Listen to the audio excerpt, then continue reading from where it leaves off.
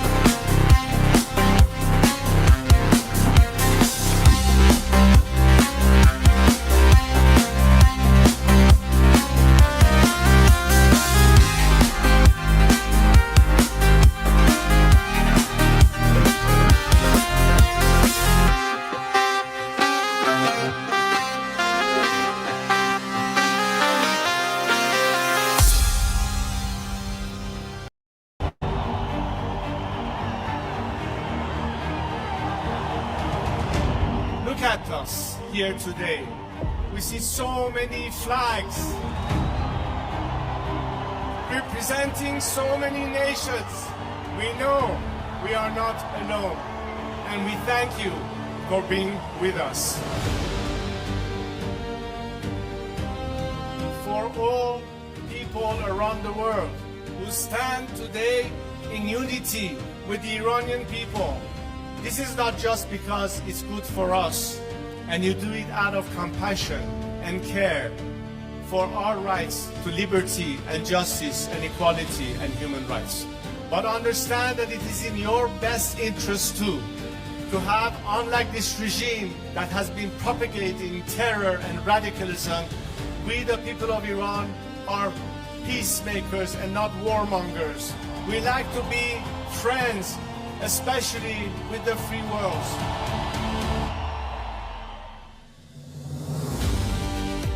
We'd like to be able to have the best neighborly relationship with the people of our area in the region, with the Arab countries, with Israel, and all our other neighbors. We are fighting for justice, we're fighting for human rights, we are fighting for liberty, we're fighting to put an end to all sorts of discrimination. Because as an Iranian, I stand here to tell you that I've dedicated 47 years of my life because I think that my country deserves far better than what we have right now.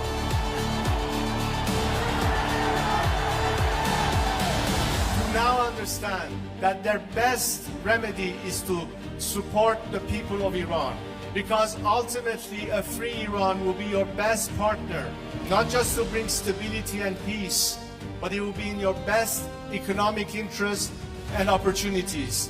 Together we can prosper again, and the world will be so different once the Iranian people are free. I am here to guarantee a transition to secular democratic future. I am committed to be that leader of transition for you, so we can one day have the final opportunity to decide the fate of our country through a democratic, transparent process, through the ballot box and free elections. And let's make sure that this time, especially the free nations of this world and their governments, stand on the right side of history.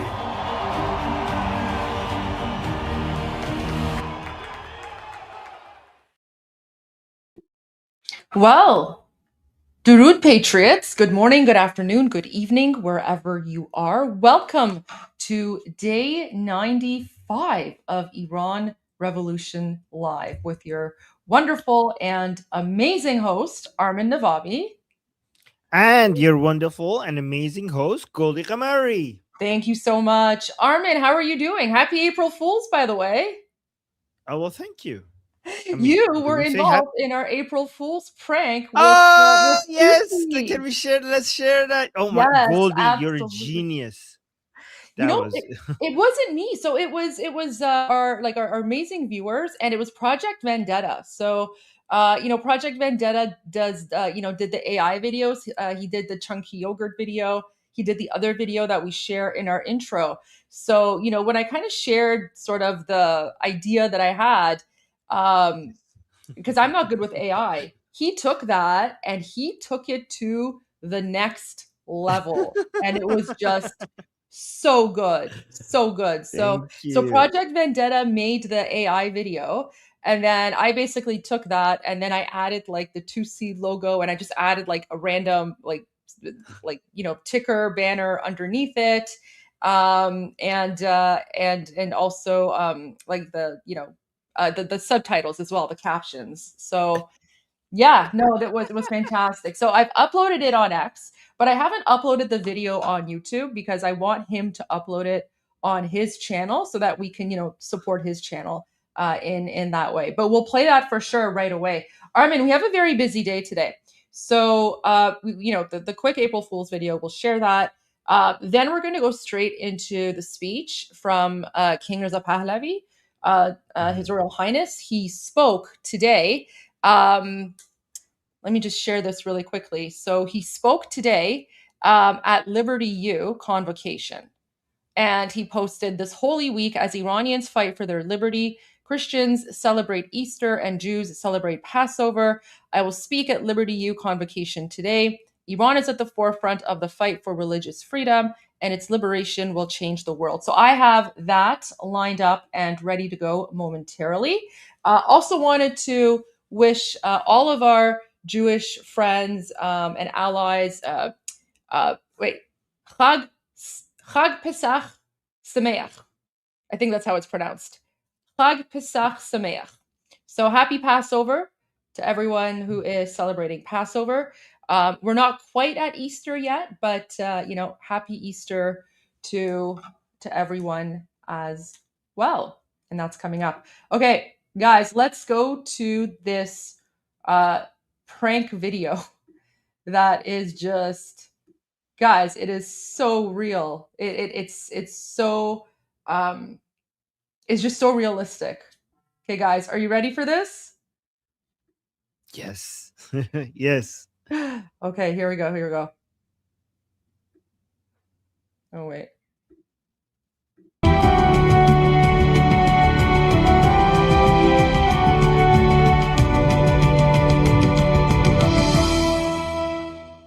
باسم اینترنت پرسرعت و وایفای پایدار، این یک اعلامیه بسیار مهم، بسیار جدی و کمی هم مضحک است. لطفاً توجه فرمایید.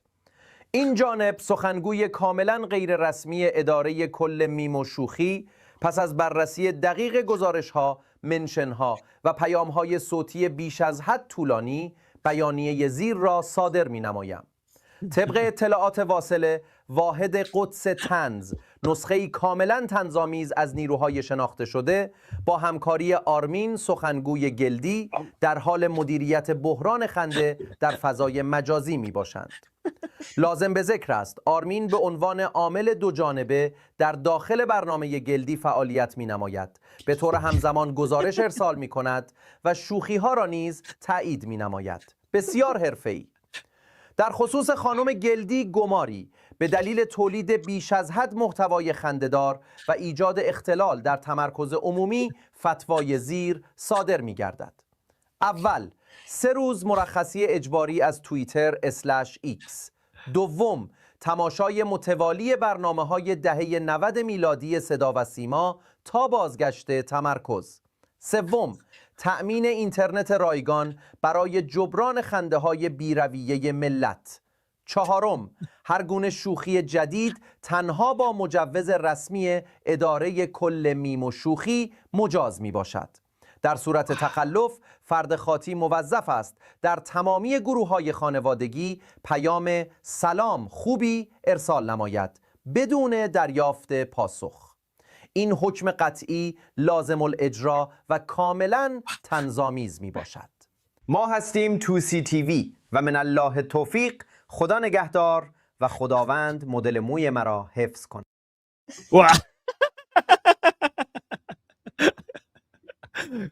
Goldie, let me bomb it straight. Let me bomb it straight. Yeah, go for it. Go for it. Okay, But- I'm on it. But is it? But Armin, is it the Strait of Hormuz? Is it the Gaze of Hormuz? Have you seen the video? I don't know. I don't think we showed that yesterday. The Gaze of Hormuz. Okay. No, did we share that? But guys, I love how so this was the Armin. So the community came up with this, right? I think it was Project Vendetta. I think Navajo maybe had a part in the, anyways, it was people in my Discord server. So they all came up with like the what to say and stuff like that. So guys, the Discord server is where it is happening, where it is where all the fun is. So yeah, like you guys are fantastic. Like this is so realistic. Okay, Black Cat says one of the greatest civilizations in all of history. Please let it return. Thank you. Yeah, best AI mouth movements. Armin, it's just so realistic. I'm so surprised because usually AI gets the mouth movements so bad. This, I don't know, like, good job. This was on point. And the Arabic and the Persian. I mean, other than you being Goldie instead of Goldie, I mean, was that on purpose? You Because know, I think it was like a mistranslation because the Persian language, there's no vowels. So unless you add in the vowels, it's hard to but it's tell. better I because know, it's like to Gelgir Kerdi. yeah. So when I heard that, I was Geldi. like, we're not changing that because now I'm No, it's Gildi better. Bomari. Yeah. I think it was on purpose because it's actually better. Like, it's actually funny. Oh, it is. It is so Yeah. funny. But there you go. But yeah, it's actually scary Oh my how God. good AI has become, Yeah. right? Like it's scary. So there you go. So there's that. And Good job, guys. Like, all the people who came up with the idea, like Project Vendetta, like what is it? Project what? Vendetta. Vendetta. Okay, I keep saying Project Veritas. Project Vendetta. Great job, you guys. You did really good. Like, it's really impressive. Thank you for this. Oh wow. So Navajo's saying we did this in 2 hours. Oh my gosh. You guys are phenomenal. Like you guys are geniuses. 2 hours. That's yeah. Yeah. No. Okay. We have vowels, but the vowels are basically just like lines above or below letters, and then we don't really write out the vowels. The Like, short vowels, the long vowels, we do write them. yeah. The long vowels we do. Like we have A, we have like O, things like that. But it's the short ones, yeah. Okay. So let me just go really quickly to this because just we were on the topic of the gays for Hormuz and the Strait of Hormuz. But there you go. That was a prank on Tusi. But like I cannot believe that this is like a real thing, Armin. Isn't it a little bit homophobic that we're so focused on the Straits of Hormuz and not the gays of Hormuz? Yes, I agree. Yes, for sure. Why do you think they're willing to leave the gays of Hormuz behind? I think it's just historically, like, gays have always been very discriminated against, which is wrong on so many levels. Even in war. Yeah, even in war. It just takes more reform in government, obviously, and then also educating society. Just feel like if we're going to go in there, we can't leave the gay people behind. Right. I don't think we should go in there at all, but if we're going to the gays of Hormuz, we could turn it into Fire Island. For sure. Isn't it a little bit... This can't be real. This cannot be this cannot be real. Apparently it is. The guy's trolling her and she's just Bruh. Yeah. No.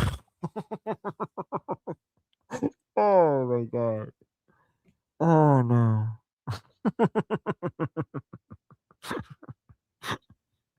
Okay. Amazing.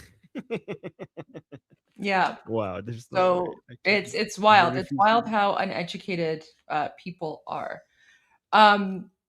Okay, so let's go to His Royal Highness's message now, his speech. So this was just broadcast, just streamed earlier today. And one of the reasons we're starting a little bit early is because we want to make sure that we have time to watch. So yeah, we'll just play it and then actually, Armin, why don't I send you the link and then you can play it, and then if there's at any point, if you want to stop and add commentary or something, you can do that as well. Where's share? Copy. All right, let me just send that to you here. Oh, and then the other thing as well is later today, Elika is going to be joining us for a watch party of when we went on Piers Morgan today. And honestly, it was actually kind of stupid. Like I'm just sitting there. I barely got to speak. It was just Anna Kasparian yelling at everyone. And then this other guy just like putting out like crazy like conspiracy theories again. Like, so for example, like it was just so stupid. Like one of the things like this guy was saying, his name is like, wait, what was his name? Wait, what was his name? It was some guy named Aaron Mate, a journalist with the Gray Zone, and he's just basically like an anti-Israel conspiracy theorist or whatever. And like he was saying like the craziest stuff that even like Piers Morgan had to like interrupt him. Like at one point, the guy said that, well, we don't actually know if the missile that was sent to Diego Garcia was from Iran. It could have been from Israel. It could have been like an Israeli false flag. And even Pierce was like, yeah. I was just like, I'm just there like completely expressionless. But yeah, Elko will be here. We'll do a debrief because again, it was just a lot of nonsense, a lot of just like, disgusting jihadi propaganda. But yeah. What's his name? This idiot? Aaron Mate or something. Hey. Aaron Mate. I don't even know.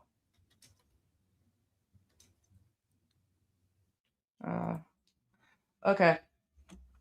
So what was I doing here? Oh yeah, okay. So I sent that to you, so you're gonna share that. Okay. Should I play? Yeah, but go to the beginning though. It is. Is this the beginning? Starts here. Oh, it starts here? Well, okay. Yeah. Oh, okay, perfect. All right. Isa Pahlavi.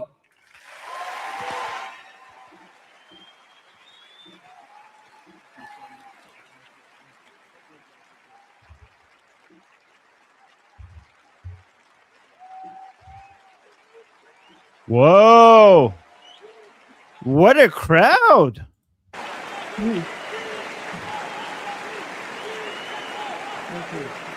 Somebody shouting King Reza Pahlavi.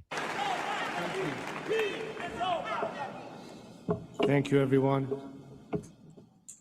President Costin and Chancellor Falwell, esteemed faculty and students of Liberty University, good morning and thank you for having me at convocation.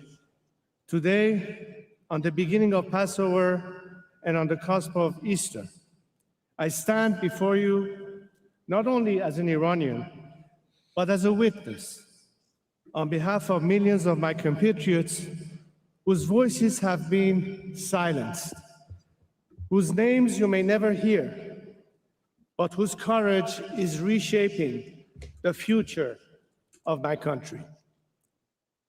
I come to you as the voice of a nation that has been silenced, a nation whose people cannot stand here themselves, a nation that for 33 days has been cut off from the world, without internet, without connection, without a voice. Let me begin there. For 33 days, Iranians have lived in digital darkness. No messages, no social media, no way to show the world what is being done to them, no way to tell their families they are alive. Think about that. Not 33 minutes, not even 33 hours, 33 days. How many of you could go 33 minutes without your phone, without checking a message, a notification, a headline? Now imagine 33 days, not as a choice, but as a prison. A nation of over 90 million people silenced because there is too much truth to hide. That silence is not accidental. It is the sound of a regime trying to kill a revolution in the dark.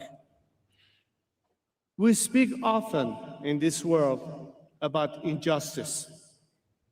You are charged by your professors and your pastors to fight against it. But what is happening in Iran demands a stronger word: evil. Because what else do you call a system that murders its own children? What else do you call a regime that wages war both on enemies abroad and on its own people? In recent years, tens of thousands of Iranians have been killed in wave after wave of repression. Just this year, less than 2 months ago, on January 8th and 9th, more than 30,000 protesters were killed. 30,000. Let me tell you some of their names. Sina, 17-year-old, who went out with his family to demand freedom and was shot in the streets, never to return home. Rubina, a young student who dreamed of studying fashion in Milan, whose family searched through rows of bodies just to find her. Borna, who said, if I don't go, nothing will change. He chose to go, and he was killed for it. Kimia, 17-year-old, shot in the chest by the very forces meant to protect her. Two brothers, Rasul and Reza, who stood side by side in protest and were both shot dead in the street together. And Bahar, 3 years old. 3 years old, killed not in war, not on the battlefield, but by tear gas in her own country. These are not statistics. These are lives. But the evil did not stop there. Young women beaten to death in the streets. Students dragged down from classrooms and executed. Doctors assaulted in hospitals for treating the wounded. Women and men sexually assaulted in detention centers. Nurses and medics raped for helping gunshot victims. Teenagers tortured into false confessions. Families forced to pay for the bullets that killed their sons and daughters. This is not politics. This is not governance. This is not even repression. This is evil, organized, sustained, and unapologetic. But against the satanic force stands something extraordinary and pure. A generation, young people, students, your peers. Across Iran, universities have become battlegrounds for freedom. Students chant, "Down with the clerics." They chant, "Death to the dictator." They chant, "This is the year of blood. This is the end of tyranny." And they chant these words knowing they may not survive the day.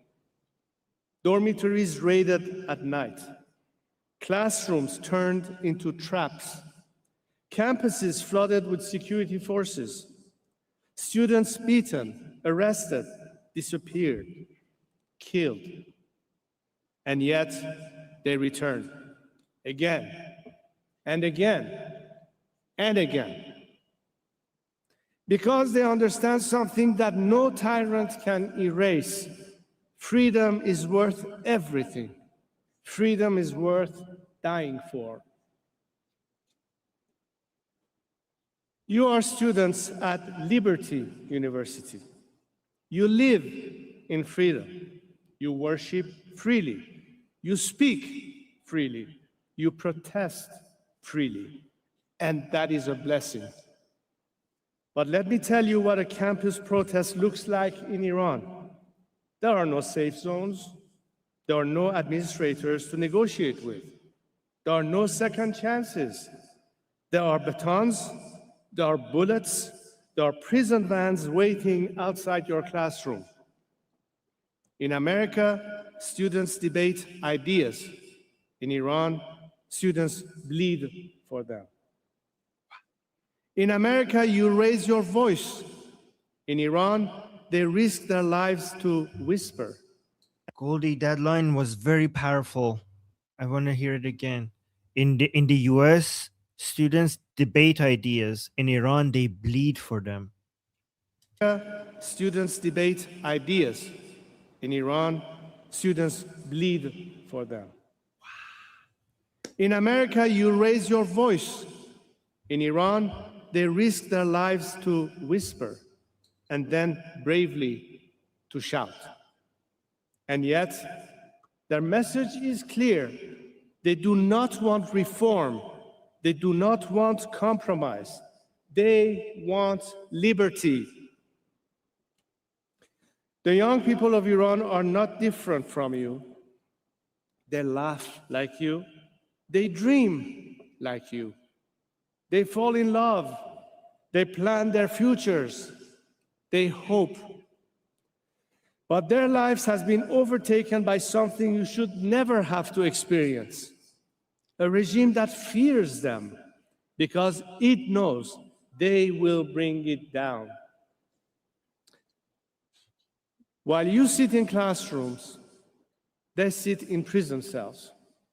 While you plan your careers, they plan how to survive another day. While you scroll your phones, they live in enforced silence. 33 days without internet, without connection, without the world hearing their cries. And yet, they do not stop. So I ask you, what will you do with your liberty when others your age are dying for theirs? For those of you grounded in faith, there is another truth. In Iran today, Christianity is not fading. It is rising quietly, powerfully, underground, in homes, in whispers, in hidden gatherings. Iranians are finding faith at great cost. Pastors are imprisoned. Bibles are confiscated. Believers are hunted. Converts are threatened with execution. Families are torn apart. But still, they gather. Still, they pray. Still, they believe. Because faith that survives persecution is unbreakable. Because the light shines brightest into darkest places. You study stories of persecution in history. Christians have often faced this. In Iran, they are happening every day. There was a time when Iran stood for something very different. Over 2,500 years ago, Cyrus the Great, a Persian king, freed the Jewish people from captivity. He restored their rights. He respected their faith. He is remembered in Scripture not as a tyrant, but as a liberator. This is Iran's true legacy, a nation of tolerance, a nation of dignity, a nation that once stood on the side of freedom. The regime that rules Iran today has betrayed that legacy. It does not represent the Iranian people. It fears them, and it will fall because of them. The Iranian people are doing their part. They are risking everything. They are leading this fight, but they cannot and should not stand alone. America must be clear. There is no negotiating with evil. There is no reforming a system built on brutality. There is only one path forward, the end of this regime.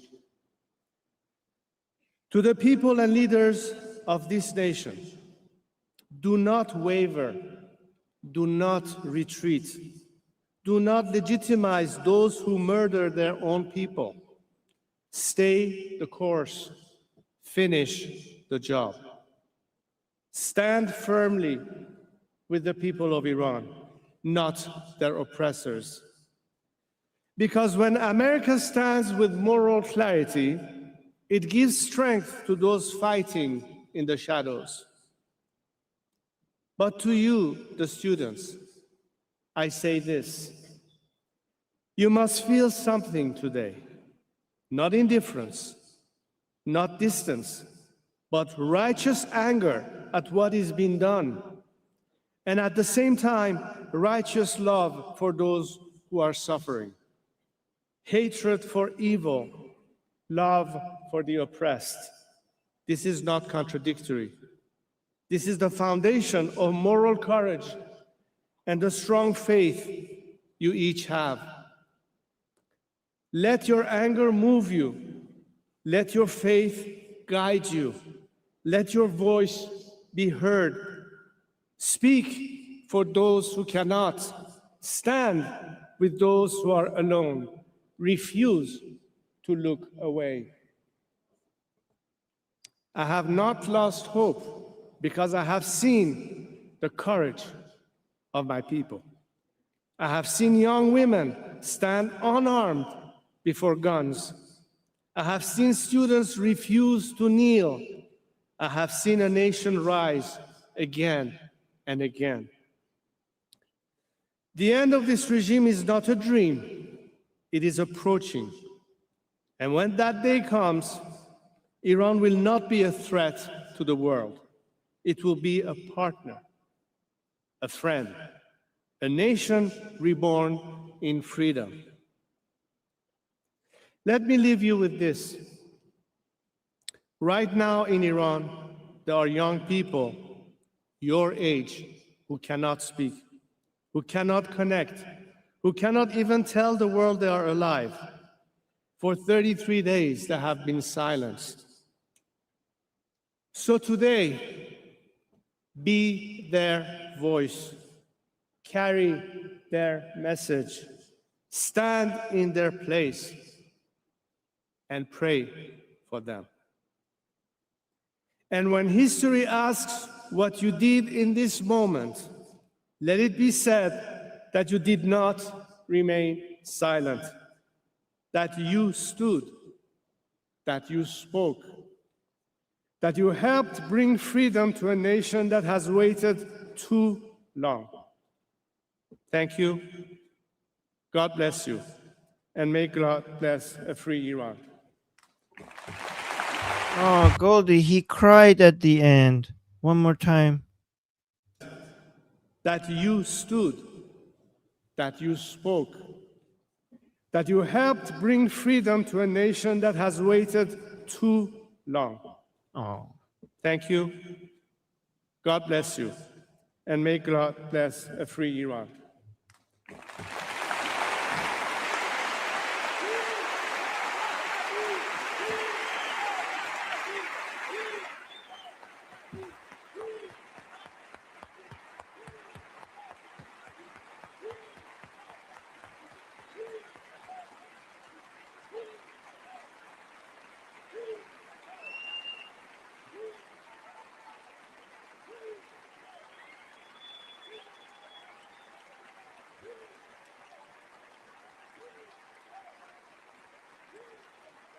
You can hear people chanting King Reza Pahlavi in the crowd. Yeah. Thank you, Crown Prince. We're so excited that you've come to us today. Thank you for everything that you're doing, and we will join you in praying for the freedom about which you spoke today. And so please, one more round of applause for Reza Pahlavi.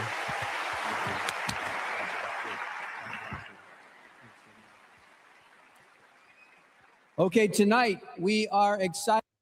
All right. That was that. That was fantastic. Absolutely. That was historic. Yeah. It was really good. He said everything that needed saying.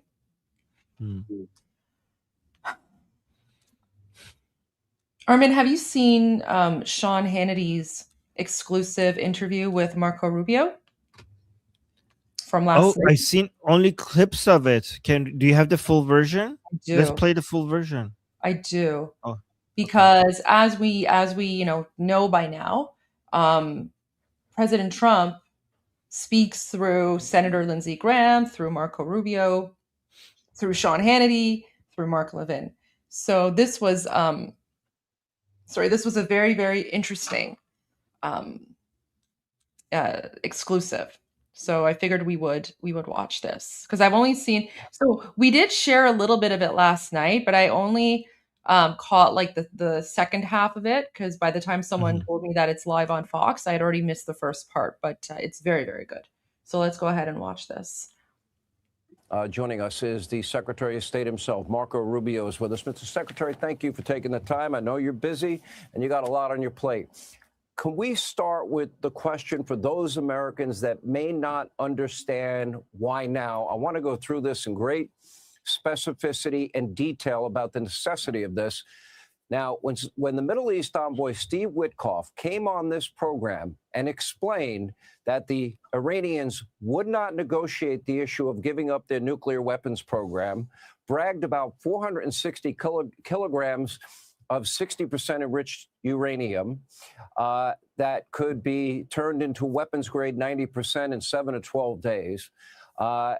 At that point in time, it seemed inevitable to me. They were going to, in spite of Midnight Hammer, they were going to cling to that, quote, inalienable right, as they called it. Was that the tipping point? Well, it was one of the tipping points. I mean, part of the tipping point is the fact that Iran's been doing this for 47 years. We know what this regime is all about. I always say Iran, let me be clear, I'm not talking about the people of Iran. The people of Iran don't even like this government or this regime. This is a regime that is led by radical Shia clerics, by people who believe that it is their calling. I know this sounds fantastical, but it's absolutely true.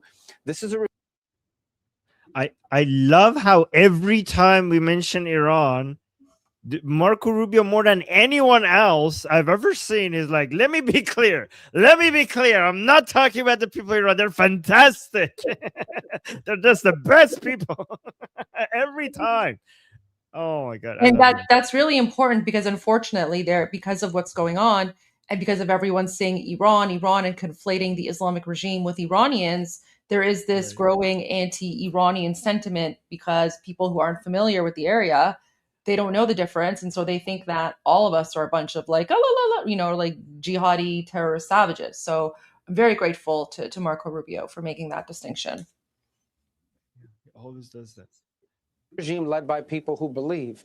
The sound led by radical Shia. I also love how he's now calling out like the radical Shia death cult, the way that we have been for the last like 3 months. Especially you, Armin.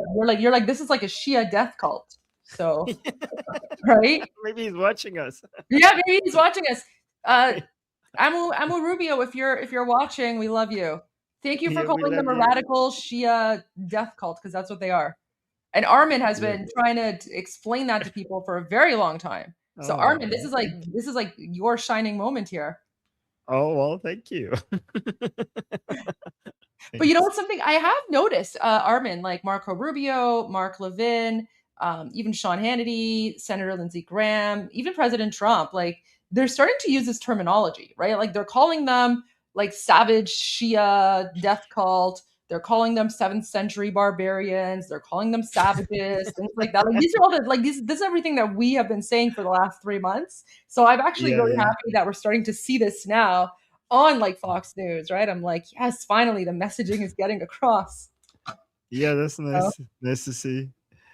Regime is all about. I always say Iran, let me be clear, I'm not talking about the people of Iran. The people of Iran don't even like this government or this regime. This is a regime that is led by radical Shia clerics, by people who believe that it is their calling. I know this sounds fantastical, but it's absolutely true. This is a regime led by people who believe that it is their calling and their purpose in life to usher in the end of the world. These people want nuclear weapons. Why do we... Right? They want the Mahdi. That's what you're saying. Yeah. These people are the ones who want to like bring the apocalypse and bring the Mahdi or whatever. Yeah, end times narrative. Which is true. It's literally a death cult. Yep. But it's absolutely true. This is a regime led by people who believe that it is their calling and their purpose in life to usher in the end of the world. These people want nuclear weapons. Why do we know that? Because they are assembling all the things you need for nuclear weapons. They're assembling long-range rockets that can eventually reach the United States, can already range Europe. We saw them demonstrate 2 of them last week, despite denying that they had them. They enriched uranium to 60%. As you pointed out a moment ago, from 60 to 90%, which is what you need for a bomb, takes 12 to 14 days. They bragged about still having that. They demand the right to enrich, which is how you get from 60 to 90%. They're the leading sponsor of terrorism, not in the region, in the world. They can never be allowed to have a nuclear weapon, which is what President Trump made very clear from the very first day of his presidency. In fact, from the very first day of his candidacy. When he came down that escalator in 2015, he talked about this. He's actually been talking about the threat of Iran before he was even a political candidate. And as president, he was not going to allow Iran to pose a threat to Americans now or future generations of Americans. So we had to act. And with very clear purpose. We are going to destroy their Air Force. We have largely done that. We were going to destroy their Navy, which we have largely achieved that. We were going to destroy a significant percentage of their missile launchers. We are well on our way to achieving that. And we were going to wipe out their defense industrial base, meaning the factories that make the drones and the missiles. We are on our way to doing that. Those were our 4 objectives, because those are the 4 things they were going to hide behind to then develop a nuclear weapon and threaten the world if they tried to do anything about it. That was not going to happen under President Trump. We are well on our way. We are on or ahead of schedule on each of those 4 objectives, and we can see the finish line. It's not today, it's not tomorrow, but it is coming. We are going to get to the point where our military will have achieved all of its objectives in this mission, and they're doing so with extraordinary efficiency, something that I think will go down in history as one of the best run tactical military operations in modern times. We'll get back to that timeline in a second, because both you and the president have said weeks. It's not going to be months. One thing I think we've learned, and if you can expand on this, because if you have nuclear capability, you also need the delivery system. Prior to Epic Fury, you felt and you were arguing that, and the world has always underestimated Iran's abilities, whether their nuclear capability or ballistic missile capability, and you felt it was too dangerous a threat not to address in this operation, ballistic missiles and the nuclear threat at the same time. So now we've discovered that they have the ability and the range that is much further than we had thought going into this. Apparently, they now have the capability and the range that their missiles could reach Paris, London. Is that true? That's correct. In fact, but they denied it. Remember, anytime you hear Iran, you had an image a moment ago of this guy, Arachi, their foreign minister. This guy is a liar. This guy was on television like a week ago, 2 weeks ago, denying that Iran had any missiles that could go beyond a certain limitation. And then they fired 2 of them. Now, we don't think they have many of them, but they are soon to have many of them. We've destroyed and are destroying the factories to make those things. Those things, the ones they launched the other day, could reach well into Europe. And actually, they had fired it on Diego Garcia. One of them failed. One of them was shot down, but they fired him at Diego Garcia, which is really far away. So they were moving towards eventually having a missile that could reach the continental United States. That's what they were aiming to do. They were aiming to become the next North Korea, except not a North Korea run by, a regime that, is troublesome and hard to understand, but an Iran run by radical Shia clerics with intercontinental missiles that could reach the mainland of the United States eventually. That's what they were going towards. That's what they would have ultimately achieved had President Trump not taken these steps that he's taken. Mr. Secretary, do you believe the North Koreans, there have been numerous reports that they have been assisting Iran with both their ballistic missile program and their nuclear program? Well, I can't comment on that other than to say that there's nothing any government is doing or any country in the world is doing now to help Iran that is in any way impeding our mission. Do they have countries that have helped them in the past? Yes, they have. I mean, and by the way, Iran also helps other countries by providing drones and rockets and things of that nature that they've developed themselves. But understand this, Iran, this is a country that has trouble coming up with drinking water. This is a country whose economy is in shambles. It's going to be even worse off after this operation. This is a country whose people have been protesting in the streets because not just the lack of freedom, but the lack of economic opportunity, because they've taken all of their money, all the money they have, the little money they have because of sanctions, and they've invested all of it in sponsoring terrorism, in building long-range missiles, increasing the range of their missiles every year. and building thousands of them and building these one-way attack drones that they're using against their neighbors. This is what they put their money towards, and this is what they were going to continue Goldie, to do. They refused to negotiate on missiles. One thing that a lot of people don't realize is that the number of missiles the Islamic Republic was making every year was much higher than the number of interceptors United States was making every year. It's a lot easier to make missiles than it is to make interceptors. And that imbalance at some point would have gotten to the point where even if the Islamic Republic, even if they didn't have a nuclear weapon, that deterrence capability would mean that they could basically spread terrorism so much and expand their influence around the region to the point that by itself would mean that they just have to the whole world would have to just tolerate whatever the Islamic Republic does, even if they didn't have a nuclear weapon once it reaches a number. Yeah, and that's the other thing that we have to keep in mind. Like what you said is absolutely correct. Look at what the Islamic regime is doing right now with like the minimal amount of, ballistic missiles or whatever that they have left. Imagine what they would be like if they acquired a nuclear bomb. Guys, if the Islamic regime was able to acquire a nuclear bomb, the price of oil would go up to like $500 a barrel and no one would be able to do anything about it. Right? Yeah. So it's wild to me how a lot of people miss that, right? They miss that and they're just looking at the short term, but they don't realize that, okay, if the Islamic regime was able to acquire a nuclear bomb, then they would hold the entire world hostage indefinitely. I mean, except for the United States, because the United States doesn't rely on the Strait of Hormuz as much, but right? So it's crazy that people don't see this. So President Trump is literally doing the world a favor, not just Iranians, not just Americans. He's doing the entire world a favor. And a lot of people don't see that. Yeah, they would just, if they had a nuclear bomb, they would just close the Strait of Hormuz and, start collecting, tolls for every ship, and they would just own the entire area, and there's nothing anybody could do about it. And that money would go straight to expanding their terrorist arms around the region and eventually the entire world. Yeah, exactly. Yeah. They refuse to even negotiate on terrorism, and they refuse to negotiate on enrichment. They demand the right to enrich. So for all these people out there talking about how this could have been avoided, they were given every opportunity in multiple talks, and all they did is either reject or delay, and that's not going to happen under President Trump. He's not going to allow Iran to become a nuclear power on his watch and threaten America now or in the future.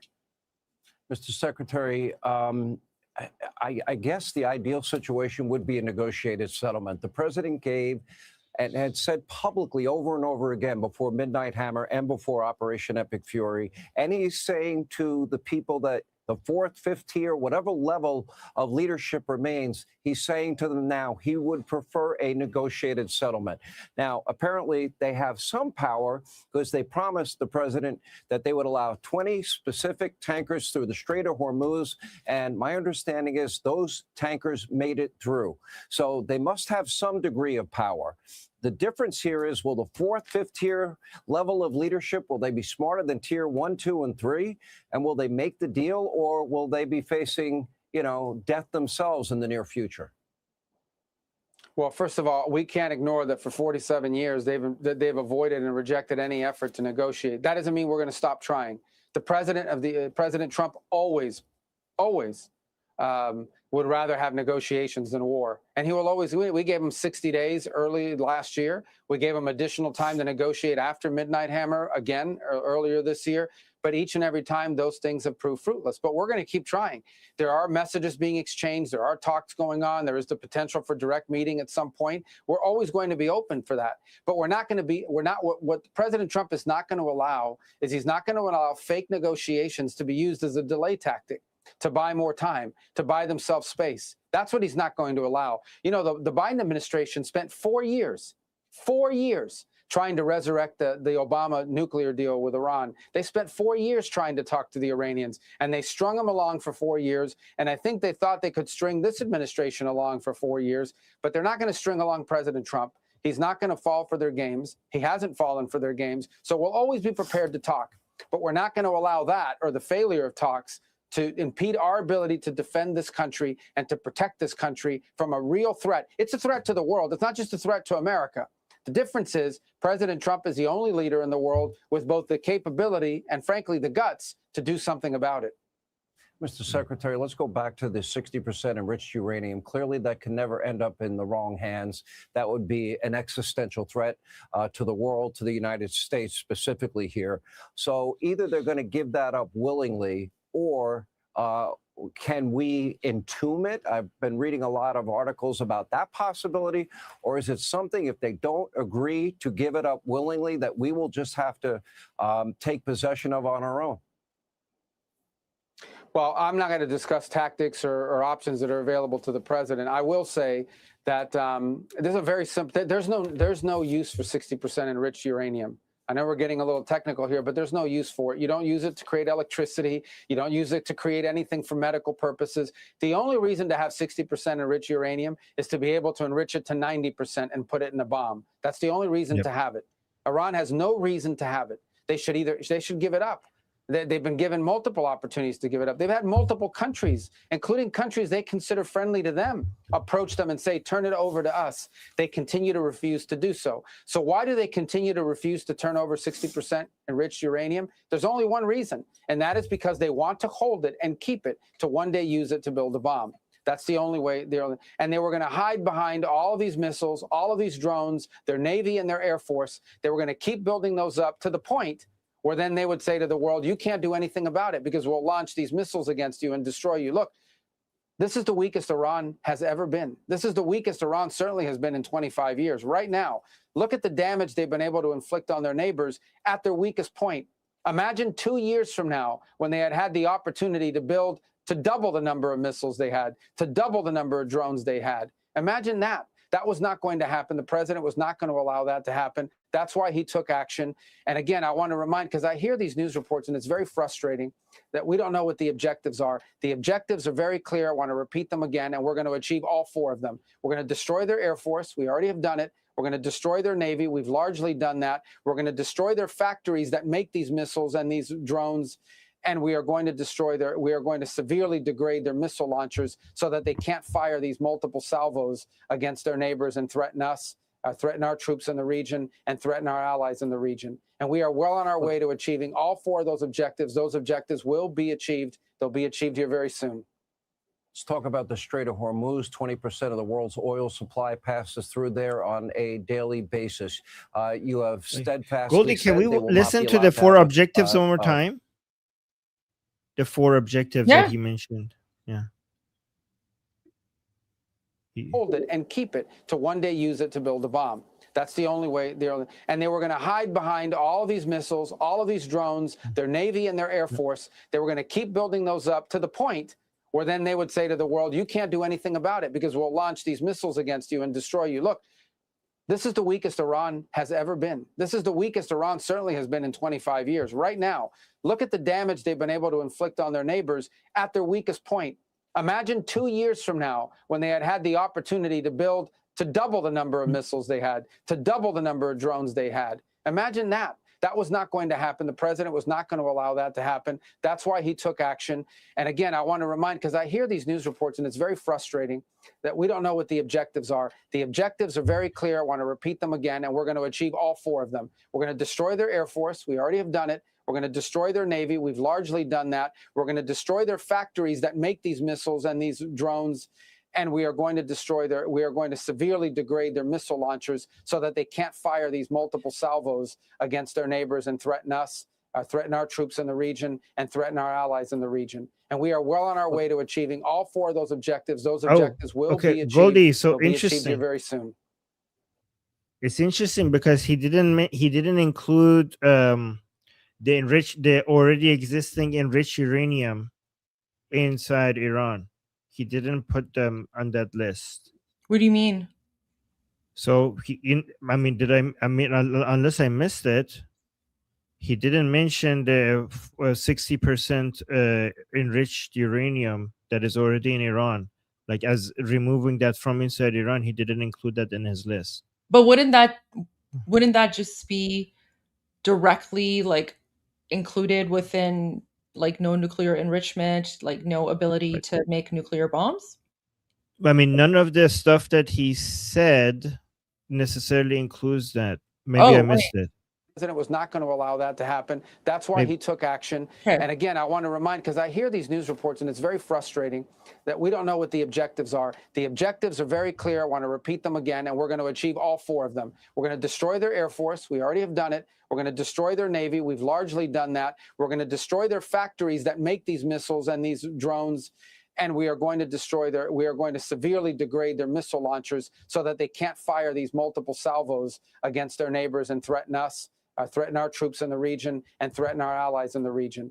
You know, it could have just been like he just, you know, a misspeak, right? Because like, you know, I've done interviews before and, you know, I've, you know, talked about objectives and then I've like, you know, said one thing instead of something else, because sometimes like these things, you know, it's going so quickly that, you know, sometimes you just forget. I honestly think that that's what it is, because I've literally been in the same situation where, you know, I mean, the poor guy, like he's like, you know, doesn't have a lot of sleep, right? Like he's working overtime. So I'm pretty sure that it was probably just like, because in the beginning, when he talks about the first 2 objectives, they're very, very similar. So the first 2 objectives are pretty much the same thing. So one of them was probably meant to be nuclear, because President Trump is still like talking about all that stuff. Or I mean, the other thing is he could be speaking about military objectives only, which is different, right? So devil's advocate again. Somebody might suggest that they're removing that because they want to exit the military operations without doing that. Like they assessed whether they could do that using some ground operations. They saw that it's too complicated and dangerous for the lives of the American soldiers. So now they have scrapped that. So the reason why they're not including that in the 4 objectives is because they decided not to go for it. And they're saying these were the objectives. We already done most of it and we're out. So I'm just saying this is the devil's advocate. That could be the devil's advocate, but I mean, he spoke about nuclear for the whole first part of this, so it's pretty, you know, it's pretty much implied, right? No nuclear weapons whatsoever. So I think he might just be referring to military objectives here, probably. But like I don't see this as like them changing the objectives in any way, shape, or form. Like nuclear is pretty much implied, right? Like that's pretty much implied. And President Trump has made it very clear. So he's probably just speaking about the military objectives, right? Like what the military was supposed to do, type of thing. Guys, don't get, I see some people get angry saying, come on, Armin. Like, guys, I'm just putting these other ways of looking at things just for us to consider. Don't get upset with me, okay? Yeah, guys, we're having, it's called having a conversation. It's called having a political discussion. That's the whole point of having, you know, Armin and I here to bounce ideas back and forth. That's the whole point of that. So yeah, no, I appreciate that, Armin. That is a good point. But I would counter with saying that, I mean, it's pretty much implied, and he's speaking about, you know, different military objectives here. Yeah. Okay. And we are well on our way to achieving all 4 of those objectives. Those objectives will be achieved. They'll be achieved here very soon. Let's talk about the Strait of Hormuz. 20% of the world's oil supply passes through there on a daily basis. You have steadfastly said they will not be allowed to have a tolling system where they get to charge countries to pass through millions of dollars, number one. And number 2, this is about the free flow of oil at market prices. This is critical to the world's economy, obviously, not so much the American economy. And that brings up the issue of NATO, which I'll get to in a second. How important and how do you determine whether or not that it will be okay for U.S. forces to withdraw, knowing and having confidence that the Strait will be open for the free flow of oil? Well, the Straits of Hormuz, those are international waters, right? So anything Iran does to impede commercial traffic is illegal. For all these countries that love to talk about international law, it is a violation of international maritime law to impede the free flow of travel in international waters. Okay, so that's number 1. Number 2, it's illegal to bomb and hit and attack commercial shipping and sink them. I mean, that's what the Nazis did during World War II in the Atlantic. And that's what they're doing now to ships that from countries they don't like, that are flagged by countries they don't like. These are terroristic acts that they're undertaking.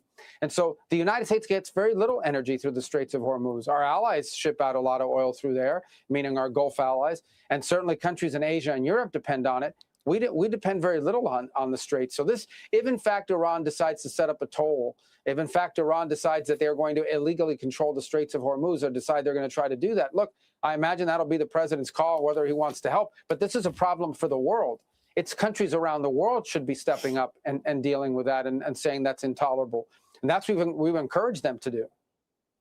Let me ask you about NATO. You said that our NATO allies have been disappointing. Specifically, I know you're talking about Spain, Great Britain, France, even Italy now, and that after all of this is done, we will re-examine this relationship. And especially when it comes to, we pay 2/3 of the freight when it comes to NATO defense. And if it's just, quote, about us defending Europe, you said, at this point, how do we call that? And we can't have our landing rights in European nations, our allies, at a time when we need them. What good is that alliance? And is the NATO alliance at risk? Sean, I've been one of the strongest defenders of NATO during my time as a United States Senator because I found great value in it. And it wasn't just about defending Europe. I said it also allowed us to have military bases in Europe that allowed us to project power into different parts of the world when our national security was threatened. If now we have reached a point where the NATO alliance means that we can't use those bases, that in fact, that we can no longer use those bases to defend America's interests, then NATO is a one-way street. Then NATO is simply about us having troops in Europe to defend Europe. But when we need their help, not their help, we're not asking them to conduct airstrikes. When we need them to allow us to use their military bases, their answer is no. Then why are we in NATO? You have to ask that question. Why do we have billions and billions of dollars, hundreds of billions of dollars, over the years, trillions of dollars, and all these American forces stationed in the region? If we can only use, in our time of need, we're not going to be allowed to use those bases. So I think there's no doubt, unfortunately, after this conflict is concluded, we are going to have to re-examine that relationship. We're going to have to re-examine the value of NATO and that alliance for our country. Ultimately, that's a decision for the president to make, and he'll have to make it. We're going to finish the job here. As I said, we're very, very close to achieving our objectives on all of these things that I've outlined. But I do think, unfortunately, we are going to have to re-examine whether or not this alliance that has served this country well for a while is still serving that purpose, or is it now become a one-way street where America is simply in a position to defend Europe, but when we need the help of our allies, they're going to deny us basing rights and they're going to deny us overflight? I think these are very legitimate questions that we need to be asking, and this are going to have to be very carefully examined after this conflict is over. We pay 2/3 of that budget. We spend nearly $1 trillion a year. I'd be negligent while I have you if I didn't ask for an update on Venezuela. You met earlier today with the Venezuelan opposition leader, Maria Corina Machado. Right now, Delcy Rodriguez seems to have been working well with the U.S. And if you can give us an update on Cuba, which seems its fall seems somewhat imminent. Well, on Venezuela, you remember we had a three-pronged plan. The first was stabilization. We didn't want the country having a mass migration. We didn't want civil war. We didn't want upheaval in the streets. That's largely been achieved. In fact, we have not seen any of that. The second is a phase of recovery. And that's where we're in the recovery phase right now, where you're seeing not just economic recovery going on in Venezuela, but you're also seeing an economic recovery in a way that's good for the United States. I mean, they are shipping all of that oil to our refineries. And that money's the profits from that is being deposited into bank accounts controlled by the United States Treasury. And the money is going to the benefit of the Venezuelan people, not being stolen. Part of that recovery is you've seen hundreds of political prisoners freed. You've seen this very infamous jail that they were putting all the political prisoners has been closed. It's only been 3 months. What's been achieved in Venezuela in just 3 months is nothing short of extraordinary. Ultimately, there will have to be a transition phase. There will have to be free and fair elections in Venezuela, and that point has to come. And that has to, it's not forever, but we have to be patient, but we also can't be complacent. And so I feel very good about the progress we've made in Venezuela in 3 months, and all the doomsdayers that were saying after Maduro was taken prisoner, as he should have been, and brought to justice, that all these things were going to go terribly wrong. Well, I think they need to admit that they were wrong. So far, so good over the last 3 months in Venezuela. The case of Cuba is actually tragic. Cuba has an economic model that wouldn't work anywhere in the world. They don't have an economic model. They don't have an economy in Cuba. There literally is no economy. And sadly, the people in charge of the apparatus of government there are both incompetent and unable to solve these problems. So I think Cuba's in need of two things, economic reforms and political reform. You cannot fix their economy if you don't change their system of government. And but they're in a lot of trouble. There's no doubt about it. And, we'll have more news on that fairly soon. We're working on that as well. And you stand by weeks, not months, away from this conflict coming to an end, sir? Yes. Yeah, I think we're very close to achieving our objectives. I don't want to put a timeline on it, but we can see the finish line. The finish line meaning we will have achieved all of the objectives that the president outlined, and those are important because if we achieve those objectives, we will make it nearly impossible for Iran to have a nuclear weapon anytime in the near future, and the world will be a safer place, and our country will be safer, which is the number one job the president has, to keep Americans safe. President Trump will always keep Americans safe, and that's what he's doing now. And thank God he's doing it because multiple American presidents had the opportunity to do something about it and either did nothing or made it worse. All right, Secretary of State Marco Rubio, thank you for being with us. Hey, Sean. I'm very hopeful. I'm very hopeful. I feel like there's a lot of good things coming. The last part where he said that Iran will not have a nuclear weapon for the foreseeable future, he didn't say ever. He said for a long time. Sometimes the language seems like the plan is to just delay it for 20 years. Again, I know I'm just being devil's advocate, rather than a permanent solution, like a 20-year solution or a multi-decade solution. So I think he's saying that to keep the regime on their toes, right? It's all about confusing the regime and making them think that they might have a chance of survival. Yep. Just like the last two times they did that. It's also interesting. Did you see President Trump's Truth Social post about the new president? No, show us. Oh my gosh. They're کاملا اینا رو گیج کردن. They're doing something and it's just totally confused the Islamic regime. Look at this. Armin, what does this mean?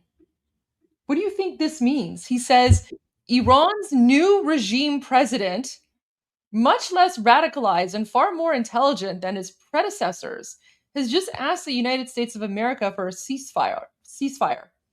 We will consider when Hormuz Strait is open, free, and clear. Until then, we are blasting Iran into oblivion, or as they say, back to the Stone Ages. President. So yeah, Pezeshkian. We read Pezeshkian's statement yesterday. We talked about, huh? Do you want to bring it up again? His statement? Well, I don't know if I should find it, but it's funny because Pezeshkian has no influence right now. He's like a nobody. He's completely irrelevant. But I guess President Trump is using his statement, as a way to humiliate the Islamic Republic and demonstrate that they're weak and that they're begging. And Goldie, Armin, this is the question I have for you. Yeah. President Trump is saying Iran's new regime president. Who is he referring to? Well, I think he's referring to Pezeshkian, but that is the president of the new regime instead of the old regime. Okay. I think it's just referring because it does match with this. It says Iran's president Pezeshkian says the country is ready to end the war, but only if there are guarantees against future attacks. So the reason why I think he's talking about Pezeshkian, because his statement, President Trump's statement, matches this event. He also said the U.S. does not believe in diplomacy and warned that the Strait of Hormuz has been closed to aggressors. He doesn't really hold power. He's an IRGC puppet. Well, he's not an IRGC puppet. He's like a nobody. The IRGC, it's worse than a puppet. He's useless to them. And now that he said that, and now that President Trump is positively responding to it, I think his life is in danger. Goldie, if the news comes out that Pezeshkian died under bombardment, I'm going to be actually skeptical that he died under bombardment. I'm going to think that maybe the IRGC killed him, and I'm like, oopsie, he died under bombardment. There's a chance that they just kill him and then just announce that he died under bombardment. You know what's really, really funny, Armin? For years, we have been trying to tell the world that these elections are completely irrelevant and unimportant because ultimately this is an Islamic dictatorship. The Ayatollahs and the IRGC are in charge. You know, the president or, you know, whoever, like these people are useless. These people have no power, no say, no control in anything. They're just basically, you know, useful idiots for the Islamic regime. And guys, basically, think of it as just like, you know, a cushy bureaucratic position, right? It's people who have been part of the Islamic regime, you know, and this is basically sort of like they just do this for fun type of thing.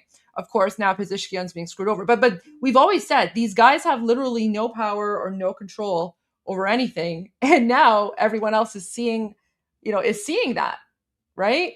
Like we told you these people are irrelevant. They have like the IRGC is not going to listen to like these people, right? So, and you know, going back to President Trump's statement, Armin, what's really interesting is that yes, he talks about ceasefire, but you know what President Trump says is we will consider a ceasefire when Hormuz Strait is open, free, and clear. So basically, he's saying the new regime president, whoever that is, has asked us for a ceasefire. We will consider it. This President Trump isn't saying, and this is the thing, like media are spinning this, and you know, people who are kind of like glazing over this are not getting the true meaning here. President Trump is not agreeing to a ceasefire. President Trump is saying that when the Hormuz Strait is open, free, and clear, then and only then will he start thinking about whether or not he wants a ceasefire, right? So he's saying, I'm not even going to think about whether or not I'm going to agree to a ceasefire. I'll only start thinking about maybe a ceasefire after the Strait of Hormuz is open and free and clear. And then he's like, and until then, we're just going to keep on bombing them back to, you know, the Stone Ages. So, but for some reason, again, people are taking this as, oh no, like President Trump is agreeing to a ceasefire. I'm like, he's not.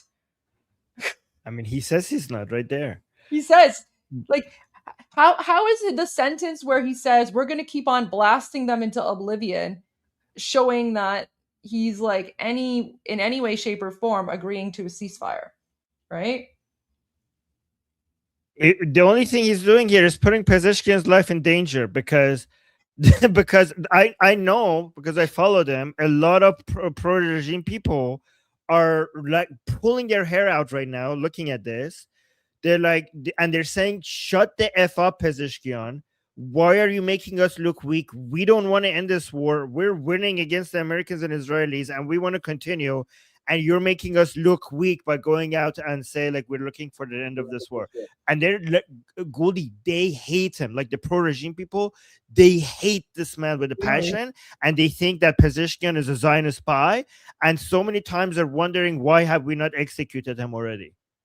That's so funny. That's really funny. Yeah, I think it's hilarious because these people are all part of the regime. They're all, you know, they all have blood on their hands. They're all terrorists. They're all criminals. So I'm actually really enjoying the fact that they're going after one another and like they're literally imploding from within. Yeah. And they would say, you know what they would say? They said, like, we told you, he's a Zionist. We've been saying for years he's a Zionist spy, and this is proof because only a Zionist spy will come and suggest that we will surrender in the middle of a war that we're winning. That's why we would say that this is proof. So funny. Funny. You have to show us some of this. All right, so let's go to your videos because I'm looking forward to seeing the news and everything that you have. Guys, and then apparently at like 6:30, I think at like 6:24 p.m. Eastern time, there's going to be like a rocket launched to the moon. So we might have to tune in for that because that's just kind of cool. Oh wow! Yeah, Where is it's it? the Artemis. The United States is launching. The United States is launching a rocket to the moon, which hasn't happened in a very long time. And we've been so like involved with Iran Revolution Live that like we've totally missed that news. But that's happening. Yeah. Okay. Of course, Rosie wants to watch the rocket launch, so we will watch the rocket launch, guys. Because it totally irrelevant to Iran Revolution Live, but it is kind of cool. It is kind of historical, so we will watch it. I was thinking we should Goldie, what do you think if sometimes we also just spend time answering people's questions in the chat? Is that I think that's a fantastic idea. So if you want to just answer people's questions in the chat right now, you're more than welcome to, because I know people probably have a lot of questions. Oh, okay. Let me just do very few updates, and then we could go do that. Okay. So several explosions hit the area around Tehran's Mehrabad airport on the evening of March 30th, while a car loudspeaker in the street played Nohe, which is like a religious song, a form of religious lament rooted in Shia mourning rituals and often repurposed by the Islamic Republic for political mobilization. So let's just look this footage and then we'll go to the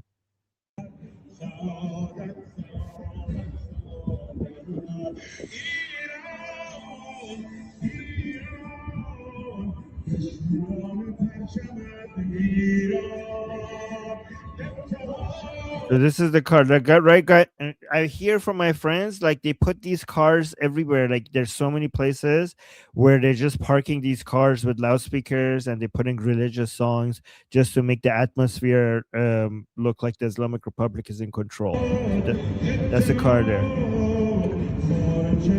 And look, and then while that car is playing that, you have an explosion at the airport.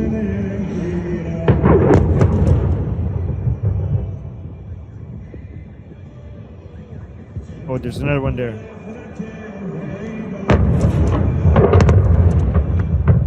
Those are the planes. Just so casually. And the car just keeps playing the song.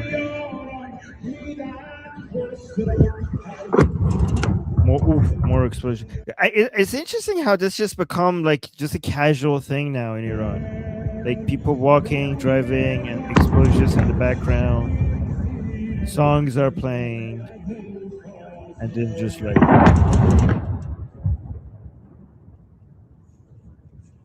it's just becoming normal thing that keeps going on. Oh, the car stopped playing? Oh, the girl is like, what happened? Like, why did you stop playing? The girl is like, Chishu. Look at this.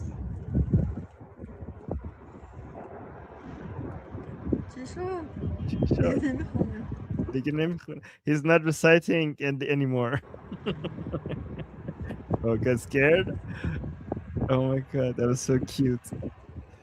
The girl's like, keep playing your music, your religious music. Oh, there.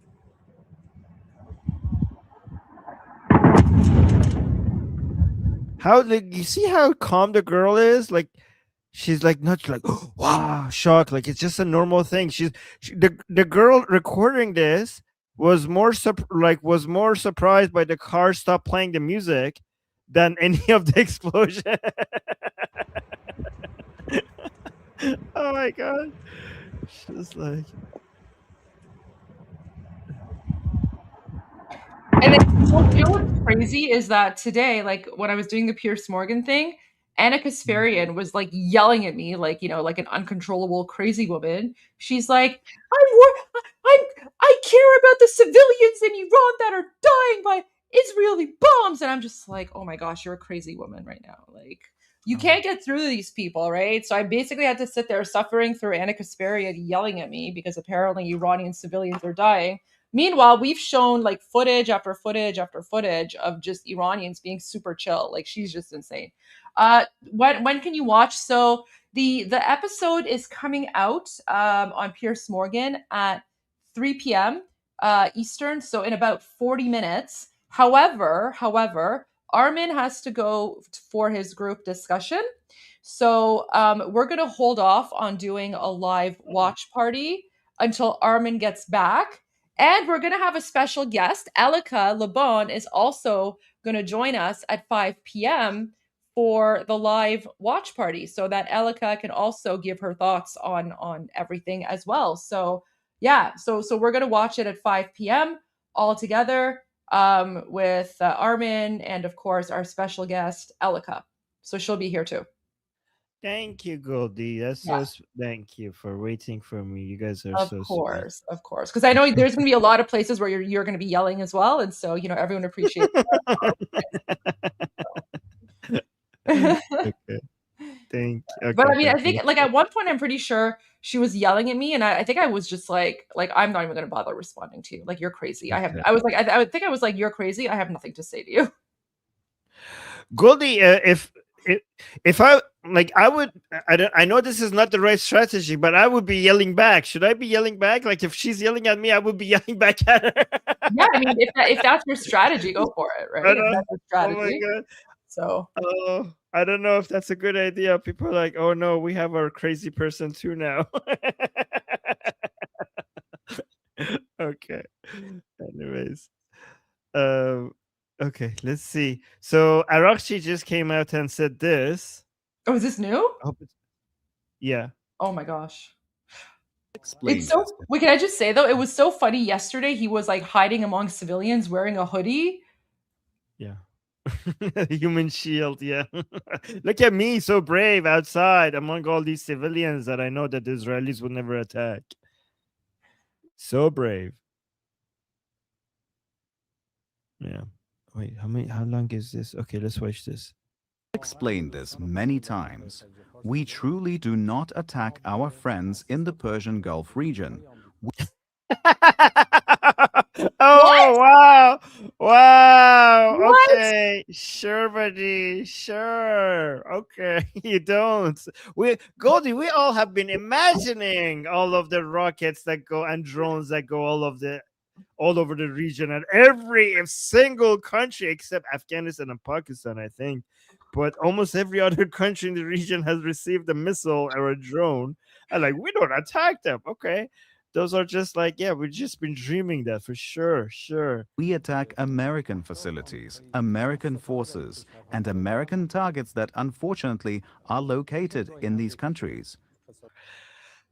Goldie, even if we ignore the fact that they've been hitting commercial areas and residential areas, right?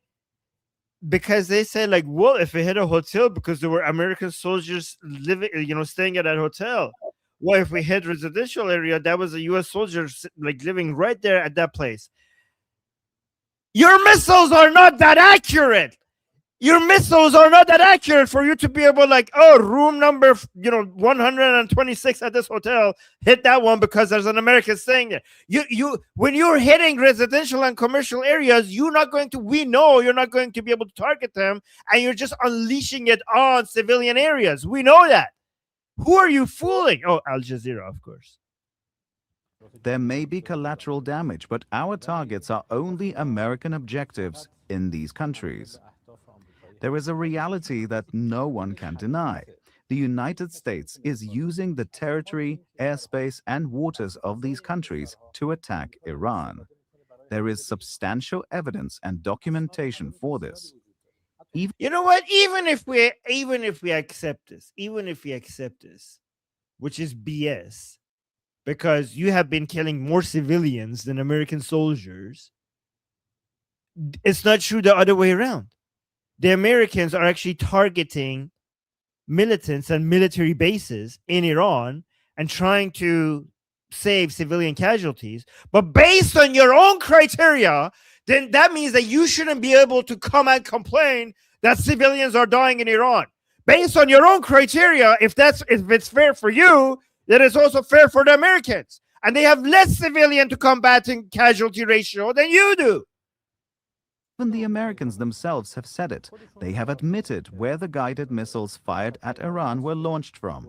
Are they fired from 2000? They launched from their military bases. None of the missiles by the American are launched from residential areas, unlike your missiles that are right in the middle of a back gully and someone else's home. 1,000 kilometers away? No, they are launched from within the region. When their aircraft take off from their ships, where do they refuel? They have no other way. They refuel. Oh yeah, they refuel in the hotel in Burj Al Khalifa.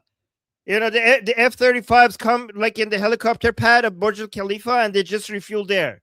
That's why you hit Burj Al Khalifa, or was it Burj Al which Burj did they hit? But that very famous hotel in Dubai. That's where the F-35s refuel, apparently. In the region, through American aerial tankers stationed at their bases there. Well, then then hit the bases. Why are you hitting hotels and residential areas? The American F-15s were in Kuwait, and according to them, they were mistakenly shot down. Well, anyone can ask, what were they doing in Kuwait? It was clear that everybody already knows that they have bases in Kuwait. He's talking as if like, let me tell you, Americans have bases in these Arab countries around the Persian Gulf. Wow, mind blown. We didn't know that. You expose them. What were they doing in Kuwait? Guys, did you guys know Americans have military bases in these countries? Wow. By the way, don't mention Kuwait, because Kuwaitis actually took down 2 American planes, fighter jets, by mistake, and you haven't taken down a single one, which is actually more embarrassing for you, because Kuwaitis did that accidentally, and you haven't managed to be able to do one, even though intentionally. they were using Kuwait's airspace to attack Iran. The fact that the United States is using the airspace, territory, and waters of these countries against Iran is a reality. We only target American objectives located in these countries, places that provide services to these forces and where they gather. Yeah, so everybody, guys, everybody is lying. Everybody is lying, okay? It's only this guy that is telling the truth. Guys, obviously, we shouldn't believe the imperialist Americans and Zionist Jewish Israelis. Nobody would believe them.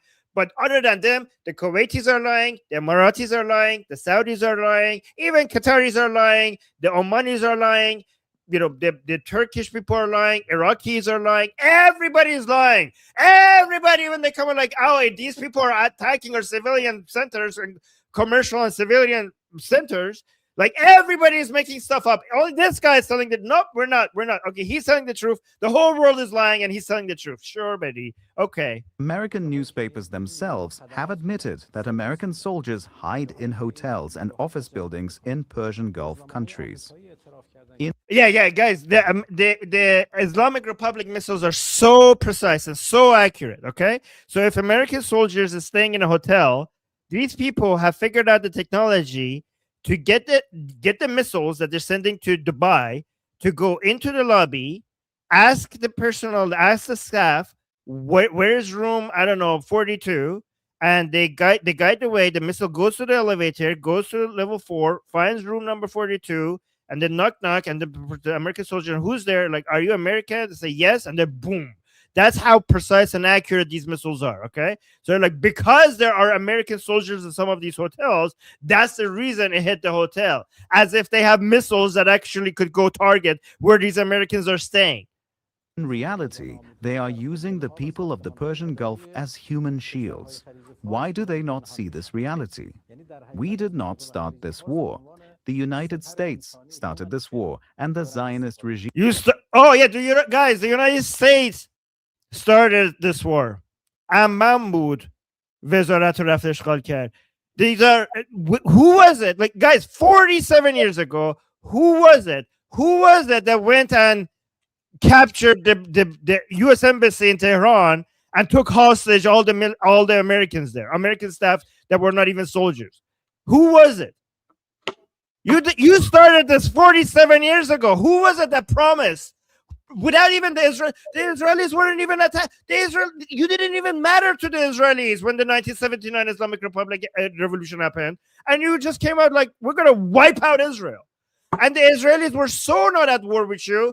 They even helped you in your war with Saddam, even though we were promising them to wipe them out. The Israelis helped you in your war with Saddam. And then you even after that, you're like, yeah, we're still going to wipe you out. We're still going to completely wipe out Israel. And you also promised to completely destroy the United States at some point. For 47 years. Guys, I don't know if you studied international law, but based on my limited understanding, when you say that you're going to destroy Israel and the United States, that's a declaration of war. That is the declaration of war against another country. Yeah, it's true. Started it. Yep. Okay. Confirmed by a politician. There you go. Former international trade lawyer. There you go. I know a thing or two about international law. Yeah, well, thank you. Well, mine was limited, so thank you for confirming that. Zionist regime started it, using their bases in these areas. Our friends in the Persian Gulf region should complain about the United States and the Zionist regime and condemn them instead of complaining about us. Why have they never condemned the aggression against Iran? Instead, well, thank you for confirming that. Thank you for confirming that none of them are blaming Israel, and they're all of them are blaming you. This is a huge admission by you.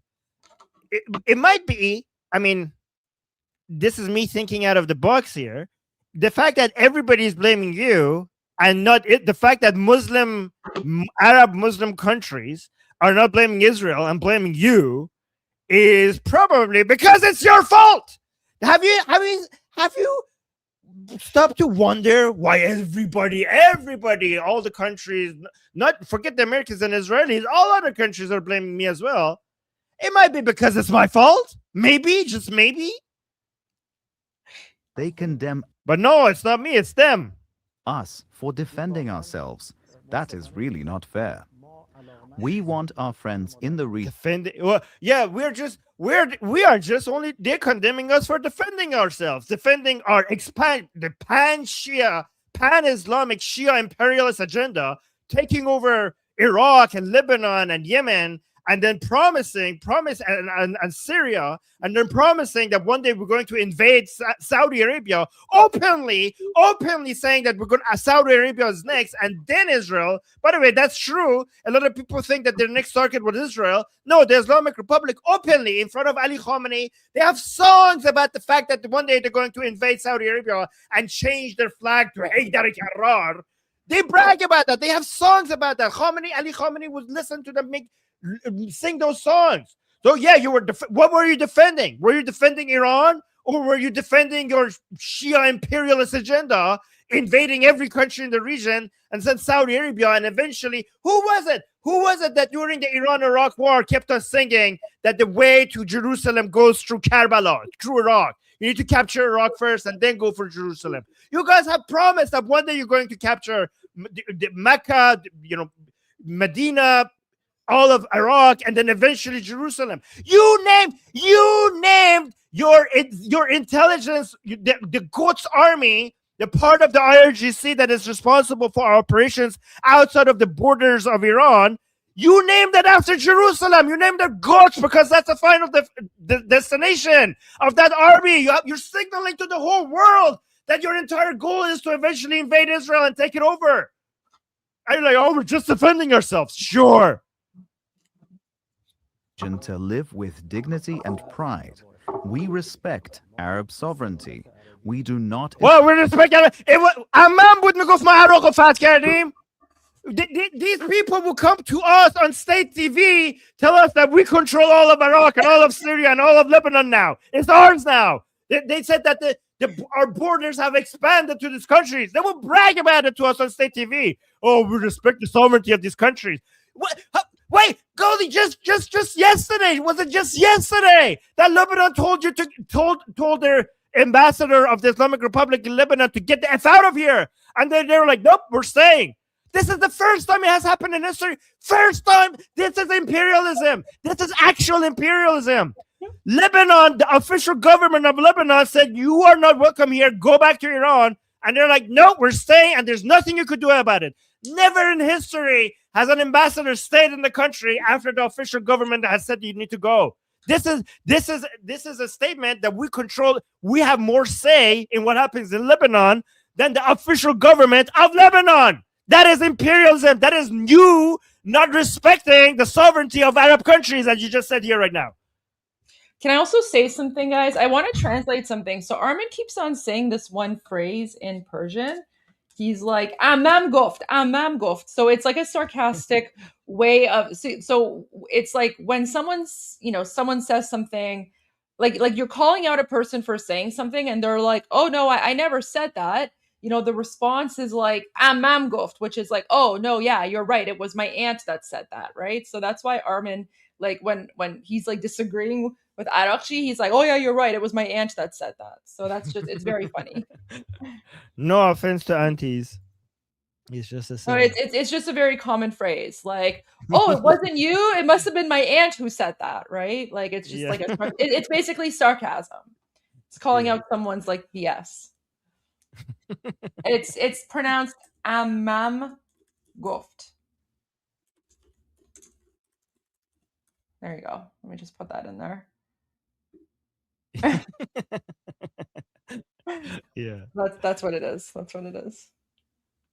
Yeah, okay. Let me see first. There's only a few more seconds left of this nonsense. We respect Arab sovereignty. We respect, oh my God. This is the biggest joke that he has said in this entire video. We respect Arab sovereignty. We do not insult them the way their American friends sometimes do. The United States has made very insulting remarks about the leaders of the Persian Gulf countries, but we speak to them. Then why are they so eager to go to America and tell them to please finish the job inside Iran? Why is it that the Saudis and the Emiratis are telling the Americans, please do not leave here until the Islamic Republic is done? With respect. Yeah, Goldie, we speak to them with so much respect while we're bombing them. At least we're polite. Trump is talking to you with such an insulting, language. We're so polite, right before and after we bomb you, we treat you with respect. Unbelievable. Anyways, going from one Islamic leader to another Islamic leader, Starmer said something. Let's see what Starmer said. So Starmer apparently has come out and said that so this sounded like a good news. They're talking about securing the Strait of Hormuz.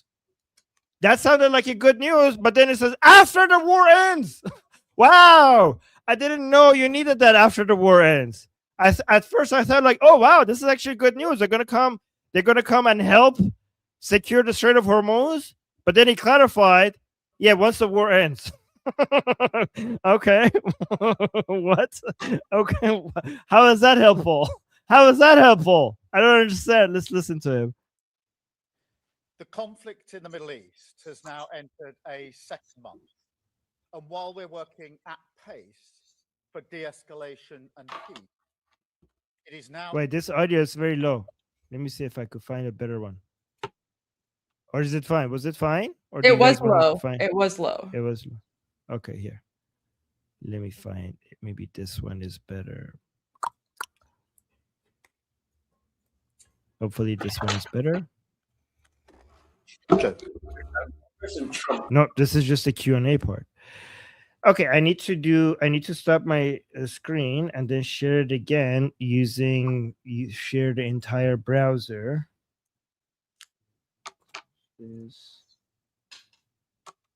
Oh, let me put this over here so people can see my private messages. There we go. That's better. Share screen, entire screen, share audio. This one. Okay, let's use audio boost. Where is it? Oh, here. To 400%. And then F11. There we go.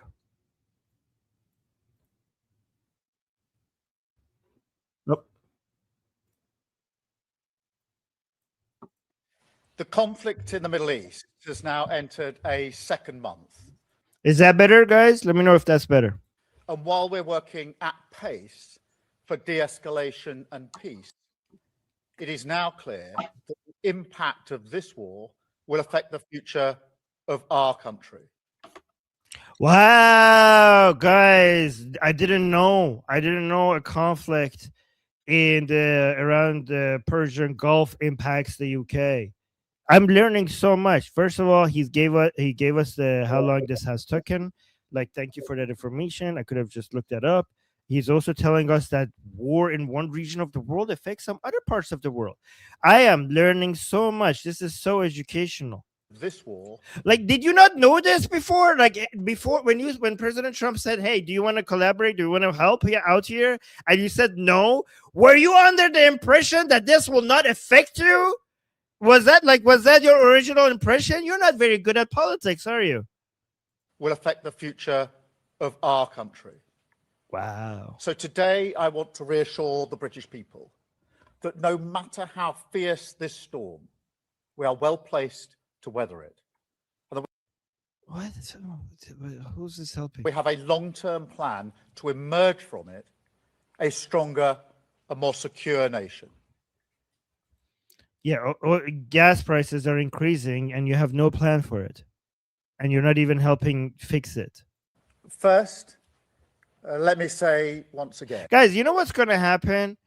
If these military operations, drag on. I mean, even if they don't, because the damage has been significant to the energy security of Europe. One of the results of all of this is that Europe is going to even fall behind even more because of their energy dependence on Russia and the Middle East. They are it's basically the future belongs to United States and China, and in all the countries that get closer to one of these two. Well, not really China. China and United States, good allies of United States plus China. China is going to fall behind a little bit compared to United States, but Europe is not going to be able to catch up with all of this. First, let me say once again, this is not our war. We will not be drawn into the conflict. Okay, well, what a pathetic ally are you? You are how? Look at this. This is a contradiction. First, he says that we're going to weather the storm and we're going to come out more secure. Then he came out and said that we are a pathetic, useless, unreliable ally to the superpower of the planet. When he says that this is not our war and we're not going to be drawn into the conflict, you just by saying that you have made the United Kingdom less secure. And both in military sense and in energy security sense, you are signaling that NATO means nothing. Your alliance with the United States means nothing. You're unreliable. And given that the United States was testing you to see whether you're going to be there for it or not when they need you, then the United States is now forever going to be using the statement as a way to show that they could save a lot of taxpayer money by not spending on all the military cooperation that they have with you.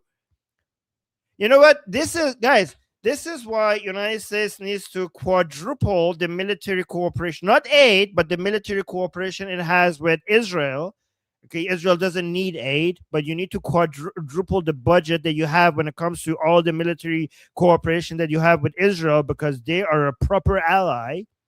And you need to, what's the point of having military bases U.S. military bases in these countries when they get to decide when you use them, and when you really need them, you don't get to use them? Like, what the hell is the point of all of that? So just people are like, oh, this military operation is costing us a lot of money. It could actually save you a lot of money once you demonstrate that these allies are not proper allies, and then you just shut them down and stop spending money on them. This is treason. Like, guys, if you're from the UK, this is treasonous. This is a betrayal of your security, your energy security, and your military security. United States is a superpower of our planet, and it's testing you to see if you're a proper ally. And you're like, yeah, we're not going to be dragged into this. You know how much you're going to suffer from this by demonstrating how unreliable you are?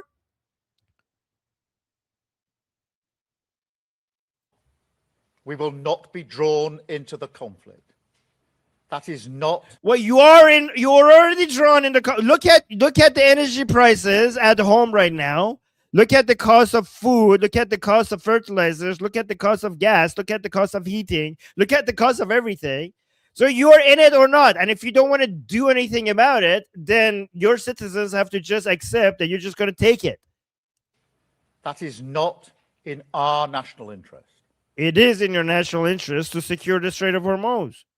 In fact, it is not. It's more in your national interest than United States because they already have their oil and gas. And the most effective way we can support the cost of living in Britain is to push for de-escalation. Oh my God! I was gonna pause to guess what he said. To push for de-escalation. How are you gonna push for de-escalation? You're gonna send like a fifth letter to President Trump? Push for de-escalation with what? If you're not gonna get militarily involved, is a strongly worded letter gonna like do that? Like we're gonna push for de-escalation. What the hell does that mean? The only way that you could de-escalate is use military force. Oh. Asking people to de-escalate is not going to de-escalate things. We can support the cost of living in Britain is to push for de-escalation in the Middle East. Yeah, just go ask the Islamic Republic to stop it. Stop it. Guys, this is Starmer's plan for reducing prices in the UK. They're going to go to Islamic. Just stop. Cut it out. Stop. Open the Strait of Hormuz, please. What if I say please? Pretty please. Pretty please. Open the Strait of Hormuz, please. Does that work? Is that your plan? And a reopening of the Strait of Hormuz, which is such a vital route for energy. To that end, we're exploring each and every diplomatic avenue that is available to us. The Foreign Secretary and the Chancellor have met their counterparts in the G7. The Defense Secretary has been in the Middle East speaking to our partners. Yeah, just speaking, guys. They're gonna open the Strait of Hormuz without military action, but just going around and like, guys, let's open the Strait of Hormuz. Yes, yes. I think if we just keep talking about it, it will just open magically. And the UK has now brought together 35 nations around our statement of intent. Wow, guys, they have a statement of intent. They mean business. With 35 nations, they have a statement of intent. Oh my God, this is really scary stuff. That is impressive. To push as one for maritime security across the Gulf. Yeah, guys, if we don't do military operations, but if all 35 of us if we all put statements of intent, then that's going to do something. Like if I put a statement of intent, that might not do anything. But if all 35 of us do at the same time, I'm sure the paperweight by itself is going to open the Strait of Hormuz. And today I can announce that later this week, the Foreign Secretary will host a meeting that brings... Oh no, guys, it's a meeting. Wow. They also are going to have a meeting, another meeting. Those nations together for the first time, where we will assess all viable diplomatic... Oh, and they're going to assess. They have a statement of intent. They have a meeting. They're going to assess things. They're going to do everything except have some military force. Everything. All the meetings that you want. All the statements that you want, but no military contribution. And political measures that we can take to restore freedom of navigation, guarantee the safety of trapped ships and seafarers, and resume the movement of vital commodities. Following that meeting, we will... Guys, somebody tell the Islamic Republic that they have a statement of intent and they had meetings. I'm sure they're gonna oh my God, we didn't know that. They didn't know. Actually, go tell Ghalibov that these people had meetings. They're gonna shake from fear. They're gonna be terrified. They're gonna like, well, why didn't you tell us earlier? We would have opened it before you had your meeting. Also convene our military planners to look at how we can marshal our capabilities. So this is the part that is got interesting, but look at this. In that meeting, we will also convene our military planners to look at how we can marshal our capabilities and make the strait accessible and safe after the fighting has stopped. After this is the part like, oh wow, something actually meaningful. They're gonna do something. We're gonna use their military to open the Strait of Hormuz once it's already open. Wow, so impressive, amazing. Thank you. Because I do have to level with people on this. Oh, this will not be easy. I yeah. spoke. This is pathetic. Yeah, I'm sure it will not be. I'm sure it will not be, given that you're not contributing anything. Oh my god, that was pathetic, guys. I'm so sorry that this is what you have to deal with. Like, I would. That's okay, Armin. We were very entertained. Oh, okay. Oh, we were very, very entertained. Oh my god. I was getting you back for mocking me. Remember when I was away and you were like, if Goldie is here?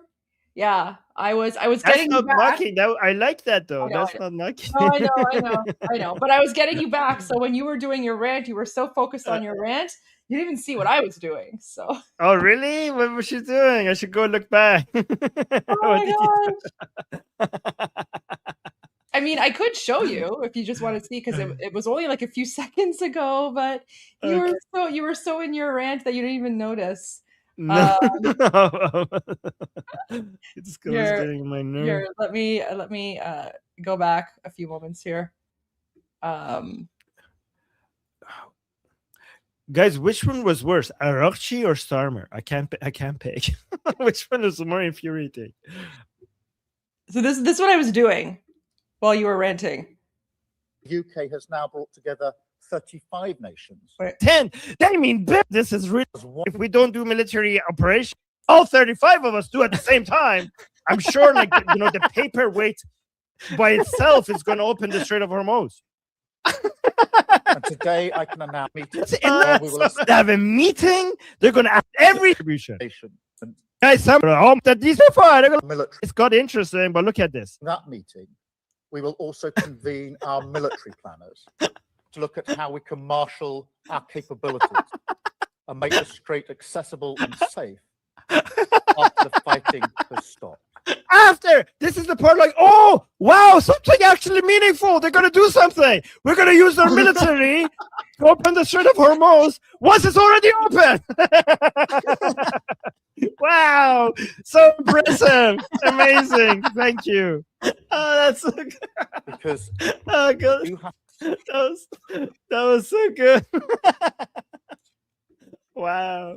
So, yeah, I was having a little bit of fun. Listen, we love your rants, but you know what, guys? Like, Armin's rants are well justified, right? Well justified, because guys, this is 47 years of frustration that's coming out, right? So completely justified with everything that he's saying, and I actually agree. I agree with everything Armin is saying, 100%, right? It's just this insane, like, I don't understand, like, Armin, we're not only fighting the Islamic regime to free ourselves from a Muslim Nazi occupation, we're literally fighting everyone else except for, like, the United States and Israel. We're fighting Israel media, we're fighting, like, the Democrats, we're fighting the jihadis, we're fighting the communists, we're fighting, like, the woke right podcasters, we're fighting the Israel haters, right? Because again, like, on the Piers Morgan show, and it's going to go live in a few minutes, but we're not going to watch it, but literally the entire time, it was basically just, Anna Kasparian yelling about how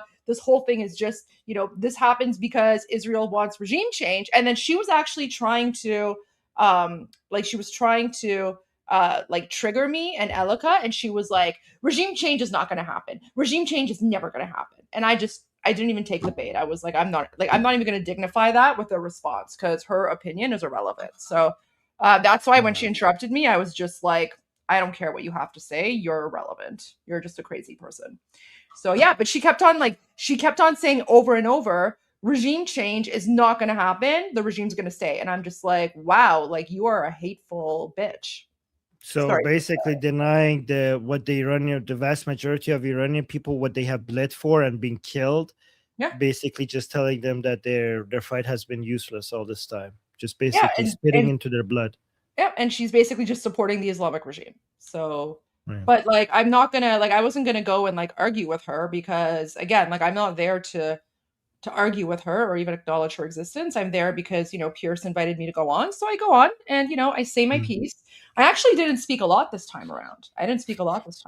So, because it didn't really, anyways, it wasn't a good, like, it was very low quality, right? Like, let's put it that way.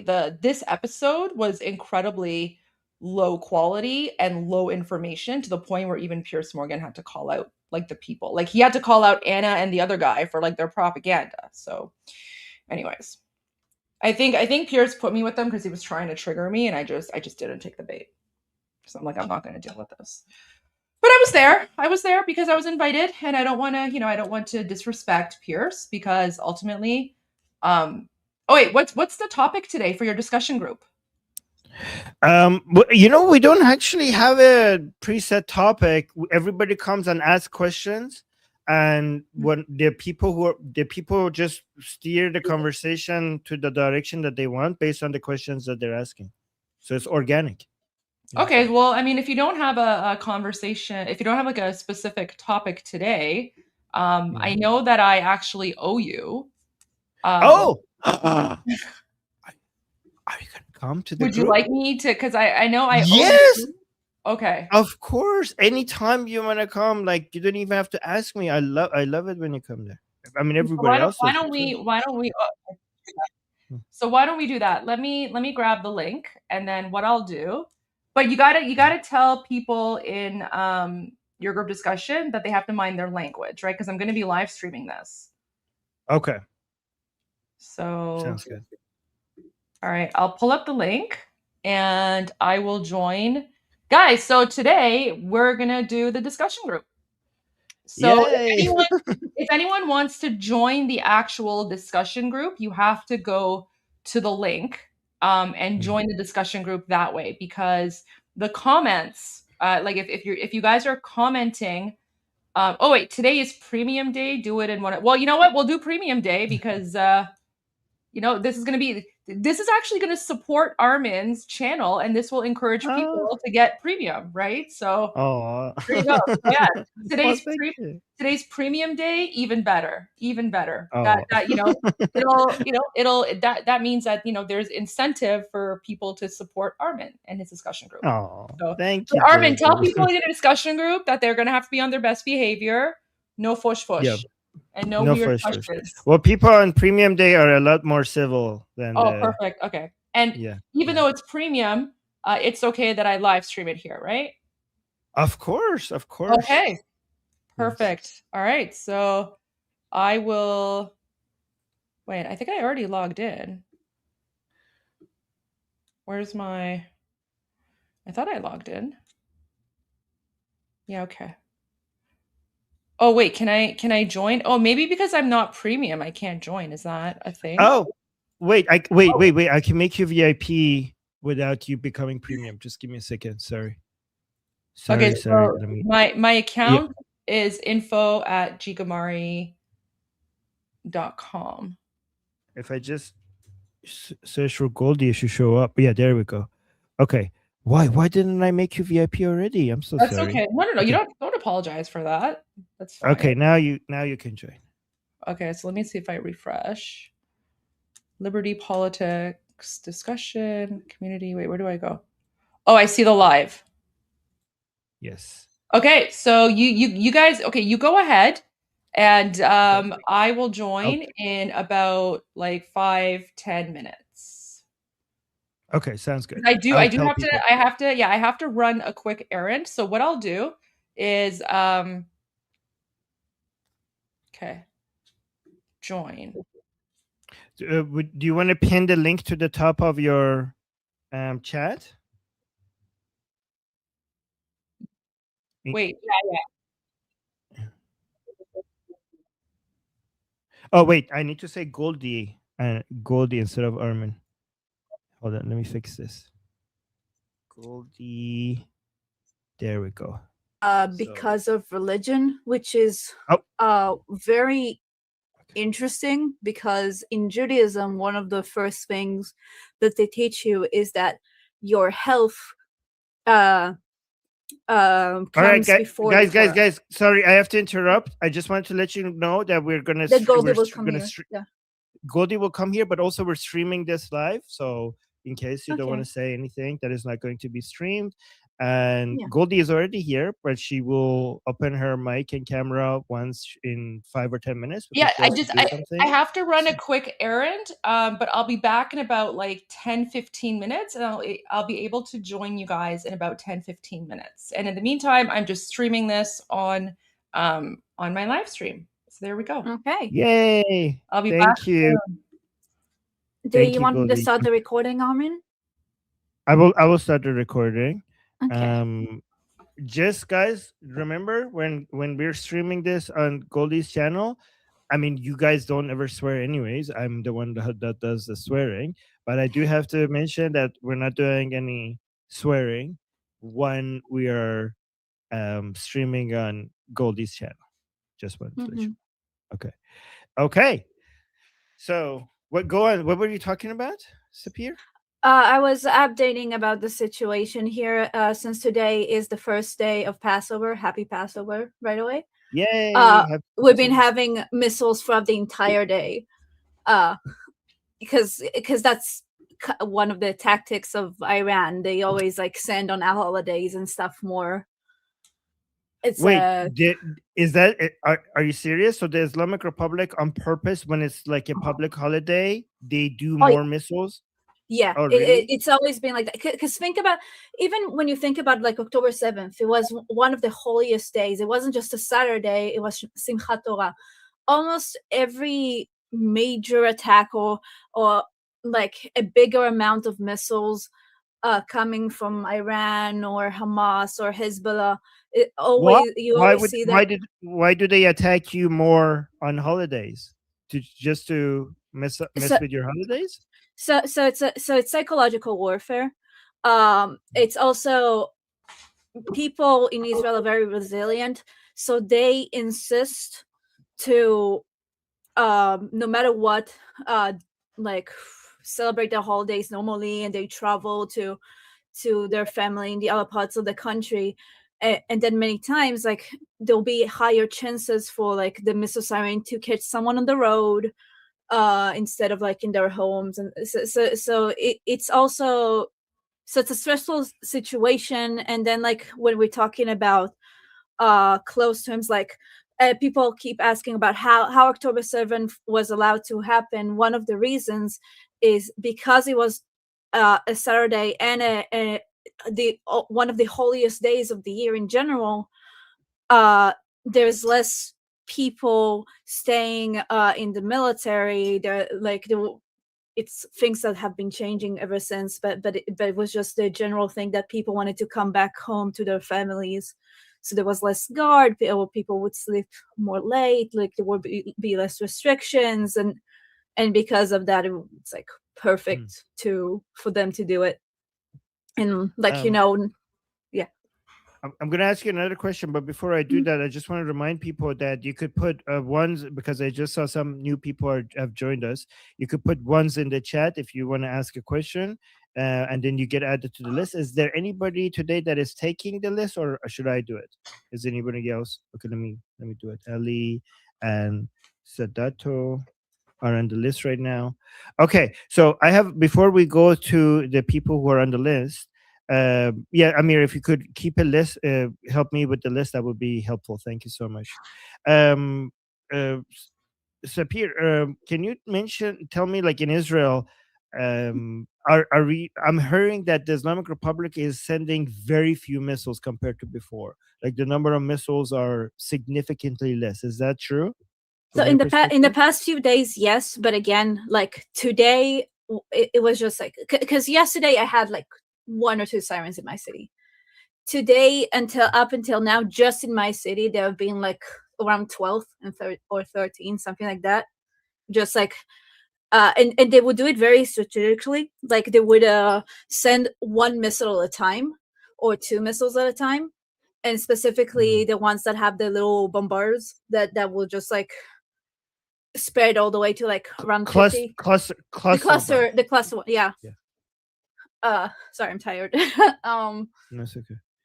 But You're tired. You're tired because you have to keep going in and out of a bunker, and it's messing with your sleep. that as well, because keep in mind, most of us are in like tall buildings and not like and the older buildings, they only have a shelter in the bottom. So I live in the 4th floor, so I need to go down and up the stairs every time. I'm so sorry. But I'm personally just like was incredibly anxious, because another thing that it's also psychological warfare is that the few missiles that they do launch, they usually do it in the middle of the night to wake everyone up. So So that they do that on purpose to mess with your sleep. Yeah, to mess with your because what they would want, it just like so you know how we talked about that when they send missiles to the Arab countries, they wanted to basically the Arab countries to pressure the US and Israel to stop. So when they do those type of things in Israel, it's like the same mentality that they want the Israeli people to pressure the government to stop the war. But the thing is that people don't understand that, like, yes, we're extremely tired and stressed out from the war, but we are all in. Like I've barely seen any calls to like stop the war or anything. It was just like, even after all of this time, people are still all in. Vast majority. The only thing that I see is that people are concerned that maybe like we missed the momentum, and that maybe the Iranians won't like rise again. And then usually I explain them that if they look at the speeches of Reza Pahlavi, they can see that when he calls them to action, they come out. But yeah, we are used to wars as much as it's annoying and tiring, and but vast majority of Israel, like we want it all the way. Well, thank you for that. I'm so sorry that you have to go through that. Oh, it's fine. Okay. Hopefully. Yeah, people in the YouTube chat are saying like evil regime. Yes. All right, guys, we the list that I have is Ali, Sadato, Shana. And again, reminder to if anybody who's new here, if you want to be on the list. Oh yeah, Alexia, sorry, I knew there was something with your membership. There was an issue. I'm seeing now it's fixed, so that's good. Thank you. So if you put a 1 in the chat like this, you get added to the list, and then we'll see what you have to say. So Ali is first on the list. Hey guys, I wanted to make my case for why I think that we're getting really close to the end here.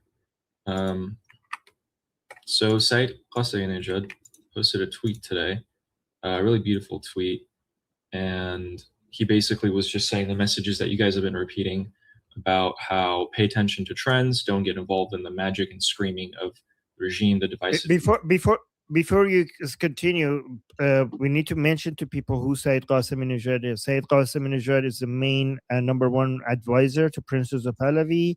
He's part of the Iran Prosperity Project and the main editor of the transition plan for the emergency booklet. So just want people to know who that is. Okay, so continue. And then I'm gonna put a couple of links in the chat. I don't want to pull them up myself because Twitter keeps asking me to sign in with my email laid bare. So I'm just going to put those. One of them is from Potipto that I wanted to talk about.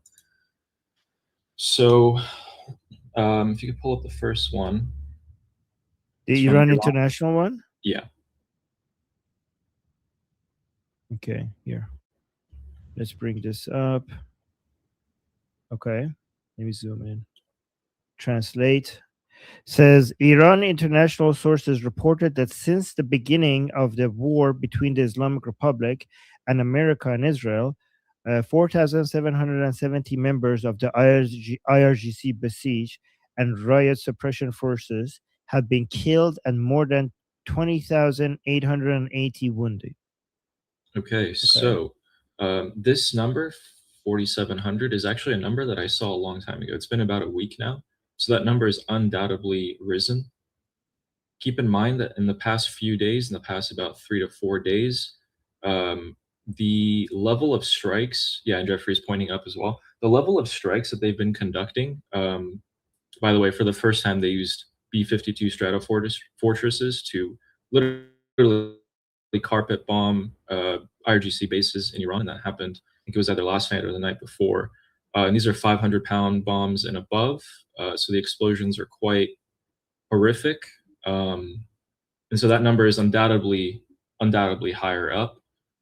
They brought in their Basijis to man the checkpoints.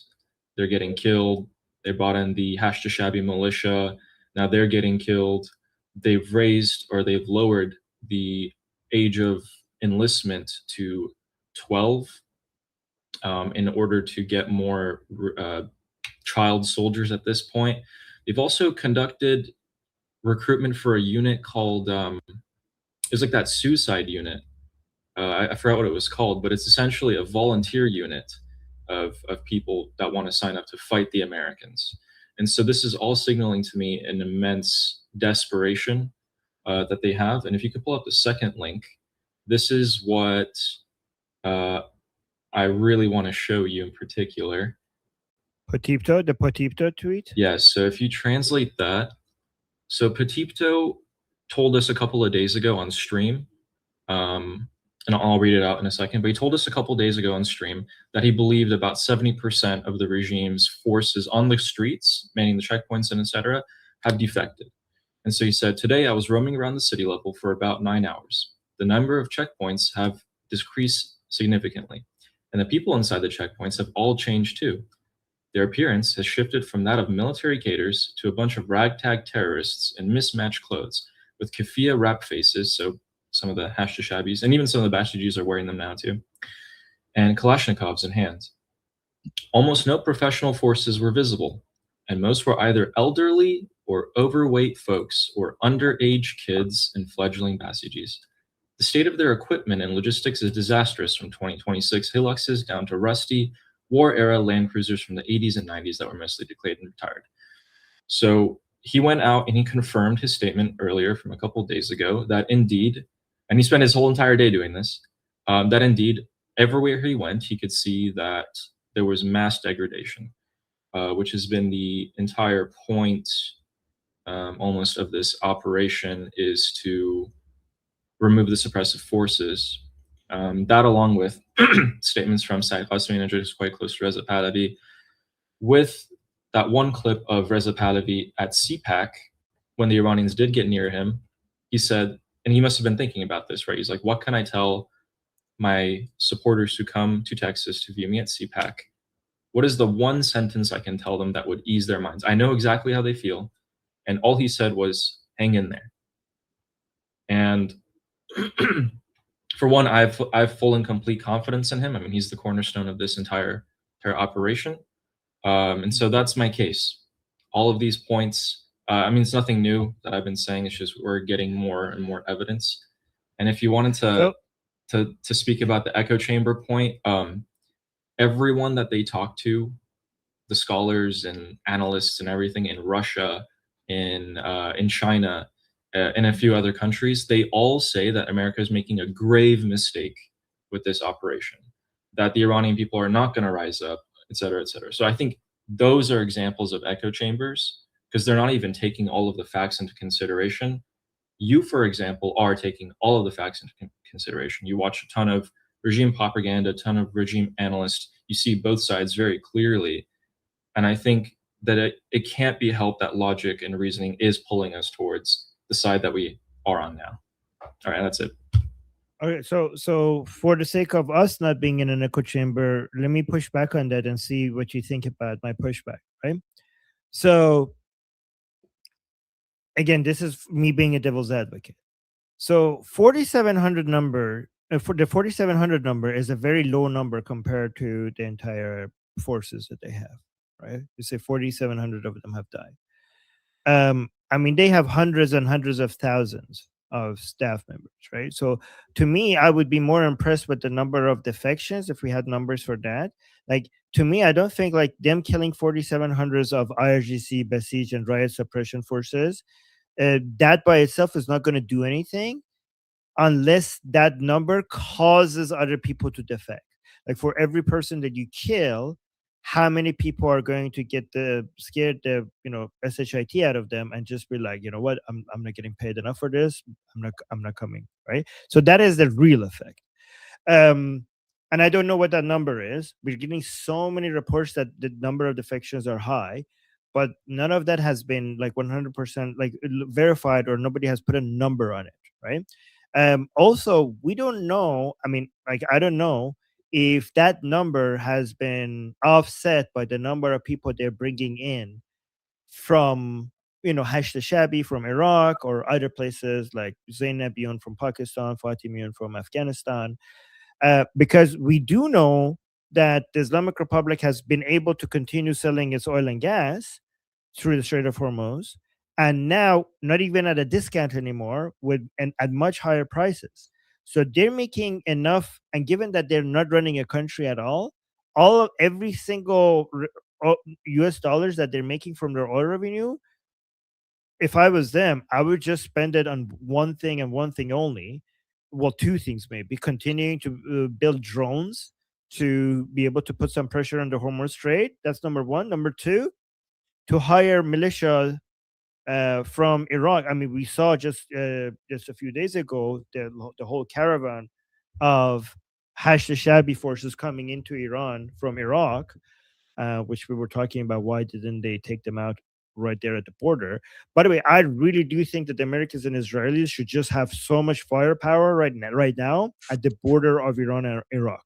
That is, they should just, completely hit anything that is trying to go from Iraq to Iran, like any form of anything that it even slightly resembles a military force, should just completely be destroyed and decimated. So I don't know why that border is just so willy-nilly people coming in and out right now, because that's what it takes. That's what it takes to make sure that the Iranian people will be able to win when they rise up. So to me, the question is not really about whether the Iranian people rise up, because the answer to that question has always been yes. So I don't know why this is different. To me, the question is, has the suppressing ability of the Islamic Republic been reduced enough so that when they do the uprising, we're not going to see tens of thousands of them being killed anymore, right? So, people talking about how overweight they are, or children, or unprofessional they look, I don't know if the people you're saying right now in the streets are the same people who are going to be doing the mass shooting at people if once we see the uprising. Because the Hash Shabi forces, they might not even be at the checkpoints. They might be just like in wherever they are, just like preparing their weapons for that day. So a lot of that, I don't know if there's any way, like, and visual people's eye testimony, like, visual, eye testimony is not really going to give us a full picture of what that is. How able, it doesn't take that many people. It only takes like all over the country a couple of thousands of Hash Shabi militias to be willing to use machine guns to shoot into the crowds of people, to get again another tens of thousands of civilian casualties again, like we saw in early January. So that's my concern. That's my concern. Like they have done a really good job. Like the Israelis have done a really good job taking out so many checkpoints, Basiji bases, IRGC bases, Niri Intizami bases. But given the extra US dollars the Islamic Republic is making because of the high oil prices, and the fact that they don't need to spend it on anything else right now because they're not running a country, will the Islamic Republic be able to hire as many mercenaries as it needs to replace all of them? That's my issue. What do you think, Ali? They have all this money that they've been extracting from oil, but yet they still have to bring in the militias. So it suggests that a lot of the Basijis still aren't willing to continue. And that's evident because lowered the requirements of the age requirement and, bringing in the militias and whatever. The wounded is also much more of a deterrence. They'll see a lot of the dead, but the wounded live, they talk, they're pretty resentful. At the same time, it's been almost 4 months now they're not being paid. I know, speaking to people in Iran myself, the prices are astronomical. Even people who have saved up a lot of money are truly suffering right now. I can't imagine that the Basijis are exempt from that. And we've also spoke about all of the other psychological effects that are probably going on for the Basijis right now, that are targeting the lower level members to defect. I think money helps at a point, and I think if they had all this money simply 2 months ago before the strikes happened, they could have done a lot more. I think right now we're reaching a point where the window for the people to rise up is about to open. I don't think the deterrence is, I don't think the capability is there yet. I think if people came out right now with the few thousand that they even still have manning the machine guns, I think there's going to be a mass slaughter of the Iranian people. I think we're approaching it, and we're going to get there soon, but we're not there yet. But remember, the Iraqi forces don't have to spend their money inside Iran. They're getting paid. They're going to go back to Iraq, spend it there, where things are not that expensive. They're getting paid in U.S. dollars. They're not getting paid in rial. They're getting paid in U.S. dollars, and they take that back into Iraq and spend it there, where things are not that expensive. They can. However, as of yesterday, we started striking a lot of the Hezbollah and Hashd-e-Shabi economic buildings that they use to transport their money and launder and whatever. We've also been hammering Hashd-e-Shabi. We've been hammering them for about 2 weeks. Extremely heavy bombing, strafing runs, a lot of drone strikes that we're conducting on them. I think that's why we probably saw that convoy that came into Iran include family members. It's because those people were probably the more like elite, higher up people in the terrorist organization who got to go away. But yeah, as it stands right now, the bottom line is we're not there yet. We're probably going to get there soon. Okay. All right, I'm not going to add to that so that we could move down the list. Danny? Yes, so Jeffrey wanted to respond quickly. And guys, after this, you could direct your questions to Goldie as well. And again, for people who are new here, to get on the list, you put a 1 in the chat. Go on, Jeffrey. So on top of that, I mean, Ali did a pretty good assessment overall. Wounded are going to have a much bigger impact on the readiness of the siege and other repressive forces than outright killed, because for every wounded personnel, it takes out 2 other people out of the fight. So like one of the reasons why we developed M16 rounds to wound and not kill was to do just that. And there's also that like idea was adopted by our adversaries in the Vietnam conflict.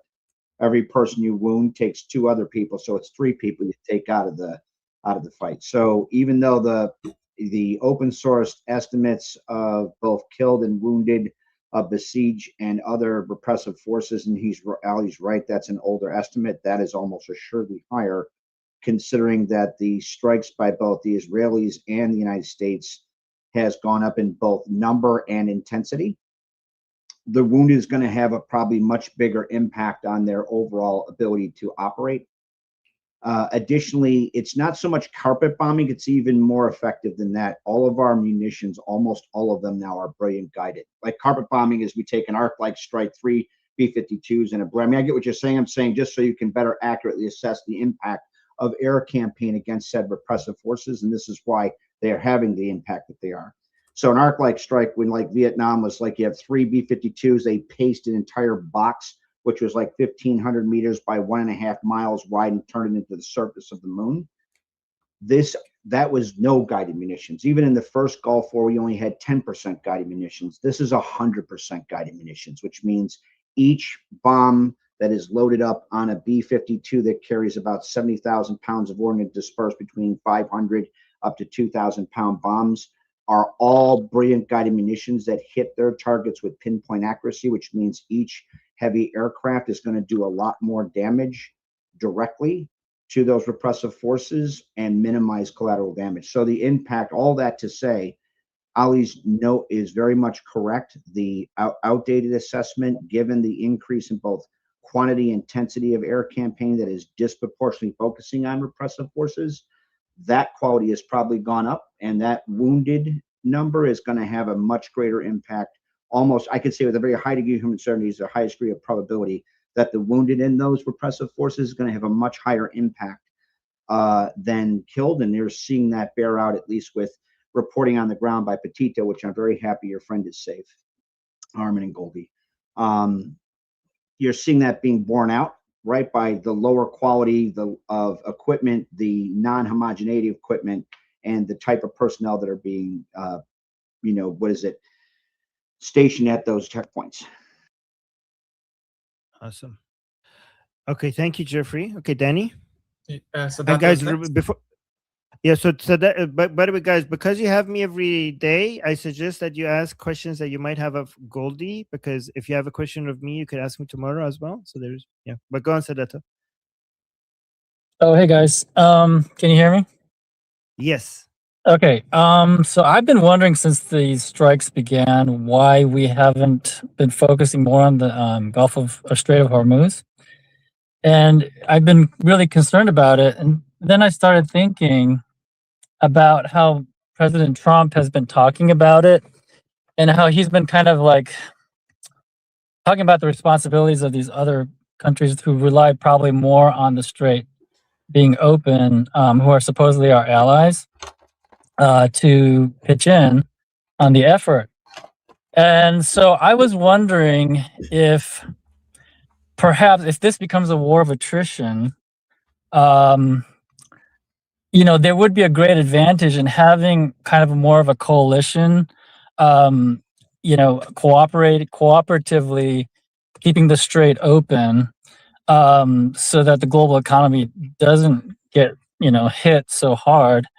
And then we can kind of be at a more consistent pace in terms of like keeping up the efforts to do a regime change. I think the cost of doing a regime change with the Gulf closed is very high. I don't know if you remember the second Gulf War, where there was a lot of maneuvering to try to get a coalition together to help these, so it wasn't a unilateral strike by the U.S. We tried to get a kind of a global coalition to get involved with the Gulf War. And I'm wondering if this was a tactic from the beginning in order to kind of get these other countries involved. What do you think of that theory? Well, I mean, you mean President Trump calling out these countries? Well, I'm wondering if the reason we hadn't focused so much on the strait and why we allowed those mines to get planted and all these things to happen. I don't know about that, because it's actually quite easy to I mean, they didn't close it. They still allow the area between Larak Island and the Qaish Island. That area is open because you can't close the Strait of Hormuz, because then the Islamic Republic will go bankrupt itself, right? So, but the part that they did close, it's just so easy to do it. You just throw like even if you manage to get like 5 to 10 mines there, then it's closed. And then even if you say like we have some drones, we might use them, it might hit you. Effectively, you have just controlled the entire area. It doesn't even have to hit. It doesn't even like how do you stop that? How do you stop the idea like we have some drones, it might come to your direction, might hit your ship, it might not. Like commercial ships are very, very risk averse. They're very risk averse. So how are like if you had a plan, like the only plan is regime change. The only way to do this is regime change. And also, by the way, talking about a coalition, the UAE is now at the United Nations trying to come up with a resolution to have a coalition to protect the Strait of Hormuz. And guys, keep an eye on whether or not China and Russia will veto that. Would they abstain or veto or not? Because, or if they even vote for it. Because if they just don't veto it, that means that Russia and China have completely abandoned the Islamic Republic. That would be so interesting to see what happens with that. Yeah, but does that answer your question? Because like I don't think this was. I think that there wasn't a plan to just allow the Islamic Republic to do this, because there's almost impossible to stop them unless you do regime change. The only way to open does that make sense? Yes. Okay. Thank you. Yeah. Yeah.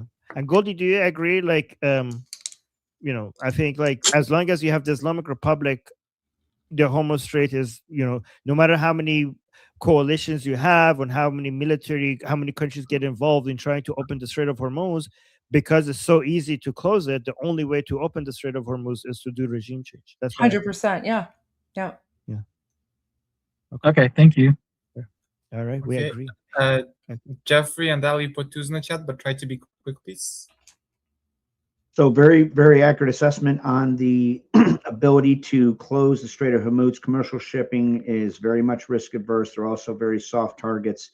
In regards to Sadato, hopefully I pronounced that name right. Question.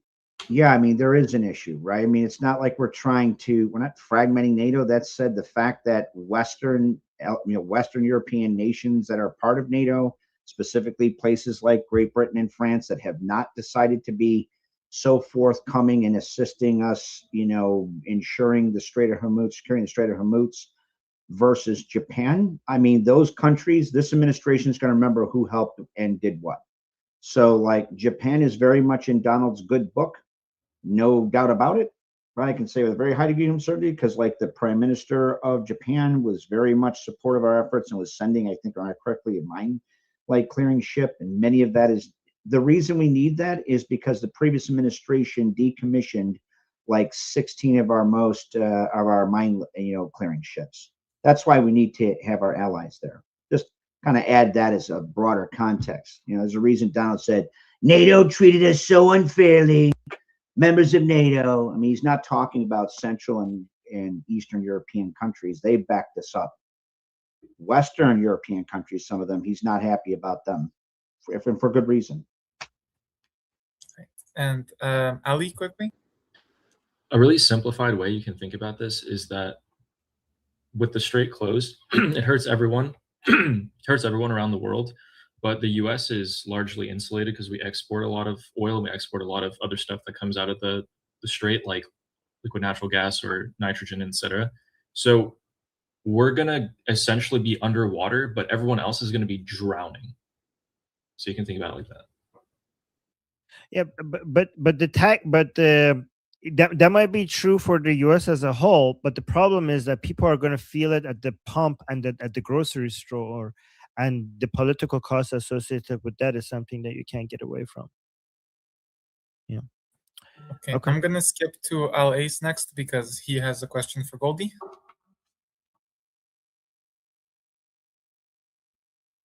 Hi, Goldie. Thanks for joining us. Ace, do you guys hear him? I don't hear him. I hear him. Okay. I'll go ahead then. So I'm not super familiar with Canadian politics, but I did catch the viral video from the NDP convention the other day. Yeah. Funny enough, my cousin in Israel sent it to me. I was just wondering if you have any general thoughts about the party, the direction it's headed, its impact, if any, on the Canadian government, and if you had any personal anecdotes you'd like to share during your time in the government. The NDP are insane. They've literally lost the plot. So I was a provincial politician in Ontario, and the provincial NDP is just as insane, just as crazy. No one takes them seriously. But given that there is like a minority government, the NDP are able to take advantage of their craziness to sort of push certain policies forward when it comes to the Liberals. But they're literally insane. And they've completely lost the plot. And I wish that video was satire, but it's not. That video is real, and they're just as insane and crazy as you see in the video. Yeah. Well, I haven't even seen the video. Can somebody explain what happened? Oh boy. The video is wild. That is a thing that you need to watch. I don't think anyone can. Is there a way to like screen share here? Because I could. Yes, there is. All right, let me find it. Armin, like allow her. It's crazy. Yeah. I think you should be able to screen share now, Goldie. Okay, great. Wait, how do I share my screen here? Okay, let me go to school. Share screen. Okay. So this is the video. Just watch this and watch how insane this is. Can you hear the audio? Yes. Okay, perfect. All right, here we go.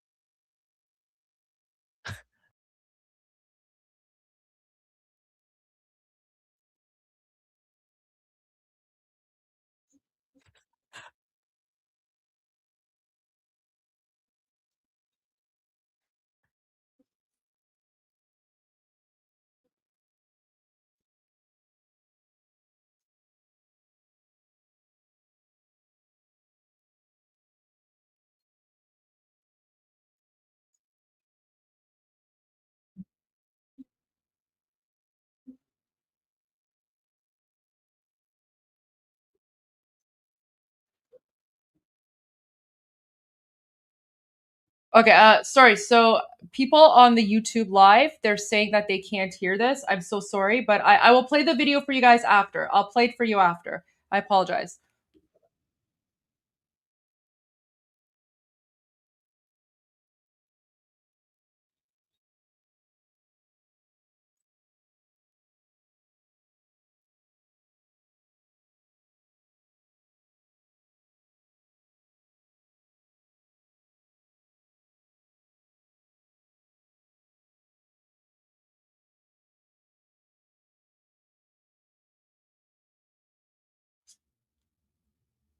What the hell? It's messed up. Wait, it's messed up. There's more. There's more. Wait, let me. Is it? Yeah, we'll play it there. I apologize, guys. I apologize. That you guys can't hear, but I will play this. Maybe Okay, I will if I just think if say I share it, this is Armin. I This think is if the I end of the share world. it, Listen to that. Just listen to this.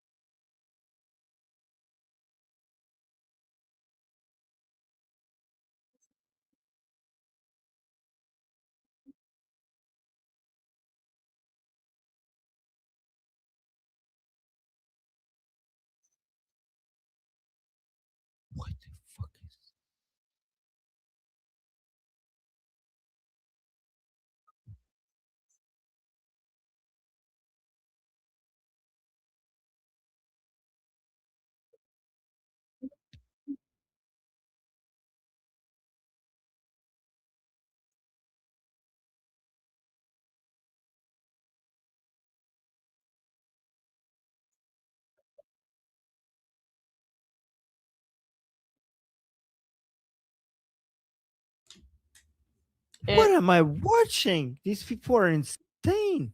I don't know. Guys, I apologize to everyone on YouTube for, I guess, the audio. It's like some technical thing. I don't know. But guys, I will play the videos for you after when I come back to the YouTube live stream so that you guys can hear it as well there. Yeah, Armin. When was this from? This was from the NDP convention from like a week ago or something. It's crazy. These people are insane. They basically There was had no cards based on gender and race and disabilities for like who will have a priority to speak. And at some point they just like started to get angry at each other because they thought that they have more priority to speak than others. It's insanity. What is this? This is the worst religion. Unbelievable. How do these people even function if that's what, like, who speaks based on how much privilege points, how many intersectionality points they have? And so people who have privilege points, they have less priority, and the people who have intersectionality point, I think I would be at the bottom of that list. That poor old white man who was like looking at the girl was like, what am I looking at? That guy was hilarious. Yeah. Wow. Yeah. Jeffrey, you wanted to say? super quick, because I just had to voice this observation.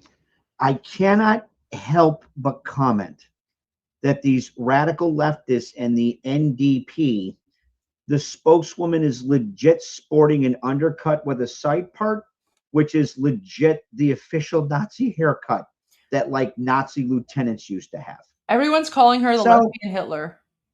I mean, that's pretty spot There's on. so many memes. So many memes. There's a lot of memes about lesbian Hitler, yes. And these people genuinely think that they're like good people and they're doing this, they're better than other people because they do these things. Yeah, okay. All right. But it's really important. She wants you to know that she is not lesbian, she's non-binary. Ah, yes, okay. Yes, Non-binary. she was very offended. She seemed very offended by that. Oh well. All right, let me move on to the next person. I have Shauna next. This is actually a really great opportunity because I was going to ask just Armin, but I'd love for Goldie to talk about this. It looks like Vance is teaming up to be kind of the anti-war candidate, and we kind of know that it looks like it's going to be Rubio versus Vance. That's what it looks like as the front runners post-Trump. And so I would just be curious. I have concerns that we're losing a little bit of the information war. I talked to people, just people that I know online a few days ago, and they really do not understand that the Iranians are like very different than the Iraqis, and they are, I'll just be a little bit rude about it, kind of retardedly obstinate to hearing any data to the other, to like contrary to that. I've like had to explain. It was like, no, these are literally a different group of people. And they've been like, no, it's Islamic and it's the desert and they're the same people. Like literally, it was that stupid. So I just would love for you guys' input on that. Do you think we're losing the data war? And also, how do you think that's going to shake up the potential primaries going into 2028 with kind of looking like Vance, Rubio? I think most of the crowd here likes Rubio, does not like Vance, or is like less enthusiastic, so to speak. But yeah, just would love your insight. Would love Goldie's insight, especially as a former politician. So I'll just say really quick. So, I mean, I don't think we're losing the information war. I think with the way things are going, especially with President Trump, when he put on Truth Social his approval ratings for this, as he calls it, an excursion into Iran. There's a lot of mainstream media that's attacking President Trump, and you have all these the woke right and the woke left and all of that. So I think there's more noise online than there is, on the ground. In terms of the actual primaries or, the upcoming, election, who I back or support or anything, I have a policy of not commenting on internal domestic politics because, I'm not American, so I don't think it's my place to talk about that. I comment on foreign policy, right? So like whenever I speak about American politics, I focus on foreign policy, but it's not my place to comment on what I think Americans should or shouldn't do because I'm not American. So I just wouldn't, especially as a former politician, I just don't think it would be appropriate for me to give my personal opinion on how I think Americans should vote. Because again, I'm not American. Goldie, I wonder if President Trump is also might be among many options sending JD Vance there so that when the Iranians don't negotiate, like don't agree with the terms that JD Vance is communicating, he could demonstrate how impossible these people are, because in the minds of so many people, JD Vance would be the most eager to basically come up with a way to make the negotiations work in the minds of so many Americans. So if JD Vance is like, they're basically selling this as like, oh, the Iranian the regime wants to speak to JD Vance more than they want to speak to Witkoff or Jared Kushner, right? So by doing that, and then JD Vance going to talk to them, And then JD Vance coming out like, yeah, these people are unreasonable. They can't negotiate with them. Then people are like, okay, like they even tried that. Like they even went as far as somebody that is regime preferred, and that didn't work either. So as a way to sell the idea to even more Americans that there is no way to negotiate with Islamic Republic. Could that be also part of the strategy? I mean, it could be for sure, right? It could be a way to unite, unite the base.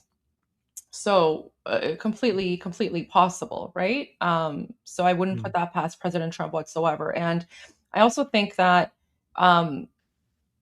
this narrative where they're trying to pit the vice president against the president, I see that as a very sinister narrative. President Trump chose JD Vance for a reason, and I think it's a very important reason. And it's this narrative of trying to pit the president against the vice president.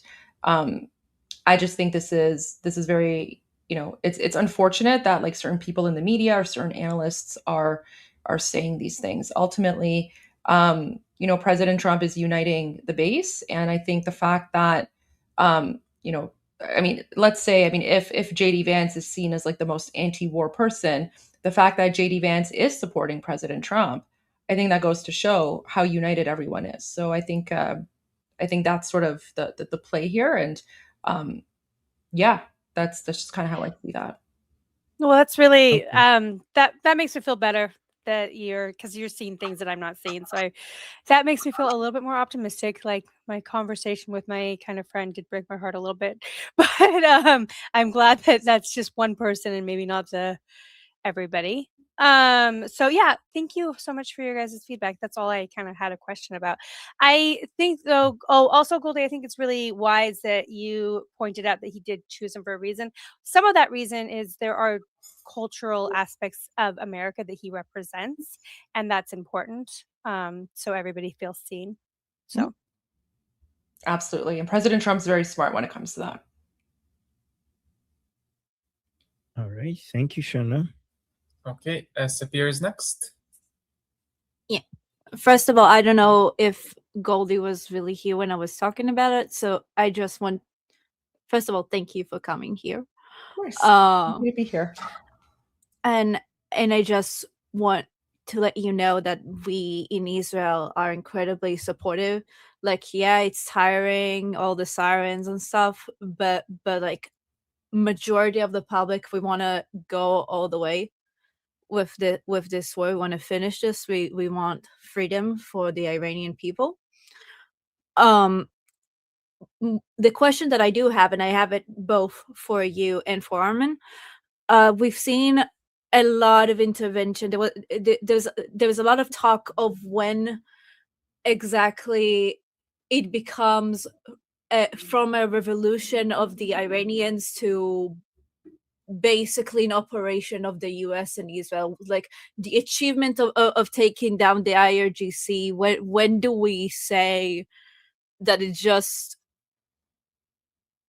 a proxy war that Israel started? Because that's a lot of claims that I've seen, and I see that lately we've been hitting more facilities that can hurt on the long term, and it's a problem like economy wise later, because even after the IRGC falls, like we talk about factories that can be incredibly important for the future economy of Iran. So I wonder, in general, your thoughts about that. Sorry, I scrambled like a lot of things.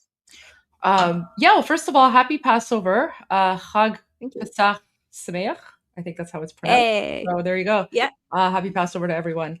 The facilities that that Israel is attacking all belong to the Islamic regime. They don't belong to civilian infrastructure or economy. So none of that money is going to the Iranian people anyway. So whether these facilities exist or not has no bearing or impact on the civilian society. I mean, we have to also remember that all of this happened because back on December 28th, the real hit an all-time record low, right? So the economy is already in shambles, and we have to put that into perspective. So Israel and the United States are attacking legitimate infrastructure that belongs to the military apparatus of the Islamic regime, and that includes a whole bunch of different facilities and factories. And like for example, they hit this quote unquote pharmaceutical building, and the Islamic regime is claiming that this was for medicine. Not true at all. The pharmaceutical factory was a front for like developing whatever chemicals or products they need, which is part of their military supply chain. So, and Iranians know this. Iranians know this because the country is incredibly poor, not because there's a lack of resources, but because the Islamic regime has been stealing the money and using it to fund terrorism and to build their underground missile bases. So, yeah, I mean, all of this will eventually be rebuilt, but it will be rebuilt for civilian purposes. And there's no like civilian areas that have been impacted whatsoever. But where do you think? Because in order to rebuild, you need money. Like we have a lot of money. Iran is incredibly rich. We actually right now we have somewhere between 100. We have somewhere between 100 to 120 billion dollars worth of assets that have been frozen since 1979. Iran is a very resource-rich country, so it's no one's asking for money, no one's asking for handouts. And President Trump is a builder; he's a developer. So I have a feeling that in a free Iran, we're going to see a lot of economic partnership, but we don't need handouts. It's basically just going to be, Iran is going to be free, and there's going to be an opportunity for a lot of businesses, including Israeli businesses, to come in and begin that economic partnership because Iran is an incredibly resource-rich country. Okay, thank you very much. So just a quick addition to that, I just want to mention Germany and also Iran before. So Germany after World War II, 70% of all of its major cities was completely destroyed, right? Like what's happening in Iran is like nothing compared to what happened to Germany in World War II. That's not even close. But at the same time, in Germany, you had you had what? You had like multiple countries, like you had Britain, the US, France, and you had the Marshall Plan. Okay, Yeah. the Marshall Plan is if you bring it compared to the bring it adjusted for inflation based on how much it was worth today, is insignificant compared to the oil and gas Iran has, and also everything that Goldie mentioned. So we have more than the Marshall Plan to rebuild Iran. So Germany was completely to say that Germany was bankrupt after World War II is an understatement. And now very soon Germany became the #1 economy of Europe, right? One of the leading economies of the world. And not only that, Iran. At the end of the Qajar dynasty, Iran was on the verge of collapse. We had famines. Everything was falling apart. And Reza Shah, the first Pahlavi king, brought us from that famines everywhere, edge of collapse, to the economic miracle that happened during the Pahlavi dynasty. So we already, and what Iran will be after these military operations stop is far ahead of what Iran was at the end of Qajar dynasty. And the Iranian people have proven that they can build from nothing to something very big and glorious and great. So we have already done it once, so we could do that again. Okay, thank you. All right, Rebecca, and afterwards Jeffrey wanted to respond.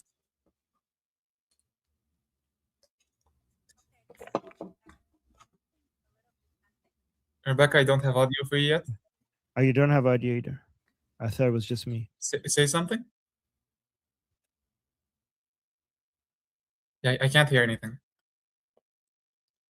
Okay. I know what that means. Maybe we go to. Yeah, let's have Jeffrey answer first, and Rebecca figure it out. Okay, well, yeah, Jeffrey. No worries. So I'm going to touch base on something that you said with regards to rebuilding, and it's very true.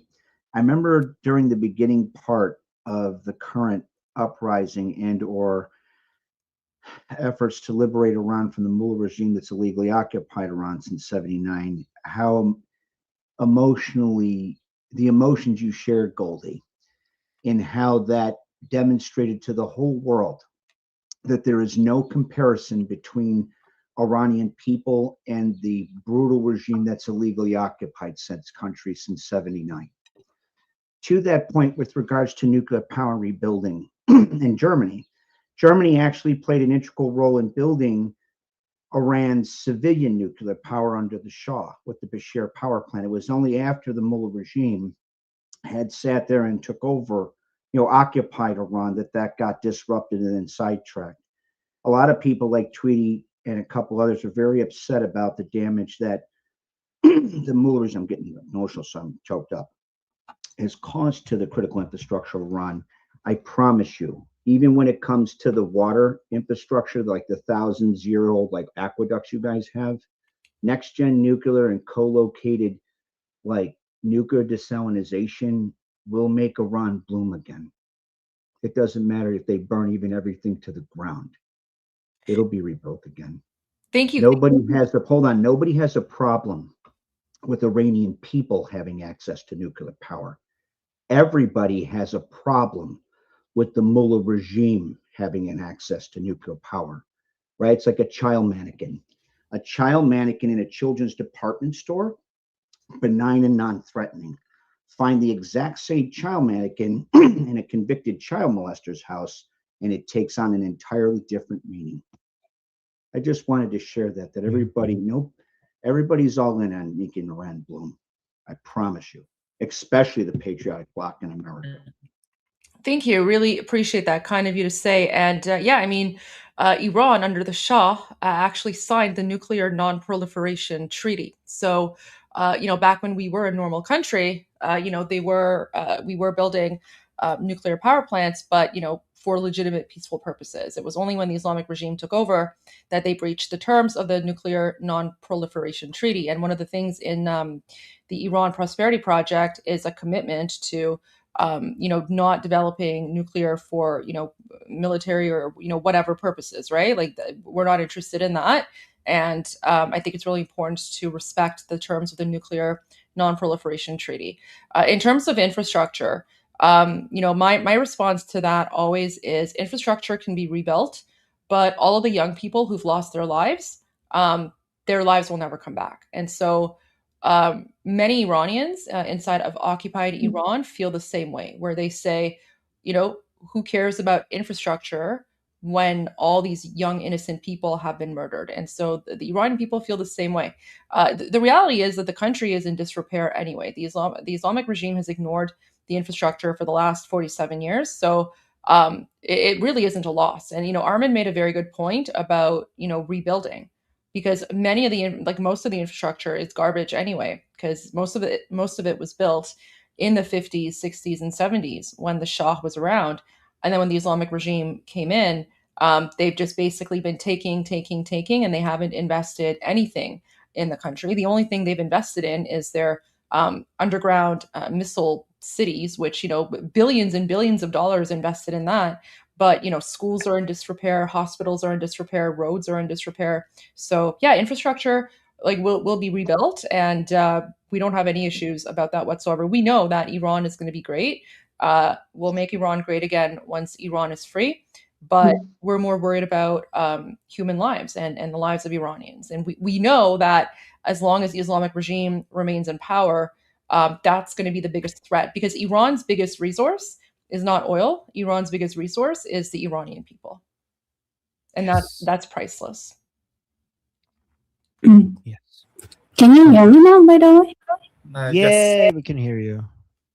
I want to continue that line of the biggest resource being the people. I want to also say there is an advantage to not, first of all, if there is easy money, then you're going to get mafias.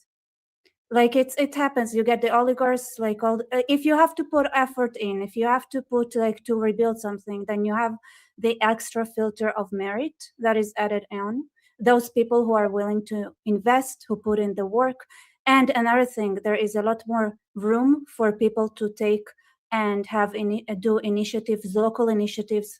Remember that one of the biggest things to stay free people is to be innovative and to actually distribute power as much as possible. So for people to rise locally, it would make sense for, when it would give that possibility.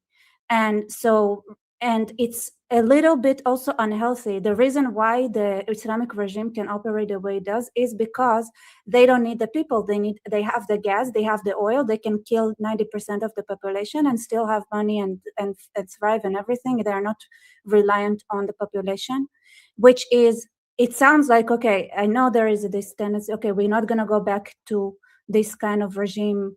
But first of all, like, this kind of structure is already built in people's consciousness, whether they want to follow it, to continue doing so or not. Armin, I know you disagree, but it's just the way things are, right? It's just the way things are. The Iranian people are the most thirsty for democracy. It's not at all. Yeah. But that doesn't. The tyranny is not built into their conscience at all. No. You don't understand what I'm saying. It's not tyranny. It's the mindset of innovation on local versus mega projects.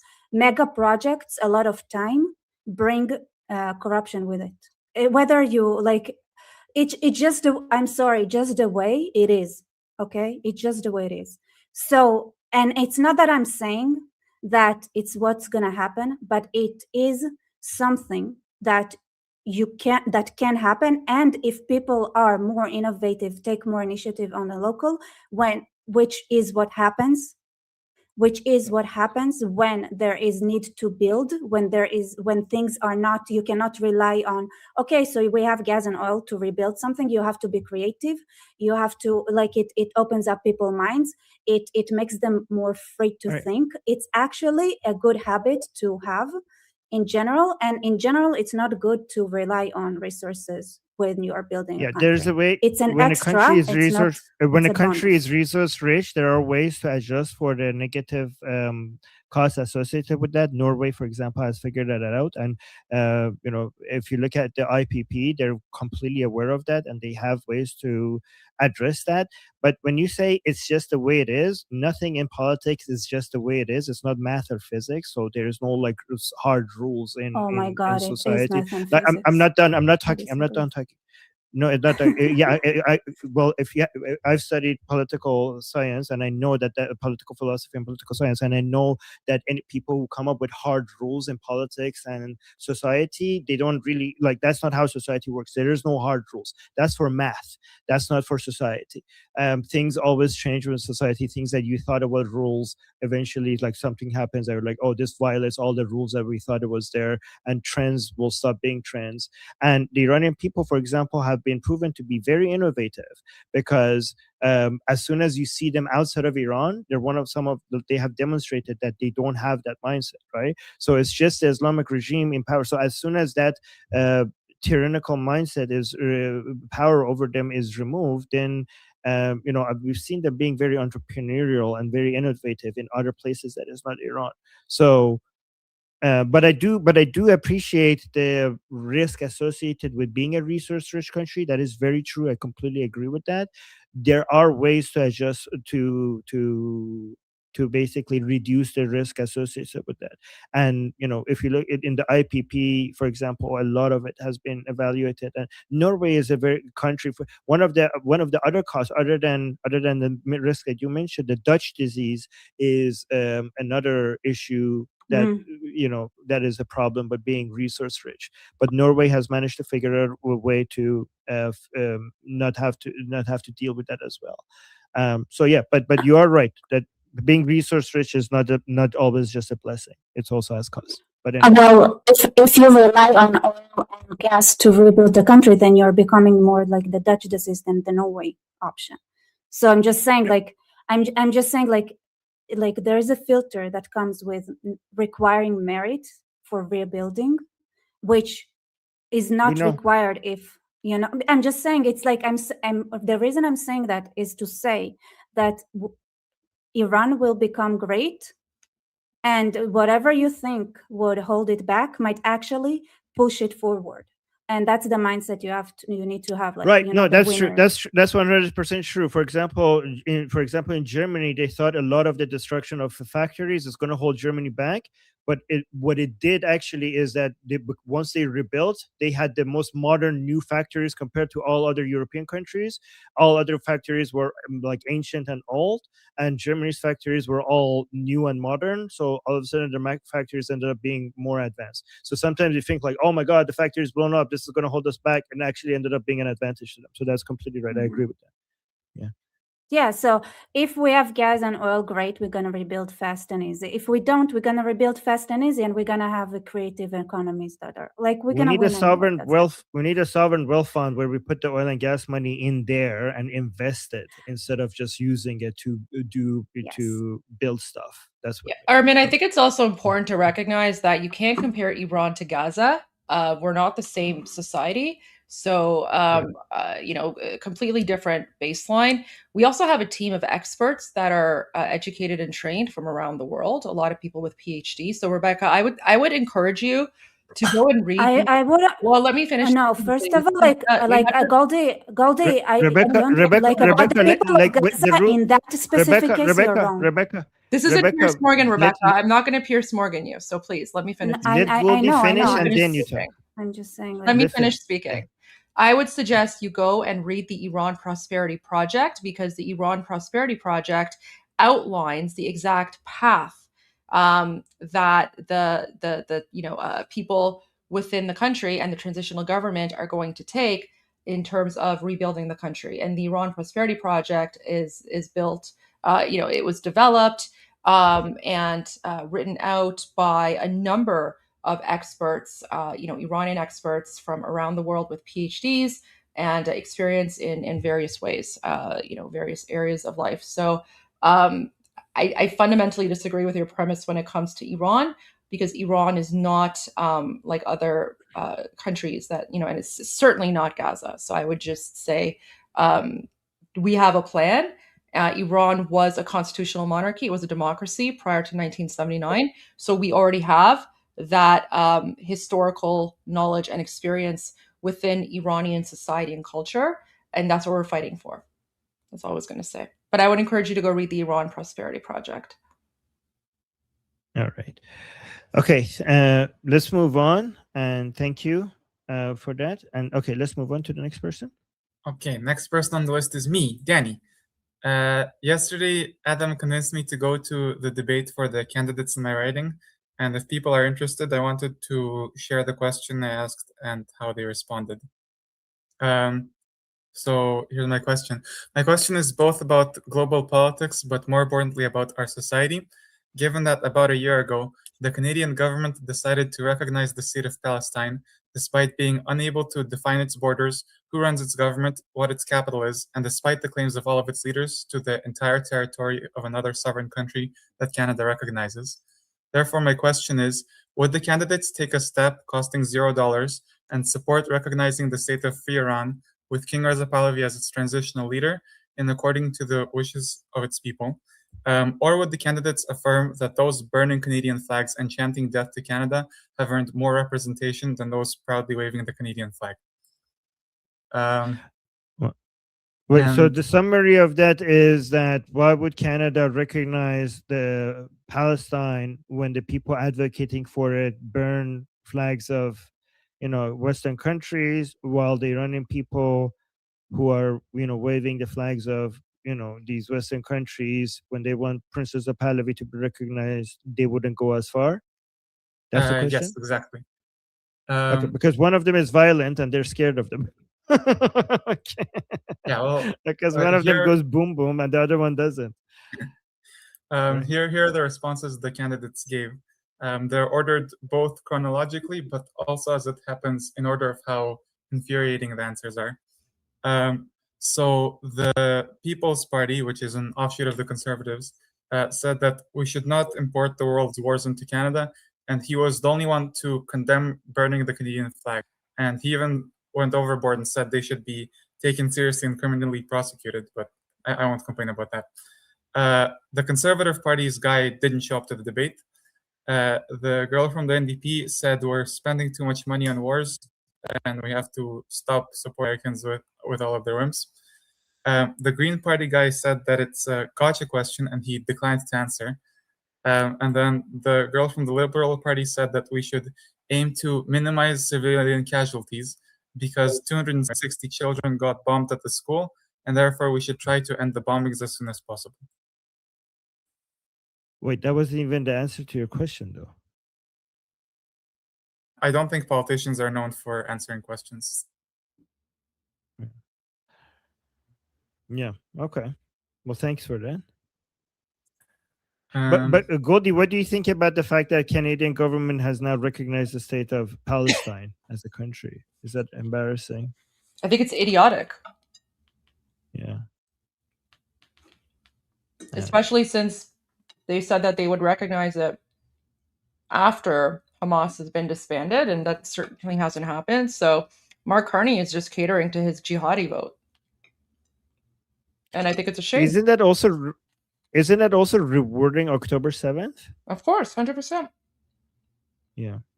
Yep. Yep. I mean, I don't recognize Canadian foreign policy anymore. I don't even know what Palestine is. So how can you recognize it? Like, what is Palestine?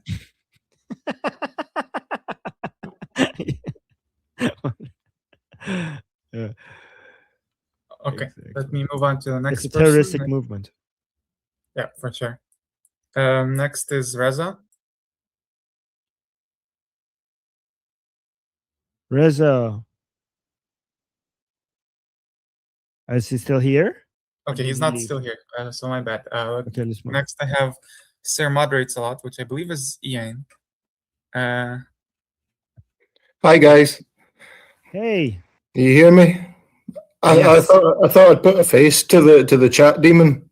Maybe I don't know. It's April Fool's Day. What the hell? I have a question. Is there going to be a stampede of the like displaced Iranians? Like, if you fast forward 3 months, 6 months, however many, is there going to be a stampede of people returning to the land? And is there a plan to manage that? Is it going to be you don't want to say free for all, but yeah, that was the question. How is it going to be managed? Is it planned for? And thank you. I mean, yeah, I think there's definitely going to be a huge migration of Iranians in the diaspora going back to Iran when Iran is free. If not permanently, but at least temporarily, because many of us want to go back to help rebuild the country.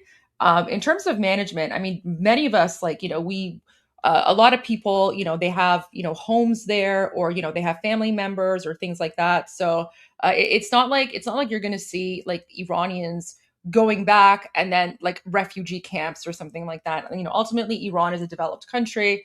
There's a lot of homes, there's a lot of things. So yeah, like there's going to be a lot of people probably, buying houses, buying property, building, developing. But ultimately, we all have connections. Like we all have family. We all have, places that we can stay. So I don't really know how much I guess at some point the transitional government will have to manage it. But again, like Iran is a very, very resource rich country. And given the current state of the economy and given the value of the rial, it's going to be like no issue for Iranians in the diaspora to go back and find a place to stay. Like it is a developed country, modern developed country with a lot of homes. Yeah, there seems to be plenty of space. Like there's going to be any scrambling for real estate. Well, I think people are going to be buying a lot of land, right? Like because everyone wants to go back and invest and develop. But but I don't see the immigration or remigration back to the country. I mean, Armin, I could be wrong, but I mean, I don't really see that as being an issue, really. Like, it's not like we're going to go back, and, be like homeless and just wander around with no homes. Like, there's.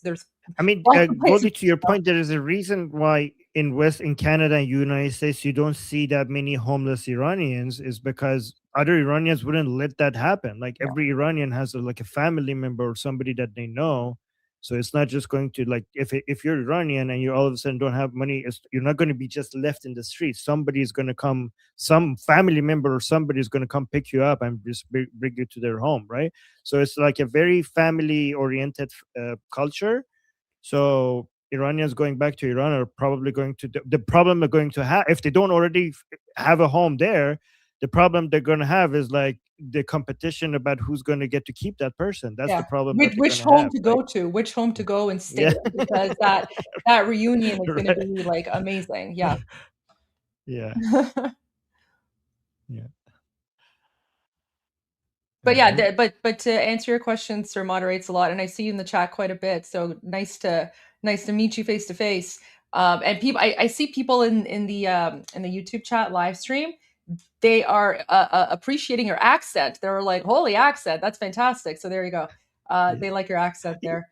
But no, I was just going to say really quickly, there's going to be a huge brain drain. Yes. So the world can expect a huge brain drain. And there's a reason, right? And ask yourselves this question. Why is it that, when the conflict in Syria started, or Afghanistan, or wherever, or even like in Palestine, there's all this talk about, oh, we need to take in like Palestinian refugees, or the Syrian refugees, or Afghani refugees, whatever, right? And I'm not criticizing or anything, but I'm just saying when those conflicts were happening, there's all this talk about, oh, we need to like take in all these refugees. But with Iran, you haven't heard any of that. That's because no one in Iran wants to leave, right? Like we don't want to, like people don't want to go. People want to stay to rebuild to rebuild the country, right? So and that's why you're not seeing this huge influx of Iranian refugees going around the world. The only so-called refugees that we'll see in the future potentially are those that are affiliated with the Islamic regime, and those are the ones that governments are going to have to take very seriously. Because they're not going to want to be in Iran when Iran is free. But instead, what you're going to see is the opposite. Instead of seeing Iranian refugees going to various countries, you're going to see Iranians who have been living in other countries go back to Iran. And that's going to be a huge brain drain on the various countries where Iranians live. I was going to say that he used to apologize for his accent, and we banned him from doing that, given how much I told him, like, your accent is beautiful and everybody here loves it. Yeah. So we have banned him for apologizing for his accent. That's good. Yeah, That's we good. did. We love. Yeah. Okay. Next on the list is Steph.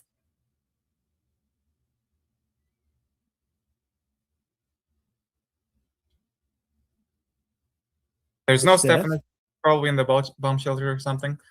So Ali is after. Oh yeah, you're right. I'll be real quick because I want Dajal to get his word in. I don't want to run out of time for him. Okay, so quick. Armin, do you still have the link I sent for Position's letter? It's the full letter, the 3-page one. Yep. Okay. So let me share let's not go through it right now because it's a bit of a read. But I just want to highlight how disgusting. We might have to go over it during the shows. Yeah, absolutely. Yeah, because you should go Goldie, through look at this on the show. Yeah, Masoud Pezeshkian just posted a full 4-page letter to the people of the United States of America. So we might actually have to read it during why don't you read it now? Because I mean, we are technically still in the show, so might as well. Oh. This is crazy. Okay. What did he write? Oh my gosh. Did he write remember how like Osama bin Laden wrote like a letter to Americans? Is this like the same thing? Remember Osama bin Laden wrote like a jihadi letter to like the United States, basically justifying why he did like 9/11 or something? Oh my gosh, this is It's more of like a if anyone had any sympathy for Pezeshkian and for the position he is, please don't. He is, with this letter, hijacked the voice of the Iranian people to make it their own, and he also took credit for all of the work that the Shah did. This letter is absolutely disgusting. Oh my gosh. Do you want me to read it? Ugh, go ahead. It's a bit of a read. I might have to take like a shot or something. Look. Okay. In the name of God, the compassionate, the merciful, to the people of the United States of America, and to all those who amid a flood of distortions and manufactured narratives continue to seek the truth and aspire to a better life, Iran, by this very name, character, and identity, is one of the oldest oldest continuous civilizations in human history. Despite its historical and geographical advantages, at various times, Iran has never in its modern history chosen the path of aggression, expansion, colonialism, or domination, even after enduring occupation, invasion, and sustained pressure from the global powers, and despite possessing What? military superior. Yeah, this is like not not during This is their like time. pure like Takia. Oh my gosh. Yeah. Superiority over many of its neighbors, Iran has never initiated a war. Yet, why is there a dot here? Yet, it has resolutely and bravely repelled those who have attacked it. Oh, okay. The Iranian people harbor no enmity towards other nations, including the people of America, Europe, or neighboring countries, even in the face of repeated foreign interventions and pressures throughout their proud history. Iranians have consistently drawn a clear distinction between governments and the peoples they govern. This is a deeply rooted principle in Iranian culture and collective consciousness, not a temporary political stance. For this reason, portraying Iran as a threat as neither consistent with historical reality nor with the present day observable facts. Such a perception is the product of political and economic whims of the powerful, the need to manufacture an enemy in order to justify pressure, maintain military dominance, sustain the arms industry, and control strategic markets. In such an environment, if a threat does not exist, it is invented. I don't know. It keeps on going for 3 more pages. Do you guys want me to continue, or are you getting bored? Because we could read the rest of it during our show. Yeah, people saying please stop. Oh my gosh, I don't even know if I can Okay. handle that. That's just Okay, let me stop. crazy. Like it's just literally just like 4 pages of like Durkha Jihad lies. Look. Actually, I just noticed something. Look at this, the second page. It's not even formatted properly. What? Look at the font size. Look at this. The font size here and the font size here is different, and it's a different font. Like here, like it keeps going with one font over here, and all of a sudden from here it changes to a different font. You would think that like, you know, the axis of resistance would be able to like Are we sure this is legitimate? I mean, look at this. It's why if I don't know why he has this gray check mark. So yeah, it is legitimate because it comes from his account. Look at this, which has a gray check mark. Why does he have? Why does he get to? I mean, I know so many officials from the regime lost their gray check mark, but he keeps it. He still has it. There's also some really weird punctuation on the 3rd page. There's a comma in the period and a question mark before a word. Wow. Oh no! You know what's happening? Because I think it was. Yeah, I know what you're saying. Let me bring it up here. Every time you see a punctuation like this, here, it's because this is supposed to be at this end, but for some reason they put it at this other end. I don't know why. That explains also the misplaced dots. That looks I like... don't know. Did somebody not proofread this before they posted it? Well, that looks like the kind of thing that might happen if you translate right to left language into a left to right language crudely. Yeah.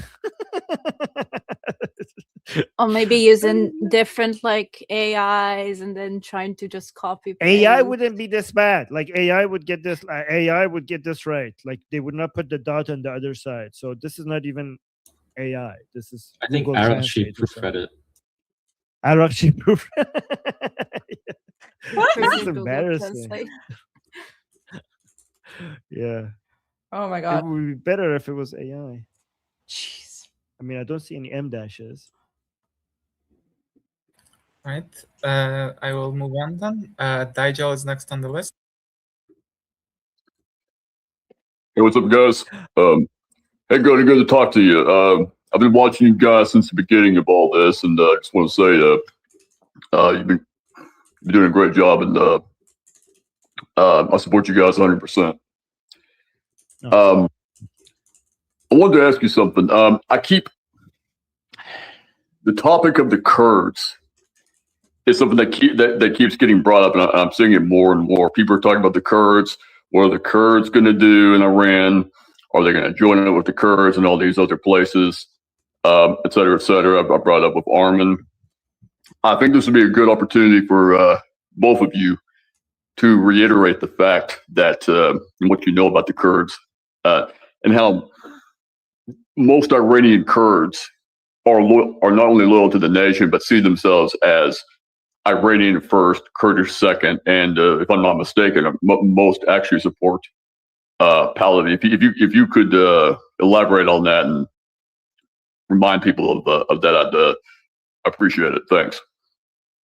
Yeah, absolutely. So Iran is a country, it's a nation that's been around for thousands and thousands of years, and we're comprised of various groups and various tribes. The Kurds, of course, are one of the, tribes, the Iranian tribes. I'm from a different tribe. I'm Lor Bakhtiari. Armin is, I think, Persian. And then, there's so many other Iranians from different, tribes. But ultimately, we have been a nation.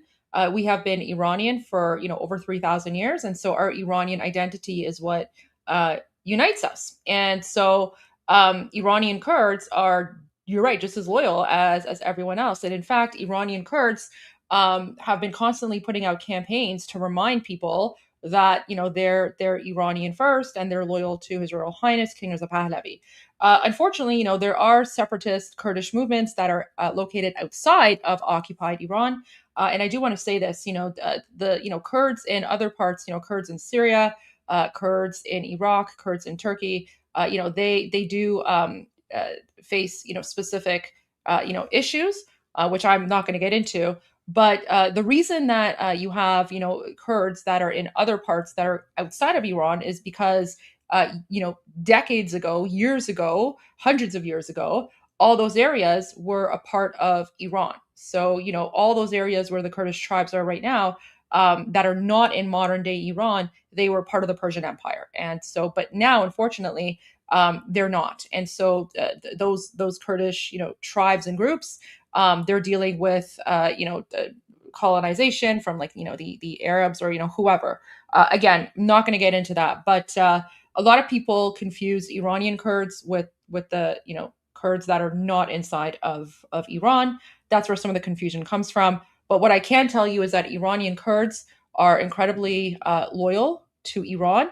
And Iranian Kurds are, in fact, the first line of defense when it comes to the separatist Kurdish movements. If you look at the origin of some of these Kurdish paramilitary groups going back to about 100 years ago, their origins, it goes back to communism, it goes back to the Soviet Union.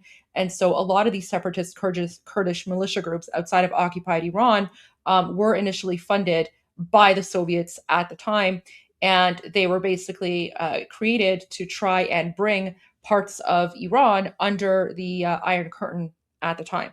But all I can say is that President Trump has made it very clear that no outside Kurdish military forces or whatever are going to be involved in this operation. Even the Kurdish groups outside of occupied Iran have made it very clear that they don't want to have any involvement. So when we speak about the Iranian Kurds, we're referring to Iranian Kurds. But again, this whole narrative of Kurd or whatever, to us as Iranians, kind of it's just annoying. And I'm not saying it to you because I understand where you're coming from and I appreciate the question so that we can reiterate it. So as a learning opportunity for everyone else, we Iranians, we actually see it as kind of racist when people try to differentiate us based on our tribes or which part of the country we're from, because that's not a narrative that exists within the Iranian political sphere. So when we're talking about Iranian politics in Persian, when we're talking about the revolution, when we're talking about all this stuff, we don't talk about what are the Baluch doing, or what are the Kurds doing, or what are the Lors doing, or Azari, whatever. It just that does not exist within our political discussions and conversations. It's just something that, for whatever reason, is being promoted or propagated by non-Iranians. And, it's usually in English. And a lot of this has to do with the Islamic regime pushing this sort of separatist narrative because they want people to think that, Iranians are divided, but we're not. And so, yeah, but thank you for bringing that up. And, Iranian Kurds are some of the most loyal.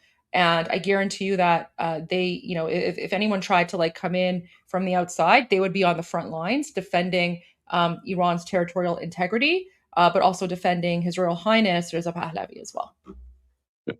Yeah, thank you for all that. I agree. Those are my thoughts as well. I just thought this would be a good opportunity to hear you reiterate this because, like I said, I've been hearing it a lot, and I think there's just a lot of people who've been saying this who don't know what they're talking about, and they don't. Some of them, I think, are just trying to cause trouble. So I thought this would be a good opportunity to remind people that this kind of racial enmity doesn't really exist among Iranians. It's just projection. Yeah, absolutely. And, Yeah. again, this whole concept of identity politics is a very sort of leftist, socialist DEI thing. And this Yeah. whole identity politics thing, it's not really like we Iranians were just sick of DEI and identity politics. So no, I appreciate that. Thank you for giving me an opportunity to speak about that. Yeah, no problem. Thank you. But I'm sure Thank you. Armin has a lot to add to that as well, because Armin is the resident No, expert just- on internal stuff too. No. You were so on point. I just wanted to give an example to highlight what Goldie said, because Goldie and I remember, guys, when Iran Revolution Live started, and we were covering the revolution in the streets of Iran. One city that kept on coming up again and again and again and again was Abdanan, right? Abdanan was one of the cities that turned into a role model for responding to Princess of Pahlavi's call to action. And they were some of the most fierce and some of the most bravest and some of the people with the highest showing. And their stories that came from Abdanan was one of the main cities that kept on coming up because of what the people were doing in Abdanan, right? And Abdanan is 75% Kurd and is 20% Lor and 5% mix. So basically close to 0% Persian. 0% Persian is majority Kurd. And that was one of the main cities that gave the strongest response to Princess of Pahlavi's call to action. And they came out and chanted Javid Shah, and that Pahlavi will return. And also, when it comes to this whole woke nonsense, there are some minority far leftist Iranians who try to import this woke ideology from the West into Iran, just in the same way that they imported communism from the West to Iran. A lot of our far lefty Iranian, wokes are basically inspired by woke people in the West, and they're trying to bring that into Iran as well. I've been in their groups. They call me Persian fascist. They're trying to copy, like in the West, how when somebody's white, they are like white fascists because they're white. So they're basically copying that and saying that if somebody's Persian, it's in their DNA to be fascist. They're going with the intersectionality points and privilege points and all of that nonsense. But that has been completely rejected by the Iranian people, especially because the Iranian people have already been harmed significantly from these imported far leftist ideology. So they're like, yeah, we're not going to let that happen again. Yeah. I wanted to add to that too. I wanted to say that looking at different races is not just a DEI thing. I notice people in Israel often talk this way too, because in the Middle East, people's interests largely vary by their ethnic or religious groups. So with all this talk about Baluchis and Kurds and what they want, without proper emphasis on how we're talking about specifically Baluchi separatists and Kurdish separatists, as opposed to the majority that are still Iranian, it feels like maybe Iran would also be possible to analyze this way, when in actuality, most of the ethnic groups see themselves as Iranian, and it's not like one against the other. Yeah, it's not like their Baluchi, their identity, their ethnic identity doesn't is not their collective identity, except when we're talking about, like, it only comes about when we're talking about our dances or culture or rituals or clothing. When we're celebrating the culture, that's only when, and sometimes for fun. So for example, one thing we like to mention is that Goldie is Bakhtiari, and that probably explains why she's so fierce, because Bakhtiaris are famous for being very fierce. So that explains a lot with Goldie. So sometimes we just have fun with it, but it's not a big deal. We just sometimes, it's just for entertainment and also enjoying the culture that each one of these ethnic groups brings to Iran. Let me move on to next on the list. Blake is next. Hey, so this isn't so much a question. I just really wanted to take this quick opportunity, since both of you are here, Goldie and Armin, to thank you for all the work that you've been doing for Iran and for us. Like, it's so helpful. The two of you and Mahar Tusi are like the three people that I trust on this issue. And you've also done so much to like tell people, hey, don't worry, Trump knows what he's doing, and keeping everybody sane when so many people are panicking. So I know Armin likes to say like we're soldiers in an information war, but if that's true, then I feel like the two of you are our generals or something like that. So I really appreciate it. And you guys are taking so much time, streaming 8 hours a day for 5 days straight now. Like, it's insane. And just know that it is really appreciated. So thank you. Thank you. That's very kind of you to say, Blake. Really appreciate that. Thank you. Thank you. No, honestly, like, you guys give us energy. Like, honestly, Armin, sometimes I wake up and I'm like, oh my gosh, maybe I should just like take a day to myself to rest. And then I'm like, you know what? No, now is not the time. I can rest and I can sleep when this is all over. So thank you guys, because comments like this gives us a lot of energy and keeps us motivated. But Armin, I can tell you that when Iran is free and all this is over, I'm going to take like a 2-week vacation. Like, I'm just going to be like, I need to, You deserve it. you as well. You need to take a vacation as well. But so yeah, but until then, like, it's an honor. And Armin and I we just kind of started this, and it grew organically. And I couldn't think of any better person to do this with than Armin. And Oh my God. Armin gives me a lot of motivation and strength as well. So it's just an honor to be here. And thank you to all of you for being here with us, because you guys are giving us the energy to continue. So you guys have really helped grow our channels and helped us spread the message. And you're the reason that Armin and I are able to do so many interviews with media around the world and to be like a real voice for the Iranian people. So thank you for that. It's your support. Goldie, I sometimes actually wonder that, because we've been doing this for a while, that when we start the show, you're thinking to yourself like, I can't look at this man's face one more time. Like, I'm so tired of that. Having to listen to Armin every single day. I need a break from this guy. No, not at all. Honestly, no. You know what? It's in fact the opposite. It's like, Armin, come on. Like, that's why I message you. I'm like, Armin, come. I need you. Right. So, no, it's actually the opposite. Like, honestly, if I had to do this by myself, because like I've shown pictures before, it's just me sitting here. I've got like my I've got my ring light, I've got my camera, and I have my laptop. Right. So it's just me basically speaking into like a camera for like 8 to 10 hours a day for the last 95 days. And Armin, if you weren't here, I would go crazy. So I'm very grateful that you're here. I'm very grateful. It's probably the opposite. You're probably like, oh my gosh, this woman again, I have to go, and she's going to like be bossy or like interrupt me or something. So I don't know how you have the strength and patience to keep up with me or deal with me. So, thank you for that. No, it's complete opposite. It's complete opposite. I'm always wondering, and when is she going to be like, okay, I'm done with this guy?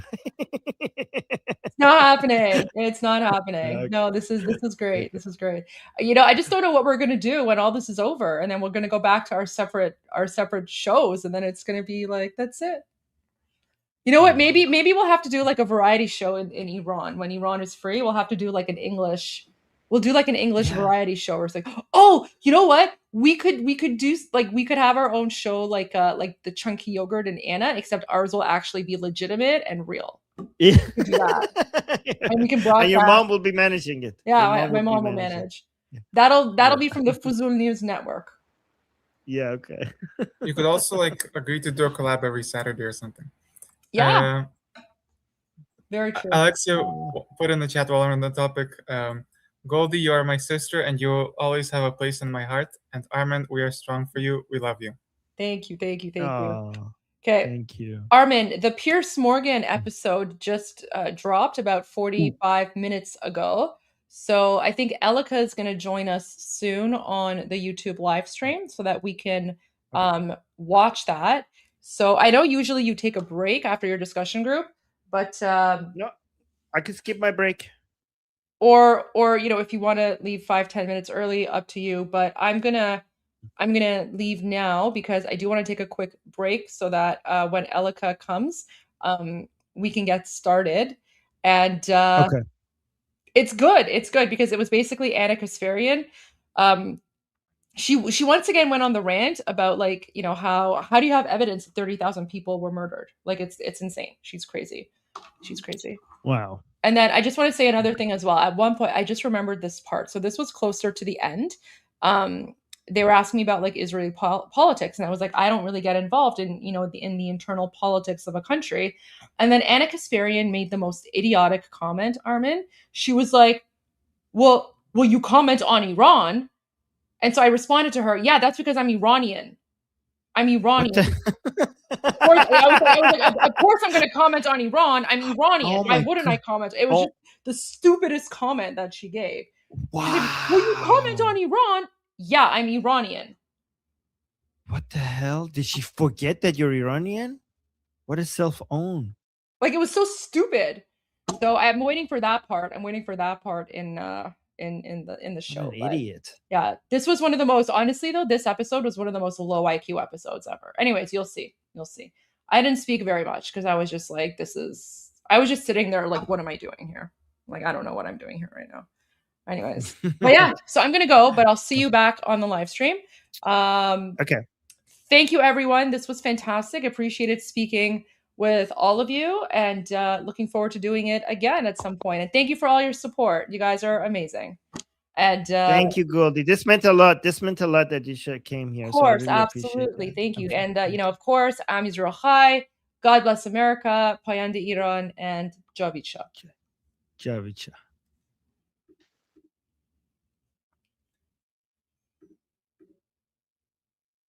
Hey guys, I'm back. Oh, Sohail is here. Hey, Sohail.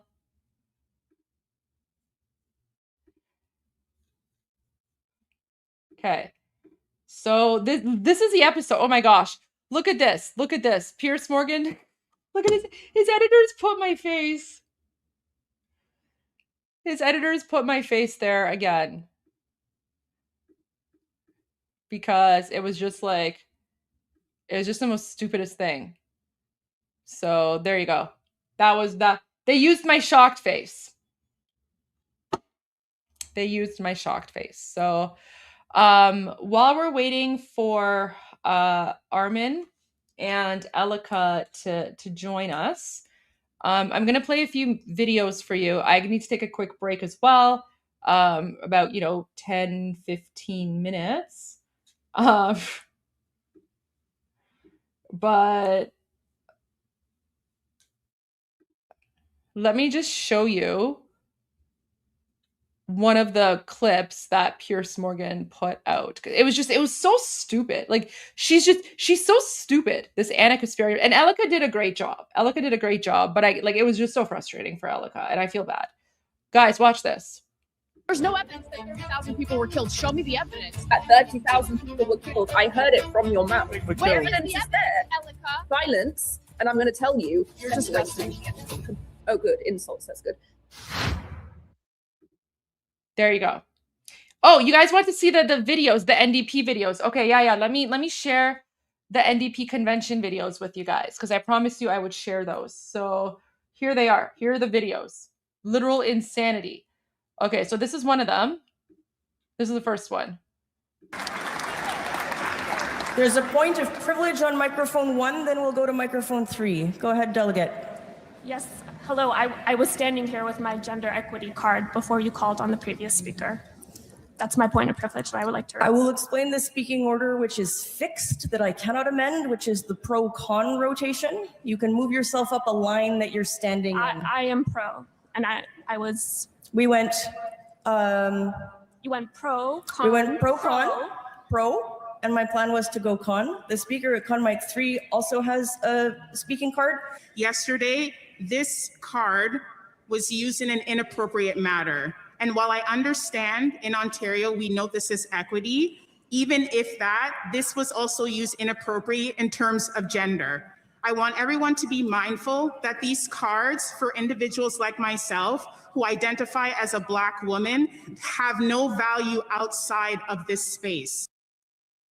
So that was the first video that I shared about the NDP convention. And then I think this is the second video. Yeah, this was the second one that I shared. Again, like utter insanity. Microphone 2, are you on this resolution? Yes. Microphone 2, please. My name is Mastura Tasneem. My pronouns are she, they. I'm from Ontario. Hello, bonjour. As we conduct this convention today and the past 2 days, right now there's discussions of 10,000 American men and women being sent to Iran. Good. Good, you crazy person. Good. Being deployed just to be part of this bloodbath. Canada cannot and will not be part of the legacy of blood that was shut up built in Iraq, Palestine, and now in Iran. You're not even Iranian. Like, this is what I get. Like, I don't understand why these like jihadi, non-Iranian Durkas are like, oh, we're so afraid, we're so concerned about Iran. Khafisha. Sorry. This is a no question debate. I call this question, Madam and chairs. Thank you.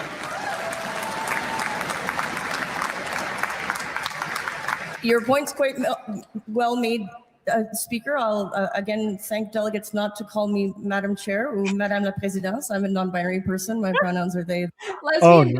Lesbian Hitler is offended by being called Madam Chair. Point's quite well made, Speaker. I'll again thank delegates not to call me Madam Chair or Madame la Présidente. I'm a non-binary person. My pronouns are they, them, and their. Chair is sufficient. Well, yeah, wow, congratulations for being non-binary. You've spoken to the resolution. It's not open to you to also call the question. If the question is the will of the House, someone else must call it because we heard from you in substantive debate. Okay, I was not aware. Weird rule. Microphone 4. Yes, thank you. My name is Fred Farhat Sufi. Unbelievable. How do these people, Goldie, how are these people alive? Like, I think they would go, like, I would expect them to go extinct. Like, the level of retardation is to a level that I think that they should have died by now from hunger or starvation or something. Yeah. Okay, let me share the preview video with you very quickly, but we're waiting for Elika, and then when Elika joins us, we'll go live. She should be here in about like another maybe 10 minutes or so. So if you want to take a quick break or do something. But look at this crazy preview video. There's no evidence that 30,000 people were killed. Show me the evidence that 30,000 people were killed. I heard it from your mouth. Where evidence is there? Silence. And I'm going to tell you, you're just wasting. Oh, good. Insults. That's good. Like, that's all she did. All Anna did was just yell, and then she would just call us disgusting. Like, that's all she did. She was just crazy. Like, it was literal insanity. There's no evidence that 30,000 people were killed. Show And she's still going on about, like, guys, President Trump himself said that we have evidence that, at least 40,000, if not more, were killed in those, first 2 days. President Trump himself has said that, and she's just going on with this, like, oh, there's no evidence. And I'm like, all right, fine, whatever. So anyways, so that's what we're going to watch soon. And then I guess they used this thumbnail with my face like that. because that's like the best that they could come with. Oh, let's see, Goldie. That's you. That's the Goldie. No, you have to go like that. The camera like that. Yeah, like that. So there you go. I love it. But okay, I love it. so let's take a quick break. We're waiting for Elika to come, and then as soon as she's here, we'll get started because that'll give you an opportunity to have a break as well. So guys, quick commercial break. Let me put something in the banner. How long do we have for? How long? I think maybe like 10 minutes. Elika should be here in about 10 minutes or so. Okay. Don't want to miss it. Oh no, we won't start. We won't start until you're back. So don't worry about that. Okay. Yeah. If you need like 10, 15, like if you need like 15 minutes, that's fine. You know what? How about this? Why don't we say we'll resume at in 15 minutes? So that's 5:10. Great. And I'll just make a note here. Goldie, if it wasn't because of you, I wouldn't be meeting so many great people, you know? I made, like, one of my greatest dreams in life was to meet Tommy Robinson, and he came to our show. And I'm like, is this really happening? I'm talking. Do you want me to tell him to come back? Oh, yes, please. Okay. Yeah. I'll reach out to him. I'll reach out to him. Yeah, Tommy's fantastic. Tommy's great. Yeah. Okay. All right, Armin, go eat. We'll be back in 15 minutes. Commercial break. Okay. See you soon. See you in a bit. Okay, guys. Let me pull up some videos here for you. And we will start with Project Vendetta in honor of, actually, you know what? Let's just go to Takbir. We'll start with Takbir, and then we'll go to Project Vendetta after. So we'll be back soon.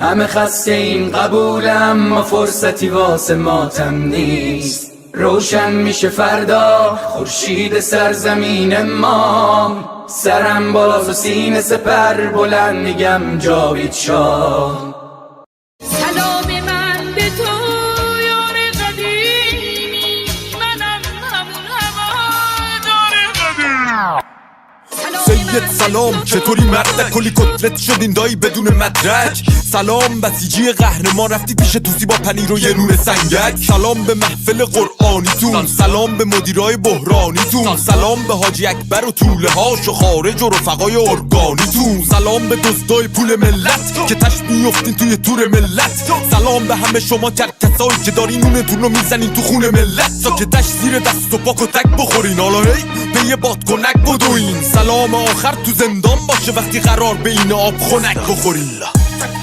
مرگ بر ملا متولی ننگ در دنیا ننگ بر دوتا مجاهد چپی بعد از ملا مرگ بر ملا متولی ننگ در دنیا ننگ بر دوتا مجاهد چپی بعد از ملا اینو بگذاریم به خاک میرسیم تجزیه طلبی که به خاک بیرسیم ایران مردمش وطن پرستن از کرد تا بلوچ بری به فاک میرسی توف به هر چی مرسی است توف به هر کی در پی تجزیه است توف به لوی و همونی که شیفته ی گل ملیگرا تو وطن خدا نفتی هست سر کردستان همه برپا شدن بلوچستان فدای مهسا شدن شم واحد که شیر و خورشید ما بقی جعلیا تنها شدن شادی باشه واسه همه در میهن کور بشه چه شهرچی اهریمن رخه رو بگی تا اون 6 کلاس سواد و خبرگان و مجد سری ترجیحن شبهای عروس و دامادی باشه برن سلامتی نوش کنن آبادی باشه مقصد کجاست میدون شهیاده به سمت اتوبان آزادی باشه سلام به نسل ندید پدیدا نبودیم ندیدیم قدیمتی ما شاه بود تو شادی کل میزدین حالا شاه بر میگرده پیک میزنین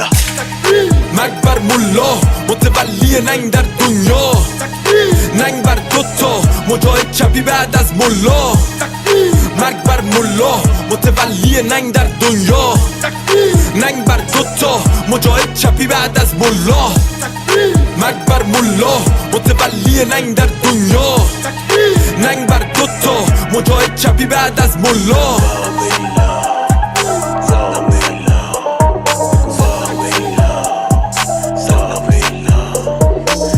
فاهنگ به این خوشگلی با نایده بود اسم این عشقاین رو توش بیاریم ولی خب لازم بود دیگه فکر کنم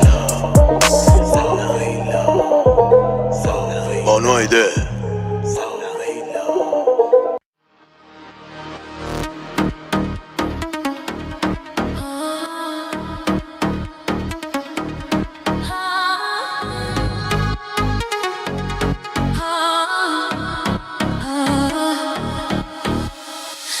آخرین نبرده پهلوی برمیگرده صدای ایران بلنده حق به حق دار میخنده اینا اینا اینا اینا اینا اینا اینا اینا اینا اینا اینا اینا اینا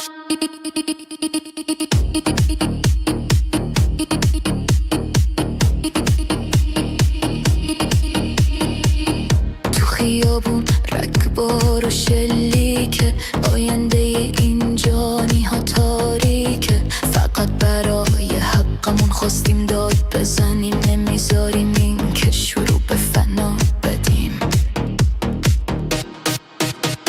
اینترنت و برق و آب رو قطع کردن توی دل تاریکی جنایت کردن چراغا رو خاموش کردن که خون بریزن مال دیگه از این خوندا گریزن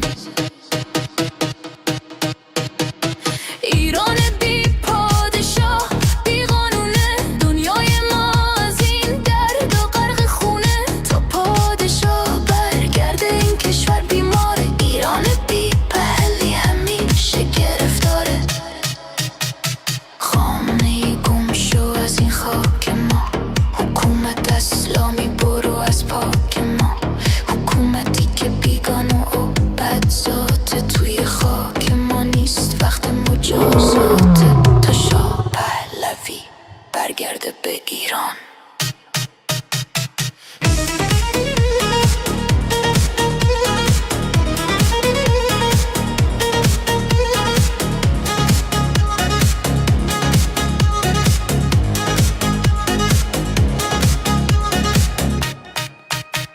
شما تروریست و قاتل و دزدید گلوی ملت رو با بیراه می جزید با خون ما این کشور رو دزدیدید از خشم این ملت مگه نترسیدید ما یه زندگی ساده و آزاد میخوایم صبح بدون ترس و فریاد میخوایم دوباره بیگان و مستی و لبخند بدون سانسور و زور و این بند خورشید و شیر دوباره تابان میشه پرچم واقعی توی جهان میشه ایران دوباره پارس و پر روره تا این شب تار نزدیک نوره مردم ایران ادامه بدین راه رو برای شاه باز کنین این ویروس رژیم رو پاک کنین جا بدین به عصر طلای ایران روی پا میمیریم نه روی زانو آزادی حقمونه اینو میدونیم تا آخر میجنگیم بدون ترس ایران آزاد نزدیک میبینیم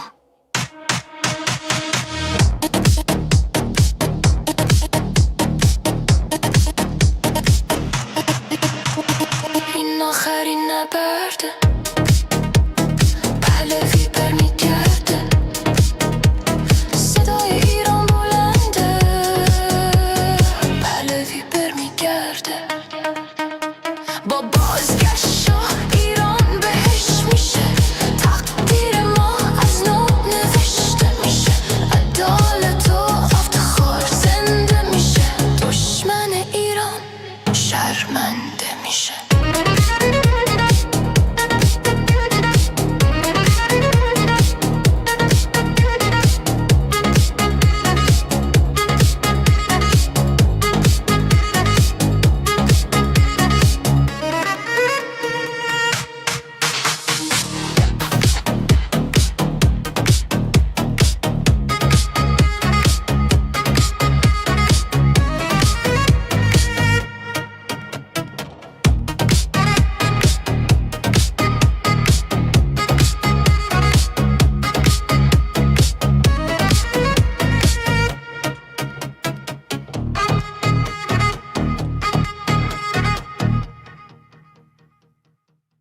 Let me tell you a story about a lion that came from the mountains.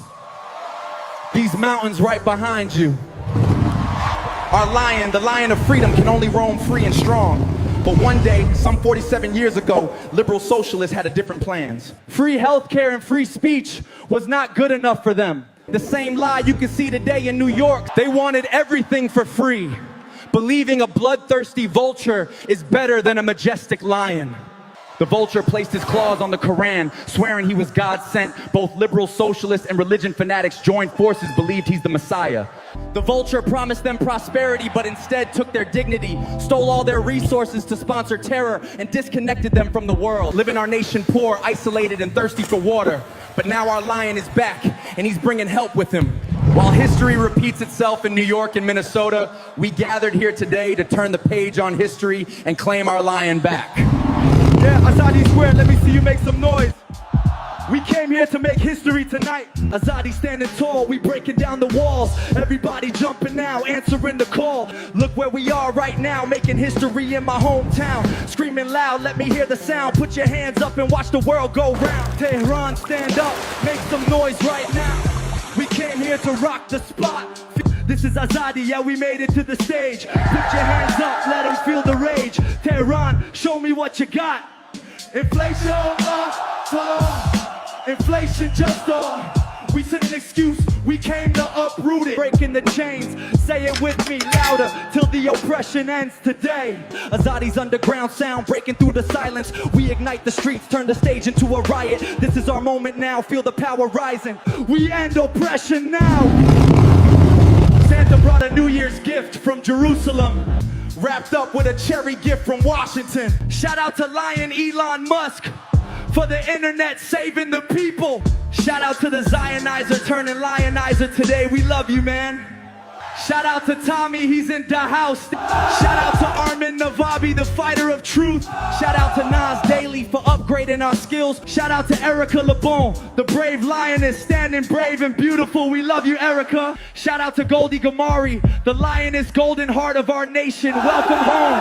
Also, Amjad Taha is in the house, the man who fears nothing but God and the truth.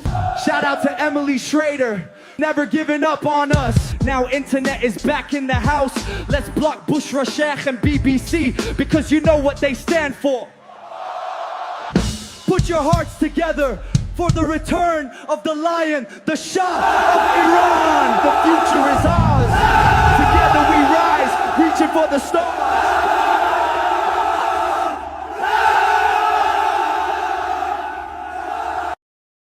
میاد روزی که سیمرغ ایران پالاشو کرده باز، که دیگه مردممون نشن قتل عام. میشکنه طلسم نسل ما، پیش ما خالی جای همشون، جزو خوبای تاریخن همه رفته ها. رو تخت بیمارستان میزنن تیر خلاص، هیلگر و سیب طلا نشون میدن زیر عبا. رگ آدم و حفا رو میزنن ما تیغ حلال. 72 ملت رو کشتن کجای سینه زن و لای داده مردم گم میشه آژیر گشت. مامورا تو پاره میشن زیر ماشین خشم. این دفعه گلستان نشد آتیش رشت، ولی زحاک فریدون بالاخره پا میشه تش. سر میکشه به فلک آتیش کینه آدم ها. مسجداتو میسوزن مثل سینه مادرها. طعم خون جوونا رو میچشه جانماز. ستون دینو میشکنه خیزش کافرها.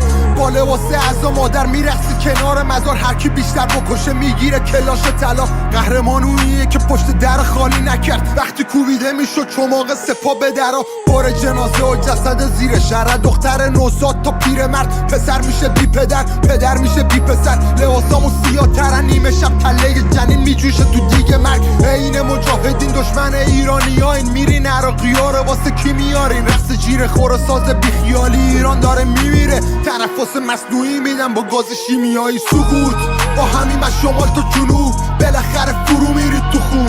رسیده کاردا به استخون، شما میرید و ما میمونیم. شیر و خورشید دوباره میکنه طلوع. سکوت با همین از شمال تا جنوب، بالاخره فرو میرید تو خون. رسیده کاردا به استخون، شما میرید و ما میمونیم. شیر و خورشید دوباره میکنه طلوع. عدود تفنگاشون مه شهر، توی جوب خون شناور کش سر. کی گفته مشکل ما معیشتی آبدانان؟ دونه های برنج از آسمون میواریدن مثل برف. گوشت ملت نظریه روی شله اجاق. تو تاریخ ایران پشیز دوره شما. تیرو میزنن تو گلو موقع شعار. تولدتون دلیل توبه خداست. حیف خاک ایران آخون میره ته لجن بعد سقوط زندگی میچسبه مثل کره اصل قسمت قشنگ قصه انقلابینه شما میمونید ولی پیچید به بازی سگه اصل جون ملت مفته مثل پول تو جیبا زن کشی میکنم برسم به موی هوریا حرف دل هممون بود خونه رو دیوار آسمون شهر رو روشن میکرد نور گوشیا گربه رو با تیر نزدم بدون منظور اسلامو چپوندن به ما به زور سرکوب خون با هیچی پاک نمیشه حتی سپا کل شهر رو بشوره هر روز وطن زخم و مشترک درد هم است نشونمون روی سر نظام حبس نفس آبی میشه رو نقش دوباره رنگ عرس ما نهانیم که زبونی کشیم از چرخ فلک سقوط با همیم از شمال تا جنوب بالاخره فرو میرید تو خون رسیده کاردا به استخون شما میرید و ما میمونیم شیر و خورشید دوباره میکنه طلوع سقوط با همیم از شمال تا جنوب بالاخره فرو میرید تو خون رسیده کاردا به استخون شما میرید و ما میمونیم شیر و خورشید دوباره میکنه طلوع مامان من میرم مامان من میرم اما همیشه با تو هم پروانه بنفشی دیدی منم ابرهایی در آسمان دیدی منم گلی که بر سر راحت افتاد منم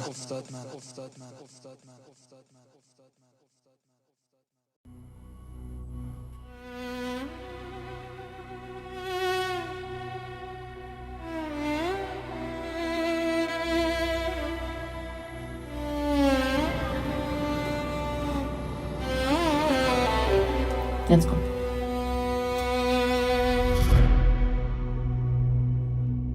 میخوام بگم از دلم از عشق به این میهنم به امید روز شکست دشمن شاه برمیگرده به وطن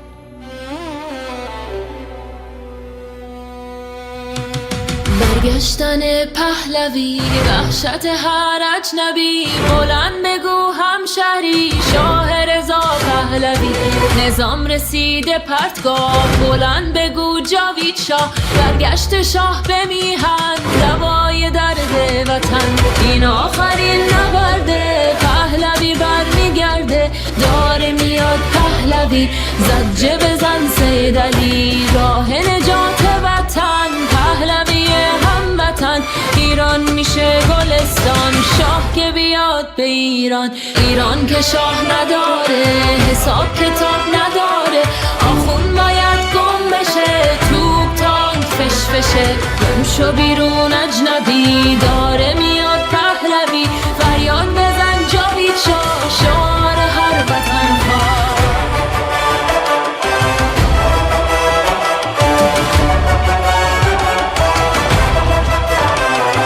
ما شاه میخوایم نه ملا بزار بشنوه دنیا ایرانی داد بزن شاه تو فریاد بزن برگشتن پهلوی وحشت هر اجنبی بلند بگو هموطن شاه رضا پهلوی فریاد بزن جاوید شاه شعار هر وطن خواه بلند بگو جاوید شاه شعار هر وطن خواه فریاد بزن جاوید شاه شعار هر وطن خواه فریاد بزن جاوید شاه شعار هر وطن خواه بلند بگو جاوید شاه شعار هر وطن خواه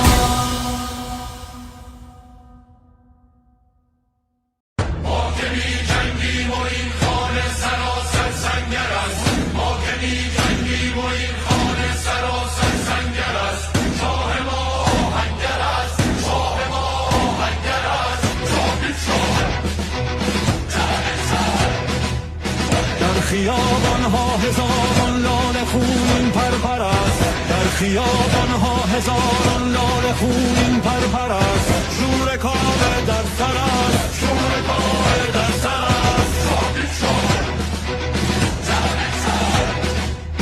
مرگ بر سرحاب گرید فاسد ترین فاسدان مرگ بر سرحاب گرید فاسد ترین فاسدان مرگ بر بنیادتان مرگ بر بنیادتان ما که بی جنگیم و این خانه سراسر سنگر است ما که بی جنگیم و این خانه سراسر سنگر است شاه ما آهنگر است شاه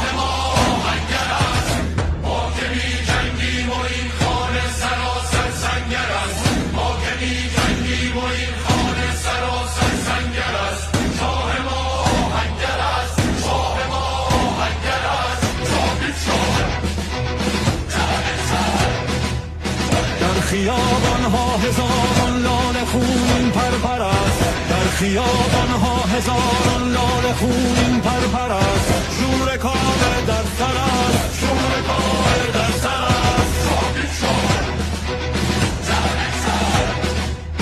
مرگ بر صحاب گویی فاسد ترین فاسدان مرگ بر صحاب گویی فاسد ترین فاسدان مرگ بر بنیادتان مرگ بر بنیادتان ما که بی جنگیم و این خانه سلاسل سنگر است ما که بی جنگیم و این خانه سلاسل سنگر است شاه ما آهنگر است شاه ما آهنگر است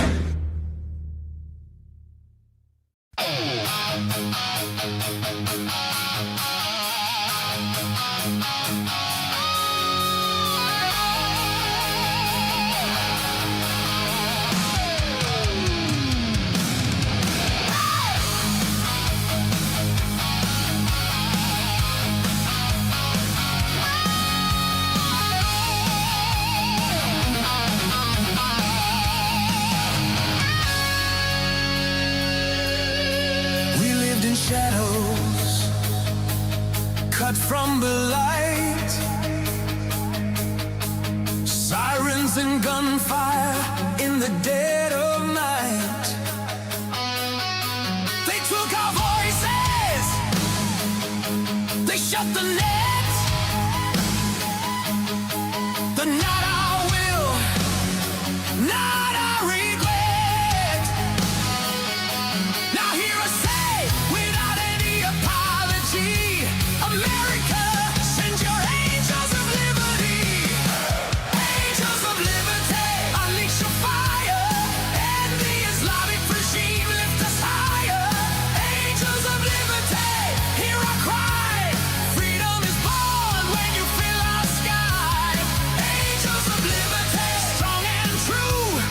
Our old ally, USA, we stand with you.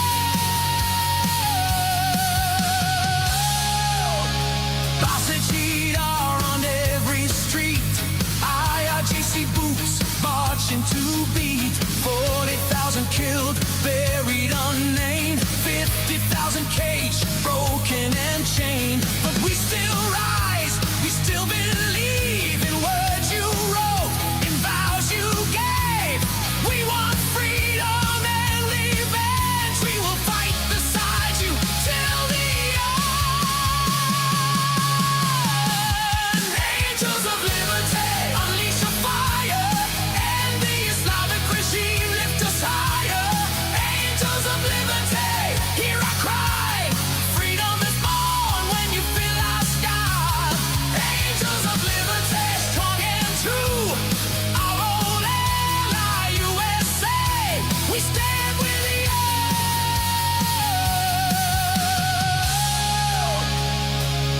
We stand with you.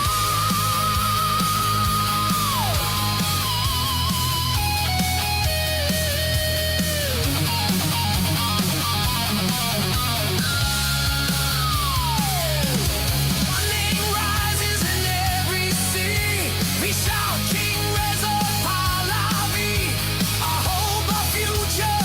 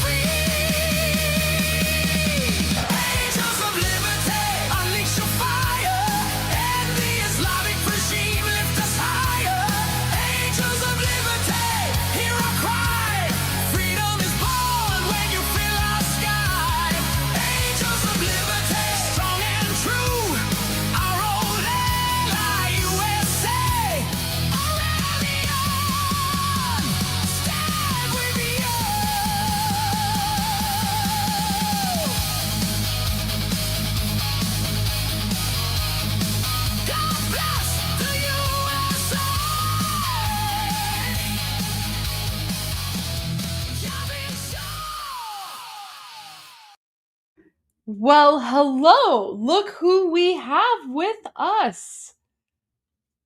Oh, your mic is not working. Okay. Elika is going to fix her mic. Okay, can you hear me now? Yes, the Woo! wonderful and Okay. lovely Elika. How are Hi, you? hi. Oh God, these are always just the Hello. days. Hi, hi, hi, hi, Great to everyone. see you. Hi, Great to see you again. It's so good. It's so good to see you guys. I don't know what it is. Well, I do know what it is, but these days, every time I do one of these things, it's like I just want to punch a wall, and then my mood is just bad for the rest of the day. Don't worry, because honestly, this episode was, I think it was pure garbage, right? It was just It was garbage. so low IQ.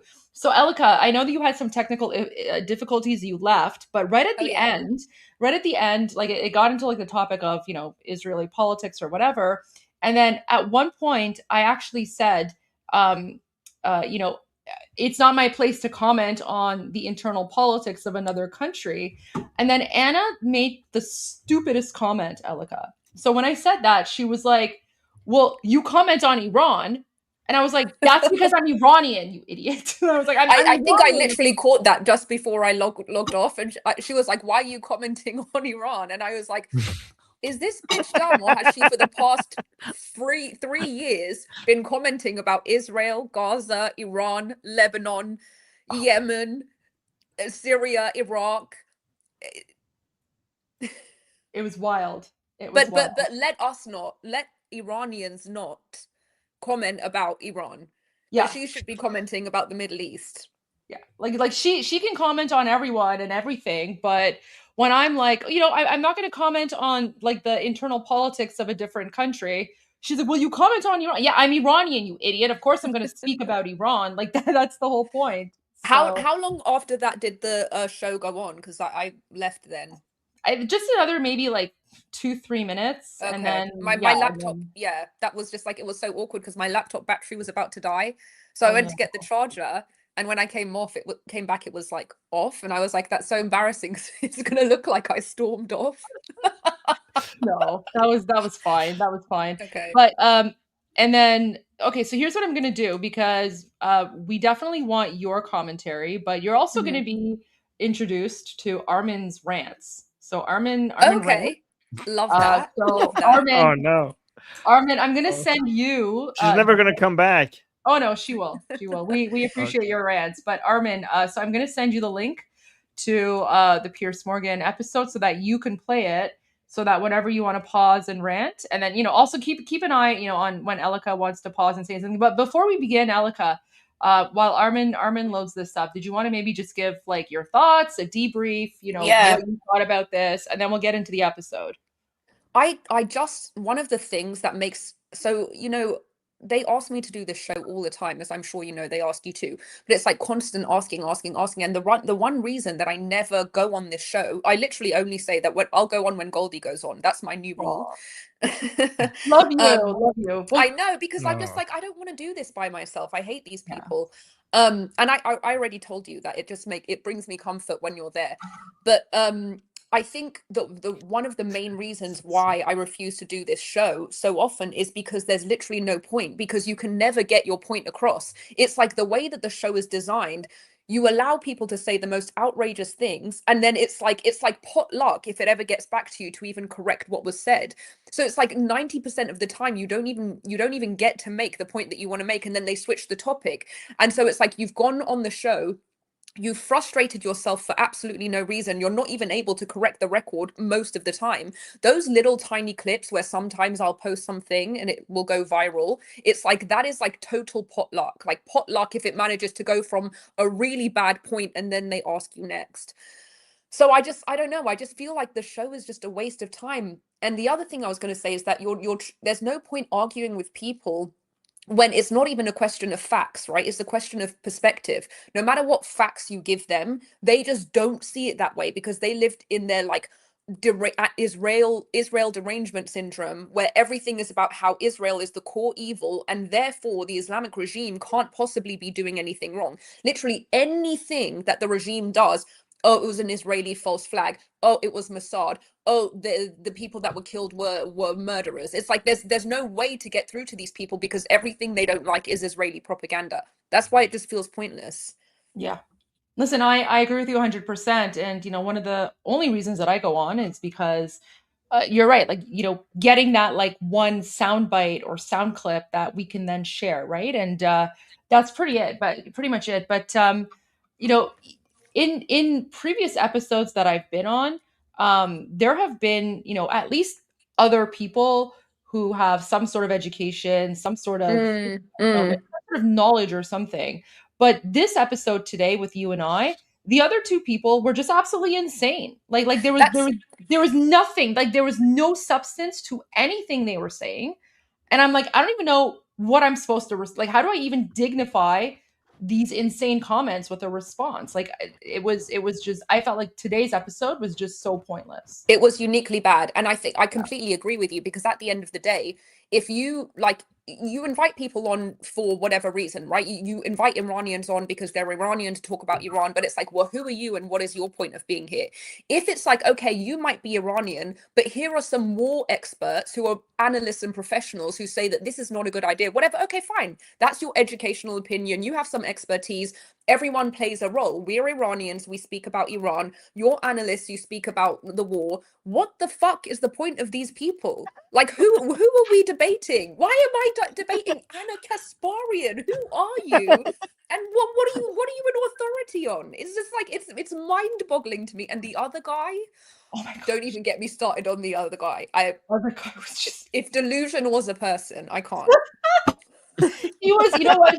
He was almost as bad as the Marine. I went on with this guy who was like this bald-headed Marine, and no disrespect to Marines, because we actually watched that episode after, and all the Marines were like, this guy, like, we don't claim him, he's insane. That guy has like, apparently he's got like a Palestinian wife, and like he's like part of the Green Party in the States or something. Oh, like, of course. Yeah, so like he was just as crazy. Yeah, so there's still like a few clips from that I have to share. But yeah, all right, let's just get right into it then.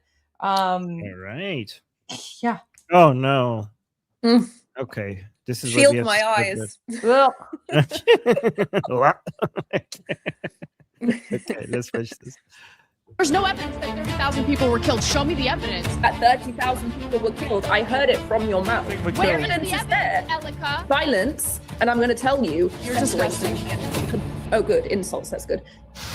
Okay. President Trump says the war in Iran could be over within 2 or 3 weeks. The aftershocks, however, even if that is true, will last for years. Trump has told the Telegraph newspaper in the UK that he's now strongly considering a move to quit NATO altogether. The biggest military alliance in human history is a paper tiger, he said, and Putin knows that too. In a press interview, this is what the former NATO Commander General Sir Richard Sheriff said to me. That Donald Trump has pretty much single-handedly torpedoed NATO as an alliance. 2 months ago, Donald Trump threatened to attack the territory of a NATO ally, Denmark, over Greenland. Nobody has forgotten that. Europeans will not forget that. That is a grotesque breach of trust. I think the special relationship is a fantasy put about, if I may say so, Piers, by the media and politicians. Well, just about he actually never threatened military action, but okay. Everybody agrees that NATO and Europe have been complacent about living in the comfort of US security. That's why, at Trump's insistence, they're all ramping up spending, and so they should.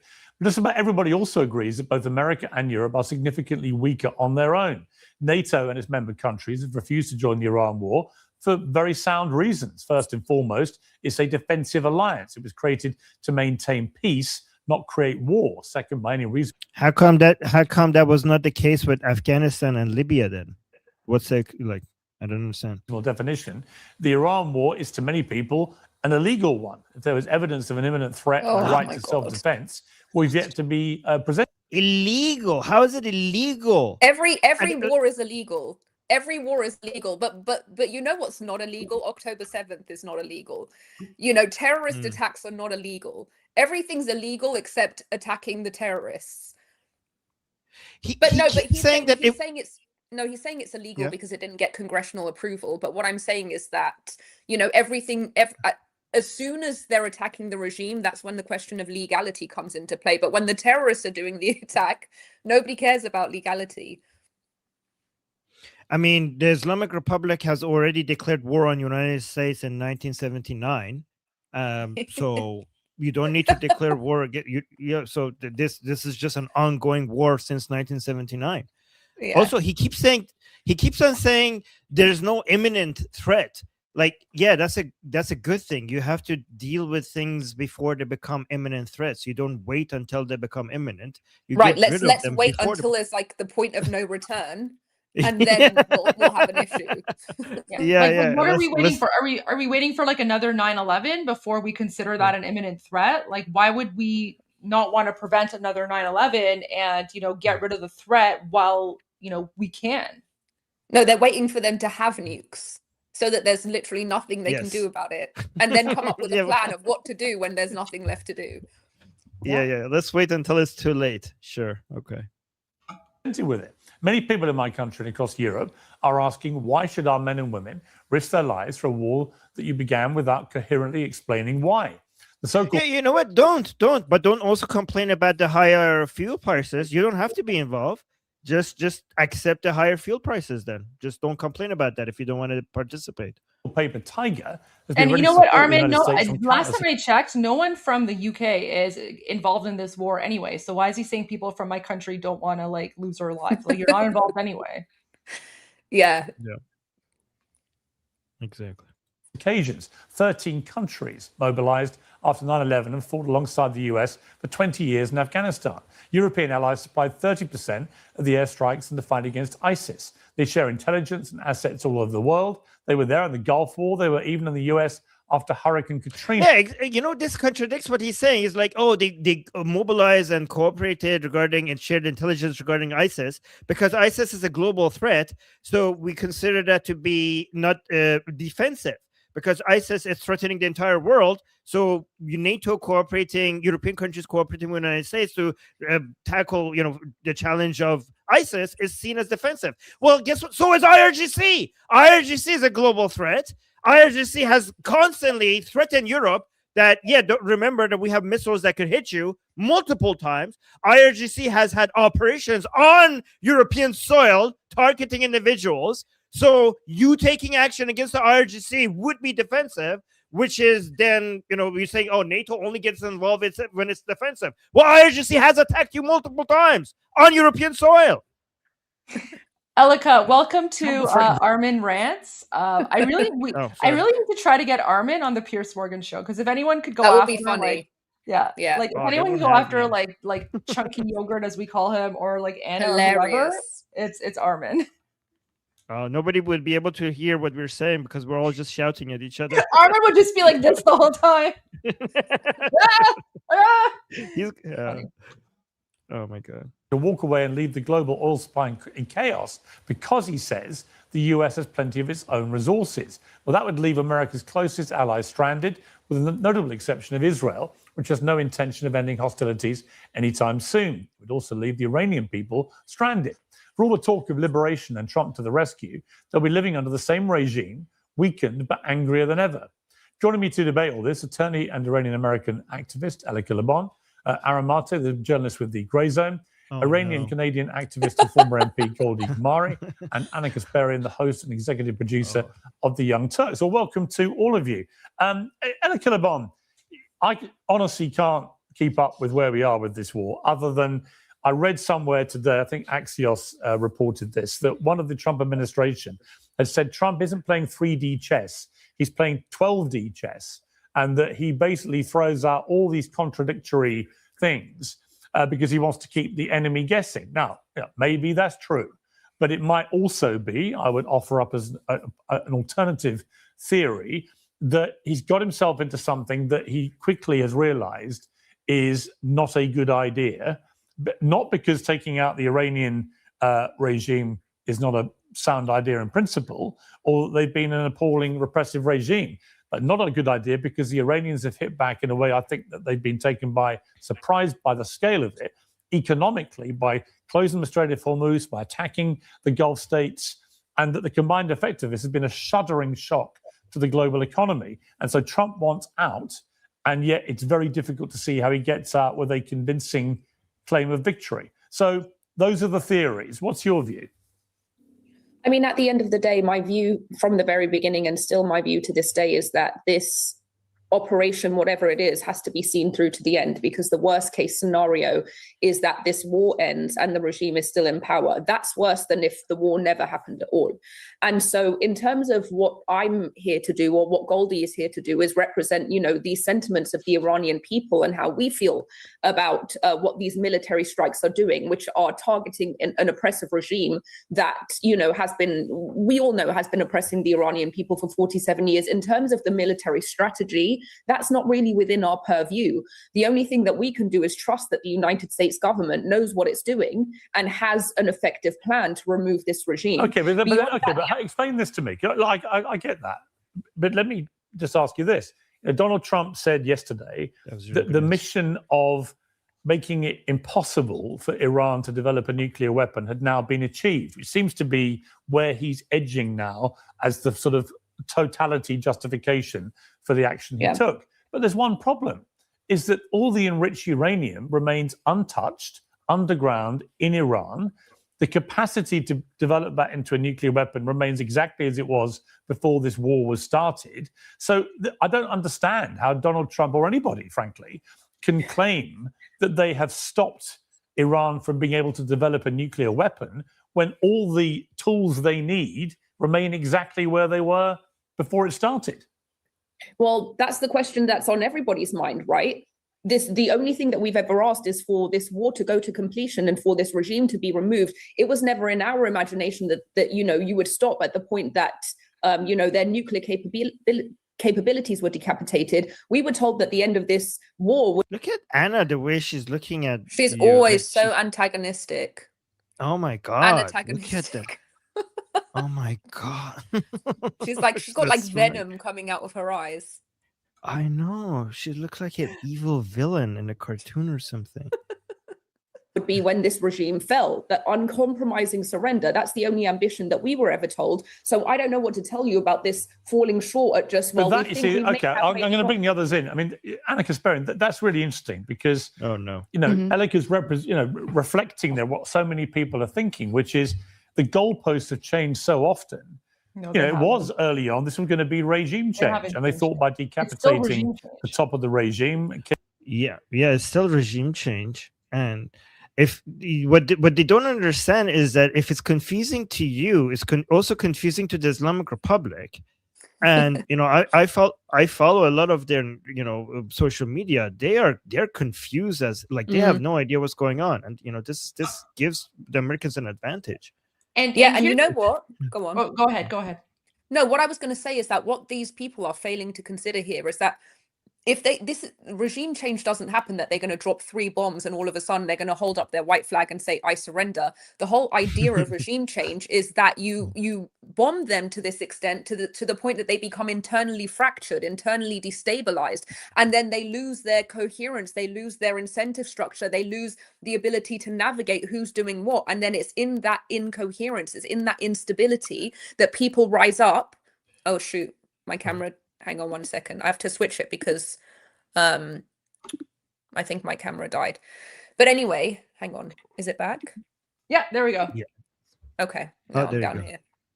So the whole point is that let me get into the light. The whole point is that you're supposed to destabilize them through this campaign, and that's what leads to regime change. So I don't know why they're sitting there saying like, oh, we've been bombing them and regime change hasn't happened yet. Well, it was never going to happen like this. The other thing as well is that like CENTCOM, you know, President Trump, Israel, and of course, like Reza Pahlavi have all said now is not the time to go out, right? They've said stay inside because it's dangerous to go out. We're in a military campaign. Bombs are dropping. We don't want civilian casualties. Stay indoors. When it's over, we will give you the signal and then you can go out. And I've said this before as well on Piers Morgan, but it's just this like stupid narrative that he keeps on pushing, right? Because the leftists eat it up and they love to go with that narrative, which is just so stupid. Also, how many days has it been? People are like, I don't know, is this like a TikTok or what? That people have no patience. Like, It's a TikTok like if war. you look, It's a TikTok war. yeah.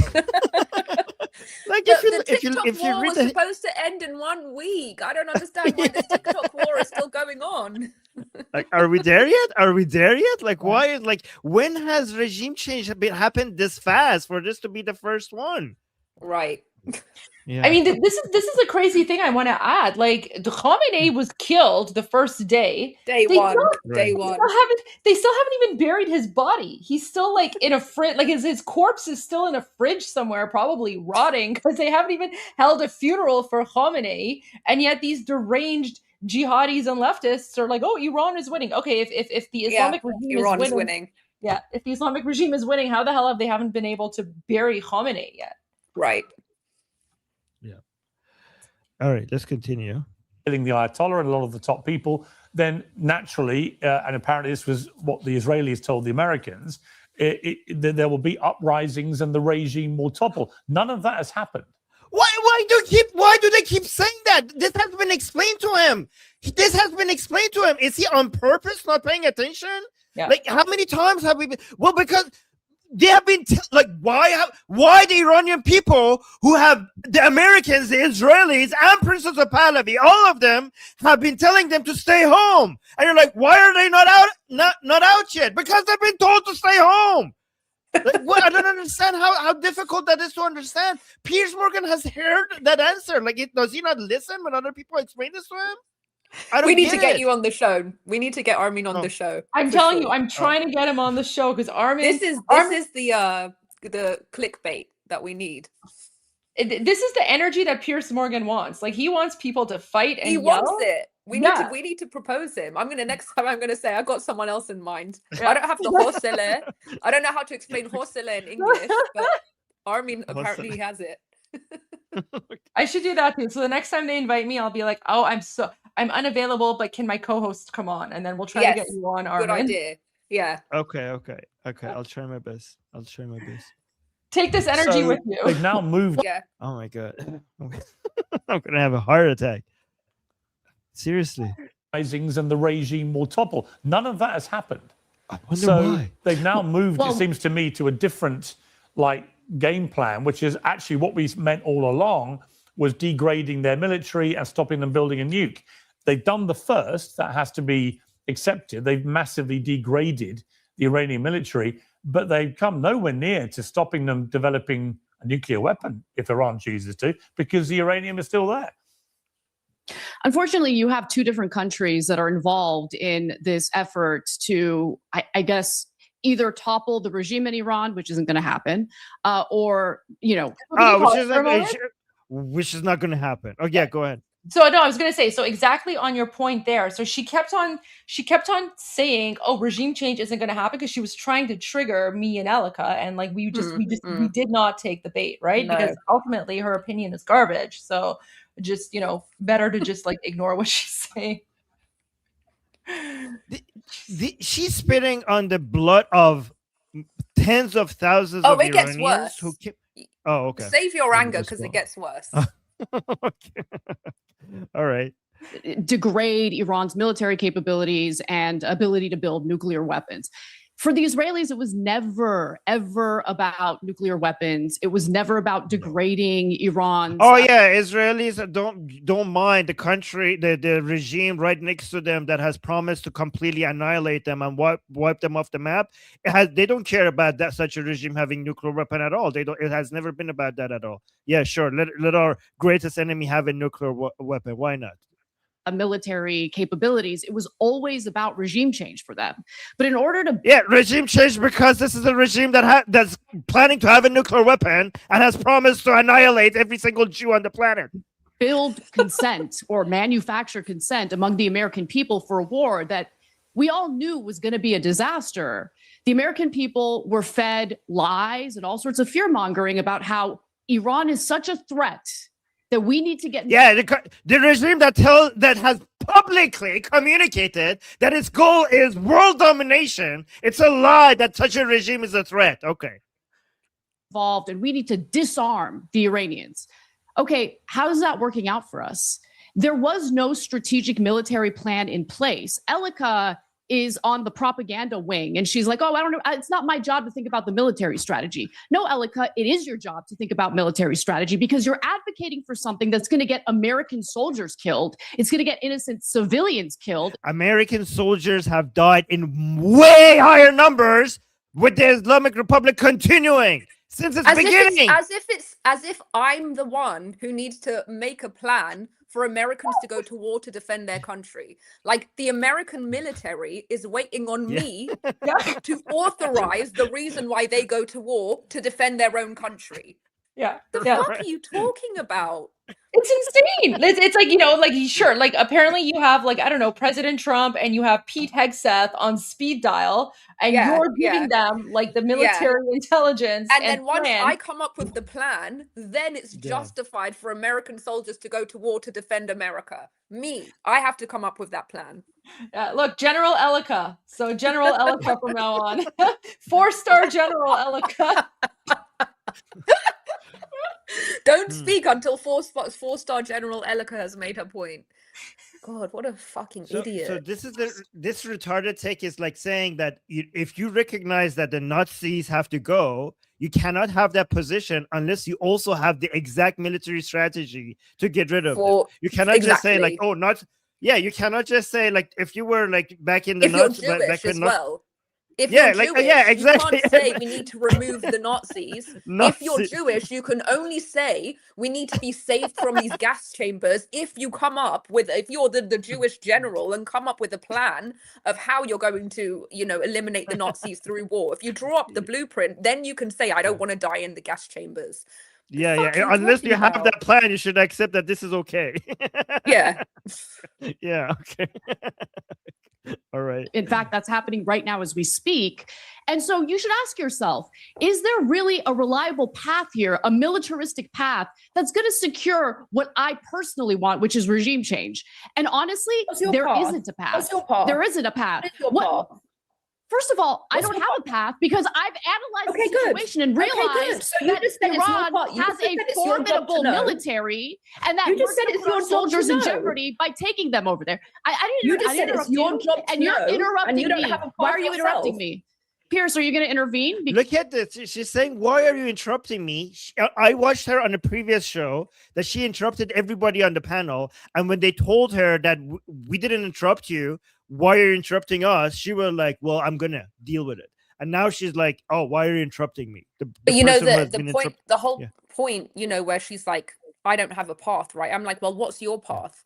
And it's like, there's no point pressing that point, right? Because her whole thing is like, there is no path because we don't need to have any type of war with this regime because they're not a threat, right? So it's like, this is why I'm saying like facts don't work on these people because it's their perception in their mind. They're like, why would we go to war with this angelic regime that has only brought beauty and grace to our world?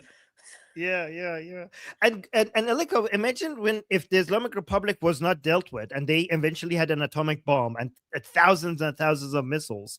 Do you think like would more Americans die because of that, given that they have already been killing so many American soldiers? Once they get to a position that they realize that nobody is ever going to try regime change on us anymore because we're like North Korea, we're untouchable now, they're going to go with impunity. They're going to go at American soldiers and all other Western civilians and non-civilians as much as they want because they know like you're stuck with us forever. So American soldiers will be more at danger if you just allow this path to continue. Yeah. Anyways. Because she's interrupting me when I didn't interrupt her. I think that's a fair comment. You shouldn't interrupt each other because we can't hear either of you when you do. So I appreciate it. It is important to ask yourself, as you're advocating for military action, whether or not that military action is going to secure the gains that you're advocating for. And if you looked at the landscape, if you looked at the terrain in Iran, if you looked at what Iran is capable of doing, the fact that they control the Strait of Hormuz, you would think about all these elements before. We have thought about those elements. The Strait of Hormuz would it be shut down if the if you allow the Islamic Republic to continue this path, if they became an atomic power, then of course they're going to shut down the Strait of Hormuz. They will shut it down. Elika, think about this. Think about if the Islamic Republic became like an atomic power, and they know that now if we close the Strait of Hormuz and collect toll from everybody going through it, nobody is going to be able to complain because nobody is going to be. So you would, like, given that you see right now that they could do this, you should be for regime change even more, because you would realize that once they gain nuclear, they will like, put yourself in their position. If they go full nuclear, and they know that now forever we could close the Strait of Hormuz and control this area and nobody will be able to stop us, they will, and they know the whole world relies on the energy that comes out of this area. Like, yeah, we're going to want our share because we're going to control the Strait of Hormuz and collect our money every time a ship wants to go past, and nobody's going to. So you would have what you're experiencing in the past few weeks, if the Islamic Republic became nuclear, would be the default forever after that. Or spouting off about getting the United States involved in a war that isn't going to secure what you think it's going to secure. And when she talks about the terrain and you're not going to be able to do this and do that, she still doesn't understand. Do you know where she got that from? She gets that from NIAC.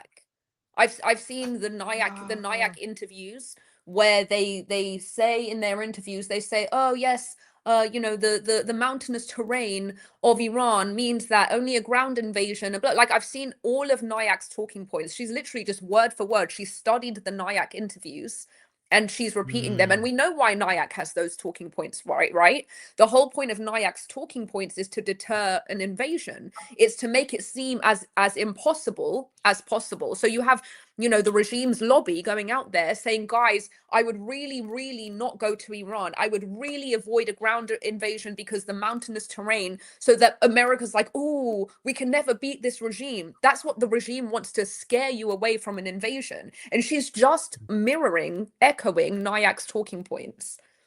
Which means that she's echoing the Islamic Republic. Exactly. Well, we know that. The Islamic Republic loves her. They used her used her words to put a bounty on mine and Goldie's head. Don't forget the laughing hyenas. Oh yeah, you're right. They repeated exactly that. You're right. They took her clip, they took her words, and they used it to put a bounty on mine and Goldie's head. And they even put her in the Fast News Telegram chat. Wow, you should. They love her. They love her. She's their favorite advocate. Unbelievable. And also you know, when she keeps saying like, oh, it's hard to invade and stuff, they still missing the entire point that regime change is not supposed to be done by US or Israeli, you know, military. They still discounting how the main part of this equation is the Iranian people. Yeah, so they say like, oh, it's mountainous. Well, the forces that are supposed to do regime change are already inside Iran. They don't need to invade Iran. They're in Iran. Yeah. Yeah. Right. There isn't going to be regime change in Iran. And by the way, I think it's disgusting that we are dragged into a war on behalf of a foreign country that does not plan to put any of their boots on the ground. Not a single IDF soldier is planning to be on the ground. That's a really interesting point. Let me bring in Goldie Gamari. It's not interesting point at all. It's because it's not their specialty. It's not their specialty. Like, the Israeli forces do not have enough manpower, or you know, they only have ground forces to go to Lebanon and Gaza. They don't have this. Nobody even asks them to do so. But it's not even Israel's war. That's the whole point. It's Israel and the United States war. So if the United States wants to deploy its own troops, that's its own decision. That's the whole point that she keeps missing. Why should our troops go to war for Israel? No, your troops are going to war for America. That it's like they take away agency from everyone and only give it to Israel, right? Israel is the agent, the decider, the one with the agenda. America has no agency. The Islamic regime has no agency. The Iranian people have no agency. Everybody is just a sucker for Israel. That's just part of the propaganda in her head. I've done a few of these now, so it's become blurry. Elika, were you there when the general was there as well, and then he basically said to her, like, you're insulting us by saying this? Oh, and, like, no. I was with the general with Cenk, not with Anna. Okay, so I think I was with the I think I was there too, but there was a different general. Yeah. And then I guess yeah, that was probably me on my own. But this like American general, before he even started speaking, he basically said to Anna, like, don't interrupt me. Like, I know what you're going to do, so don't interrupt me when I'm speaking. And then he basically said that what she's saying is really insulting to the U.S. military. And, like he said that we take offense to people like you, saying this kind of stuff about our soldiers. And, they know what they're getting into and they're here to, sacrifice their lives and all of that. So like she doesn't realize this, but what she's saying is actually off-putting from what I've heard. Is that like this is very, very off-putting to people who are serving or who have served. Right, it is because you're undermining the agency of the and this is the thing, like the whole thing is upside down because she's claiming to be pro-America, but she's against everything that America is trying to do, right? Mhm. She when I spoke to the FBI about this death threat with her and everything, it's like the FBI is like trying to protect us from people like her. Do you know what I mean? Like we're all on the same side. The American government, the FBI, the military, all of us are on the same side in recognizing that this is a terrorist regime that we need to be kept safe from. And she's on the opposite side. She's on the regime's media channels. She's the one that they're using her words for their death threats against people on American soil. Like she is not pro-America. She's just using pro-America as a shield to disguise her pro-regime shit, her Nazi shit. Yeah, exactly. And the relationship, by the way, is the other way around. Like like they keep acting like Israel controls U.S. policy, which is retarded because U.S. policy is there's so many industries, so much money, so much lobbying groups, so much like people's votes. There's so many things that goes into what eventually United States as a country makes it. And these people are just simplifying it all to Israel wants this, and it happens. Like the relationship is actually the other way around because United States has a lot more influence on Israeli politics than Israel has over American politics. Well, even President Trump said earlier on, he said that because someone asked him, like, is this something that Israel like dragged you into? And President Trump is like, absolutely not. I made this decision. And in fact, I convinced Israel to join this operation. So by her even saying this is like directly insulting President Trump. And she's basically saying that President Trump is so, stupid that he can't make an independent decision as commander-in-chief of the United States. So it's incredibly anti-American. And it's just basically just insulting President Trump over and over. Yeah. All right, let's continue. Talking back to uncensored, because it seems to me, look, I'm not a military expert, but a lot of my family has served at high level in the British military. And there is only one way to get that enriched uranium and therefore be sure that you can prevent Iran in the future developing a nuclear weapon, because they're very advanced as it is with this uranium. And the only way you can do it is with ground forces. The problem is it's incredibly dangerous, that operation, because of the terrain there, because of the way you would have to do it, because of the embedded defenses that the Iranians clearly have, the drones they have, and so on.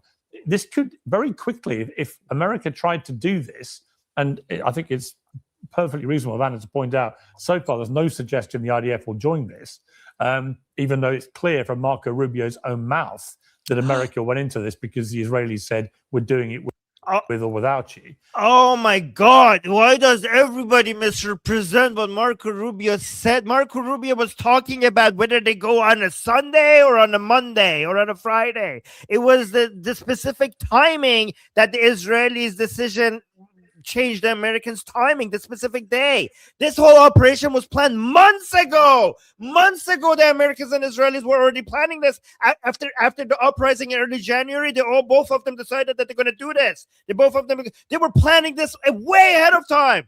It wasn't because of the Israel. That specific thing that Marco Rubio was talking about is something that the Israelis figured out and they wanted to take action on, made the Americans also just do it a little bit earlier. Not that it made them want to do it. Oh my God. I don't know why people don't listen. If it becomes a ground war, this could become very quickly disastrous. I mean, do you accept there's that risk here? There's always a risk in everything that happens, but I mean, ultimately, we're dealing with the most powerful military in the world, the U.S. military. Their intelligence is top notch. President Trump himself has said that the reason that he decided to begin this as he calls it, an excursion into Iran is not because of Israel, it's because he assessed the threats to the United States. And, obviously the commander-in-chief of the United States of America has way more intelligence information than, just random podcasters on YouTube. So, I trust President Trump. I trust his analysis. And Pete Hegseth has also said that the vast majority of the Islamic regime's ground forces, it has been destroyed. Their drones, their missiles, everything. So the only thing that's really left of the Islamic regime is just their paramilitary forces. In fact, they're so weak that they're now not only bringing militia groups from Iraq, but they're now actually conscripting 12-year-old children, which is a war crime. So the Islamic regime is now using children to But fight. if they're that weak, all right, look, let's take for a moment your premise that they've can I been just say, almost obliterated. Yep. I think what's really good about you, Goldie, is that you always remain calm in these situations. I really admire the way that you just remain calm, because every time this woman or one of these people speak, it's like I can feel my nervous system just getting like, and then when I speak, I'm like, yeah, well, it's even though I'm not shouting, it's like I'm on edge because these people drive me crazy. But I love the way that you just stay calm and don't let these people phase you. Thank you. I mean, politician, right? So I have that experience. Listen, I've dealt with so many idiots in the last 10 years of my life, especially in politics, that this is how I am. I mean, I believe me, internally I'm screaming. Like internally I'm just like "Chafesho," like, but I can't say that in on Piers Morgan. I think I did. I think I told her to shut up somewhere in this interview, and she was like, "Don't tell me to shut up." Yeah, I told her to shut up. I was like, "Oh, shut up." I can't remember what point, but it's gonna come at some point. Okay, but you know what? It's a nice balancing, because you're there, like you're fiery, like you call them out, and then I'm just kind of there, and like I just go boom, boom, boom, fact, fact. And you can tell Piers Morgan didn't like where I was going with that, because he interrupts me here, right? True. Because I basically said, I'm like, President Trump, like, why would we listen to some random podcaster on YouTube over the commander-in-chief of the most powerful country military in the world, right? And the intelligence, like you said, the intelligence that they have. Exactly. So. Yeah. Okay. Which I keep hearing. Okay.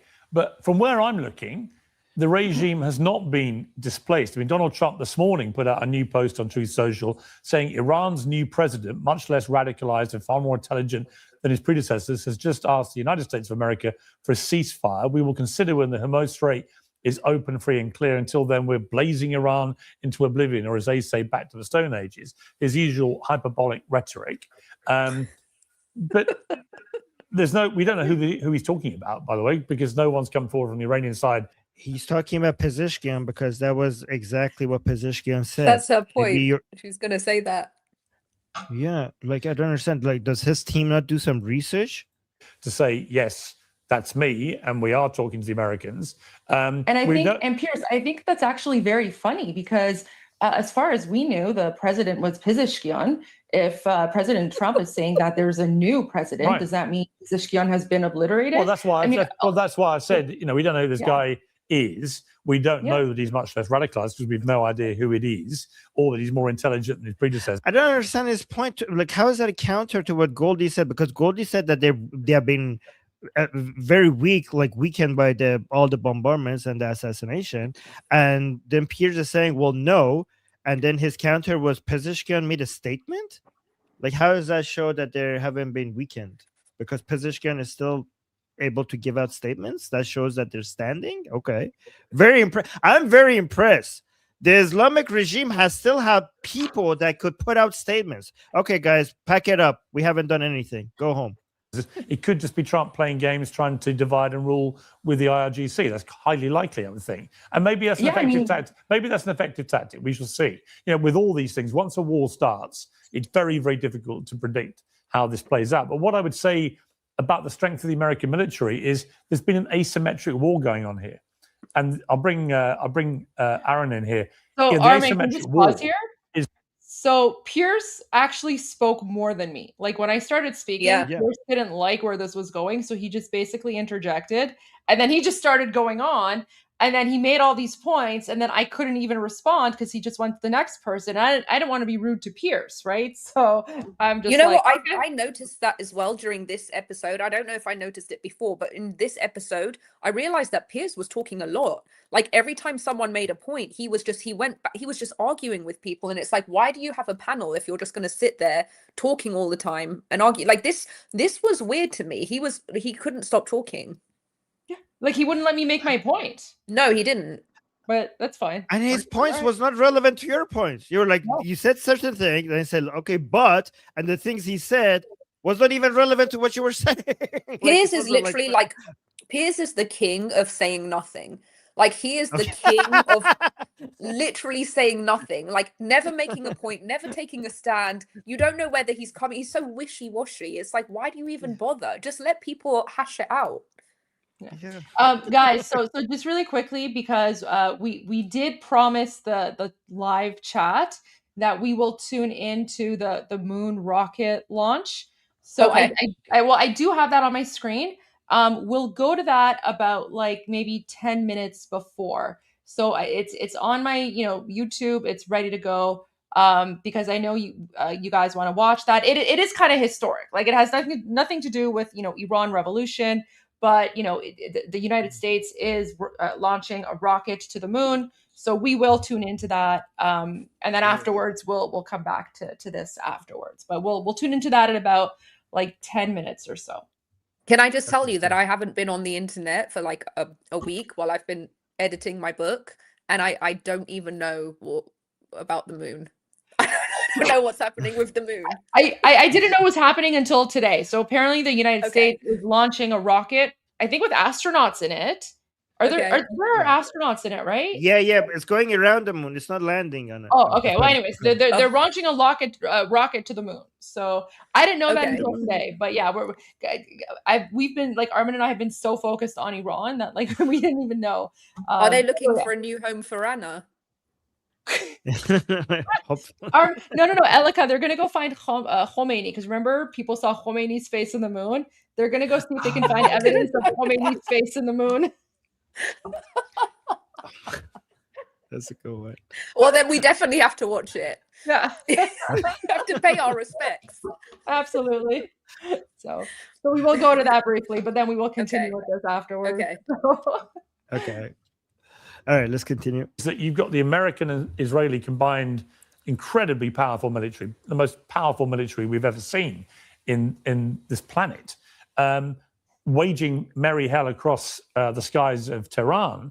But at the same time, the Iranians, like I said earlier, very skillfully and with great cunning, it has to be said, doing a very effective job in economically strangling the world through the Strait of Hormuz, and also strangling. How is that very cunning? Like, hey guys, if you pass the ships here, we're gonna throw drones at them, and we're gonna drop some mines in the Hormuz Strait. Wow, so genius! These people are so cunning. They figured out that if you put some mines in the Hormuz Straits and threaten people with drones, they could close the Hormuz. Everybody saw that coming. Like everybody saw that coming. This is not really genius. It was the obvious play. The economies of the Gulf states, its neighbors, by attacking refineries, by attacking tourist areas and so on. This has been very effective. I think far more effective than the Americans and Israelis thought may happen. So you've got two wars going on here. I mean, like when you say thought, like this has the fact that the Islamic Republic, this is their strategy, if ever it comes to this, has been discussed for decades.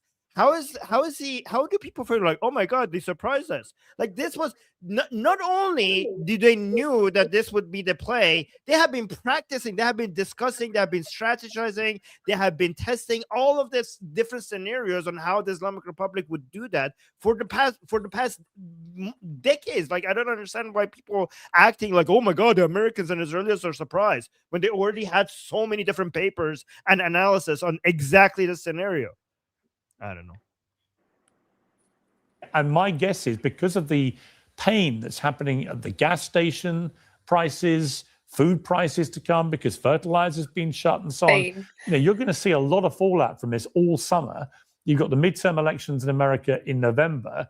You know, Donald Trump is many things, but he's not politically stupid. He will know that they could take an absolute beating in the midterms and render him a lame duck if he doesn't do something to resolve where he is right now. I think he wants out, which is why he keeps talking about 2 to 3 weeks, I'm gone, and whatever. What do you feel? I think his foremost concern right now is calming the markets. And that's why he keeps saying that he's having these great talks and they're getting somewhere and he's going to wrap this up really soon. I can't divine what's in his head anymore. I used to think he had smart political instincts, but I think going to war against Iran in a completely unjust, unprovoked fashion has blown up that impression. Unjust, unprovoked. Oh, just wait, it Unprovoked. gets worse. It gets worse. Oh my God. Elika, apparently telling America that one day you're going to completely destroy them and Oh, declaring... just listen. It gets worse. Okay. That's unprovoked. For me. And there's a debate going on right now that we're having about whether or not the Trump-Netanyahu war in Iran is effective. I think we're missing a more fundamental question. Is it right? Is it just? And the fact that Iran is waging asymmetrical warfare underscores a really important... It's the most just war in history, given how evil the Islamic Republic... Yeah. Point. It's the weaker party militarily, which underscores it's not a threat to anyone. Wait, what? That's such a bad And the fact that is such a bad... Literally. Hamas is weaker than Israel, therefore it's not a threat to Israel. What the fuck? The Islamic regime is weaker than the US, therefore it's not a threat to the US. What are you is this logic? Is this logic? What the hell is he talking? Is he retarded? I think he's a little... I mean, he's like a far lefty, right? There's always an element of retardation. Wait till he gets to the conspiracy theories, Armin. Wait till he starts saying that the US and Israel is what is he saying? The Islamic regime is resistance or something? Like, keep playing. He says something like this. Okay. So if you're weak here, you're good. If you're stronger, you're bad. Okay, let's make America go bankrupt and make it weak so that we're on the right side of history. So we can be morally upright. Yeah. Yeah. So that Iran is waging asymmetrical warfare underscores a really important point. It's the weaker party militarily, which underscores it's not a threat to anyone. Trump went to war because Iran acts as a deterrent to U.S. and Israeli hegemony in the region. That's not a threat to anyone's security. It's a threat to domination. And that's why Iran is being subjected to these attacks. And it's whether or not Trump can achieve his goals or not, it doesn't obscure the fact that it's fundamentally illegal. Under the standards of the Nuremberg trials, aggression is the supreme international crime. That is what Trump undertook here. Even his own intelligence. Aggression is the supreme international crime. So all of the terrorist crime of aggression wasn't illegal, right? And he just totally, like, what they do is that they totally invert reality.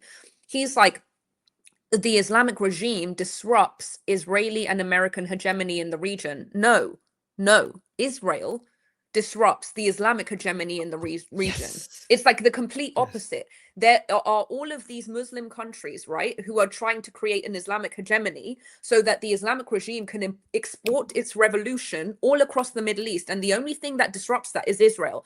That's why Israel's always the one being attacked. Israel has only ever fought defensive wars. Why do they all want to end Israel? Because Israel disrupts the Islamic hegemony. And so he just takes that. This is what they always do. They take reality and they invert it. Now they say, if it wasn't for the Islamic regime, that Israel would dominate the entire Middle East. How? It is a speck of dust. It is a speck of dust in a sea of like 50 Muslim countries. And if it wasn't for the Islamic regime, Israel would be all of the Middle East, right? They come up with these ridiculous conspiracies about, greater Israel. Israel just wants to take Iran to make it greater Israel. Why don't you guys ever look at history and facts?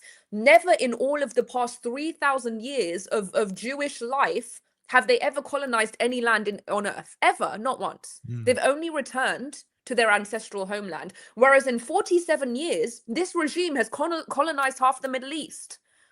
Literally, it's spread its tentacles across half the Middle East. And so you take that and you say, you disregard, you delete all the evidence right in front of your eyes. Israel never colonized any land in all of time, only returned to where their ancestors came from in 3,000 years. In 47 years, Iran, the Islamic regime, has gone into what, like 11 different countries, set up shop in Lebanon, in Yemen, in Iraq, in Syria, in Gaza. And you just somehow twisted that to the exact opposite. It's like their delusion is so disconnected from reality. And this is so obvious and demonstrable because no country that I know of has given up land voluntarily for the sake, as much as Israel, for the sake of peace. Like Israel, exactly. It's not even their entire. It's like less than 1/3 of what was indigenously Jewish land. Right. 2/3 of it has gone to Jordan. The rest of it is split between Israel and the Palestinian territories. And you're talking about Greater Israel when look, it's Greater Islamic Republic. Nobody can see Greater Islamic Republic right in front of them. Like what level is this delusion? Is it clinical? Like, is it like, what is it? And not only that, they actually say it. Like they communicate. It's not like you have to interpret their actions. They are not shy that saying that our goal is world domination. Yes, like they teach that. They teach it to us at school. They literally, okay, so in their charter, they're like, okay, death to America, death to Israel, and then they're going to export their revolution out into the world. Then they create Hezbollah, and Nasrallah literally says on TV, our goal is to create a second Islamic Republic in Lebanon, okay, and then we're going to destroy Israel. So they go out there and they do their imperialism, and they say, we are doing imperialism, guys. We love it. We want to take over everywhere. And these people, just their blindfolds, they're like, well, when has the Islamic regime done anything wrong? We have to stop Israel from their imperialism all over the Middle East. Where is it? Where is it? Where is it? Haven't you heard about Greater Israel? Can I see it? Can I see Greater Israel? Why don't you show Greater Israel to me?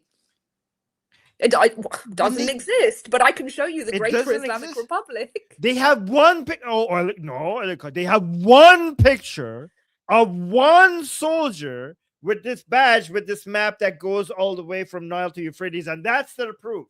And the second proof is that when Netanyahu in a meeting said, like, yes, he wants the Greater Israel, but they don't understand that Greater Israel that many Israelis are referring to is Gaza and Judea Samaria. Right. Has nothing to do with that map from Nile. Exactly. Yeah. Exactly. And that's the thing. Like, you can go back and forth and say what's right and what's fair and should they have Greater Israel, but the only thing they're debating over is something that was indigenously Jewish land, all of it.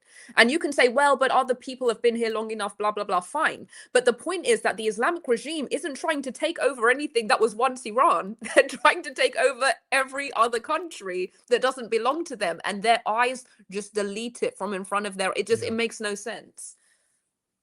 Jews taking back their homeland, their native land, is imperialism, and Arabs and Islamic imperialism in countries that has nothing to do with them and is indigenous not revolution. Where they come from.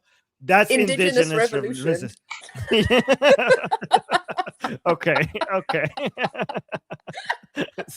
No, but wait, do you know why?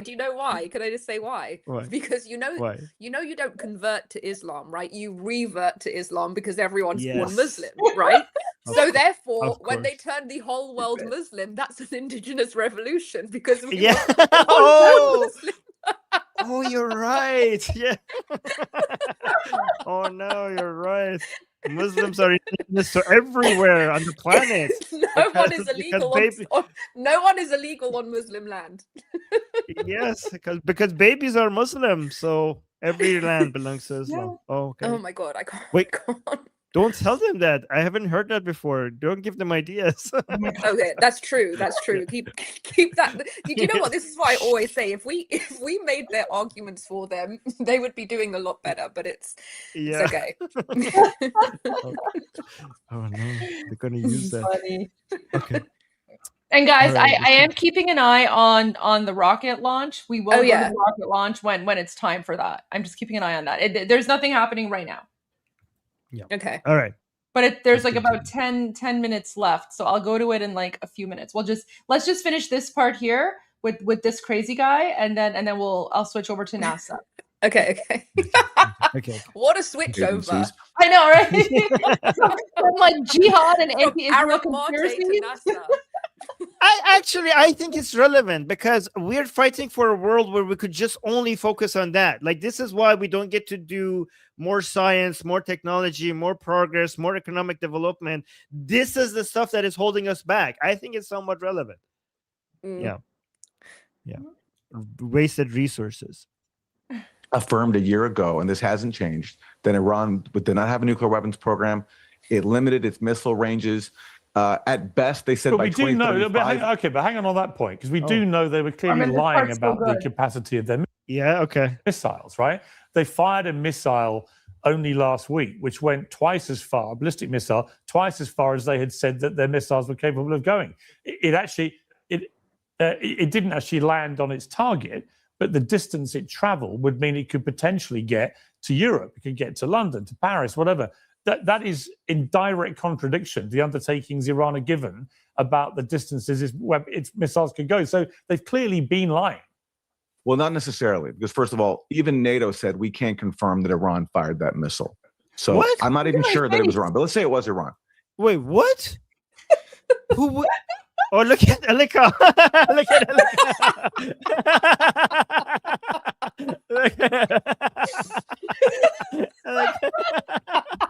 He's just trying to get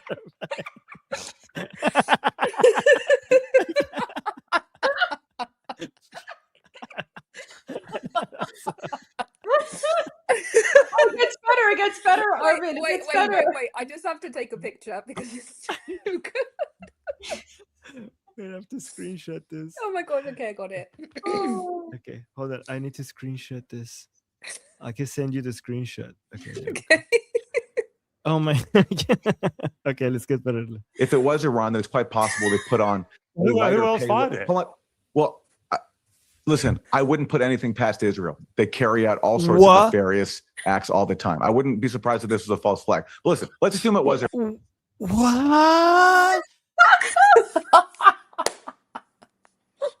Huh? Israelis are shooting at American bases now? They're going to say that now. They're going to say that now. Oh my god! No, this person trust me. is- Press play. Press play. Okay. Well, hang on, Aaron. You're expecting me to. You're expecting me to believe that Israel deliberately fired a ballistic missile at an American base. Yeah, that happens. Believe it or not, that has happened in the past. Anna agrees with that as well. Okay, they're both retarded. I didn't know Anna was this retarded as well. Oh, of course she's retarded. Yeah, Israel decades my ago face, attacked the Armin. USS Liberty. Look at my face. I'm just like, what? At that point, I'm like, what am I doing here? Like, this is just what am I doing here? These people are brain dead. What kind of lunacy is this? A ballistic missile at an American base. Yeah, that happens. Believe it or not, that has happened in the past. Yeah, Is she going to say USS Liberty? Because I swear, if I you, oh yeah, really? Yes. Oh my God, these people don't even know their history. Israel decades ago attacked the USS Liberty, killed a. Oh my God! Oh my God! God damn it! Oh, it was a mistake. They apologized. They realized that it was a mistake. God, at the same time that USS Liberty happened, the Americans were killing Americans by mistake with friendly fire in much higher numbers in Vietnam at the same freaking time. It happens in wars. It's called the fog of war. It has been investigated and proven to be just a mistake. It happens all the time. Americans have done that to Americans. Bunch of U.S. soldiers. So actually, I wouldn't put it past them. Listen, let's assume it was Iran. Let's assume it was Iran. Just hold on a second. I'll just finish this point. Is it possible? If it was Iran, if I can finish this point, it's possible they put a smaller payload on the missile, which means it can travel further. And regardless. Okay, yeah, sure. And that means that they could do the same thing with Europe, which they say they said they couldn't. Yeah, they could have. If it's a smaller payload, which gives it a higher range, yeah, well then you could do the same thing to make your missiles with a nuclear head reach Europe. This is my Look, so when this whole debate is skewed because the point that I made here, it doesn't come in because my mic cuts out. But what I said was that is it possible that the regime is ever responsible for anything, right? Like every time they say something, oh, the regime did this, they say, oh, it's a false flag, I don't believe it. Like, did the regime ever do anything in its life ever, according to you people? Maybe these people go with the regime propaganda that was Israel that killed tens of thousands of Iranian people in the streets of Iran, because that's what the regime says as well. Thank you. But that was such a good point. Okay, so we got to take a quick break because we have the moon launch. So moon launch, and my sister sent me a message. So I missed this chat, but she's like, my sister said, Texas troop from your chat said you should play the mariachi music during the rocket launch. No. How long left? Okay, 10 minutes until the launch. So that just, now that you mentioned your sister, that just reminds me of something so funny, Goldie. I don't know if you remember. Years ago, when we were on TikTok and suddenly you stopped posting because you went on a trip. I don't know if you remember. And we all thought you were kidnapped by the regime. Do you remember this? And then we reached out to your sister, and your sister, it was like so funny because she sent us this message where she was like, I'm very sorry, but Goldie is currently unavailable. She's in a place where she cannot be reached. And we were like, guys, they got her. Oh no. But it was such a message. It was like such a funny message that was just like, she is currently unavailable and will not be available for weeks. Please do not try to reach out. And we were like, oh my God, she's dead. Oh no. She was trying to be like professional or something. But yeah, I remember that. Oh my gosh. So funny. Ooh, I think we're getting there. It's all quiet now. Okay, wait.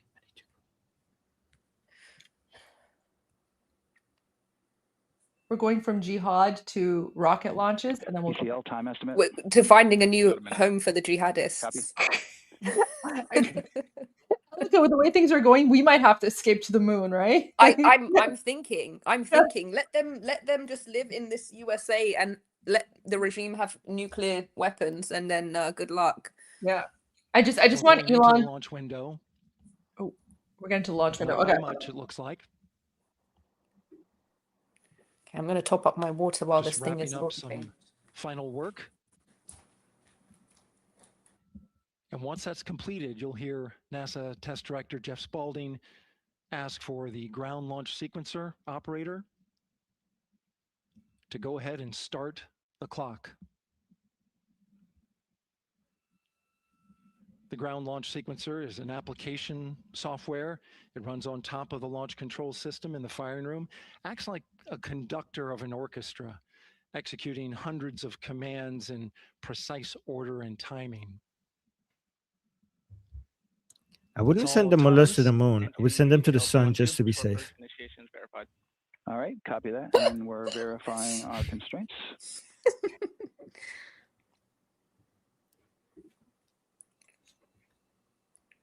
This has nothing to do with Iran Revolution, by the way, but it's just super cool and it's historic. So we'll just watch it, then we'll go back to Pierce. All right, and we're clear from cutouts. And with that, we're going to resume the clock momentarily. And CGLS, you can resume the clock on your mark. GLS copies. Oh, okay. So I guess the clock paused. 2, 1, mark. GLS mainline has been initiated. T-minus 10 minutes and counting. Wait, why is it 10 minutes? But it's showing 26 minutes there. Oh, okay. They're going to reset the clock, I That think. begins terminal count. Our new T0 is 6:35 p.m. Eastern Time. 6:35 p.m. Eastern Time. We are now counting down to liftoff of Artemis 2. See, this is where This is where we need like my sister here because she's an aerospace engineer. Like she No knows way. Yeah, like she could like explain all this stuff. NASA Test Director Wow, Jeff that's Spalding, Yep. who's really directly impressive. managing the launch team. Ask her what's the objective of this mission. Operator who closely monitors the software. Yeah, why are we going to the moon? He has the ability to stop. Yeah, go ahead, why are we going to the moon? What's the objective? A lot of people ask about whether there's a launch For the button. view? There certainly is not. Flight and rock. Oh, she's saying I would give you live commentary if I wasn't at work. Oh, all right. Can we just get like a quick one-line response? Yeah. Yeah, go ahead, Power. Just like message me on like WhatsApp. Tell me like 6:35 and 12 seconds p.m. Eastern tell me time. what like the purpose of this is. Give us like your aerospace engineer analysis. 12 seconds. Let me ask PM Google, Eastern why time. are we I was going just saying, to the moon? There's no launch button. This is autonomous. But there is a button that keeps you from To launching. establish a That sustainable button allows long-term the human GLS presence, operator develop to new pause the technologies and countdown utilize it as outside a of critical terminal test bed for count, future entering human terminal missions count, to and Mars. submit a hold to the next holding point. So the clock won't stop right away. No, if you're Elika, we connected. should ask We'll go to the Anna next Kasparian. I'm sure she would Oh know. yes. Well, She's see, an analyst. I'm sure. This is how Well, you know GLS why we're going configures to the moon, rocket and right? ground We're going on systems behalf of to a Israel stable to point where establish they Greater can stop Israel on the the moon. countdown if that's needed. Right now, we are counting down. Oh, that's so clever. This is for the Greater Israel Project.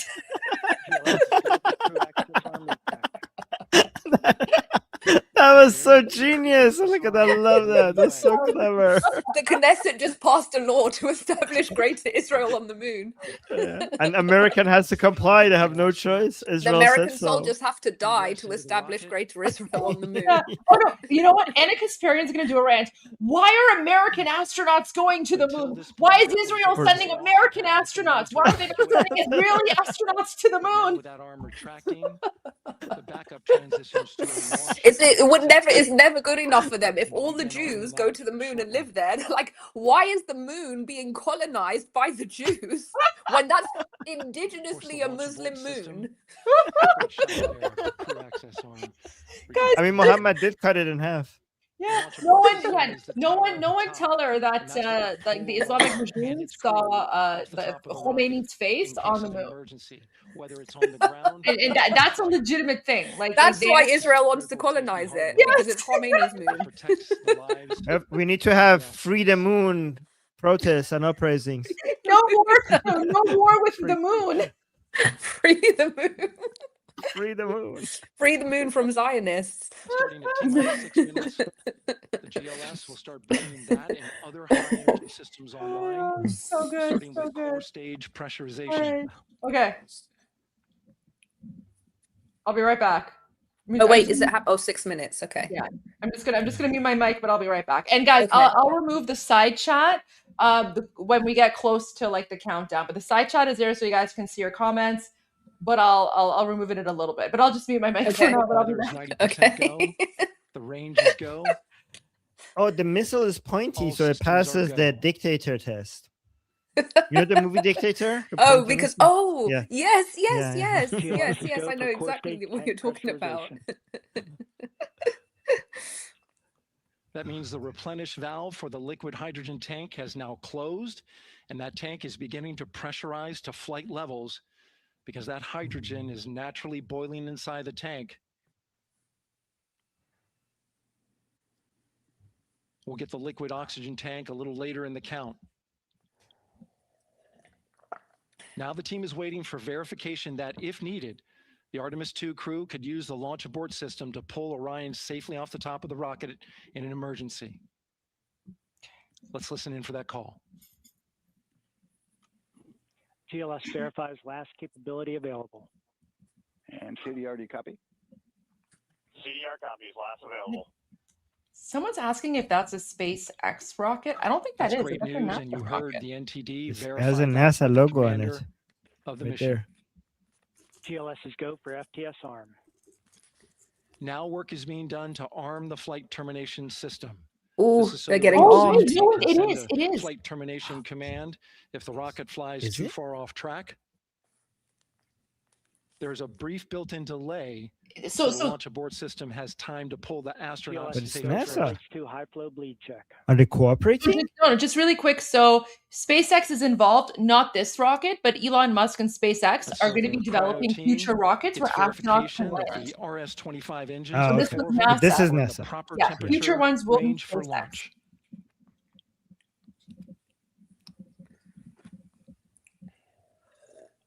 So this is just a flyby. They're not landing on the moon. They're just doing a flyby.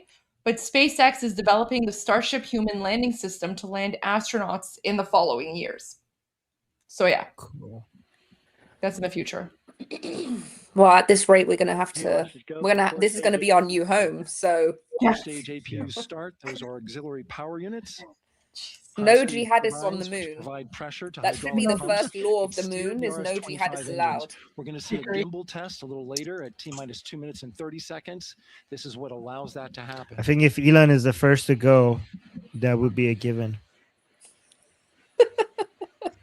He's not gonna. The jihadists aren't gonna want to go About there. 20 seconds. Yeah, you're. Listening for go for purge sequence 4. That's a helium purge. They're going to say Before that Muhammad core-stage already engines- landed on the moon core-stage because he engines flew there on a downstream of the flying propellant donkey with a valve. woman's face. Well, you know what they Gets all the say. air They and say moisture out of there. You cut it in the half. first. No, they say the first man on the moon was Neil Armstrong. Oh, did they? Nail Armstrong. Moving through the milestones. A Muslim, yeah, a Muslim revert. It's looking good. Oh, man. You guys heard of Shakul Kamar, right? Armin, look at this, Armin. We're going to get that thrust Look, vector Javid control Ma. actuator test. Javid Ma. Javid Ma. That's good. That is so good. Oh man, our chat is very knowledgeable in Persian words. Shuttle Heritage. true. One of them built from. Ooh, it's happening. Shuttle 2 parts. minutes. And there you see them moving. How long is it going to take to reach the moon? 3 days. Oh, that's a long time. Yeah. So we're not going to live stream the whole thing. Like we're not going to be here live streaming for 3 days. Now we're going to start moving. Can you just the imagine how power nervous these astronauts for must be both the feeling upper right now, stage and or lower excited? stage I of the don't know. I think they're excited. They're probably on like a Excited. huge adrenaline rush right now. Right. Like, Now Oh going my to battery god. power. yeah. This is like the This is mission the highlight of of their lives. career. Yeah. Let's just go for This is like Highlight of their career. monumental. This is like the dream of every astronaut, right? Right. So, super I'd be excited. scared. Yeah. I guess you wouldn't do it if you were CPS, scared. it's You'd been do it if you were switched to battery. excited. Same milestone for the lower core stage coming up at T-minus 1 minute and 30 seconds. So 3 Wow, days they're there, about to go 3 and days see the back. moon. Person Artemis Yeah. 2 crew is 3 days there, 3 days back, a couple of days to orbit. So it's a 9-day mission. Okay, so 9 days. So 3, 3, 3. Interesting. TLS's go for core stage to internal power. All right, there's the rocket's core stage, which houses 3 flight computers, is now on its own power. It's crazy that we can do There's no this. more hold The time. fact that There's no more we're margin able on to these do this. batteries. Isn't we it have just to wild? recycle Like back in the to United T-minus States, 10 we're going to the recharge if moon, we had a but then in like occupied Iran and like all these like third world shithole countries, people are like Durka Durka Allah Akbar, right? Like it's just Yeah. It's like it's such Right now, the regression. rocket does It's not like they know what keep the us in the T0 dark is, but ages while coming the up at rest of the world T-minus is 33 moving forward. seconds, control shifts from Exactly. the ground launch sequencer to the And that's rocket's what they onboard defend. yeah, autonomous they launch defend like sequencer, that ALS. backwards The rocket will calm itself barbarian down savage to honor ideology. any holds that All right, get okay, put it's on the ground. it's starting. Okay. Now, shortly after liftoff, Houston will take control of the rocket, and my colleague Gary Jordan will take over commentary. GLS's go for ALS. Great call out. The rocket is on its own. 4 brave explorers ready to ride the most powerful rocket NASA has ever launched. Sound suppression water is flowing. 15. And here we go. 10, 9, 8, 7. RS-25 engines lit. 4, 3, 2, 1. Booster ignition. And liftoff. The crew of Artemis 2 now bound for the moon. Humanity's next great voyage begins. Good roll pitch. Roger, roll pitch. Houston, now controlling the flight of Integrity on the Artemis 2 mission around the moon. Integrity, AMT high. AMT high. On time, passing 30 seconds into the flights. Integrity passes the ultimate MECO.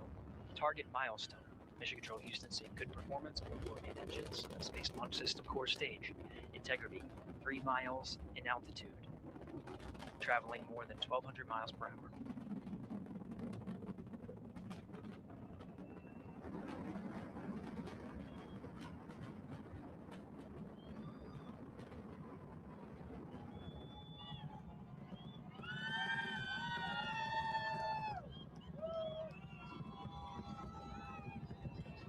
Mission elapsed time, passing 1 minute, approaching max Q.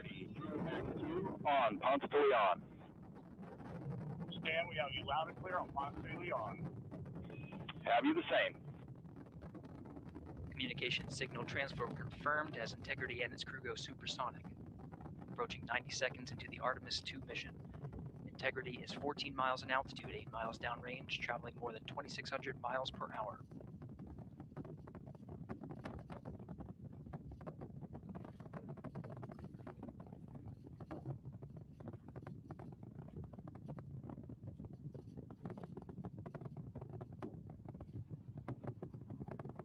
One minute 50 seconds of mission elapsed time, standing by for main engine throttle down to 85%, ahead of solid rocket booster separation, expected at the 2-minute 9-second mark. We see throttle down.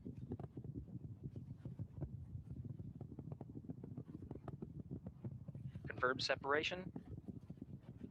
Main engine's throttling up, guidance converged.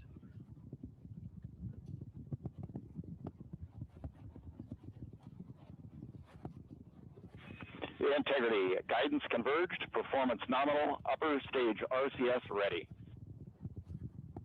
Copy all, Stan.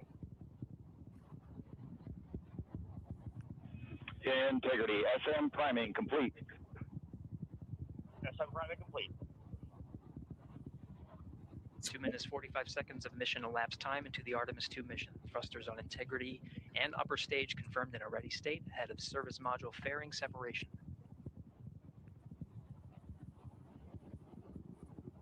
So the two big tanks, those were the boosters? 49 miles in altitude, 78 Yes, miles downrange. they fall off. Now passing Wow. 5,000 miles per hour. Where do they fall though? Hopefully not on people. In the water. Okay. In the ocean.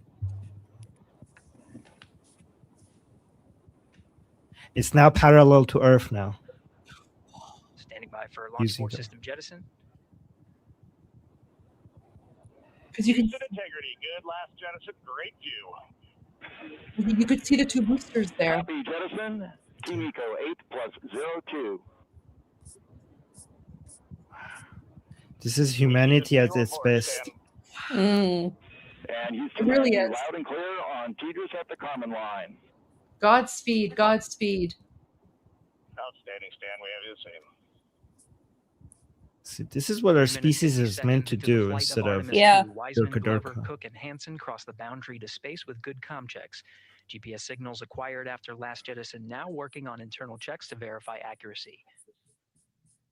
Flight Dynamics Officer analyzed the time of main engine cutoff, confirmed at 8 minutes 2 seconds, time of MECO.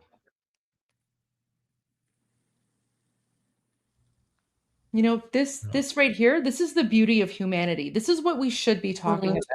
This is what we should be celebrating. We should be talking about, you know, how we can improve ourselves as humanity, as a society. Meanwhile, we're dealing with a bunch of like just insane, crazy people who just have this hatred for everything related to GPS processing. Can you just imagine what Iranians could achieve? Outstanding, Yes. Stan, we see the same, and we have a will blue achieve, line will headed achieve right when, at it. when Iran is free. Inshallah. Insha Iblis. Insha Iblis. Confirms he can has visuals of his destination. GPS guidance, navigation, and control software finishes internal checks and sends to navigation channels. You know, I got goosebumps when I saw the rocket going up. Like, I just got chills. Same. 3 engine press. This is also why I love the US, because it has United States has figured out how to unleash the best of the human potential. 3 good main engines are all that's needed to carry Integrity to a nominal main engine cutoff target. Though at this time, we're seeing 4 good engines here in Mission Control Houston. Integrity, 75 miles in altitude, 330 miles downrange, approaching 10,000 miles per hour.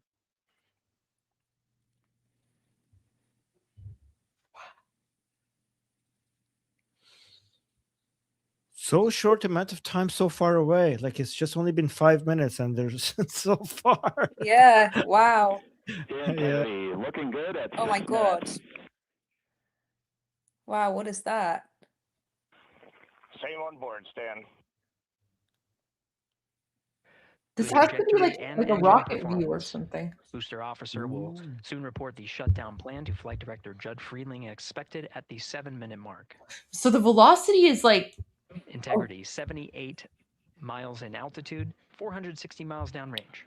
like 12,000 miles an hour. What's that in kilometers?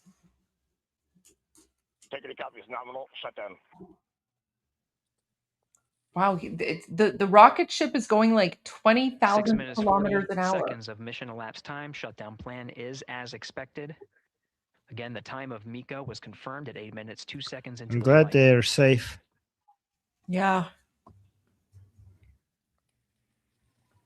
Wait, I don't know what the sound barrier is. Wait, what's the speed? Sorry, guys, I'm not like a physicist. Let's do the sound barriers. 7 minutes of mission elapsed time. Throttling down as we approach the abort once around option. Milestone at the 7. Oh yeah, they're going way faster than the sound barrier. Now 84 miles in Wow. altitude, 650 Sound barrier? miles downrange, traveling more than 15,000 miles per hour. Guys, so the sound barrier is 350 miles. Whoa. Haley open. Yeah, they're going way past. The window is now open for an abort once around option that would target What splashdown view is in the this? Pacific Ocean. Still following I don't nominal know. ascent at this time. That's what I was trying to figure out. This is something on the rocket itself. It has to be. This is like this is on the rocket. So this is some sort of view from some camera on the rocket. About 10 seconds remaining until the main Yeah, engine but I cutoff can't tell for if the it's the Space front Launch or the System back. core stage. Someone is saying it's the back end. Standing by for Oh. confirmation of MECO. I want to and see the core front. stage I want to see separation. like what they're going towards. It's going to be all It's just black. going to be, yeah, Like, it's just going to be all black Yeah.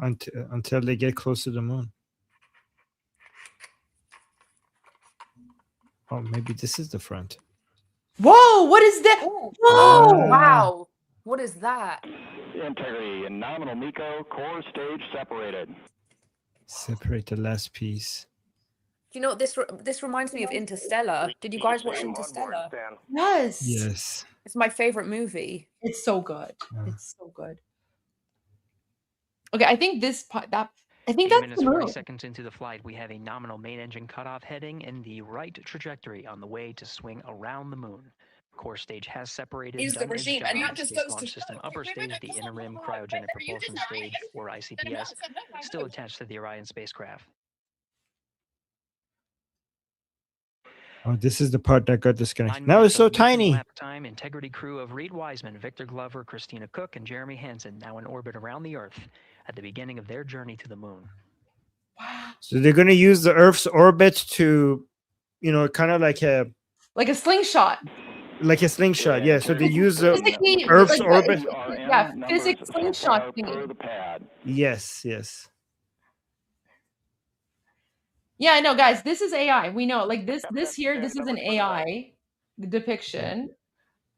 But yeah, Guys, we know there's no camera. Yeah, guys, thank you for clarifying that there's no camera. Pointing at this thing from here. As expected prior to booster ignition. Conveniently in space, a camera at this angle.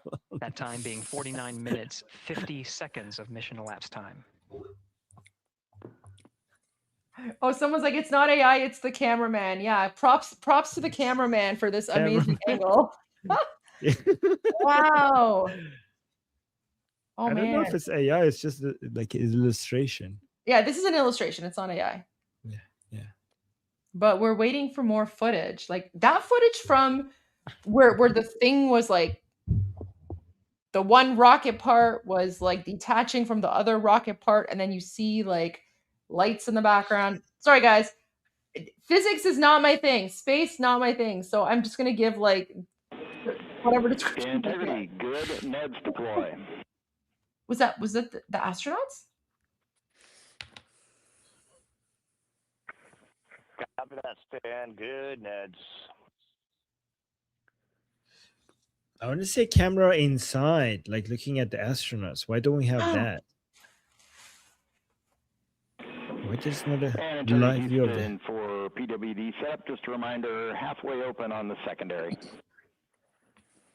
Yeah, why wouldn't they give us a live view of the astronauts? So they actually were showing the astronauts a little bit before liftoff. I didn't put it on the screen because we were talking about the show. But passing 11 minutes of mission elapsed time. Here, overhearing the conversation between Capcom Stan Love and Commander Reed Wiseman, already passing some milestones. We have a good. so they're actually going to the moon to see if they can find Khomeini's That is face. confirmed. Complete. We also have the visors are confirmed up now past the dynamic phase of flight that is ascent. The Maybe they just find him sitting there with his aftabe. Oh man! provided them an extra layer of protection. Now not as I've been needed. waiting They're for you going to guys for raise all those these years.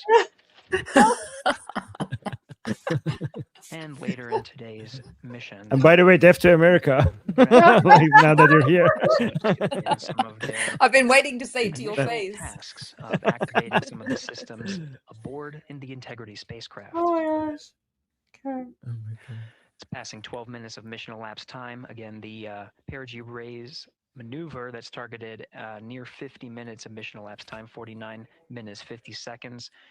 That's what the crew is going to be working towards. The Commander Reed Wiseman, pilot Victor Glover will focus on preparing for that milestone. I want to see if they're gonna like show In the anything meantime, else. mission specialist Christina Cook and Jeremy Hansen will start some of the activation of environmental control life support systems. You may hear confirmation of their activation over the Orion to Earth communication network.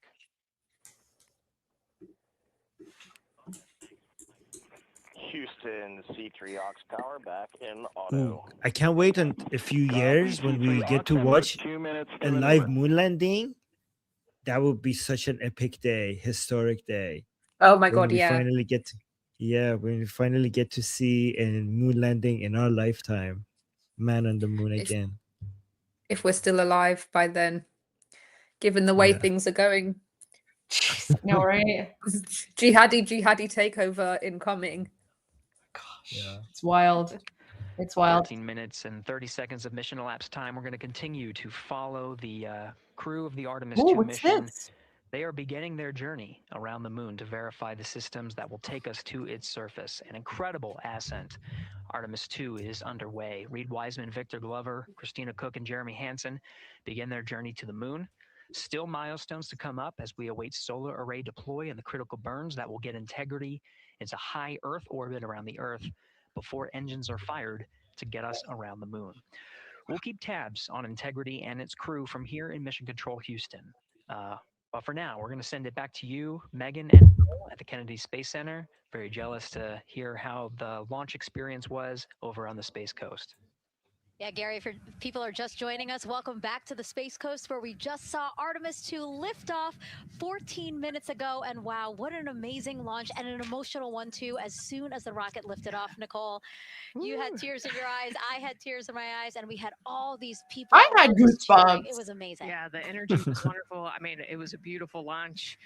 We've got 4 friends and family members headed to the moon. It's pretty amazing. Yeah, how does that make you feel? Okay, so guys, we're gonna go back to Iran Revolution, but I will keep an eye on the moon launch and the NASA live stream. And if something cool comes up, or if like they share some interesting footage, I will be on NASA moon launch watch mode, and I'll just jump in and interrupt. But That was super, super cool. And thank you all for being here with us. And, Elika, thank you for being here to do that with us. That was really cool. What It a was great nice timing. What great timing. Yeah. Absolutely. All right. Okay. So let's go back to, oh my gosh, the Durka jihad nonsense now. So guys, we're going from the best of humanity back to like the worst of humanity. This is what they're going to find on the moon.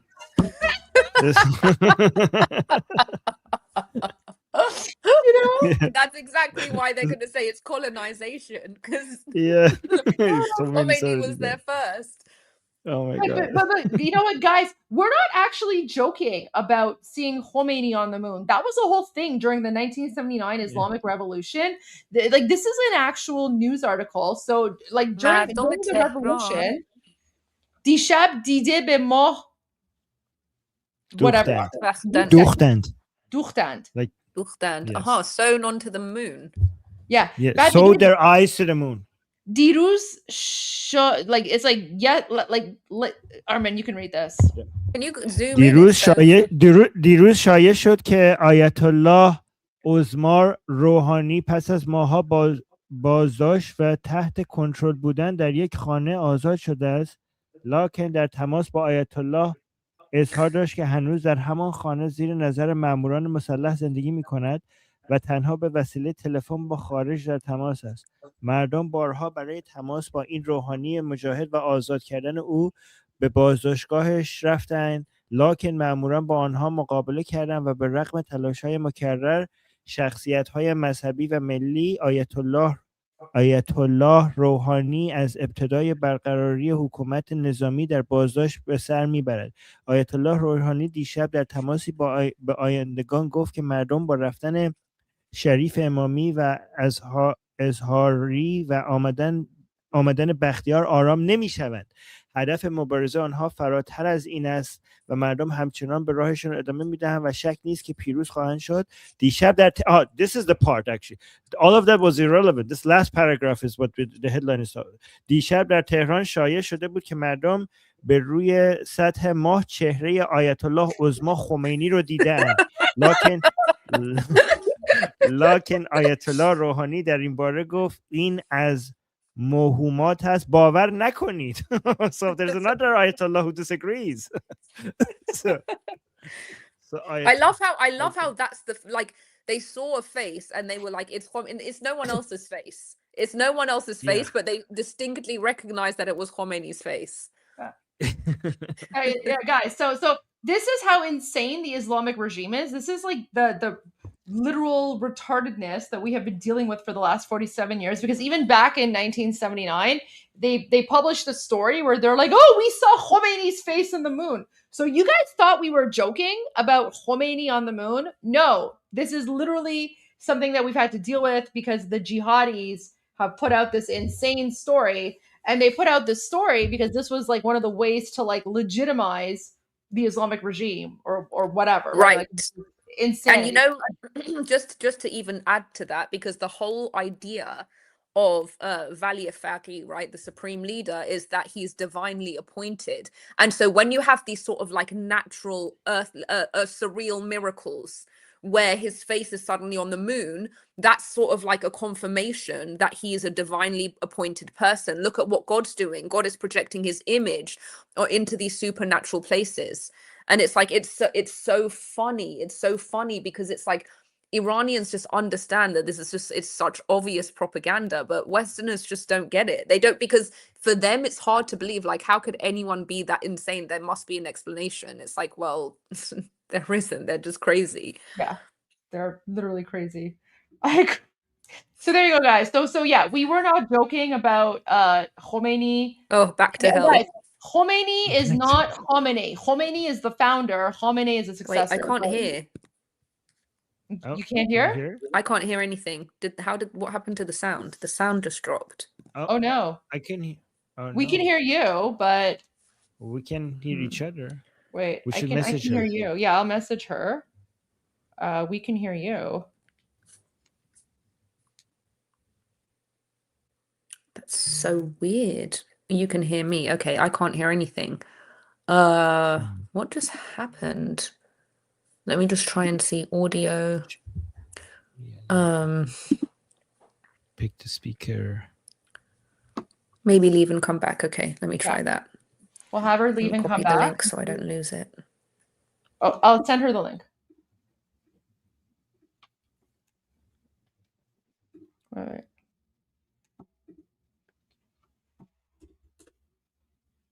Okay, hopefully she'll be back. That was cool. It was nice to have Elika with us. Yeah, this was not on my bingo card. Can you hear us now? You hear us? You have to fix your mic though, because we can't hear you. Now it's the other way around. Now she can hear us and we can't hear her.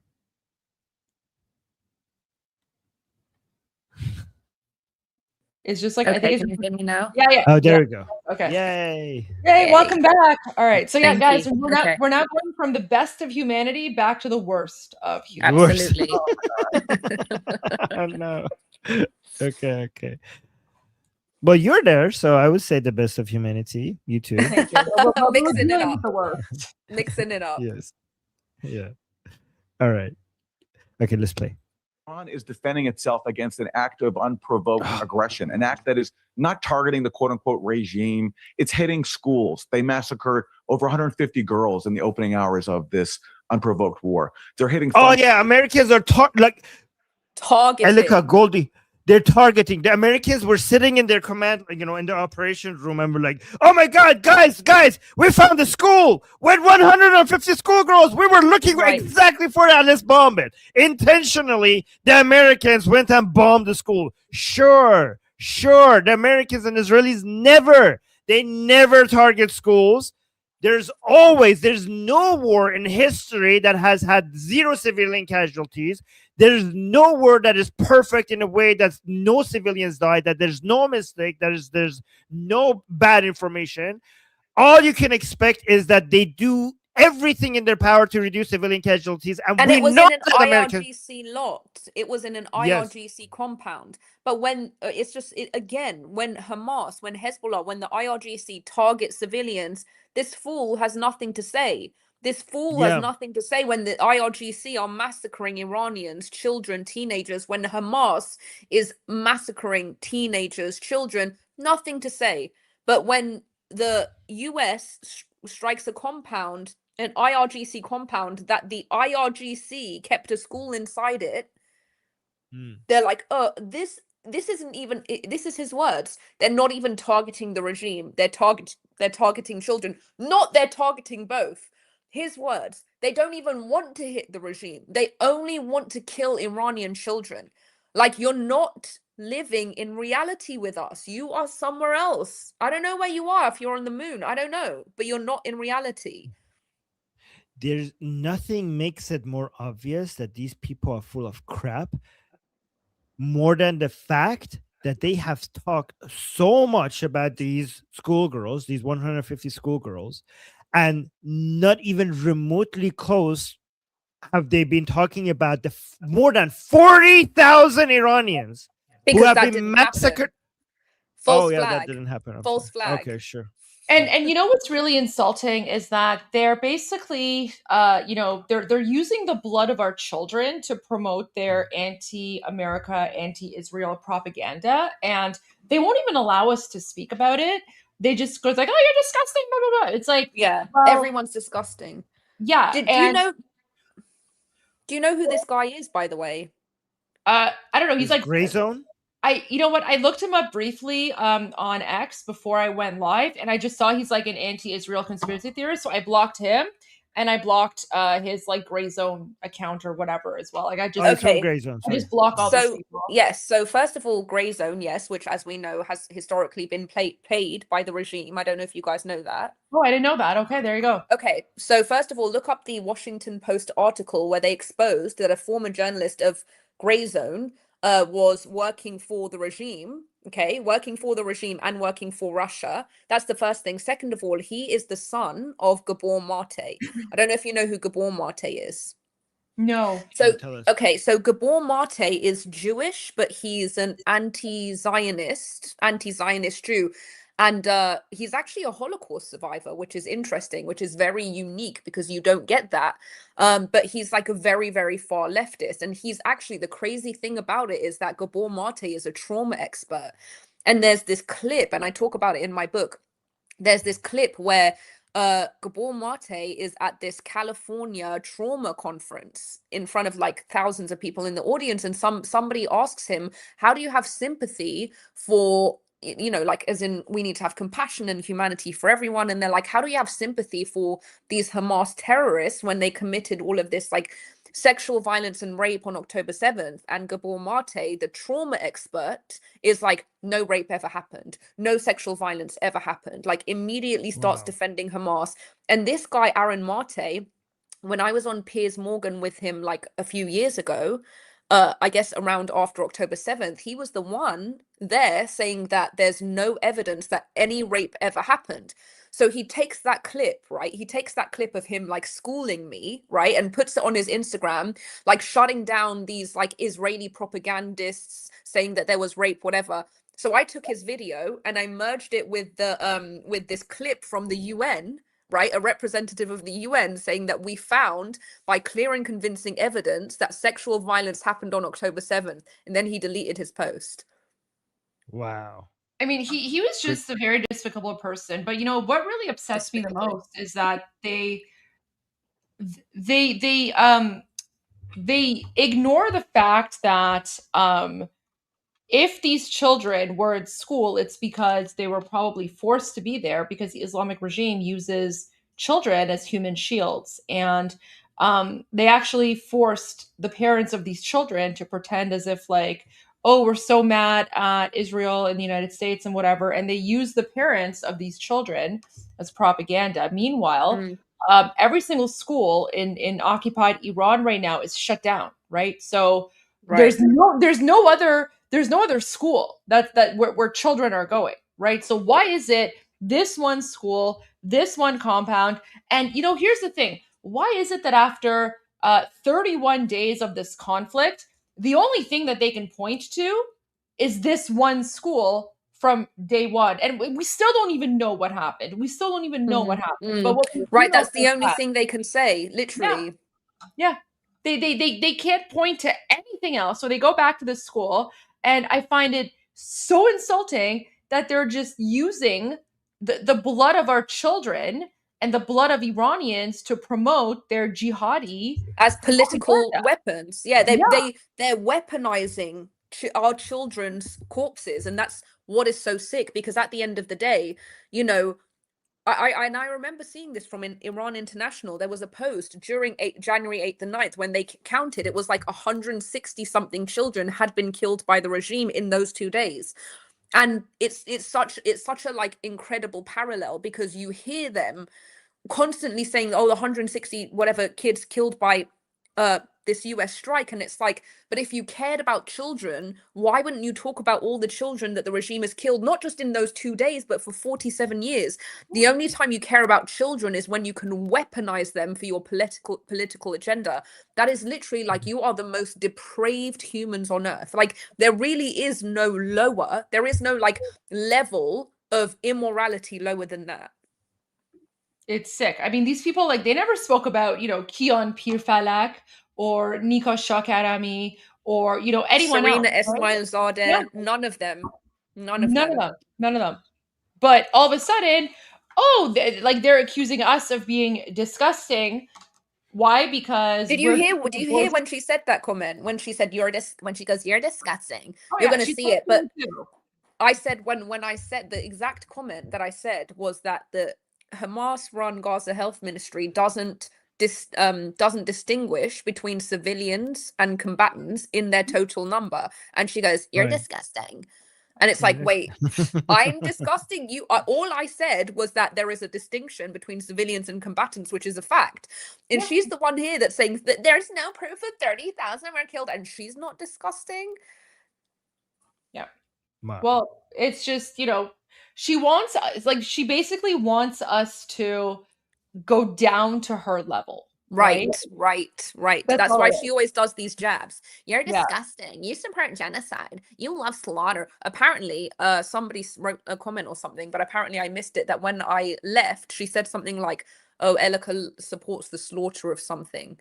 Oh, she basically said like something along the lines of like, you left because you can't handle the truth or the heat or something. It was just a very stupid, idiotic comment. It was just I didn't even bother to respond, right? Because Hilarious. at the end when she started attacking me, I basically said, I don't care what you have to say. I'm not going to respond to you. Like I basically said like you're irrelevant to me. I'm not going to respond to you. I think you're crazy. So Good. and that really upset her because she was just yelling at me, and then she was like, "You're disgusting," and I didn't even bother responding. You're disgusting. You're disgusting. Yeah. Whatever.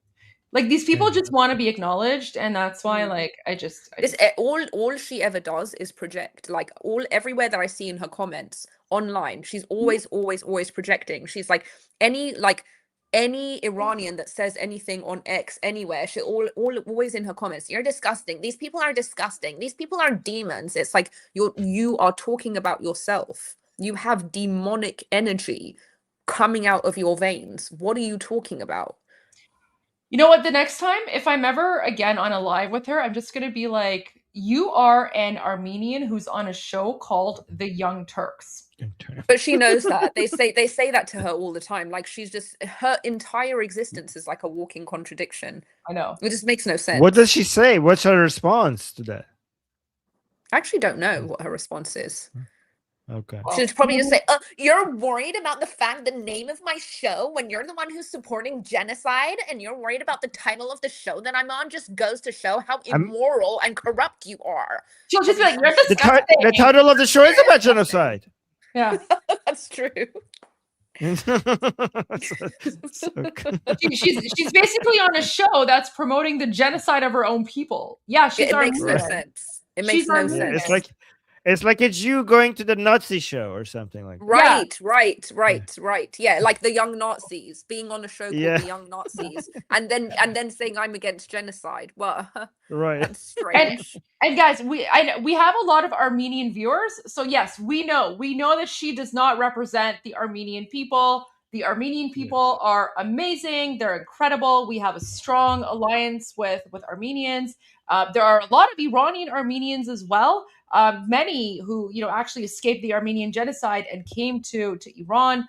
Some of our most amazing and most famous singers and artists are Armenian. Like Vegan and others. So yeah, like we're no, this is not we love Armenian people. We're just commenting on like how insane it is that like as an Armenian, she's on a show that like is promoting the Armenian genocide. It's very well, she actually said that once in one of these interview on one of these Piers Morgan things. Like I think the very early days, because these people get more and more radicalized over time, and I think right at the beginning she said something. Like right at the beginning of Iran stuff, she said something where she was like, and I don't even like the mullah. I hate the mullah's regime. I'm Armenian and there are Armenians in Iran being oppressed by this regime. Like she actually said that in the beginning. And then after that, then like 2 weeks later, she was on there saying that the Ayatollah was a very courageous man. And it's like, how do you go from this is a regime that's killing Armenians as well as all other Iranians to suddenly the Ayatollah is a courageous man because he didn't capitulate to Israel? It's like saying the Nazis Hitler was a courageous man because he killed himself instead of capitulating to the United States. That's not bravery. But in their world of inversion, right? In their world of inversion, Hitler's brave. Khamenei is brave. She hadn't received the memo yet regarding what the talking points are. That's why as soon as she got it, she was like, oh, sorry. I love the Ayatollahs. Love the Ayatollahs. No, she's not receiving any memo, because if she was receiving any memos of talking points, they would at least be good. It's true. Point. It's true, Armin. Wait till definitely coming up with that on her own. Yeah, because Armin, remember, the best attack she had against me is when I was like, I don't get involved in internal politics of different countries. She's like, well, why are you speaking on Iran? And I'm like, because I'm Iranian. Right? Like that was literally the best thing she could think of to say to me. Oh my God. No, no, Wow. it was better than that. It was better than that. She said, "Why are you speaking about America?" And then because her mind glitched and forgot that America was at war with Iran and you're Iran. So it's like she wasn't even smart enough to make the connection. So she, why are you talking about the United States? And you're like, because they're at war with Iran and I'm Iranian. And she was like, well, don't. As if she hasn't been speaking about everything. It's like all she does is speak about Israel all day. Like her entire show is about speaking about Israel. You're not from Israel, so why do you talk about it? So funny. All right, let's see. Let's go to pharmaceutical But the war plants wasn't that make unprovoked. medicines. That make medicines Aaron, for Iranians. look, on this point, they're hitting residential buildings. Yeah, but Aaron, they're the not idea. going after. Okay, but look, I have serious Can misgivings you go back? about Did you this see war. my face? So like this guy is like, he's just like, no, they're hitting hospitals, residential buildings, and then like we all know that these are like military bases, right? So, but just look at my expression. I just kind of like looked sideways, and I'm like, oh my gosh, do I say something? But the best thing about it is that he's not trying to make the point that buildings are like collateral damage. He's trying to make the point that the US is intentionally avoiding hitting the regime and trying to hit civilians exclusively. It's a complete moral inversion. It's like their objective is not regime change, nuclear or missiles. They just really hate the Iranian civilian people. Like, let's just kill as many as we can. They're just like, they're racist. Yes, it's a racist. We just hate the Iranian people, and we're just like, it's so cartoonishly evil that you wouldn't believe it if you were reading it in fiction. The way that these people describe Americans and Israelis, like at least like in fiction, they make it believable. They give it the back, like they get something out of it. Like, but this Americans and Israelis, we just enjoy killing Iranians. No, it's just racism. It's just they hate brown people. They hate brown people because they're white colonizers. White colonizers hate indigenous brown people. Okay. Oh my god. I can't. This whole debate. So funny. Oh my god. The world is so simple in these people's brain. It is skewed because Iran is defending itself against an act of unprovoked aggression, an act that is not targeting the quote-unquote regime. It's hitting schools. They massacred 150 girls in the opening. They did, Khamenei, all of the heads of IRGC, they all died. They were the collateral damage. Khamenei was the collateral damage. They were going for like the children in the building, and Khamenei was collateral damage. They didn't intend to take out Khamenei. My favorite part is quote-unquote regime. Like, it's not actually, like, regime means an authoritarian government, right? Quote unquote regime, because we're not sure this is actually an authoritarian government at all. Right. The democratically elected government of the Iranian people is the more accurate. The democratically elected communist leader that was overthrown in a coup and installed the Shah. That's yeah. Okay. Go on. Hours of this unprovoked war. They're hitting pharmaceutical plants that make medicines. That make medicines for Iranians. On this point, they're hitting residential buildings. Yeah, but Aaron, they're not going after. Okay, but look, I have serious misgivings about this war and have done from the start. I do not think that Iran had an imminent capacity to have a nuclear weapon or to use one. I think that is... Yeah, the point is to make sure it doesn't get to that point. Why should we wait? Nonsense. And also flies completely in the face of what we were told after the 12-day war last summer. We were told that whole capacity had been destroyed anyway. So none of that makes any sense to me. But the idea that Iran had never provoked either Israel or the United States, I mean, that is also patently disingenuous, because Iran for the last few decades has systematically waged a campaign of terror through the Houthis, Hezbollah, Hamas, and other proxies against Israel. Ayatollah has led the chants of death to America, death to Americans. They have killed, I think, more Americans than any other nation in the world, in the last 47 years. So this idea that this has all happened out of nowhere, I just think is disingenuous.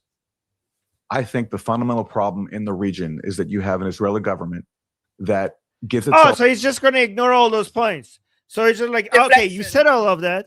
You said all of that, and I'm going to pretend like I didn't hear any of it, and I'm going to make a completely different point that doesn't address anything that you just said. Okay. Deflect back to Israel. Go on, deflect. Yes. Israel. Just say blah, Israel. Blah, blah, blah. Israel. I'm not hearing you. I'm not hearing you. Israel. Yeah. Say Israel one more time. Oh my God. I think the fundamental problem in the region is that you have an Israeli government that gives itself the right to displace the indigenous Palestinians, steal their land, and deny them a homeland. And Iran, on that question, has been far more accommodating than Israel and the U.S. have in terms of accepting the international framework for the Israel-Palestine issue. Iran has said that they would support the Arab peace. So he's justifying the aggression of the Islamic Republic because of Palestine. Okay. What? So he's like, basically, yes, what he's saying is that the regime that says death to Israel, that created a second IRGC in Lebanon to destroy Israel, is actually the quote-unquote regime that wants peace between Israel and Palestine. Brilliant. Oh, okay. Brilliant. And he's also saying the killing of the Americans are kind of justified because Piers is talking about the fact that these people have killed more Americans than any other state in the past 47 years. And he's basically saying, well, can you blame them? That's what he said.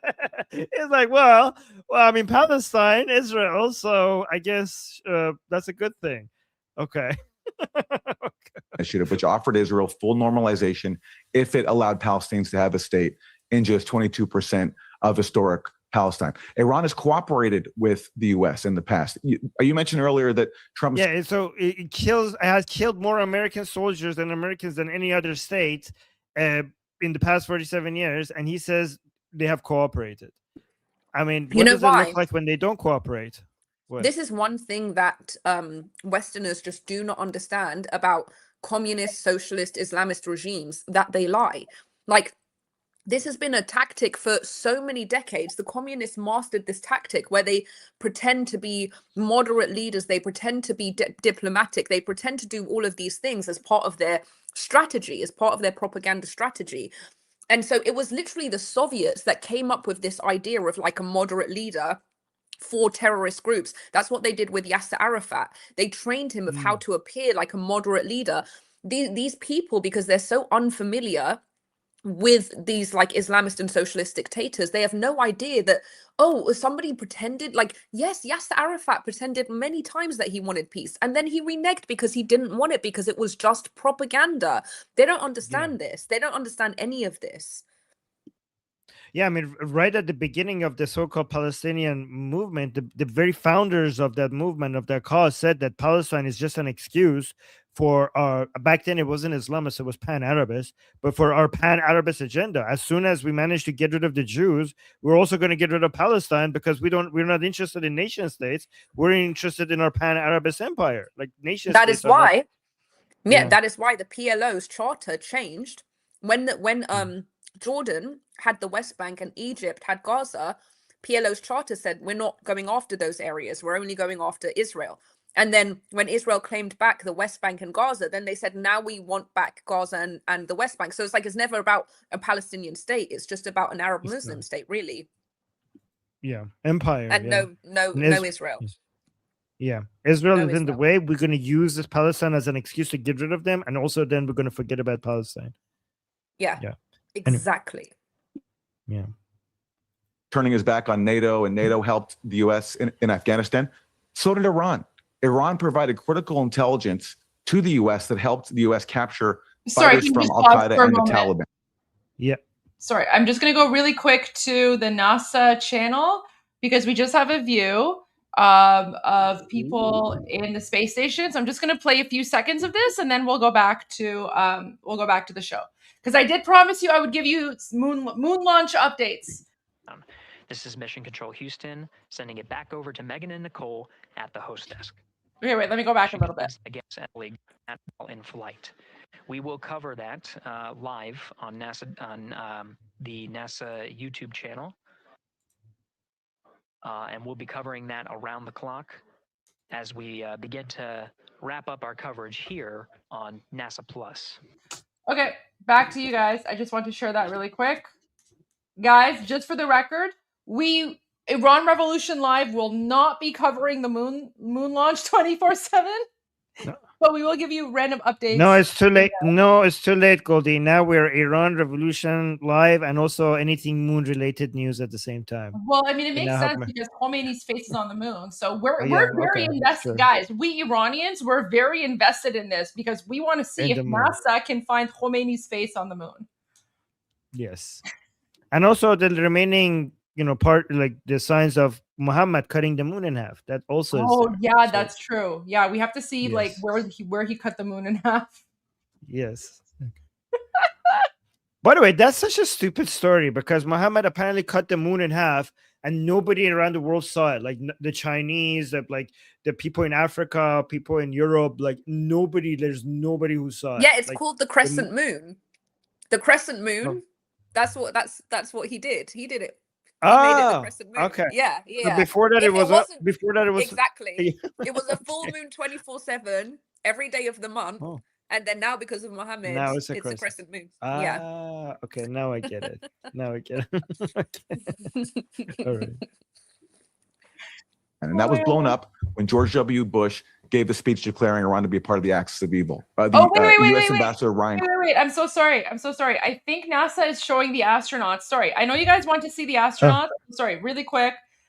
This is I think this is like earlier footage of the astronauts. So I'll just share this really quick. All 4 astronauts, and it appears all of them are undergoing their suit leak checks. Yes, a pre-flight tradition that we have seen with our crewed flights, the card game. The astronauts who just left crew going to die for greater Israel. Down a hallway. Here they are, NASA's Artemis 2 crew, taking their first steps outside for their historic test flight. And the 4 of them step into their astrovan. No Israeli contribution here, except most of the technology. Except most of the technology, actually. Yeah. All right. Okay. All right. The live stream stopped. So yeah. All right, guys. There were the 4 astronauts that are going to the moon to die for Israel. So you can expect an Anna Kasparian rant about that. Right. Okay. All right. Okay.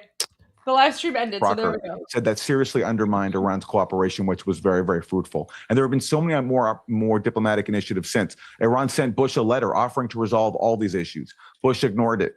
There was the Iran nuclear deal, which even Trump's... Every single time, the Islamic Republic showed good faith and showed like positive signs to the Americans to say like we're going to play nice. Every single time we have learned that it was them trying to play nice and buy time while behind the scenes they were enriching uranium and also funding proxy groups and arming and training their proxy groups around the region. That was them just trying to buy time so that they could do all of it every single time. Own administration certified that Iran was complying with. And what about the slaughter? Wait, what were they complying with? All these defending the JCPOA. Oh my God! It is known fact that there were so many places outside of the places that the IAEA was monitoring that they were enriching uranium. Like this is known fact right now that Hilarious. they were never abiding by JCPOA. Never. They were enriching uranium in other sites. And they got $100 billion from Obama to develop their shit even more and send it all out to the proxies. Really good plan. Really good. Yeah, that worked out well. I mean, even Obama admits that we did that thinking that they're going to become less radical, but they use all of that money to fund their proxy groups. And Obama was like, yeah, they did something that we didn't expect that. Well, you should have expected that. I mean, just look at my face. Obama even knows. Armin, look at my face when he's talking about the JCPOA. I'm just like... right now. Oh my God. I'm like, really? Like,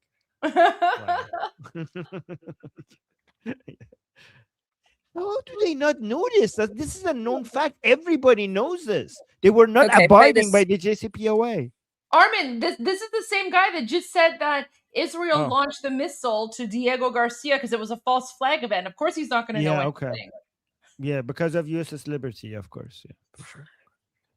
Issues. Bush ignored it. There was the Iran nuclear deal, which even Trump's own administration certified that Iran was complying with. And what about the slaughter? What about the slaughter of thousands of protesters, including many completely innocent civilians, on the streets of Iran in January, for example? Because the noise from the left, I have to say, was pretty. I'm not accusing you and I don't know what you both said about it at the time. You can enlighten me. said nothing. But there was a definite. I'll tell you what I said. Oh, hang on. There was a Don't speak for me. Don't put words in my mouth. You said it. No, I actually remember very well. Sorry, I'm actually talking. You don't know what I had to say about it. 30,000 people were killed. I heard it from your mouth. Okay. There's no evidence that 30,000 people were killed. Show me the evidence. There it and I'll is. admit that There I'm it wrong. is. But How many do you think were? Oh my God! Oh, how many separate news sources need to verify this for these people to believe it? Like, they believe Hamas propaganda when it comes to Gaza, but Time Magazine, The Guardian, and Iran International, all three of them had done independent investigation, and all of them have came to the conclusion that more than 30,000, at least 30,000 Iranians have been killed, according to these three sources. Armin, even President Trump said that over 40,000 have been killed in the last in the 2 days. President Trump in various speeches has said, we know that over 40,000 have been killed. But she doesn't believe President Trump. She's like, well, President Trump, I don't believe Well, her. just wait. She's going to start laughing. You're going to see. But does she not believe Time Magazine and The Guardian and also the investigation by Iran International? Does she not believe any of these as well? But she believes Hamas? Yeah. Zionist organization. Unbelievable.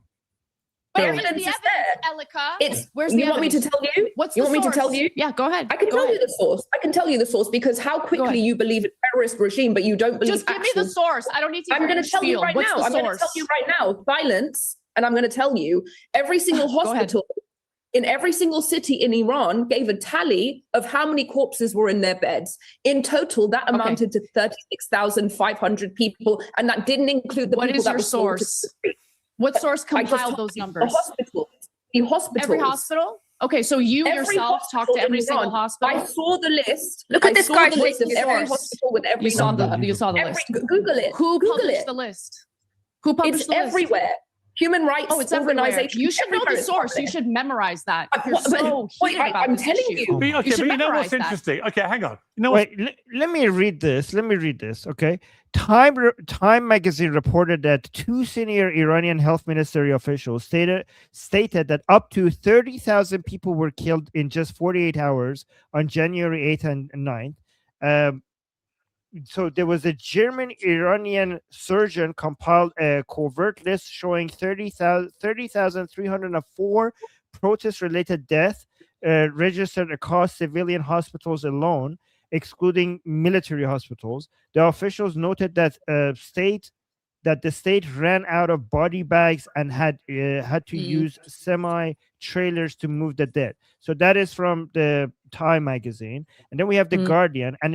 This is the separate report. An investigative report revealed that a covert network of over 80 medical professionals across 12 Iranian provinces tracked the casualties. That's what I was talking about.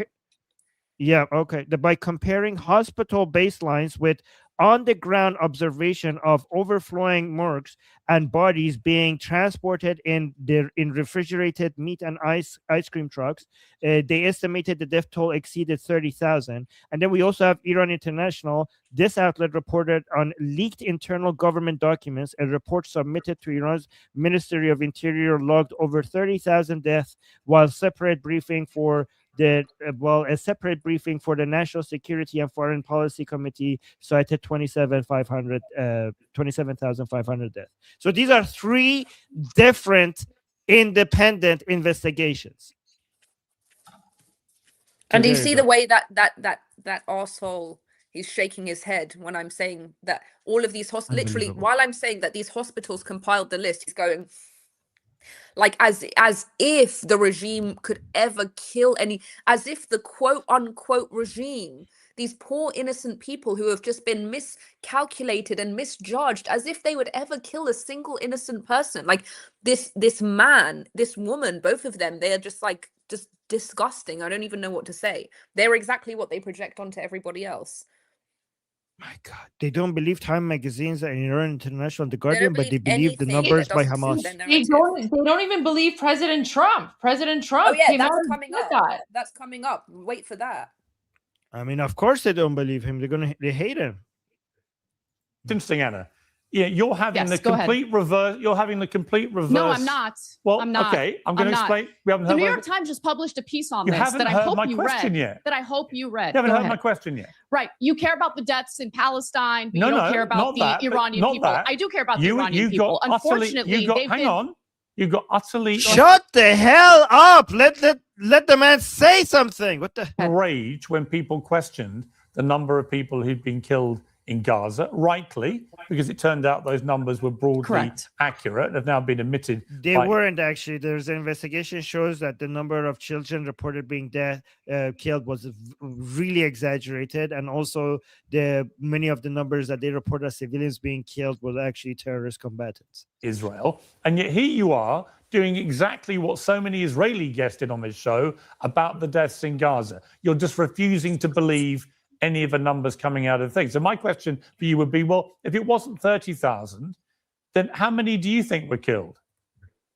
I don't know. I don't know So exactly how do you know it wasn't many people were 30,000? killed. Hold on. Let me Sorry, hang on. Elika, Sorry, let me make again, my point. Anna, If you're going to Anna, ask a Anna. question, Why should she make you let your point when you don't let other people make their points? let me answer it. Let me answer my. Let me answer the question. Anna, I so know, my but point let me being, answer the my question. point being, the very question that I used to ask all the Israeli guests who would try and cast I know. aspersions. I know. Is the same question Let me I'll put explain to myself. you. It's the same question to you, which is, if you don't know, how do you know it wasn't 30,000? Okay, let me explain it. Okay, You don't know. No, Pierce, let me explain it. Okay, when it comes to Gaza, the Gaza Health Ministry, historically, you look at the history, they have historically been accurate and very careful when they. Not this time. Not this time. Not this time. I actually have the report that shows this time it was very inaccurate, and they were exaggerating the number of children and civilians. Publish death tolls. Okay, they're always confirmed. In fact, oftentimes they're an underestimate. So I know to trust the Gaza Health Ministry because of its history of publishing accurate data.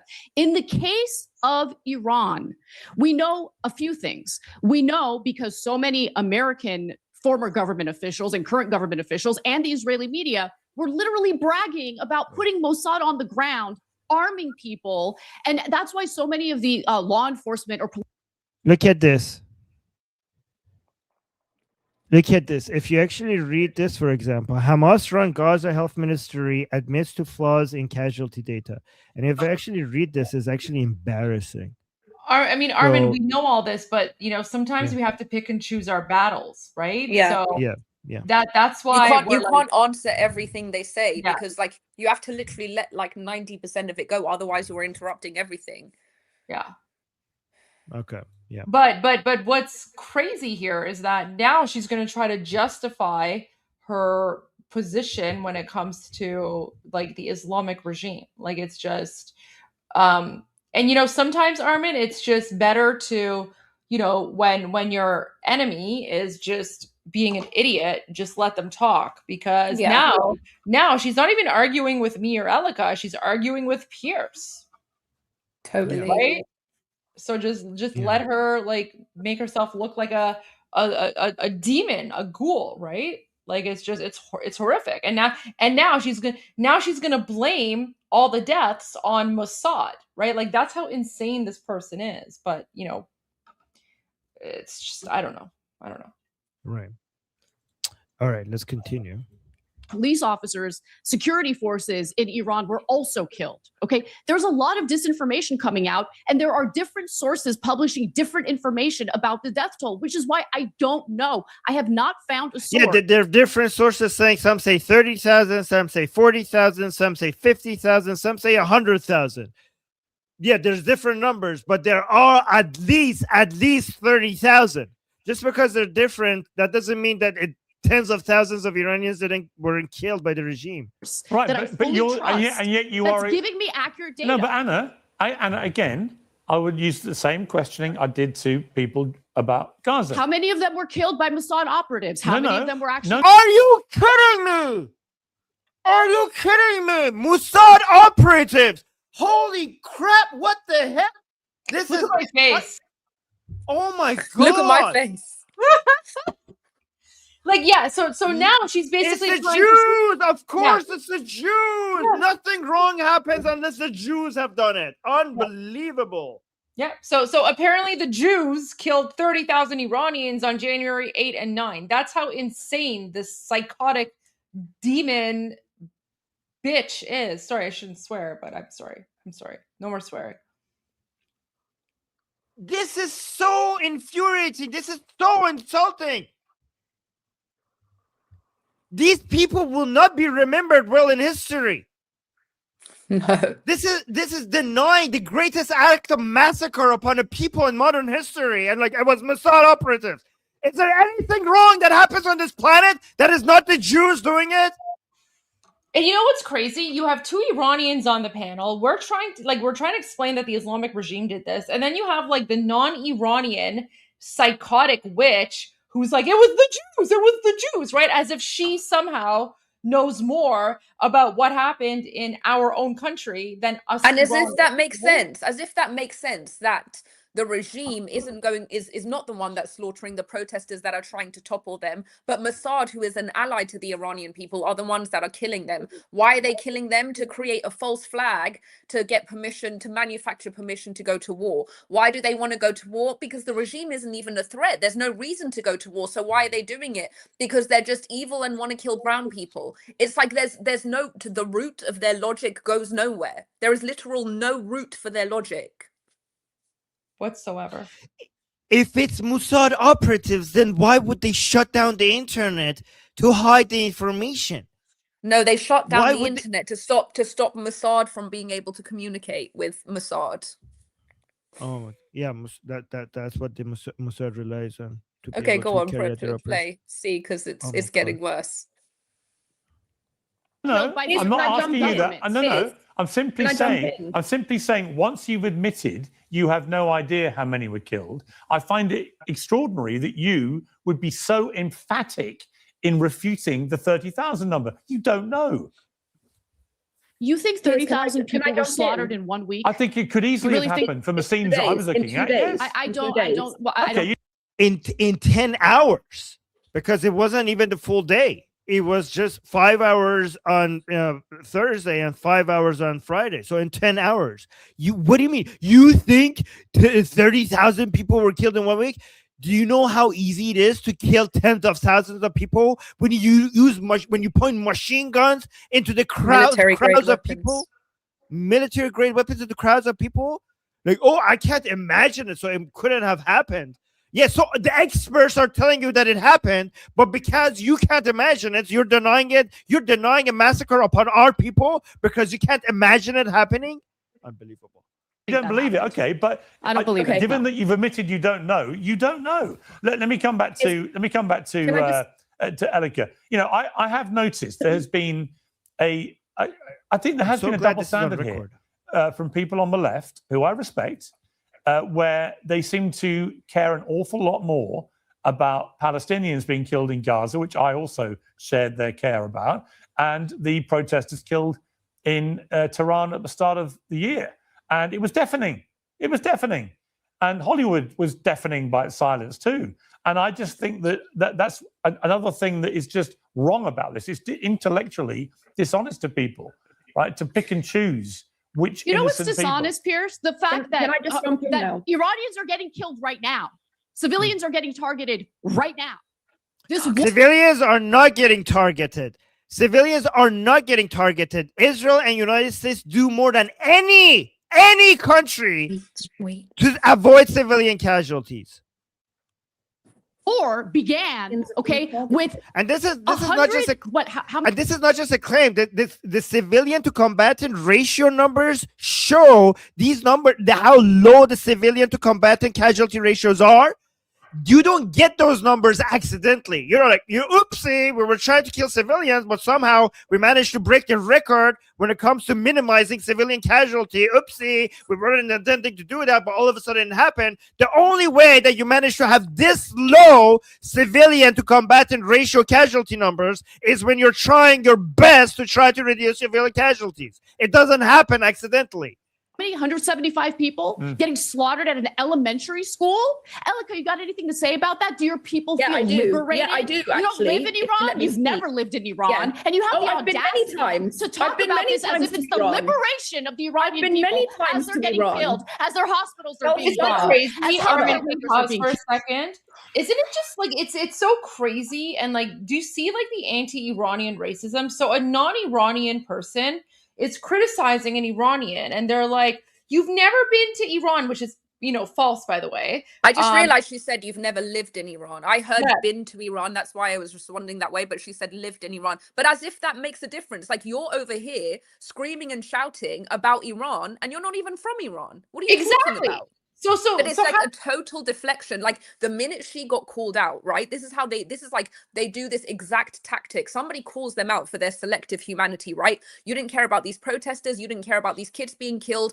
And then so they do this deflection where they talk about what about the 168 school children? And then they get loud and passionate. So they think that their humanity is going to, deflect from the question that was asked, which is she just was exposed. That's why every time they get exposed, they get angry. That's what she's doing now. And now she's trying to delegitimize you. Meanwhile, she's not even Iranian. So why is she even speaking about Iran? Exactly. Right? Exactly. It's like, I don't even understand how they think that this is like a rational, logical argument where they attack an Iranian and they're not even Iranian. Like it's insane. So she's basically trying to say, I'm right, you're wrong because you've never been to Iran, but she's not even Iranian. Like it's just Elika, how dare you talk about Iran? You didn't live in Iran. Unlike Anna, who has been grown up in Iran since childhood. She has spent her entire Unlike most of her Anna, life who's in from Iran. Esfahan, right? Yeah, from Esfahan. Like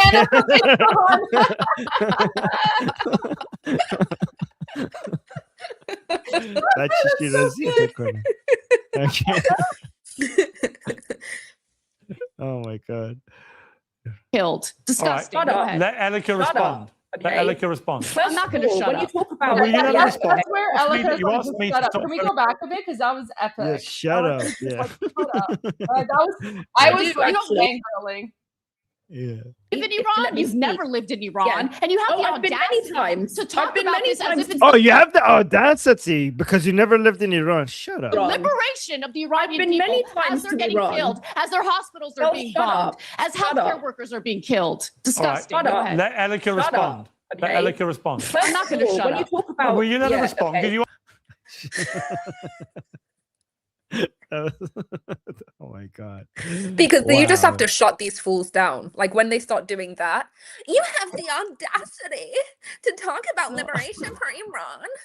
Like shut up. No one's buying it. No one is buying it. You loser. Unbelievable. So she's so filled with hate. Look at her. Look at her face. She's so filled with hate. It's just total deflection. You asked me to stop. Yeah. Stop her interrupting you. So I'm now saying to you, Okay, Anna, go ahead, Elika. let her speak. Please go ahead. When you talk about the Hamas-run Gaza Health Ministry, you say their numbers have historically been accurate. Well, did they ever You're separate disgusting. civilians from good. Insults, that's good. Did they ever separate civilians from combatants? They didn't. And in the end, we discovered that that number did include many combatants, okay? The idea so that's did, the first actually. thing. You know their numbers. Correct. That's good. 83% right? civilians. Okay, are you going to interrupt? 83%. She's like, look at this. She complains about other people interrupting, but she interrupts all the time. All the time. Interrupt. Actually, Hamas said that 50,000 of them were combatants. Regardless, you are quick to trust the Hamas-run health ministry, which just shows who you trust, right? Which is terrorist regimes. Second of all, you sat there just right now and said 178 school children were killed. First of all, you said nothing about the hundreds of children that were killed on January 8th and January 9th by the regime. And second of all, where did you get that number from? The only people who have confirmed that number is the regime. And that just goes to show. Wait, hold on. Wait, are you denying that 175 people were slaughtered in that school? Are you denying it? Are you denying it? Let me finish my point. Because you did deny. She didn't deny. She's saying the number is exactly what the regime reported. So your source is the regime. She didn't say it didn't happen or it did happen. She's saying the number is exactly what. Oh my God. She knows. That's why she's talking over me, because she's trying to deflect. Wow. let me finish my point. Are you going to let me finish my point? There absolutely were children killed in that strike. How many? We don't know, because the only people who have confirmed it is the regime. Yeah, but again, Elika, okay, well, now let me... Piers is also not understanding your point, because Piers now interrupting you because thinks that you're denying that children died. Let me finish my point. Let me finish. Let her finish. No, let her finish. Because you're now doing exactly... No, she's not. You don't understand what she's trying to say. She's not denying that it happened. She's saying that exact number shows what her sources are. Unbelievable. Piers is not getting it. Exactly. No, I'm not. If you let me, Piers, if you let me finish my point, we know how many children were killed. No, you don't. No, well, you don't. Just let her make the point. God damn it. You know how many were at the school. That's not what I'm saying. Piers, let me finish my point and you'll see what I'm saying, okay? I'm not saying what's real and I'm not saying what's not real. Here is the point that I'm making. When the people, okay, tell you something, doctors, witnesses, eyewitnesses on the ground tell you something, okay, it is questioned. When the regime says something, it is believed. So what I'm saying is that I'm pointing out to the hypocrisy of how easily they believe regimes, which they might be true. It might be true. Yeah, but you know, the trouble is, again, you're both basically casting doubt over the death toll numbers. This is what I just this man is like so infuriating, because it's like the way that he tries to do this fake balance, right? Where no one should ever question anything. No, there are sources that are reliable and there are sources that are unreliable. If there is a terrorist regime that is spewing propaganda, of course we question that as a source. If there is a legitimate source that says something, then that is something that's more believable. And the point is that they question the legitimate sources and don't question a terrorist regime. It's like he's being so obtuse by pretending not to see the difference. Not even once did you deny that happened. You didn't even do that. You're making a completely different point, and they don't understand it. Toll numbers of the other side, and that's my point about intellectual dishonesty. I don't think it's honest to do that. I mean, in relation to the attack on the school, it's pretty obvious to anybody what has happened there. We know that people were. We know why. It used to be. Let me finish my point, please. It used to be part of an IRGC compound. Then it was moved out several years ago to be just outside the compound. I suspect they clearly deliberately attacked the compound, and the missile was slightly off and hit the school. It has nothing to do with what Elika was saying. And killed over 160, 70 young schoolgirls at school. It was a disgusting thing to happen. And what America should have done, what President Trump should have done, is just immediately had the investigation, concluded it immediately. They know if one of their missiles hit that school or not. They knew immediately. And they should just say, we made a terrible mistake. We were aiming for the compound next to it. We hit the school. Terrible things happen in war. Terrible mistakes happen in war. We are owning this mistake. I would respect any country that says that when that kind of thing happens enormously more than I respect the obfuscating and disingenuous. He misses the point, and then he spends like a long time taking your time saying something that was completely irrelevant to the point that you were making. Right. Remember, like at the beginning of the show, he asked me a question, and after 30 seconds, he just like cut me off, and then he went on this totally like different tangent because he realized that what I'm saying is not productive to his show, so he just cut me off, and then that was it. Like he didn't even come back to me for a while, so I'm just sitting there like, oh my gosh, like what is happening right now? Yeah, right, because I think he just wanted these two people on because I think he was like, honestly, I feel like he was really trying to trigger me. He wanted me to like yell and scream and whatever, but like I was like, I'm not going to take the bait, so that's why I'm just sitting there and I'm not interrupting anyone. It was only when Elika left that I was like, all right, like I'm just going to go after like Anna for a little bit, but that was fine. But like Elika did an amazing job, and I was just kind of there to like be her backup. So that's why I couldn't get a word in edgeways. But I think like the whole, like it was very clear that what was going to be entertaining was me and Anna kind of like having this standoff with each other, and that just became the point of the show. But it was just pointless. It was just pointless because you cannot get a word in edgeways, and she just interrupts, and Piers goes on his tangents. It's just the whole thing is just pointless. Yeah, I don't know if I'm gonna. I don't even know if I'm gonna go on anymore. I'm not gonna go on after this. I think the next time they invite me, I'll just be like, I'm not available, but here's Armin. Yeah, I agree. I agree. I agree. We should send Armin. We should send Armin. Yeah, I agree. Let's send him in. Okay. It's All your right. turn, Armin. No pressure, no pressure. I think I'm gonna disappoint you guys when I get there. No, you'll be amazing. You'll be amazing. Okay. I'll try. Bullshit. We've heard about the attack on that school, right? I would. Absolutely, but Piers, that's not the point. The point is that how quickly people run with numbers provided by a regime that historically does nothing but disseminate propaganda, and how quickly they question the words of the witnesses of people who have seen this massacre on the ground. That shows you who they defer to, and that is what's worrying. Okay, let's just I'll make a point here. The government published a list of people that it says were killed during those protests. Again, if people think that Wait, you just made her point. You just made her point. Wait, you just proved what Elika was just saying.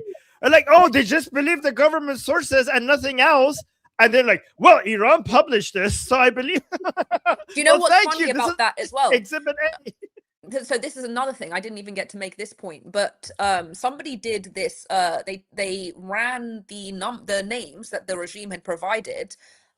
First they said it was 170 whatever girls, and suddenly 2/3 of it were boys. We don't know how that happened. And they checked, and it was like, I can't remember who did this, but showed that something like 70-something% of those kids were not enrolled. That those names that they published were not enrolled in the school that was struck, in the Minab school. So it's like, you do not understand how IRGC propaganda works. You do not understand that they just take names of recycled corpses and put them on that list, and they know that no one's going to be sitting there checking, like, was this person enrolled in the school? Well, people checked, and turns out they weren't even enrolled in that school. But I didn't even get a chance to make that point. Yeah, he's not letting you. No, list is false. What they can do is they're either alive or dead. There has been. You know what? They're either alive or dead. And it will be verified. And my guess is that many thousands were killed. Exactly how many thousands, I don't know. I'm intellectually honest enough to say I don't know. But I certainly, because I don't know, I'm not in a position to emphatically deny any figure, because I don't know. Look at how she's laughing at the death of our people. Listen to me now. Listen to me now. Let's just turn. I want to turn to another. Hang on. Listen, we're running out of time. Because those numbers are ridiculous. I want to turn. Those numbers are ridiculous. I want to turn to another issue. From 30,000 to 40,000. All right, we've done the ridiculous numbers. All right, stop talking, please. Because you're I want to change the subject and bring Aaron in here. All right, Aaron. I want to talk about. I mean, the Nazi regime was killing more people per day than even like what we're talking about. Like, those numbers are astronomically high when the Holocaust was happening. If she was alive back then, she was like. This is not gonna, like, do you know what, when the stuff was happening between Israel and Gaza, the reason I never ever touched that conversation is because I don't know how this is going to play out, and if it plays out a certain way, I don't want it to backfire, that it comes back on me and I said something and it would turn out that it was wrong. These people are being way too brave with saying this didn't happen, for sure it didn't happen. Like, do you understand that when in the future this is going to be proved, do you know how fucking awful you are going to look when we have all of these clips of you saying, I don't think this is true, there's no evidence that this happened, I just simply don't believe it, the Ayatollah was a courageous man? Like, history is not going to remember you in a flattering light. Exactly. Like, you're so stupid. Exactly. But what is even her point? The number is so high, so I can't believe it that it would be that high. Because the regime could never do that. The regime is just too nice. Only Israel could do that. Their age. Wow. And you know what it is? Like, Iran is a huge country, and we know that on January 8 and 9, millions of people went out. Exactly. And that was across the country. So just imagine, like, Iran is not Gaza, right? Iran is a huge country. Population is 90 million. So let's say even like 30 cities, okay? Let's say 30 cities, Iranians go out. It was way more than that. But let's just consider the top 30 cities, 20,000, 30,000, 40,000, like 50,000 or 100,000 people go out in each city. Then the Islamic regime shows up with machine guns, like literal like anti-aircraft military type machine guns, and start shooting into a crowd of 10,000 people from all over, right? Like you have 1,000 people massacred in each city, in 30 cities. That's 30,000 right there in less than an hour. Right? And that's Like, just these people are evil. They're so evil. And that's just like 10%. Like if, like you said, if there's 100,000 people in a city, 1,000 of them killed, that's just like 10%. What? Right? 1%. 1%. 1%. Yeah, it's okay. They didn't ask me that. 1%. And that's like, that is not hard to believe. That is not hard to believe that if you bring military grade weapons to a protest of 100,000 people, that you kill 1%. That's actually like, wait, isn't it going to be more like 5%, 10%, 20%? That's what I would think. I would think that they must have got mowed down at least like 10% of each of these cities, right? And so the fact that it's that's why even in the audio notes, like I'll never forget those audio notes where from inside of Iran, where they were saying these numbers are laughable. To say that it's 20,000, 30,000, it's laughable. We haven't seen massacre like this anywhere. It's like 70,000, 80,000, because it makes so much more sense that you come to suppress protests with military grade weapons. You're not just going to take out that small number. In a city of 100,000, you're not just going to go for 1,000. You're going to go for, or 10,000. Like you're I don't know. I don't know. I mean, we don't even have to estimate because experts have done that. Like people who know how to do this have done that. And they're saying the numbers is at least 30,000. So we don't even have to do the job because other people who know what they're doing have already done that. And you know what's really messed up? Like here, I actually say, well, President Trump said it was like at least 40,000, and then she laughs at me. So she's laughing at the fact that I'm relying on intel from President Trump. So there you go. There's your MAGA, or not MAGA because she's not MAGA, but there's your like, I'm American, podcaster, right? Literally laughing at the source that I provide, and the source is the Commander-in-Chief of the United States of America. Yeah, and you know what? You know what else? I went to my friend's house the other day, and they'd gone to Mar-a-Lago, whatever that place is called, and obviously Trump was there and everything, and he was saying that he watched the executions. Like he watched the executions of the wrestler. He watched all of, I don't know why, but he watched all of those lynchings. And so, it's like, obviously you have to know that the president has some type of intel, right? You have to know that the president has some type of intel on this country that they're currently at war with, and what the regime is getting up to, because this was all, like, people forget, this was all part of the deal. Like, remember that he said one of the conditions for whatever is that you have to halt the executions of 800 protesters. That was like something near the beginning. So all of this, like knowing who was killed and how many were killed, that's all part of the conversation in this war dialogue. And so when you're literally believing this terrorist regime, right? And then, well, when Donald Trump said 40,000, you're like, that's laughable. It's laughable to believe Donald Trump, but it's not laughable to believe the Ayatollah. Unbelievable. And she calls you the woman who's laughing at the idea that 40,000 Iranians have been massacred by the Islamic Republic. She calls you disgusting. Yeah, she calls you disgusting. She calls me disgusting for saying that there's there was a difference between combatants and civilians, which is a fact. Okay, what's your cat's name? We need the cat tax now. What's your kitty's name? Sashi. Let me bring her. Sashi, come here. They're both of my, and there's Winston as well. Come here, Winston. That's so cute. Crazy. Because they want attention. Oh, Azizam. I had a dog. He passed away 7 months ago. No. It's okay. You know what? He lived to the age of 15. Like he lived to 15 years old. Yeah. So I had him for a very long time. What was his name? His name was Baxter. Oh my gosh, that's so sad. I'm so sorry. No, that's okay. I mean, that's the thing. Like, you get a pet, you know what's gonna happen. But he had the best life, and he was the goodest boy. So he's waiting for me in heaven. But I love dogs. So me too. And I can't imagine like going through all of this nightmare without having like my fur babies to cuddle with. He just missed that window a little bit too soon. That's okay. That's okay. You know Bless what? him. You know what's really funny is that when he did pass, like right before he passed away, my mom said to him, Baxter, when you go to heaven, tell God that we want regime change. And then a few months later, that's what happened. So, Wow. Okay. you know, he's the goodest of boys because he took our message to heaven, and you know, Baxter is looking down, and Baxter's like, see, mommy, That's so I said we want cute. regime change. So, And there I you go. totally believe that. But guys, listen, I need to take off now. Okay. But I will just say before I leave, I really feel like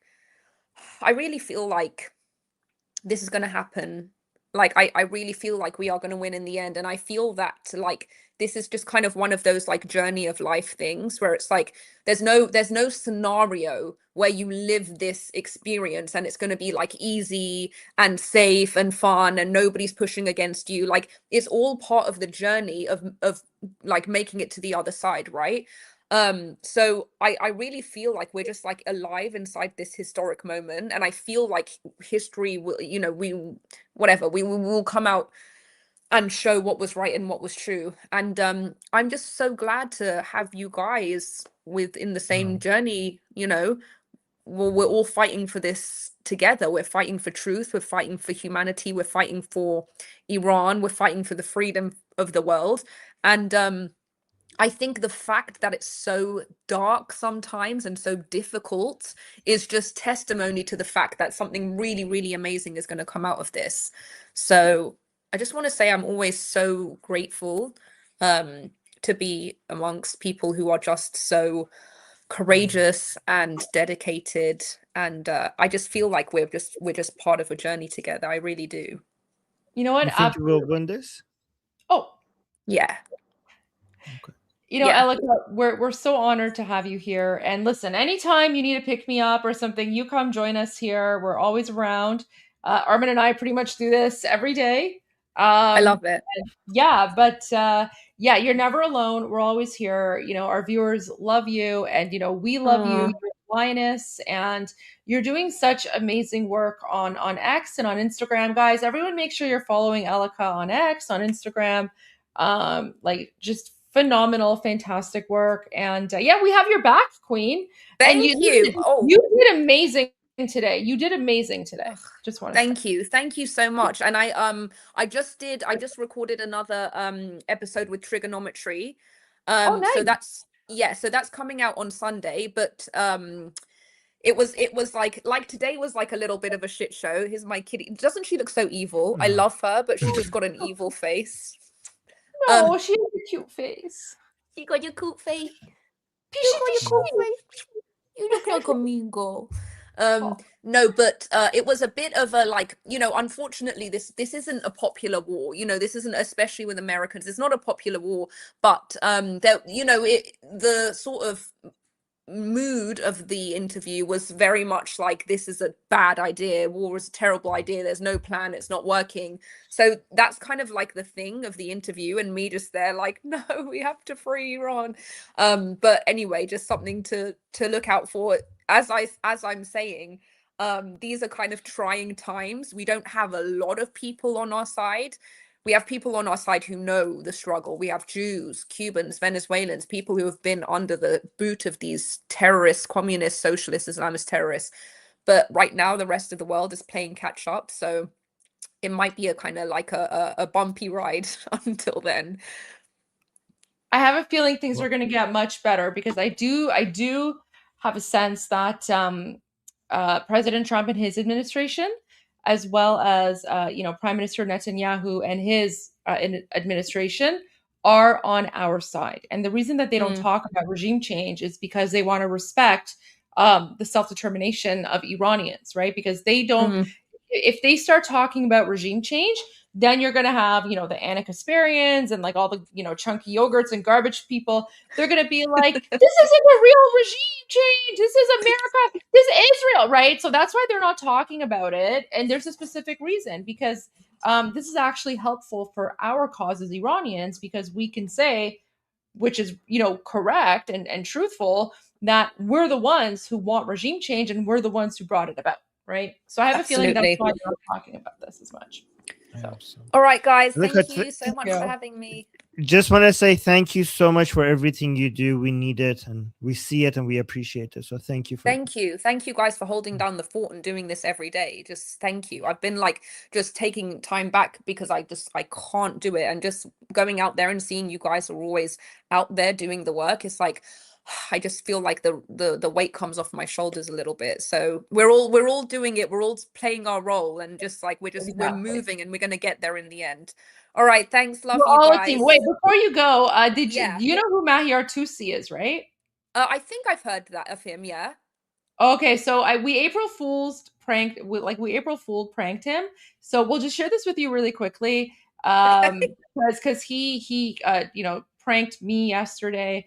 But we'll share this. We'll turn off our mics and our cameras so people can watch this, and then after this you can head out. But I know a lot of our viewers have asked to see the April Fool's prank that we did on Mahir Tusi. So guys, here you go.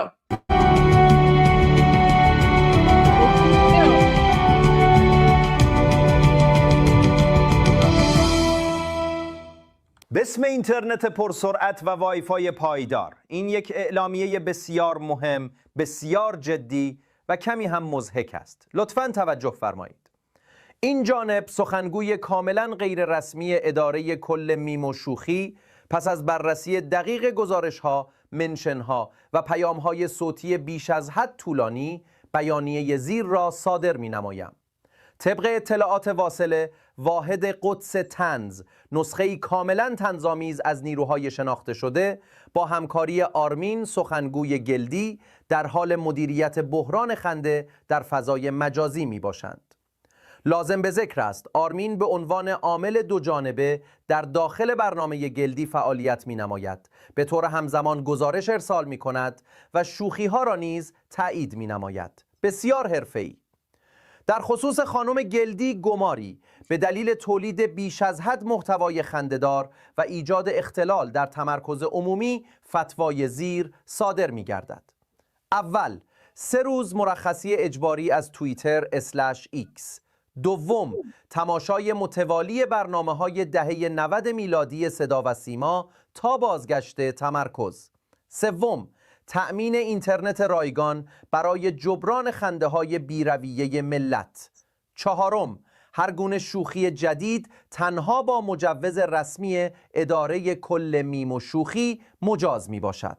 در صورت تخلف فرد خاطی موظف است در تمامی گروه‌های خانوادگی پیام سلام خوبی ارسال نماید بدون دریافت پاسخ. این حکم قطعی لازم الاجرا و کاملا طنزآمیز می باشد. ما هستیم توسی تیوی و من الله توفیق. خدا نگهدار و خداوند مدل موی مرا حفظ کن. So for reference, Tusi pranked us yesterday, pranked me by basically saying that I've joined forces with Chunky Yogurt. So this is my April Fool's. Although to be fair, I started the war because I rickrolled him a few days before that. So, but Tusi's great. By the way, guys, it's his birthday, so go say happy birthday to him. Wait, is it actually his birthday? I thought that was it is his birthday. Oh, is it? Okay, I should go tell him happy birthday then. Okay. All right. Okay, Elika, thank you so much for joining. We'll see you soon. Thank you. Bye. Man, oh man. Okay, Armin. Okay, I need to go. Can we do the pick up the rest later? Oh, I mean, you can totally pick up the rest later. I'm not going anywhere because President Trump has a really important announcement about Iran at 9 p.m. in 50 minutes, right? And I'm going to live stream that. Apparently, it's huge. I've heard that like every single, I could be wrong, but I've heard that like every single American TV channel is going to stop their own broadcast. And apparently, wow, they're all going to be broadcasting President Trump. Oh no. Okay, I'm gonna have to miss it. I have something really important. That's fine. You're gonna have to miss it, but I'm gonna be broadcasting. I'm sorry. I'm so sorry. Don't apologize to me. Apologize to your viewers. No, it's okay. But we're gonna, guys, don't go anywhere. It's gonna, Goldie's gonna be here, and she's I have some administrative stuff for my. That's live okay, Armin. that I know. Yeah. Listen, it's okay. Yeah, You got to do what you got to do. So it's all good. Oh my god. Okay, guys, All good. please forgive me. Please forgive me. Life has some essential things that I need to take care of. So sorry. about that. Exactly. Yeah. Okay, Goldie, I'm gonna go, and hopefully President Trump comes with some great news. And I'll see you guys tomorrow. I'm Israel Chai. Long live America. Javid Shah. Payande Iran. Mwah. See you guys tomorrow. Bye, See you guys. tomorrow. Okay, guys. Mwahaha. It's just us now. Okay. And the PFE is reading 3, which is nominal. Copy PFE. This is kind of cool because now, like, if I need to take like a commercial break, I can just go to the moon launch. And integrity, we are ready for the eclipse power down per your execute note. I can just go to like the moon launch, and then that could be like my little like break or something. I mean, there is a lot of news. There's a lot of news that I want to talk about. All But right, as we've continued to follow along on the mission here in Mission Control Houston and on the Orion to Earth loops, we'll take you over to the beginning of the press briefing, the post-launch press briefing over at the Kennedy Space Center. oh, amazing! The press. Okay, the press briefing is starting. Oh, this is perfect. Okay,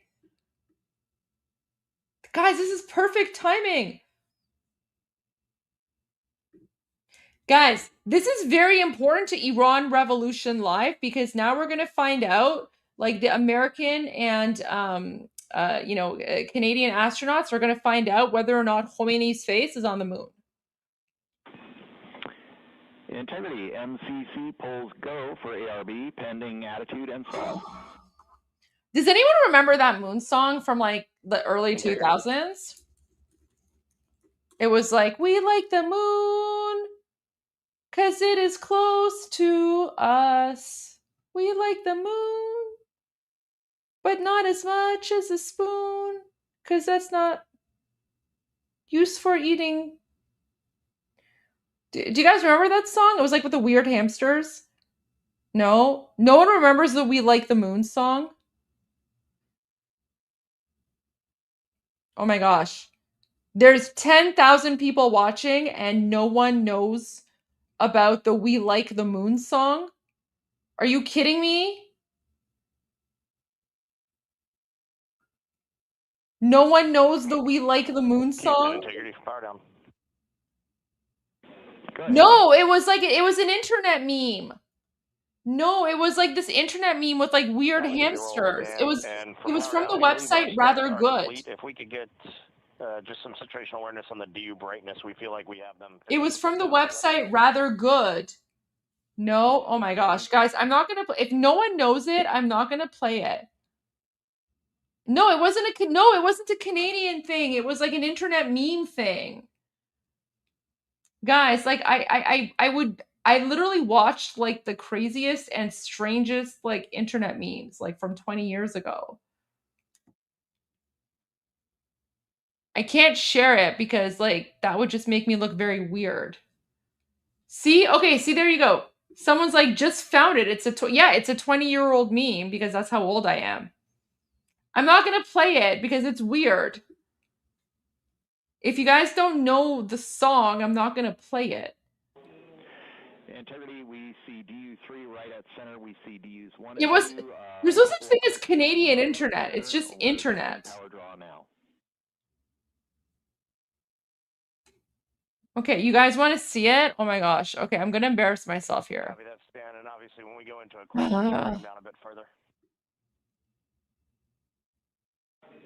It's from this like old website called Rather Good. It was like the equivalent of not equivalent, but it was like And read eclipse. it was like, I don't know, think of like E-Bomb's World, but instead it was like Rather Good. But it's so weird. So I'm just gonna like now everyone's gonna be like, who is this weird person? We like the moon, but it is close to us. We like the moon. But not as much as a spoon. Cause that's why you so eating soup. And the cookies are very useful on that. And Lindsay has come in and makes that food.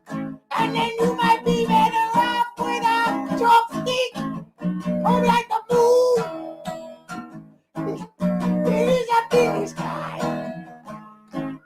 It's on there very high, but not as high as maybe. And we can put us in my little lighthouse. And maybe clouds. And monkeys also, I think maybe they go quite high too. Maybe not as high as the moon. Cause the moon is very high. We like the moon. The moon is very useful, everyone. Everybody like the moon because it lights up the sky and it's lovely and it makes the skies go up. We like it, but not as much as those. We really like cheese, we like zeppelins. We really like them and we like hills and we like moons and we like deer and we like mammals and we like gold and baby animals. We really like the moon.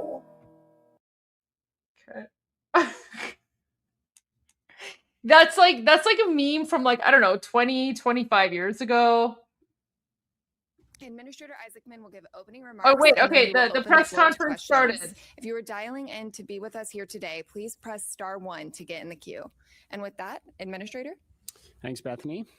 Good evening, everyone.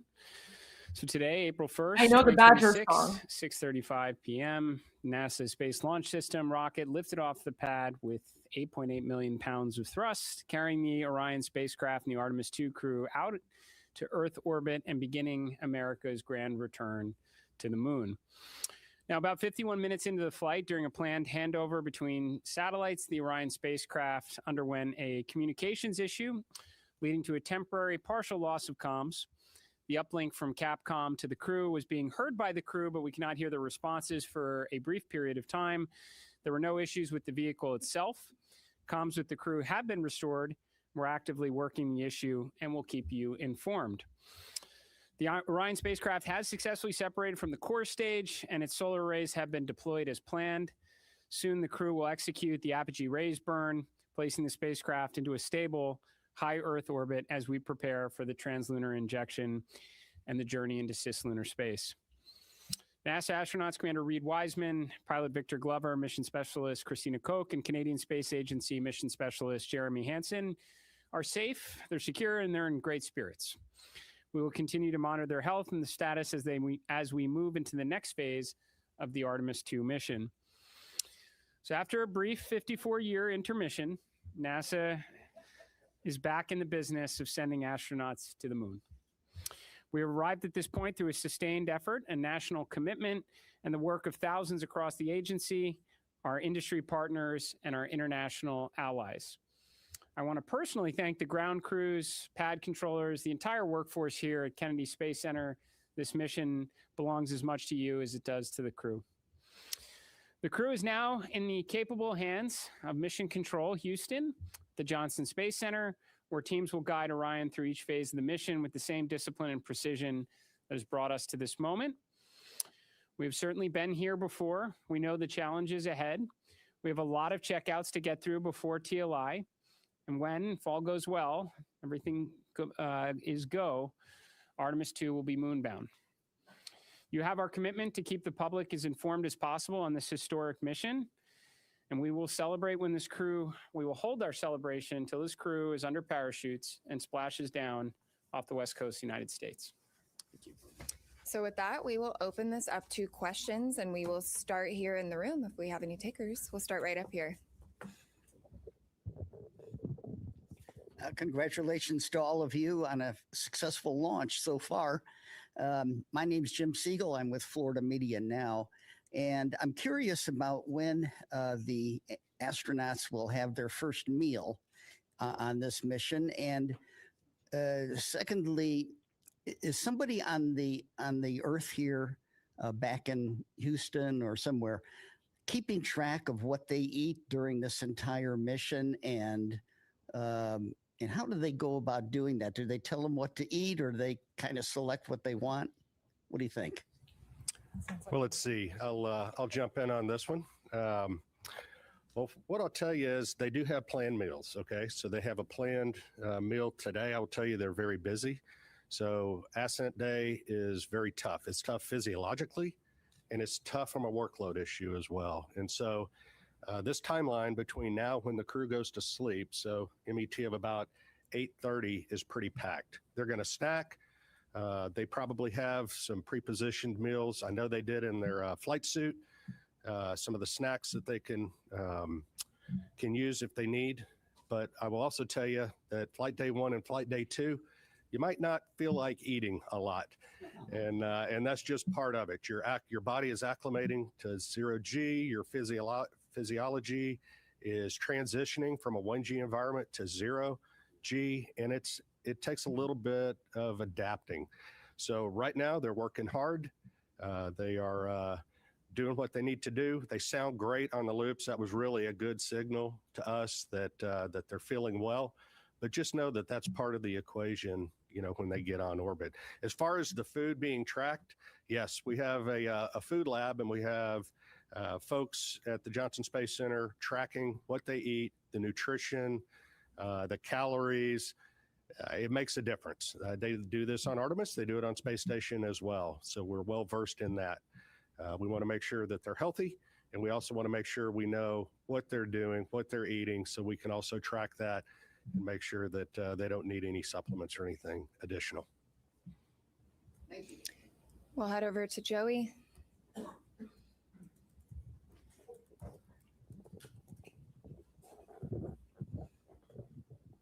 Thanks, guys, and congrats on a clean launch so far. Jared, or whoever wants to answer, how were you able to resolve the communications issue, and do you have any guesses as to what might have caused that? And was there any part of the mission so far that appeared off nominal, or is everything looking good? Just curious to hear how things are going on that. Thanks. Well, on the comms Yeah, I issue, agree. maybe Justice for someone here has a Pluto. lot more detail than I do of having to run around quite a bit, but I think they're still looking into trying to really understand exactly what was going on there. But it's restored, which is important. I think it was during handover to Tedra's West. Sometimes that's squirrely. Ground configuration, you gotta get that right. So hopefully that's what it is, but we'll chase it down. But they were able to recover. They had intermittent forward and return links, so the burns that they needed on board it was never an issue. It was unusual for it to be dropped out for a couple minutes, so that's what we're telling you. We had a controller issue with the toilet when they spun it up, so we got to work through that. That's going to take maybe a few hours to troubleshoot. So there was also a water tank valve. There's 4 water tanks on Orion. There's a crossover valve that connects the 2 gangs of tanks. It's supposed to be open to ensure maximum flow. It was closed during ascent. When you shake the thing, things like that happen. So they're going to reset the valve. And then they had a recurrence of on Artemis 1, we had a latching current limiter failure on a piece of electronics, a transient failure when it gets exposed to radiation. They took 1 hit of those. We took about 24, 25 of those during Artemis 1. Again, normal, the onboard fault detection cleans that up, but we're just getting started, Joey. This is a flight test, and a lot of what we're doing here is Javidement, guys, all of the things that require the crew interaction, right? And so we anticipate to have a lot of these. Well, that's what we're here for. Work through them. Sawyer, apogee raise burn. We're go. So they're going to stay in space. Sawyer. Thank you, Sawyer Rosenstein, NSF. I noticed that the slide wire baskets happened to deploy during launch. Was that something that was expected? And can you give any initial reports, at least what you've seen from the cameras, of how the mobile launcher is doing, given the hope to be able to quickly turn it around? Yeah, Do you have something on the baskets? I can talk about the turnaround. The baskets they're supposed to get out of the way. Great again. That's part of the agree. plan. So otherwise they take plume loads, and we don't like that. So I can tell you on the mobile. Sorry, for the people asking me to increase the volume, I can't. The volume is at max, so you're just going to have to increase the volume wherever you are. I apologize, guys. Launcher, our team has already been looking at a lot of the imagery that we have that was taken both during and after and assessing that, trying to get the condition. We've got teams, I believe, going out there. They might already be out on their way to take a real look. Some of the good. Wait, Amir? Amir, why are you declaring war against Pluto? Oh no, guys. Okay, so we have like a big problem in the chat right now. Like we have like people who are like, you know, make Pluto great again, and then we also have like the Magbar Pluto crowd. So oh no, guys, we're gonna have like we're having like a civil war on Pluto. Oh no, poor Pluto. Things that we've seen relative to Artemis 1, one of the issues we had was that the water that was supposed to be spraying down the launch pad, so Pluto is that there were some issues there that didn't happen. We saw a lot of corrosion. The water was working, so things were getting washed down. We're still Pluto also phobes. Why do we remove, have some Pluto of the phobes in the parts chat? so that we can do some of that cleaning to make sure we don't have those corrosion issues. We haven't seen evidence of things like after Artemis 1, like the elevator doors were blown off. We haven't seen that.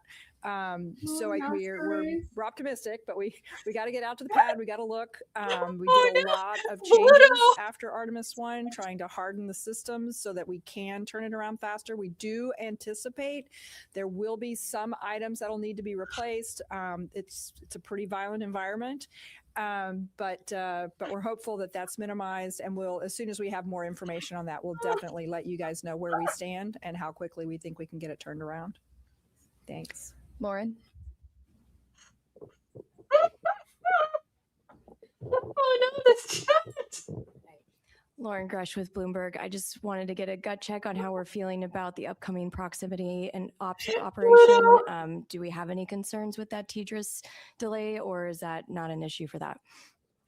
I'd say right now we're on for the proximity operations demo. Haven't heard anything that's keeping us from that, Norm? No, on track, ready to go. Victor Glover's going to be flying it. Reed's going to be working the procedure with him and cross-checking, and Jeremy and Christina are going to be looking out the windows, also spotting, cross-checking, using cameras and imagery, and it should be beautiful. So we can't wait. We'll go right over here.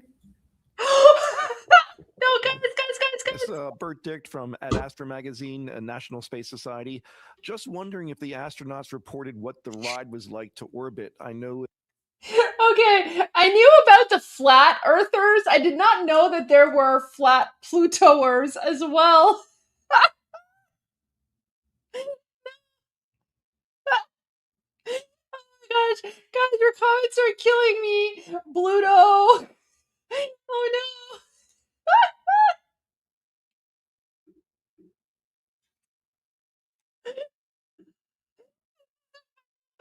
Pluto will return.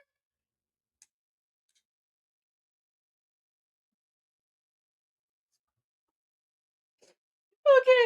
Oh my gosh. Okay. Let's continue, because this looks like a very important question. It's about the astronauts' experience. Society. Just wondering if the astronauts reported what the ride was like to orbit. I know with the space shuttle, it was a pretty rough ride until there was SRB SEP. Was this similar? Have you heard? I have not heard a report yet. I know we will get. Remember, a report. we're the Again, 13th colony. when Remember? Miko happened immediately. They were getting prepped to do their. Oh yeah, I know my Battlestar Galactica lore. We're the 13th colony. I know that. I'm a big sci-fi nerd. Remember? Repair G raise maneuver. That's critical. Otherwise, they come back to Earth, which we don't want them to. So they got that. They are working to get their spacesuits off. They're, they just got the ARB burn, which was very important. So now they're working to get their suits off. So they are very busy.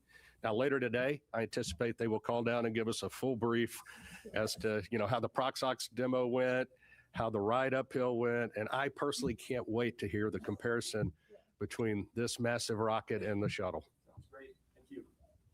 Micah?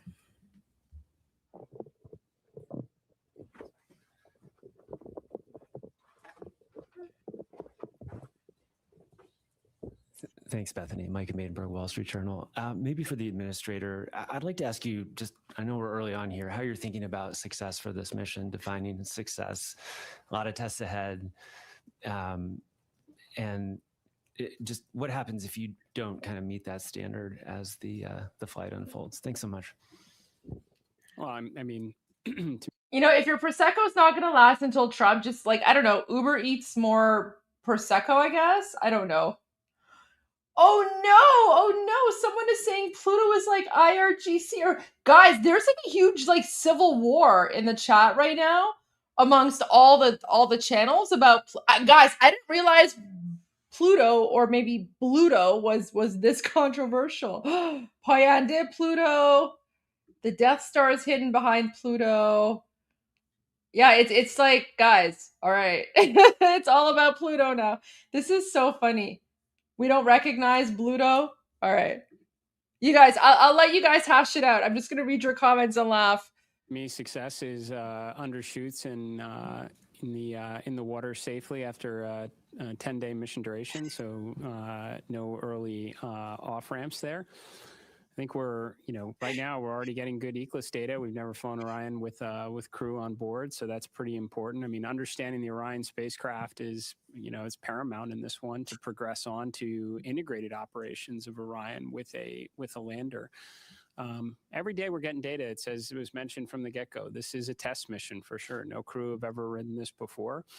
We'll keep gathering data over the next 10 days. We'll share updates, but we'll call it success when they're in the water safely, and we'll start working on the next mission. Oh, hey, by the way, guys, remember today is Senior Chief Actual's first day of retirement, because he retired. Yes, he officially retired yesterday after serving 24 years in the U.S. military. So everyone put like a salute in the chat, or like an 07 or whatever, for Senior Chief Actual, who retired yesterday from 24 years of service. He's an Iranian American. So there you go, guys. Thank you. Thank you, Senior Chief Actual, for your service. And we appreciate you.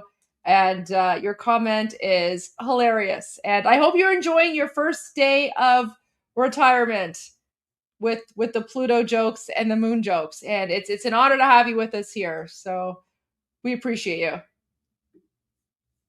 All right, let's continue with the press conference. Jackie.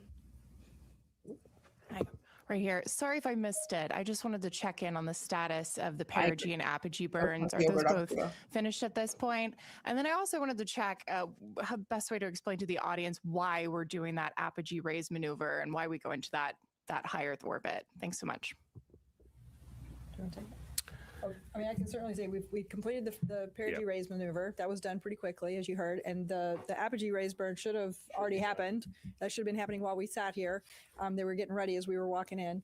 And then if you want to talk maybe about the rest. So we go into a high Earth orbit. Roughly, the perigee is about 1,000 nautical miles, rough, give or take, of the Earth, 25,000. So it's pretty elliptical. That's getting us, everything we do is getting us set up for the translunar injection burn. And so it's getting these burns, it's all converging down to what we call TLI. So we got to get the ECLIS system checked out. We got to make sure we have a redundancy. We got to make sure these burns go off where they should go off, and get Orion and the SM configured exactly where it needs to be. All right. Sorry, I have a super chat that I'd like to respond to. So Steve Dixon says, after watching your recent interview with Elika, I have decided that I will use the fact that my father was born in Shahabad, Islamabad Gharb, to immigrate to Iran as soon as his royal Shah returns. That's amazing. Oh my gosh. Whoa, look at that. We have like a second generation Iranian. You will be more than welcome. Yeah, come home. Come home. Or, even like temporarily, but yeah, like we're going to see like the largest re-immigration of Iranians, first generation, second generation, third generation. Not necessarily because we don't like the countries that we're currently living in, but because we just have this like, let me put it this way. We're one of the most ancient civilizations in the world. We're the Persian civilization. We've been around for 3,000, 4,000, 5,000. Some people say 7,000 years. So like, this isn't like a bragging or anything like that. It's just history. So because the Persian civilization has been around for so long, it's literally in our blood. So even people who might not necessarily have been born in Iran or grown up in Iran, it's still in your blood, right? So there's still this like, there's like this like calling. There's this calling to like go home, right? It's like, and for a lot of Iranians who have been born outside of Iran and who've never lived in Iran, it's like you have this longing for a home that you've never experienced. And I think that's exactly what Steve is experiencing here. He's feeling he's experiencing that ancestral memory. So yeah, absolutely, Steve. Even if, you know, I mean, it's going to be a huge culture shock if you've never been there, but definitely come back, visit, stay as long as you want. And oh, there you go. So you're like, I'm not Iranian. My grandfather worked for a bank there. My father was Iranian by birth. Whatever. We'll take you. We'll take you. All good. We'll take you. Yeah, come visit. Come live. Right? If you guys are tired of like the Durka, jihad, whatever nonsense, yeah. One of us. Come stay with us. Anyways, that's very kind of you to say. Okay, let's go back to the press conference. I mean, I can't comment too much on the press conference except for like, you know, just the ongoing Pluto civil war. You know, make Pluto's going to remain loyal to Yah. And then we have, you know, some people are like mad about Pluto. All good. I will let you guys sort out the Pluto civil war, but let's go back to NASA. And don't forget, guys, President Trump is making a very, very important announcement at 9 p.m., which is why I'm here.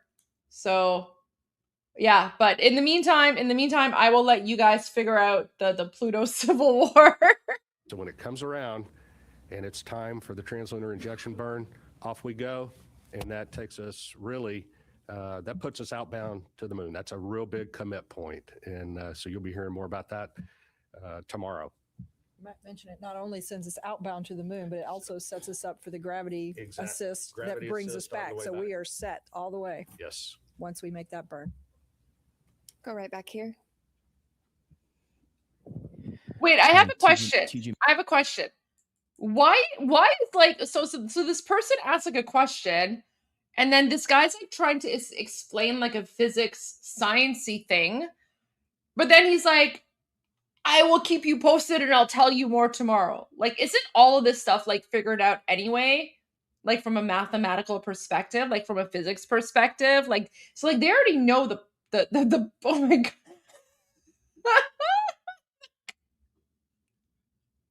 CNN says Pluto is winning. Oh no. Live or dead Pluto.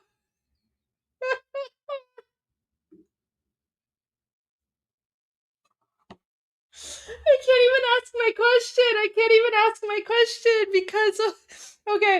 Anyways, so like someone's asking like a question about like the trajectory or whatever. And like, guys, everything is already figured out, right? Like literally everything is figured out like through physics and like whatever.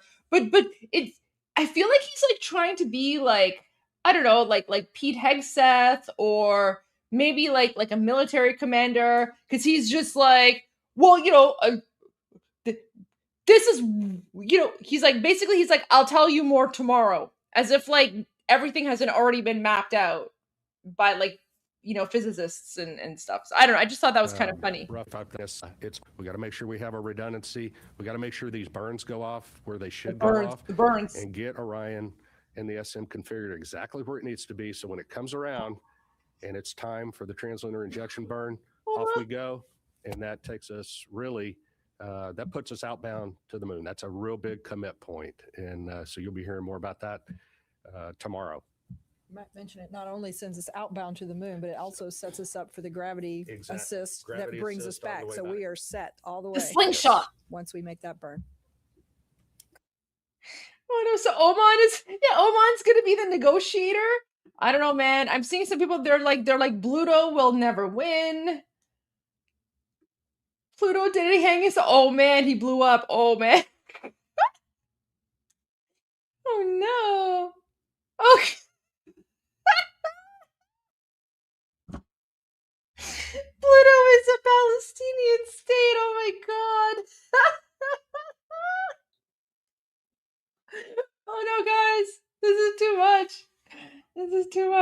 Okay. Let's continue. Go right back here. I'll be back. I'm going to find the President Trump feed and I'll be Hi, back. TG Mosquera with the Epoch Times. Thank you all so much. Something that hasn't been really talked about is that We the space launch appreciate you. system predates the Artemis program. You got going all the way back to 2011. So 15 years really invested in this. And just how does it feel to finally see it launch with the human crew on board? Yeah, I mean, right now, like I said, we're focused on the next 10 days. But I mean, I'll tell you, I'm incredibly proud of the folks that worked on this machine for as long as they did. And one thing we didn't talk about earlier was, one of the big objectives is getting the organization and getting our qualification standards and getting our certification rigor up to the standard for crewed flight. That's Wait. a big, even though the mission. This guy looks Iranian. Wait, what's this guy's name? He looks Iranian. What's this guy's name? Does he look Iranian to you? No, he looks Iranian, guys. Listen, there's a lot of Iranians in NASA. No. Listen, one of the most famous NASA astronauts is an Iranian woman. No. He's not Mushtaba. He's an actual he's like one of those he's Iranian. I guarantee you. Is he Indian? Guys, because one of the most famous American astronauts is an Iranian woman, right? Someone find out what he is.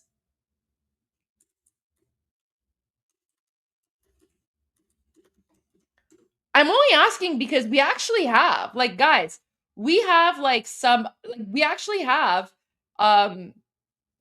Iranian astronauts in NASA. So this is her. We love her. Her name is Jasmine Moghbeli. She's actually been to space, right? She is she's one of our heroes. We love her. She's an American citizen now, but she's Iranian American, and we love her so much. So that's the only reason I was asking, because I know that there's a lot of Iranians who are in NASA. Guys, I'm telling you, Iranians are so smart. Listen, if my sister was American, she would be in NASA. Oh, he's Indian, American, amazing. Okay, nice. Okay, I was just curious, man.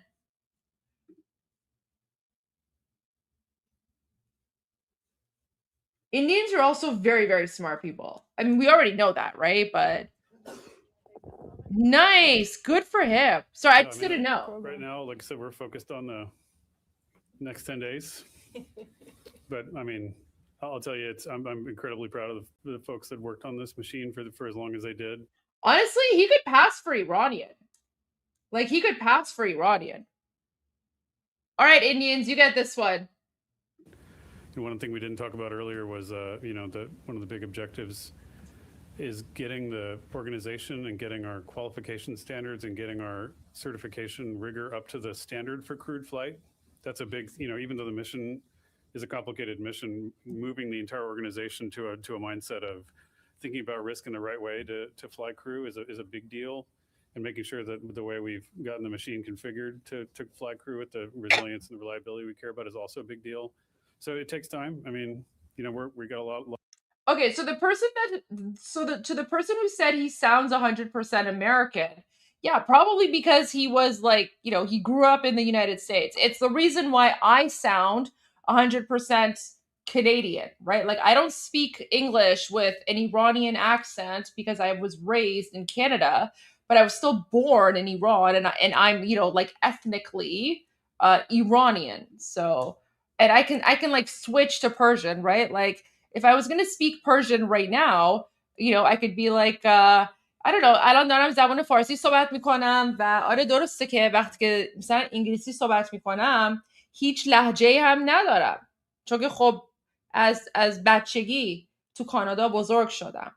ولی خب وقتی که زبان انگلیسی صحبت میکنم دیگه لهجه ندارم. ولی خب میدونی به زبان فارسی که صحبت میکنم یه کمی لهجه دارم. ولی خب مثلا اگه میخواستم الان رو تلفن صحبت بکنم به زبان انگلیسی، کسی نمیتونه بفهمه که مثلا ایرانیم یا انگلیسیم. right? So like I was saying, if I was gonna, like, if you guys didn't know, listen, I mean, just think about it, right? Like, if you guys didn't know what I looked like and you're just listening to me speak, no one would be like, oh, she sounds Iranian. No, I actually don't sound Iranian. I sound Canadian because, you know, I grew up in Canada. So that's all. So you could never like, oh no, okay, you know what? All right. This is it. This is it. He's Plutonian. Guys, he's Plutonian. There we go. Okay, so he's Plutonian. But I mean, it's for the guys that were out there, you know, there's a big celebration in launch control for the rocket guys. The rocket guys can go out and play now, but the spacecraft guys got a lot of homework. So they're going to go work on that. But yeah, for them, I can see it on their faces. Jeff. Oh no. Jeff Faust of Space News. During the countdown, we heard controllers working through a few issues, one with the flight termination system, one with the launch abort system battery, and it sounded like there was a brief telemetry dropout. Wonder if you could provide a little bit more details about those issues and how you resolved them relatively quickly. Yeah, so Jeff, the FTS issue was we were doing an end-to-end test. We typically have to confirm that we can get a signal from the range to the machine and then back. We weren't able to close that entire end-to-end loop. But the guys at the range, they were really quick on their feet. They swapped to a different range receiver, which is a slightly different heritage, but has the same fundamental algorithms on it. And they were able to switch over to that and able to confirm a good end-to-end signal, which is really clever. We had thought about getting a receive-only box that we had in the VAB and shipping that over to Patrick quickly so they could do it, but they were able to fix it on the fly over there. So that was good. And once we knew we could confirm the end-to-end loop of that command, then we didn't need that receive. We don't need to do that test more than once. We just need to verify the commands get on board. And so once we confirmed that command was there, then that we met all of our public safety risk. For the launch abort system, we had a battery, so 2 batteries, several temperature sensors on both batteries. We had one poke out of family. We want to make sure all of them are tracking within certain limits. But we could confirm, given the locations of the temperature sensors, where they are on the battery itself, that the reading was instrumentation, because there wasn't a credible physics-based explanation for why that sensor would be that far high. It was an order of magnitude off scale high from the rest, and so we were able to quickly vote that sensor out. So that was two of the major issues. But again, the team, this is what the training is for. This is what the practice is for, is to go into those things and knock them out quickly. So they did really well. We'll go right over here. I noticed there was a lack of public address announcing outside, and there was a lot of going back and forth when we realized there were some issues and we had to go back inside to find out. Wait, sorry, I have a question here. Someone's saying فارسی بلد بخونه گلسا. نه متاسفانه من بلد نیستم فارسی بخونم. عذرخواهی میکنم از اتون.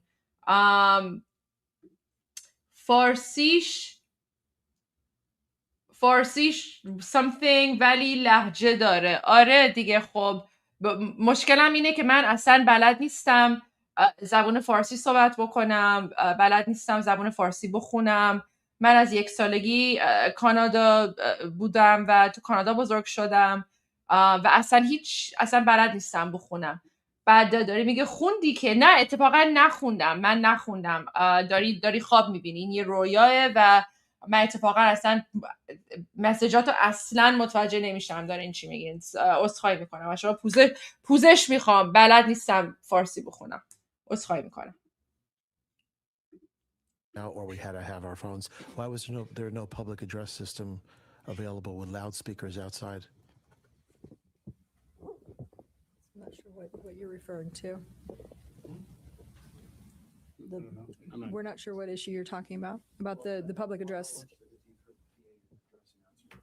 Okay. Make blue, guys. We're never gonna get through this. No problem. You are great. Thank you very much.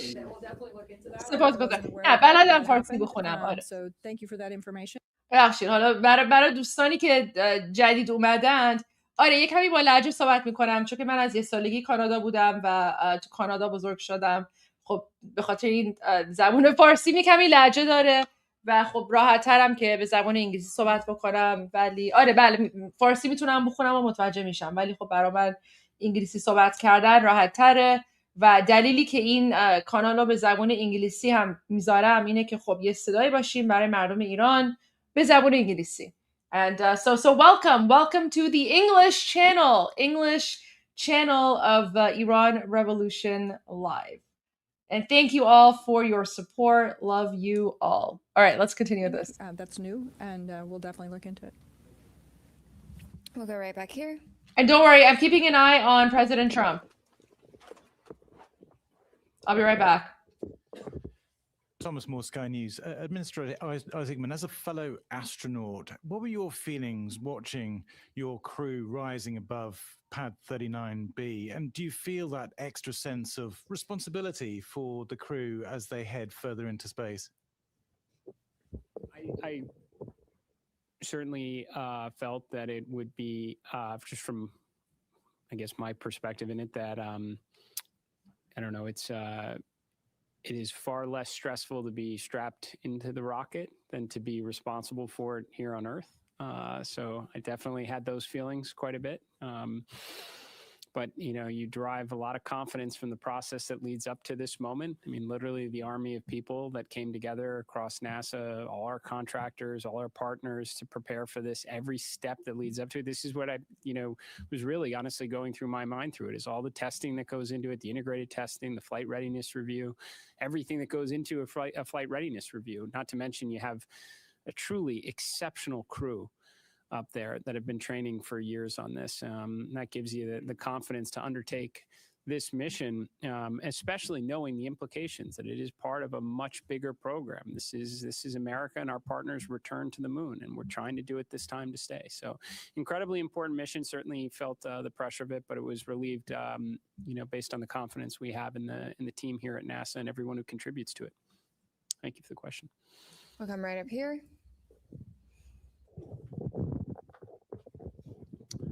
Frederic Castel with France 24. First, of course, congratulations to NASA for the grand return to the moon. Mr. Administrator, I have this question that they ask me constantly in Europe and in the States. In the 60s, NASA was using just the slide rule to go to the moon, and they could launch almost every 3 months. Of course, they had more money probably, but what happened in 50 years? Why is it so difficult to make it again? What has changed? Thank you. Well, for sure, we knew. Look, it's a very fair question. I know a lot of people ask it, not just in your country, but here in the United States. Certainly, financial resources are part of the equation. NASA's budget, if I recall, was somewhere between 4 and 4.5% of the discretionary budget during the space race. About a quarter percentage of that today. And I mean, to be very honest with you, I think competition is a factor in this as well. You know, it's a great way to, you know, mobilize the resources of a nation and concentrate on something extremely challenging. And that's what we did in the 1960s. And I think with absent some competition, we focused a lot on partnerships and all that we could do collectively with respect to science and discovery. But competition can be a good thing. And we certainly have competition now.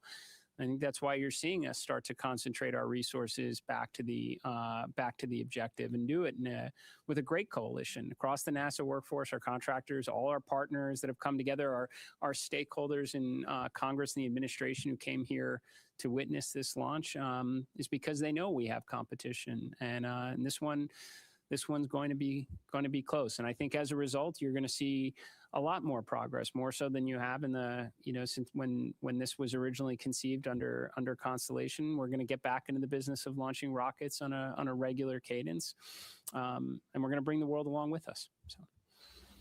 We're going to take a couple of phone bridge questions for just a moment. Reminder that you can join by pressing *1 to get into the queue. We're going to start with Will Robinson Smith from Spaceflight Now. Hi, thank you, Bethany, and congratulations everyone on a good mission so far. Question about the upcoming TLI burn tomorrow. At what point during the day will the team conduct a poll on readiness to proceed into the TLI? And what are the main criteria that you'll be assessing to make that final determination? Thank you. Okay, well, the TLI burn actually happens about the time that launch happens. So it's 1 day into the mission. So tomorrow, Eastern time would be about 6:35-ish. Obviously, those burn times can change, so check that before tomorrow. But what are the teams looking for before TLI? We're looking to make sure that the life support systems work, that the vehicle's healthy, the life support systems have been checked out, they're ready to go. We assure that those are functional because once we commit to TLI, they have to function. And so we want to make sure. So that's why we spend a day checking out the systems. Ascent is, you shake, rattle, and roll a little bit, the vehicle. You saw that today. And you can imagine what that does to the systems. The systems, though, are performing very well. We anticipate that they continue to, but we want to get some track record on them before we do that. We also want to make sure we have redundancy in the system for comm, for environmental life support, propulsion, those type things before we embark on that TLI mission. So that's what the mission control team in Houston will be doing tomorrow. Jeff Radigan and his team, as the lead flight director, will be well into that. The teams are well versed on it. They have trained for it. They work very closely in conjunction with the engineering team, the mission evaluation room in Houston, where the engineers that have the intricate knowledge of Orion come together with the operations team, and together they work with the crew to make sure that the vehicle, is doing what we want to and accomplishing the mission objectives that we need to. But it always comes down to crew safety, vehicle safety, and mission objectives in that order. I might also mention, as those teams are checking out all of those systems, there will also be a meeting of the mission management team that's led by John Honeycutt, whom I think many of you have seen before, and they'll be meeting tomorrow afternoon to hear all of the results from what's happened over the last day, in preparation to make the decision on whether or not we proceed with the TLI burn. We will next go right back here to Manuel. Thank you so much. Manuel Masante with Exploración Espacial. I understand that the CubeSats are going to be deployed like 5 hours into the flight. Is there any chance we're going to see live images of the deployment? And then when are... Why does he sound like he was the guy that was singing the We Like the Moon song? Is it just me or is his accent? He sounds like the Mexican hamster. He sounds like the Mexican hamster singing the moon song. We like the moon. Anyways, I just wanted to point that out. Is the crew, I know they're super busy right now, but when are they going to start using the flywheel machine on its way to the moon when everything is more like... The second question was to do when they start doing the manual as far as... Flywheel machine. Oh, the flywheel machine. Sorry, thank you. The exercise machine. I guess after the TLI. I'll do this. Yeah, I'll hand that to you, but I can answer the CubeSats. So the CubeSats are installed in the Orion stage adapter, which is actually a part of the upper stage piece, right? So once Orion separates from the upper stage, we'll do the ProxOps demonstration, right? And then once Orion has cleared and we're away, then they will be deployed. So Orion won't be there to take images of them. And once they are... Oh, wait, someone told me to stop talking? All right, I'll just ban you. There you go. Now you can stop talking. All right. I hope you enjoy your stop talking. You've been banned to Pluto. Deployed, they each of them have their own plans for being able to communicate back. I'm keeping an eye on the White House Earth, channel, by the way. Ground stations, they have their own communication plans, so we'll start to get information back from those individual CubeSats. So that's kind of the plan and the path forward on the CubeSat deployment and what you can expect. We're going to take one more question from the phone bridge from Christopher Mick of the Hudson Star Observer. Thank you very much. Congratulations to all the teams thus far. I had a question from an earlier media availability with Jeremy Hansen. He made mention of if the mission launched on April 1st, they would be experiencing a lunar eclipse. And I just want to follow up on that, if that's where that would be happening in the mission timeline, and if there would be any video perchance of that happening, or is that just going to be on the astronauts' photography at the time? So you may have to answer the question on whether or not there'll be the availability of the what kind of real time. I'm not sure what we'll have there, but the crew will get to observe the eclipse. This is pretty unique. It's kind of interesting. It actually doesn't happen when they're out of comm, so they will be having communication during that eclipse time. But during the eclipse, the moon will be blocking the sun. They will be able to see the sun's current. Oh, wow, guys, during the eclipse, the moon will be blocking the sun. Look at that. During the eclipse, the moon will be blocking the sun. Thank you. I didn't realize that that's how eclipses work, but thank you guys. All right. Since everyone is like saying Trump, I already had the live stream for Trump ready to go, but since everyone was like, just bring it up. So here, I will bring it up. He hasn't started yet. Guys, this is why I was playing the NASA channel, because President Trump hasn't started yet. But if you guys just want to be here on a screen where we're just going to wait for President Trump, I mean, I can do that. That's fine. No worries. And we can just wait here. And you guys can just battle it out about Pluto in the live chat. Up to you guys. But yeah. Like, he's never going to start it. I mean, he might. Who knows? Given that this is like a huge announcement, and I mean, I've heard that all of the I heard that the TV channels are all tuning in to this. I don't know if it's true or not. I mean, I can check some of the TV channels and see what's going on. Here, let me see what the TV channels are doing. Where's the View? Okay. Let's see what the TV channels are doing. Okay. Okay, you know what? Why don't we go to, you know what? Let's do this instead. Even better. NATO, by the way. Our own Peter Ducey is live. He's outside the White House. Sean Hannity. There we go. This This is in good. about, This is good. 70 seconds We from like now. Sean Hannity. Yes, so I'll be really quick. No ceasefire, Sean, until the Strait of Hormuz is open. And the challenge for President Trump is going to be reassuring Americans that Epic Fury is winding down in the next 2 or 3 weeks, at which point gas prices will come down, he says, while also not really giving away too much to the Iranians about what remaining American assets in the region are doing. There is still the issue of uranium that could be collected. There are, but he is going to tell us about how wiped out the Iranian army and navy and ballistic missile facilities are at the moment after a month plus of this operation. So expect to see him walk out right on time. Sean. You know, I'd expect to the nature of the threat. How close were they potentially to having nuclear? Pluto's, I don't know. I don't know if Pluto supports the Islamic regime or the Iranian people. And also the issue of NATO. All right, now let's take you inside the White House. We expect the president is going to make. Wait, he started. Okay, so he came out before Fox. So let's go to this. Wait, he just started. Thank you very much. Okay, here we go.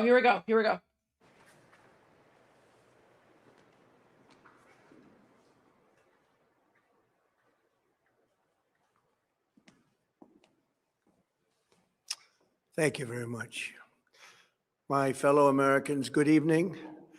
Let me begin by congratulating the team at NASA and our brave astronauts on the successful launch of Artemis II. It was quite something.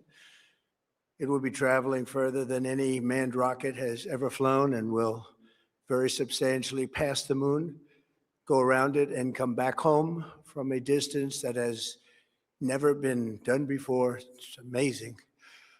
They are on the way, and God bless them. These are brave people. We want to God bless those 4 unbelievable astronauts.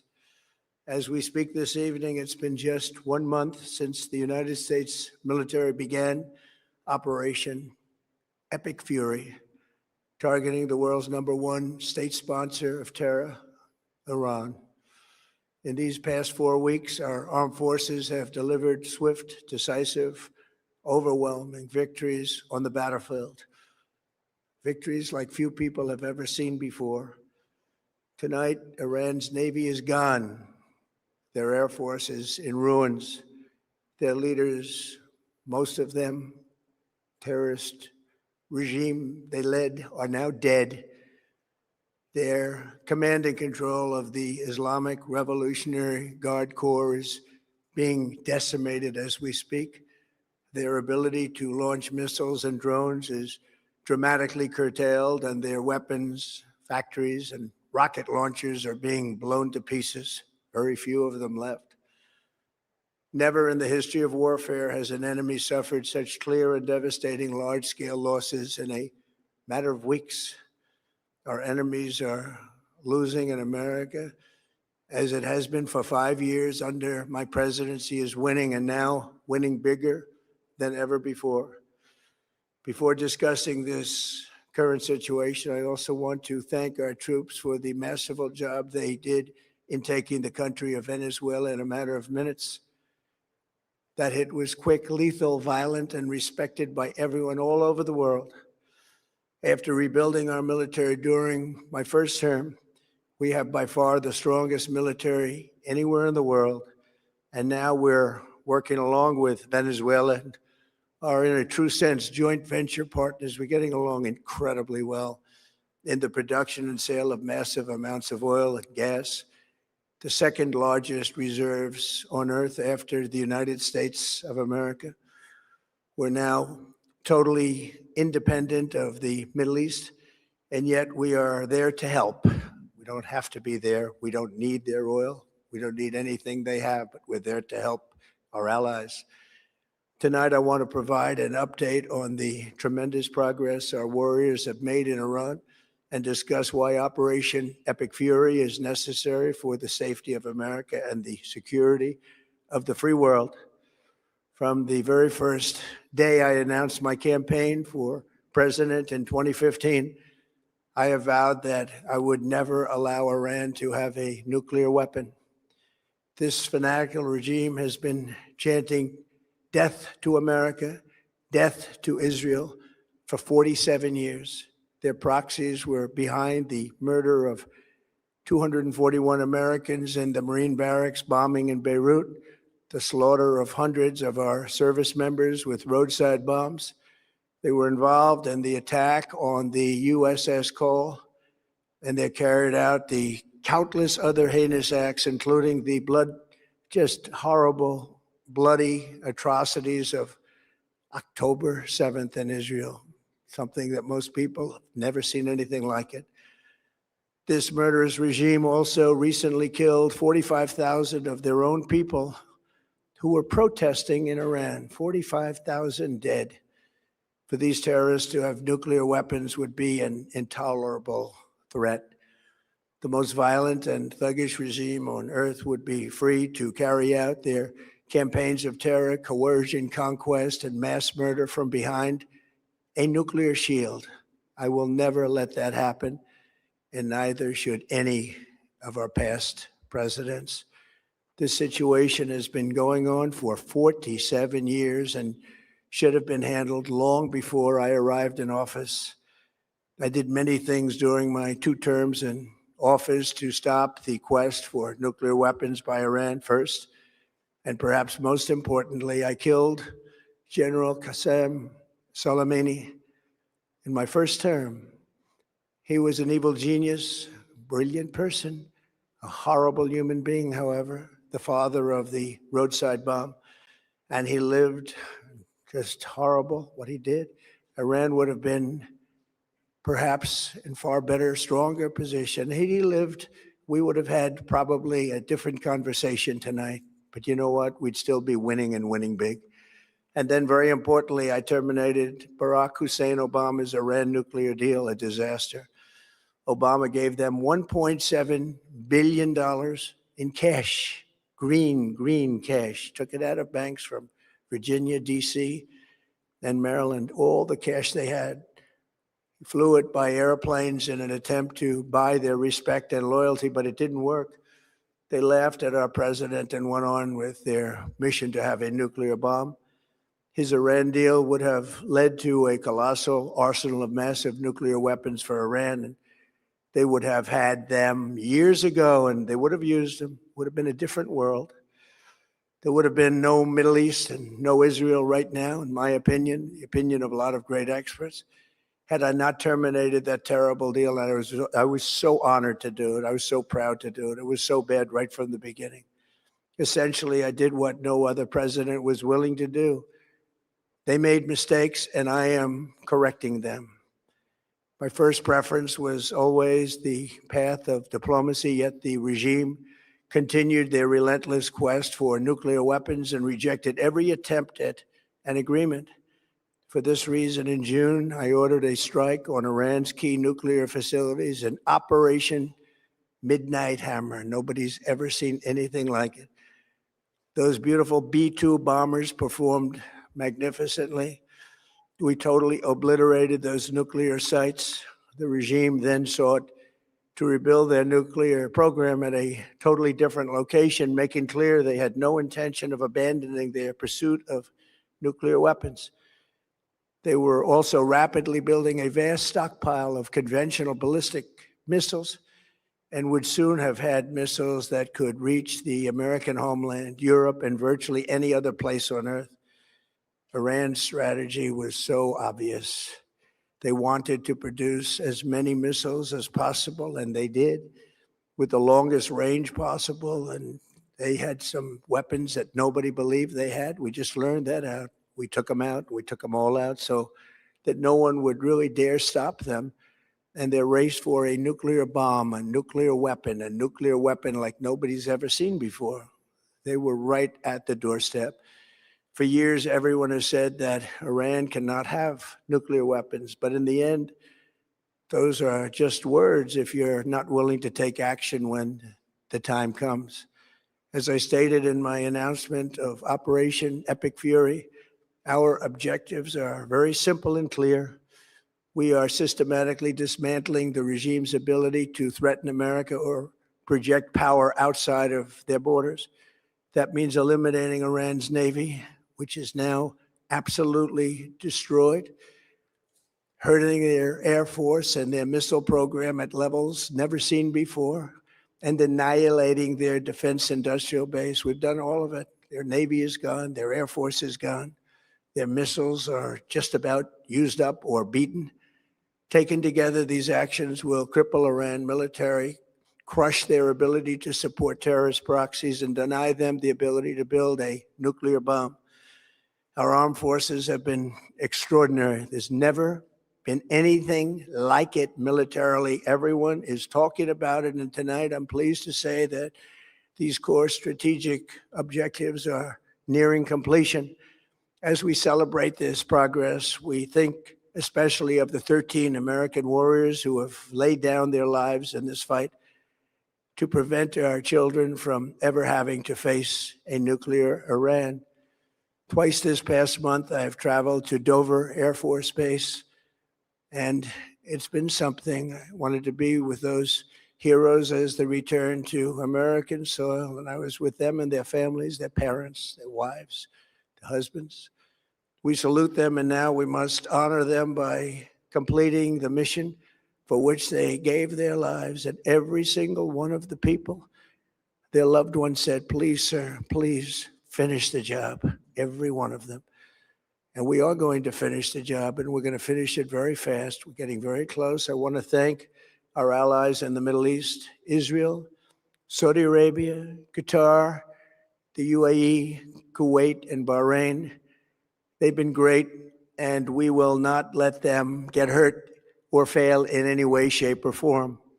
Many Americans have been concerned to see the recent rise in gasoline prices here at home. This short-term increase has been entirely the result of the Iranian regime launching deranged terror attacks against commercial oil tankers in neighboring countries that have nothing to do with the conflict. This is yet more proof that Iran can never be trusted with nuclear weapons. They will use them, and they will use them quickly.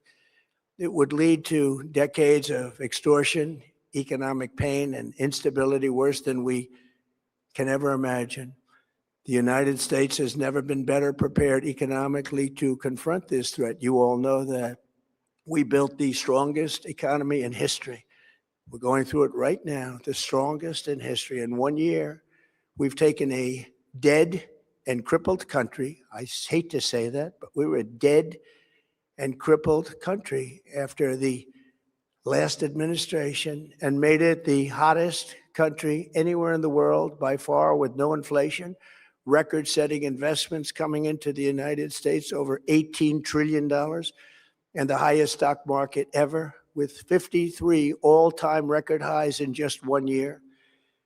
It all positioned us to get rid of a cancer that has long simmered. It's known as the nuclear Iran, and they didn't know what was coming. They've never imagined it. Remember, because of our drill baby drill program, America has plenty of gas. We have so much gas. Under my leadership, we are #1 producer of oil and gas on the planet, without even discussing the millions of barrels that we're getting from Venezuela. Because of the Trump administration's policies, we produce more oil and gas than Saudi Arabia and Russia combined. Think of that, Saudi Arabia and Russia combined. And that number will soon be substantially higher than that. There's no country like us anywhere in the world, and we're in great shape for the future. The United States imports almost no oil through the Hormuz Strait and won't be taking any in the future. We don't need it. We haven't needed it, and we don't need it. We've beaten and completely decimated Iran. They are decimated, both militarily and economically and in every other way. And the countries of the world that do receive oil through the Hormuz Strait must take care of that passage. They must cherish it. They must grab it and cherish it. They can do it easily. We will be helpful, but they should take the lead in protecting the oil that they so desperately depend on. So to those countries that can't get fuel, many of which refuse to get involved in the decapitation of Iran, we had to do it ourselves. I have a suggestion. #1, buy oil from the United States of America. We have plenty. We have so much. And #2, build up some delayed courage. Should have done it before. Should have done it with us, as we asked. Go to the Strait and just take it, protect it, use it for yourselves. Iran has been essentially decimated. The hard part is done, so it should be easy. And in any event, when this conflict is over, the Strait will open up naturally. It'll just open up naturally. They're going to want to be able to sell oil because that's all they have to try and rebuild. It will resume the flowing, and the gas prices will rapidly come back down. Stock prices will rapidly go back up. They haven't come down very much, frankly. They came down a little bit, but they've had some very good days over the last couple of days. We've done actually much better than I thought, but we had to take that little journey to Iran to get rid of this horrible threat. With our historic tax cuts, where people are just now talking about receiving larger refunds than they ever thought possible. They are getting so much more money than they thought. That's from the great big beautiful bill. Our economy is strong and improving by the day, and it will soon be roaring back like never before. It will top the levels that it was a month ago. I've made clear from the beginning of Operation Epic Fury that we will continue until our objectives are fully achieved. Thanks to the progress we've made, I can say tonight that we are on track to complete all of America's military objectives shortly, very shortly. We're going to hit them extremely hard over the next 2 to 3 weeks. We're going to bring them back to the Stone Ages where they belong. In the meantime, discussions are ongoing. Regime change was not our goal. We never said regime change, but regime change has occurred because of all of their original leaders' death. They're all dead. The new group is less radical and much more reasonable. Yet if during this period of time no deal is made, we have our eyes on key targets. If there is no deal, we are going to hit each and every one of their electric generating plants very hard and probably simultaneously. We have not hit their oil, even though that's the easiest target of all, because it would not give them even a small chance of survival or rebuilding. But we could hit it, and it would be gone, and there's not a thing they could do about it. They have no anti-aircraft equipment. Their radar is 100% annihilated. We are unstoppable as a military force. The nuclear sites that we obliterated with the B-2 bombers have been hit so hard that it would take months to get near the nuclear dust. And we have it under intense satellite surveillance and control. If we see them make a move, even a move for it, we'll hit them with missiles very hard again. We have all the cards, they have none. It's very important that we keep this conflict in perspective. American involvement in World War I lasted 1 year, 7 months, and 5 days. World War II lasted for 3 years, 8 months, and 25 days. The Korean War lasted for 3 years, 1 month, and 2 days. The Vietnam War lasted for 19 years, 5 months, and 29 days.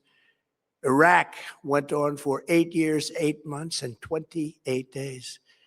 We are in this military operation, so powerful, so brilliant, against one of the most powerful countries for 32 days. And the country has been eviscerated and essentially is really no longer a threat. They were the bully of the Middle East, but they're the bully no longer. This is a true investment in your children and your grandchildren's future. The whole world is watching, and they can't leave the power, strength, and brilliance. They just can't believe what they're seeing. They leave it to your imagination, but they can't believe what they're seeing, the brilliance of the United States military. Tonight, every American can look forward to a day when we are finally free from the wickedness of Iranian aggression and the specter of nuclear blackmail. Because of the actions we have taken, we are on the cusp of ending Iran's sinister threat to America and the world. And I'll tell you, the world is watching. And when we do, when it's all over, the United States will be safer, stronger, more prosperous, and greater than it has ever been before. May God bless the men and women of the United States Armed Forces, and may God bless the United States of America. Thank you very much, and good night.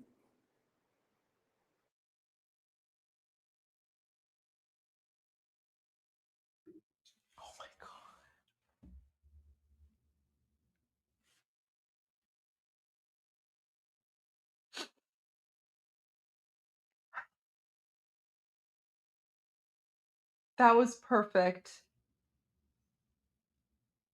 That was perfect. President Trump basically just, okay, let me give you the entire summary of what President Trump said in 2 words, okay? His entire speech was basically Bepish. Bepish. That's basically what President Trump, he's just saying, push on, push forward. We're at the end, but we're not done. I told you guys, there is no ceasefire. I told you.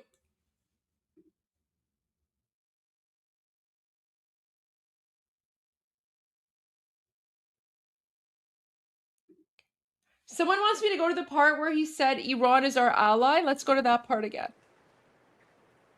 Thank you very much. My fellow Americans, good evening. Let me begin by congratulating my fellow Americans. Good evening.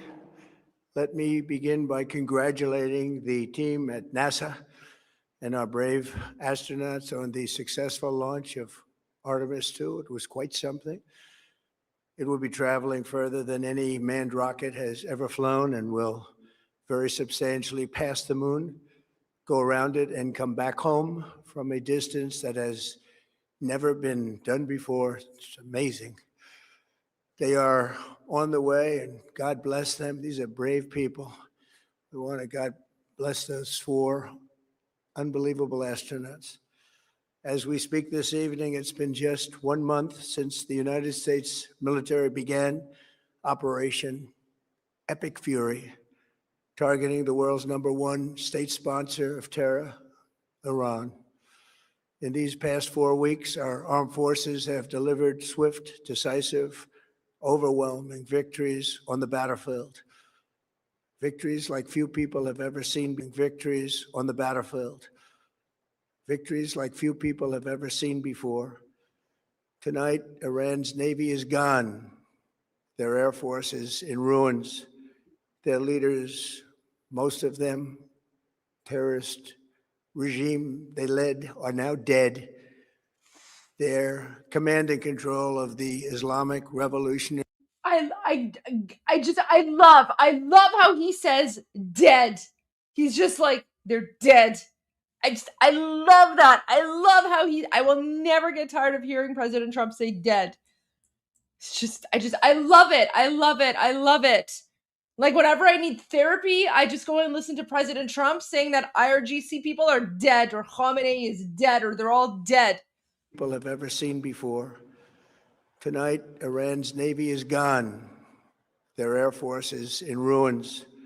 Their leaders, most of them, terrorist regime they led, are now dead. Their command and control of the Islamic Revolution. First of all, thank you, President Trump, for calling it the terrorist regime. And thank you for pointing out that it's the Islamic Revolutionary Guard Corps. Because let me tell you something. Our garbage politicians in Canada, even the Conservative Party, and fuck you guys, you know who you are, even our garbage Conservative politicians in Canada are too afraid. They're too afraid of calling it the Islamic Revolutionary Guard Corps. Even the conservative politicians in Canada don't call it the Islamic Revolutionary Guard Corps because they're afraid of Islamophobia. Yeah, you know what? Fuck you guys. Because they call it the Iranian Revolutionary Guard Corps. Have some balls. Have the courage. Have the decency. Have the humanity to call it what it is.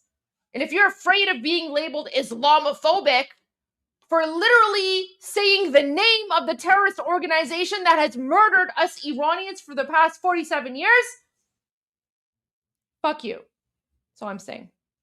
Sorry, I shouldn't swear, but I'm so pissed off at like the spineless, neutered Canadian politicians right now who don't even have the courage to call the IRGC what it is. They just say Iran, Iran, Iran.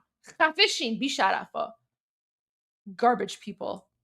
At least President Trump has the strength and the courage and the dignity and the humanity to call the organization and call it out for what it is. Never been done before. It's amazing. They are on the way, and God bless them. These are brave people.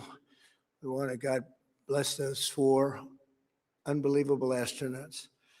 As we speak this evening, it's been just 1 month since the United States military began Operation Epic Fury, targeting the world's #1 state sponsor of terror, Iran. In these past 4 weeks, our armed forces have delivered swift, decisive, overwhelming victories on the battlefield. Victories like few people have ever seen before. Tonight, Iran's Navy is gone.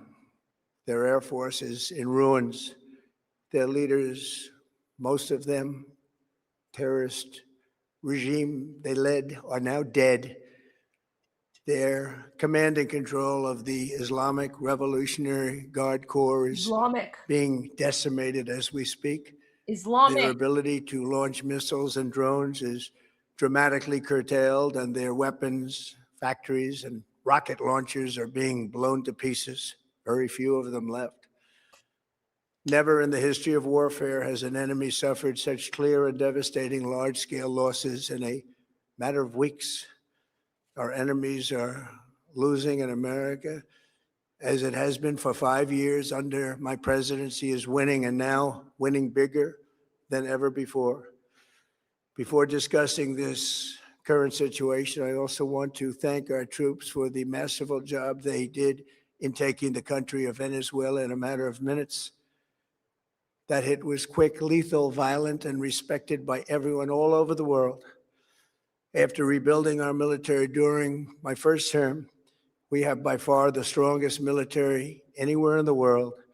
And now we're working along with Venezuela and are, in a true sense, joint venture partners. We're getting along incredibly well in the production and sale of massive amounts of oil and gas, the second largest reserves on earth after the United States of America.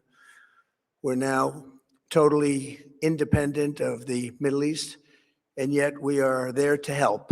We don't have to be there. We don't need their oil. We don't need anything they have, but we're there to help our allies. Tonight, I want to provide an update on the tremendous progress our warriors have made in Iran and discuss why Operation Epic Fury is necessary for the safety of America and the security of the free world. From the very first day I announced my campaign for president in 2015, I have vowed that I would never allow Iran to have a nuclear weapon.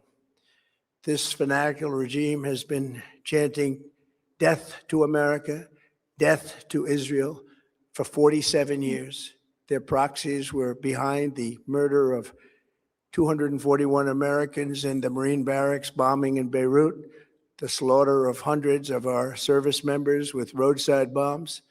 They were involved in the attack on the USS Cole, and they carried out the countless other heinous acts, including the blood just...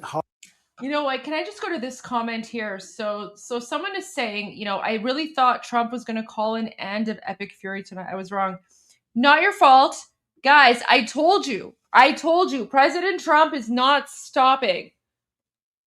President Trump is not going to stop until the Islamic regime is completely decimated. Right? President Trump has made it very, very clear. Unconditional surrender or boom, boom. Those are the only two options. Unconditional surrender or boom, boom. And I have been saying this, guys, from day one. I'm like, guys, trust the process. Stop doubting President Trump. Do not listen to mainstream media. Do not listen to the analysts. Do not listen to whatever, right? Trust in President Trump. Because this speech right now, this speech was basically, oh my gosh, to the person who's like, wait, the person's like, I so hope you're right. I don't understand. How much more right do I have to be? President Trump literally said that he's going to continue the operation until they're decimated. Like, I don't understand how much more I need to explain here. Like, what else does President Trump need to do or say to convince all of the world that he wants to obliterate the Islamic regime and that everything that he's saying and doing is basically just there to confuse the Islamic regime? I mean, I don't understand. I don't understand what else needs to happen here. Like, what else does President Trump need to do? Right? I don't know. I don't know.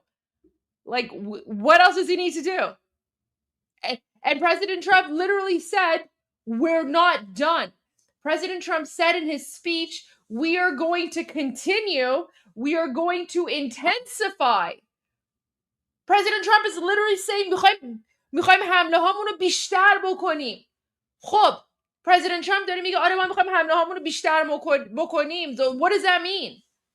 What does that mean?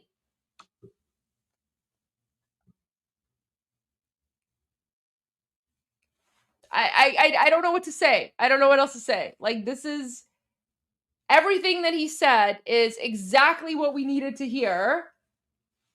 And this is exactly going to result in regime change. This is going to result in regime change. And look, guys, in this speech, remember, before President Trump was saying 40,000 killed, now he's saying 45,000 killed, right? Because President Trump knows the number is much, much higher than that. But he also understands that the media and the, garbage podcasters have been putting out fake news and fake information, right? And so he has to slowly prepare the American public, because when we actually announce the actual number of people slaughtered by the Islamic regime in the last 2 months, it's going to be very, very hard to digest, because no person who's lived in like a normal country,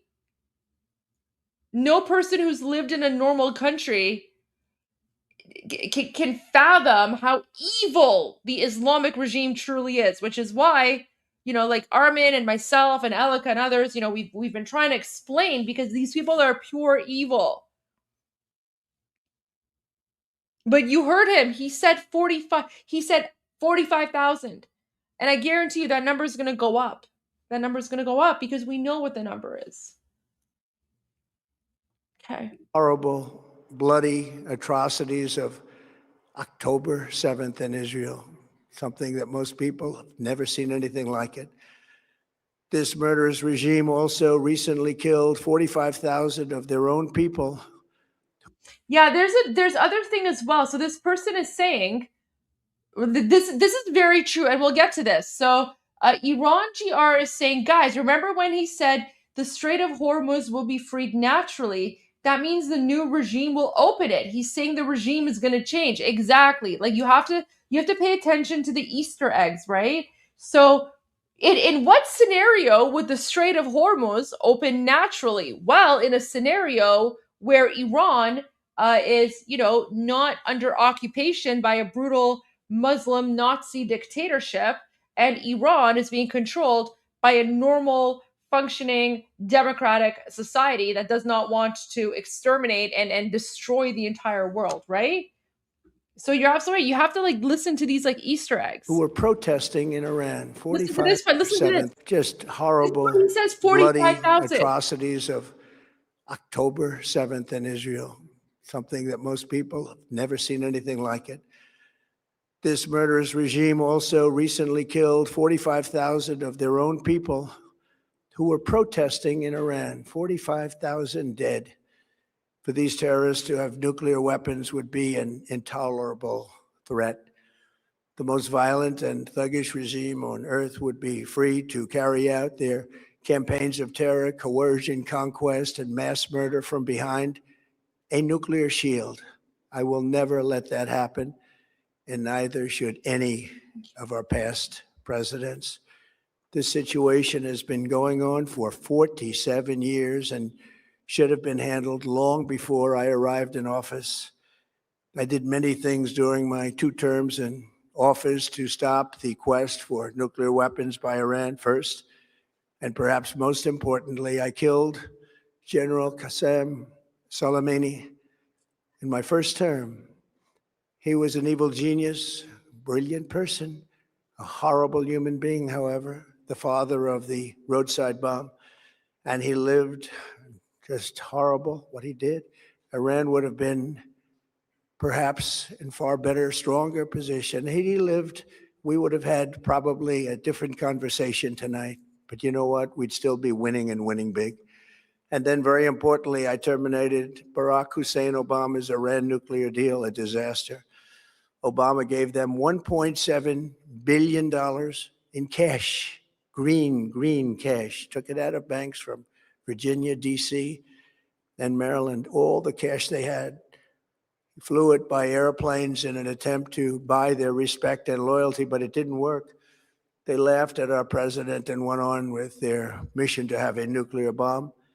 His Iran deal would have led to a colossal arsenal of massive nuclear weapons for Iran, and they would have had them years ago, and they would have used them. Would have been a different world. There would have been no Middle East and no Israel right now, in my opinion, the opinion of a lot of great experts, had I not terminated that terrible deal. And I was so honored to do it. I was so proud to do it. It was so bad right from the beginning. Essentially, I did what no other president was willing to do. They made mistakes, and I am correcting them. My first preference was always the path of diplomacy, yet the regime continued their relentless quest for nuclear weapons and rejected every attempt at an agreement. For this reason, in June, I ordered a strike on Iran's key nuclear facilities, an Operation Midnight Hammer. Nobody's ever seen anything like it. Those beautiful B-2 bombers performed magnificently. We totally obliterated those nuclear sites. The regime then sought to rebuild their nuclear program at a totally different location, making clear they had no intention of abandoning their pursuit of nuclear weapons. They were also rapidly building a vast stockpile of conventional ballistic missiles and would soon have had missiles that could reach the American homeland, Europe, and virtually any other place on Earth. Iran's strategy was so obvious. They wanted to produce as many missiles as possible, and they did, with the longest range possible. And they had some weapons that nobody believed they had. We just learned that out. We took them out. We took them all out so that no one would really dare stop them. And their race for a nuclear bomb, a nuclear weapon like nobody's ever seen before. You know what's crazy? Like, this is why I'm getting sick and tired of going on Piers Morgan, because, like, President Trump is basically confirming everything that we've been saying, and then I have to go on Piers Morgan and waste like an hour of my life listening to like garbage people with like, you know, no degrees, no education, nothing, and they're just like spouting like Islamic jihadi anti-Semitic propaganda, and I'm just sitting there and I'm like, what is happening right now? Like, how do I even respond to this garbage nonsense when President Trump is literally giving the information that we need, and yet those like idiotic inbred garbage jihadi podcasters think that they know more than President Trump? Like, it's mind-boggling. It's mind-boggling to me. Yeah, I think I might just like stop going on Piers Morgan. Like, I just like, today was terrible. Like, I'm sick of it. We'll send ARMIN. We'll send ARMIN instead. Like, I can't deal with the low IQ garbage anymore. They were right at the doorstep. For years, everyone has said that Iran cannot have nuclear weapons, but in the end, those are just words if you're not willing to take action when the time comes. As I stated in my announcement of Operation Epic Fury, our objectives are very simple and clear. We are systematically dismantling the regime's ability to threaten America or project power outside of their borders. That means eliminating Iran's Navy, which is now absolutely destroyed, hurting their Air Force and their missile program at levels. Oh, wait, I have a question from someone in Armin's channel. So someone is saying, چرا ترامپ دیگه از قیام مردم صحبت نمی‌کرد؟ مثل روز اول چون که هنوز موقعش نشده. So okay, so this person is asking, why is President Trump not speaking about Iranian people rising up to take over the country? So I'm going to say this in Persian and then I'll say it in English really quick. چون که هنوز موقعش نیست. این سخنرانی پرزیدنت ترامپ داره میگه که آره مثلا شاید حرف مذاکره کردیم ولی ما نمیخوایم مثلا مذاکره بکنیم و ما ادامه میدیم تا اینا رو نابود بکنیم. ما اینا رو نابود کردیم و همینجوری هم ادامه میدیم تا نابودشون بکنیم. ولی هنوز موقع بلند شدن نیست. یعنی هنوز موقعش نیست که مردم بیان و قیام بکنن و مهم اینه که همونجوری که شاهزاده رضا پهلوی هم گفت، خب ما منتظر پیام شاهزاده رضا پهلوی هستیم. یعنی ببین این تصمیم ترامپ نیست که مثلا، یعنی ببین it's not Trump's responsibility to say to the Iranian people rise up. It's King Reza Pahlavi. It's his role, right? بعد ببین شک نکنین که اینا دارن پشت صحنه دارن با هم کار میکنن. شک نکنین. ولی خب مهم اینه که President Trump is America first و King Reza Pahlavi is Iran first. اوکی، یعنی این خیلی مهمه. ولی خب دارن با هم کار میکنن، دارن با هم هماهنگی میکنن. اوکی، پس دلیلی که President Trump راجع به قیام مردم ایران صحبت نکرد چون که هنوز موقعش نیست و وظیفه President Trump نیست که اینو بگه. اوکی، ما باید به رهبر خودمون گوش بدیم. So that's what it is. ولی چیزی که پرزیدنت ترامپ داره اینجا میگه اینه که داره این کار رو ادامه میده و اصلا تموم نمیکنه. Never seen before, and annihilating their defense industrial base. We've done all of it. Their Navy is gone. Their Air Force is gone.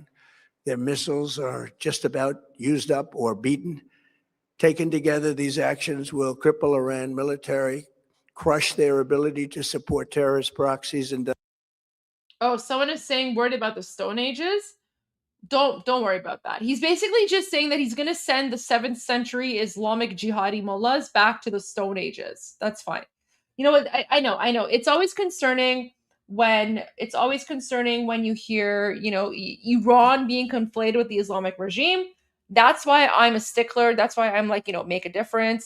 But President Trump is not speaking about Iran. He's speaking about the Islamic regime. Baby, وقتی که میگه he's going to send them back to the Stone Ages, basically داره میگه که میخواد خار مادرشون رو whatever. دیگه خودتون میتونین اون جمله رو تموم بکنین. هیچ ربطی به ایران نداره. پرزیدنت ترامپ میدونه که ایران و ایرانیا با رژیم فرق میکنن و به خاطر همینه که پرزیدنت ترامپ داره میگه که ما ادامه داریم. در واقع پرزیدنت ترامپ داره میگه ما ادامه داریم تا آخر. اصلا نگران نباشین. deny them the ability to build a nuclear bomb. Our armed forces have been extraordinary. There's never been anything like it militarily. Everyone is talking about it. And tonight, I'm pleased to say that these core strategic objectives are nearing completion. As we celebrate this progress, می‌بینی این خیلی مهمه. داره میگه our objectives are nearing completion. یعنی دوستان داره میگه داریم به هدفمون نزدیک میشیم ولی به هدفمون هنوز نرسیدیم. اوکی؟ این خیلی مهمه دوستان. He's saying we are close to our objectives but we have not reached our objectives yet. Military crush their ability to support terrorist proxies and deny them the ability to build a nuclear bomb. Our armed forces have been Oh, guys, look at this really sweet comment from an Iranian. So this person is saying, Zinde bad Trump shirdel, which means long live Trump the Lionheart. So there you go. Long live Trump the Lionheart. There you go. Extraordinary. There's never been anything like it militarily. Everyone is talking about it. And tonight, I'm pleased to say that these core strategic objectives are nearing completion. Can we just take a moment to appreciate President Trump's expression and the way he's talking? Because you can tell he is so pleased with himself, as he should be, by the way. He is just enjoying this so much. Like, this is one of those goals that President Trump has had. And the fact that he's there and he's speaking about it and, he's trying to be very serious and solemn, but you can tell the way he says, like it, that's where like it kind of comes out, right? Like that's where you can tell that he's like holding it back, right? I love that. Air Force is gone. Their missiles are just about used up or beaten. Taken together, these actions will cripple Iran military, crush their ability. Oh, wait, guys. Oh my gosh. Oh no, guys. We have like this random like jihadi Durka person in the chat. Who is this? Wait. Oh no, guys. Pack it up. Guys, pack it up. Some random Durka person. Where are you from, by the way? Where are you from? Wait, let's look at your profile. Ew. Like, look, it's literally like some like Muslim jihadi person. Like, look at this person. What sort of picture is this? Ew. That's not even your real profile photo. You're using like some like jihadi photo. Where are you from? West Asia. Look at you, like a Durka. Look at all these like weird flags. Like, which country are you from? I don't even know which country you're from, but apparently this like random like non-Iranian. Ew, what is your gross profile? So anyways, this person thinks that they're an expert and then they're coming into like the chat and they're like, no regime change for Iran, blah, blah, blah. Right. Okay, buddy. Like, I'm sorry. I'm sorry that like you're retarded. Like, I'm sorry that, your family tree is like a family circle, right? Like I'm not, but like, I feel bad for you that like, your father and mother are probably siblings because, that like inbred garbage stuff runs in your family. So, yeah, but I mean, thank you for your expert geopolitical analysis. Please, like, go share your expert geopolitical analysis with like Anna Kasparian, because I'm sure she's probably going to think that you're like a geopolitical expert, right? So go share your like jihadi geopolitical expert with her, because like like inbred, like the logic from like people that are inbred, only like other inbred people appreciate your logic. So there you go. Anyways, but guys, I just want to like this is just like the stupidity. This is like the stupidity that we have to do. Oh no, I blocked him. I blocked the guy. But sometimes it's fun to just call people out, because you guys just have to know like the stupidity that we deal with as Iranians, right? Like, ugh, it's so stupid. So stupid. Anyways, to that person, thank you for your expert and in-depth geopolitical analysis, right? Thank you. Thank you for that. I hope that you can break the cycle. Break the cycle of your family tree being a family circle, right? We don't want family circles, guys. We want family trees. Guys, inbreeding is wrong. Do not marry your sisters or brothers. Do not marry your cousins. Do not even marry your second cousins. Don't do it. Inbreeding is bad. Marry someone you're not related to. Yeah. This is right. Magbar circles. I mean, it should be Magbar family circles, but there you go. Magbar family circles. Javid family trees. Javid family trees. Magbar family circles. No inbreeding, guys, please, because you end up looking weird, and you don't have like a proper IQ. But I mean, it's so, guys, it's so easy to make fun of them. Anyways, let's continue. To support terrorist proxies and deny them arrest and never seen before, and annihilating their defense industrial base. We've done all of it. Their Navy is gone. Their Air Force is gone. Their missiles are just about used up or beaten. Taken together, these actions will cripple Iran military, crush their ability to support terrorist proxies, and deny them the ability to build a nuclear bomb. Our armed forces have been extraordinary. There's never been anything like it militarily. Everyone is talking about it. And tonight, I'm pleased to say that these core strategic objectives are nearing completion. As we celebrate this progress, we think especially of the 13 American warriors who have laid down their lives in this fight to prevent our children from ever having to face a nuclear Iran.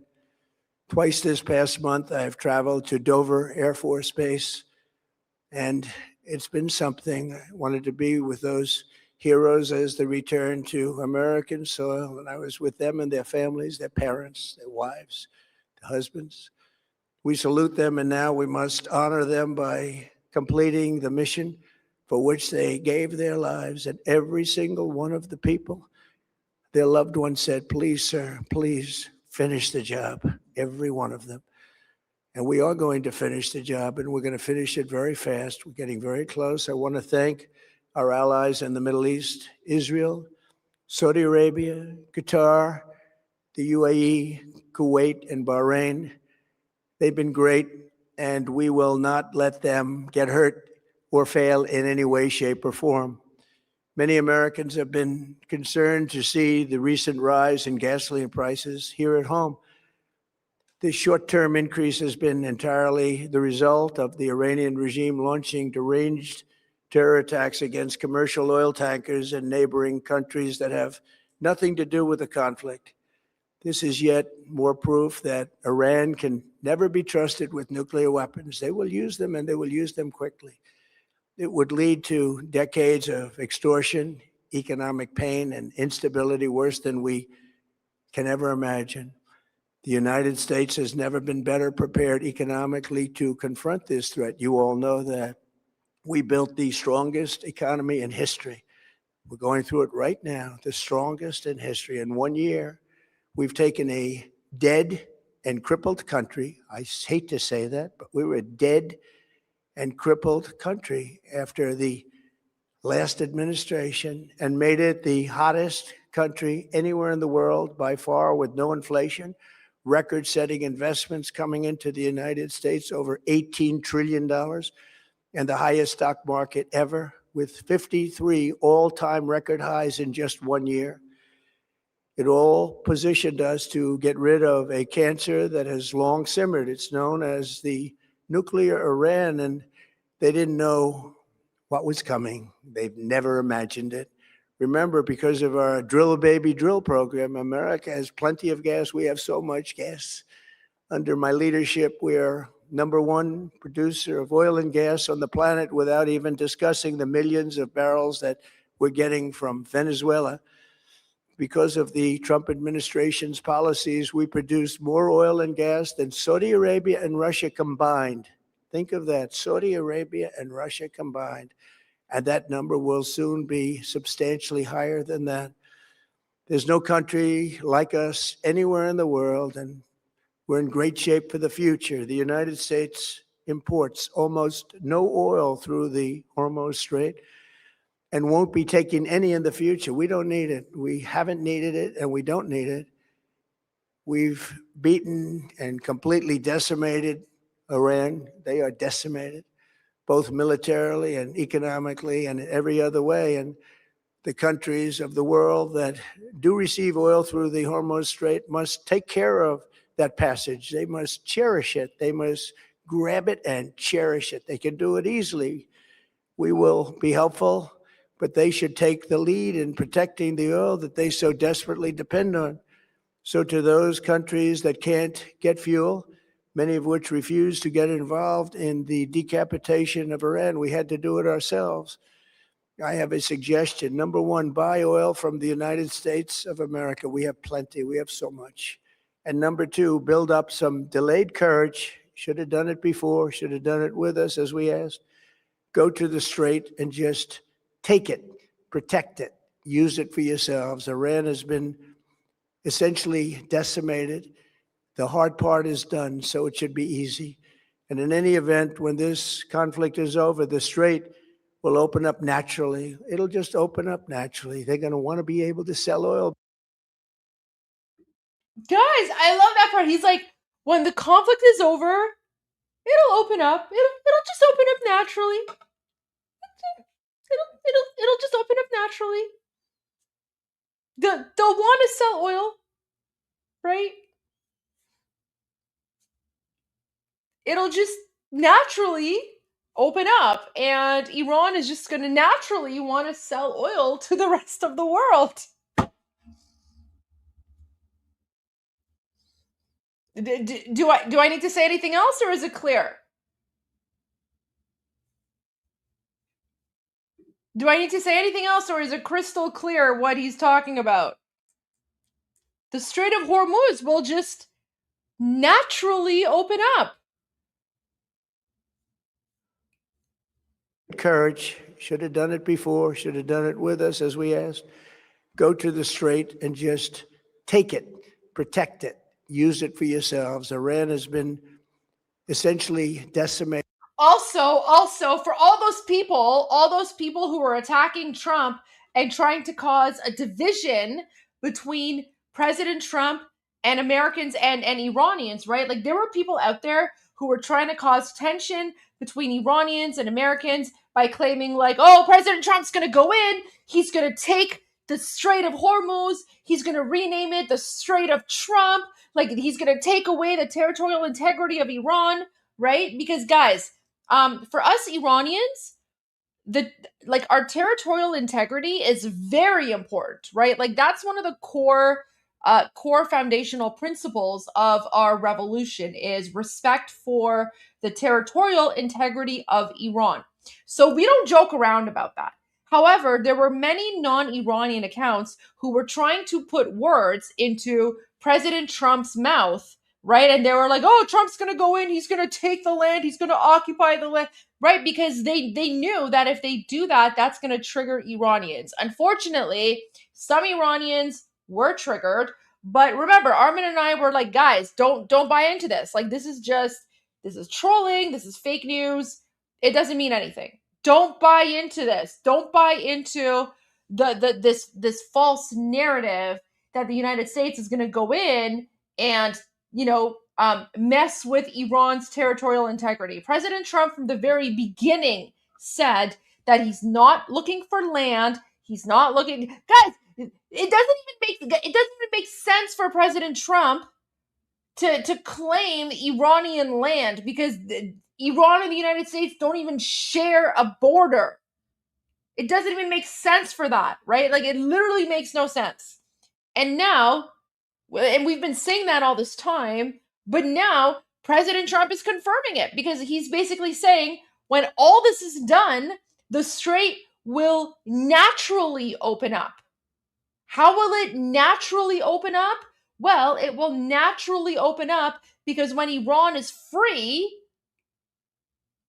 the normal democratic secular government of Iran is going to maintain the Strait of Hormuz, and they're not going to, we're not going to be a bunch of like jihadi terrorists, right? So this again, like, just anyways, now you know. If you didn't know, now you know. And of course, Goldie is always right. Never forget, Goldie is always right, because I've been saying this from like months. And number two, build up some delayed courage. Should have done it before. Should have done it with us, as we asked. Go to the strait and just take it, protect it, use it for yourselves. Iran has been essentially decimated. The hard part is done, so it should be easy. And in any event, when this conflict is over, the strait will open up naturally. It'll just open up naturally. They're going to want to be able to sell oil because that's all they have to try and rebuild. It will resume the flowing, and the gas prices will rapidly come back down. Stock prices will rapidly go back up. They haven't come down very much, frankly. They came down a little bit, but they've had some very good days over the last couple of days. We've done actually much better than I thought, but we had to take that little journey to Iran to get rid of this horrible threat. With our historic tax cuts, where people are just now talking about receiving larger refunds than they ever thought possible. They are getting so much more money than they thought. That's from the great big beautiful bill. Our economy is strong and improving by the day, and it will soon be roaring back like never before. It will top the levels that it was a month ago. I've made clear from the beginning of Operation Epic Fury that we will continue until our objectives are fully achieved. We will continue until our objectives are fully achieved. Guys, President Trump is never going to make his objective, public, but President Trump's objective is to annihilate the Islamic regime. He wants them gone. He wants them all dead. Dead. Right? So President Trump's objective is Islamic regime dead. And he will not stop until they're gone. And he's saying it. He's literally saying it right here. I don't know how much clearer he can get. Thanks to the progress we've made, I can say tonight that we are on track to complete all of America's military objectives shortly, very shortly. Very shortly. We're going to hit them extremely hard over the next 2 to 3 weeks. There you go. We're going to hit them extremely hard over the next 2. Guys, President Trump is saying we're not backing down. President Trump is saying we're increasing. We're increasing the attacks. We're going forward. President Trump is basically saying, guys, we're bapishing. We're taking our bapish level from here to here, right? Like, I don't know how anyone can hear this and think that President Trump is like backing down. Like, this is an epic speech. Of Operation Epic Fury that we will continue until our objectives are fully achieved. Thanks to the progress we've made, I can say tonight that we are on track to complete all of America's military objectives shortly, very shortly. We're going to hit them extremely hard over the next 2 to 3 weeks. We're going to bring them back to the Stone Ages where they belong. In the meantime, discussions are ongoing. Regime change was دوستان بریم به زبان انگلیسی. گفت که میخواد رژیم رو برگردونه توی قرن هفتم. میخواد رژیم رو برگردونه قرن هفتم که همونجا جاشونه. I love that. I love that. هرچی آخوند و بسیج و سپاه و هرچی میخواد برگردونش ببرتشون قرن هفتم.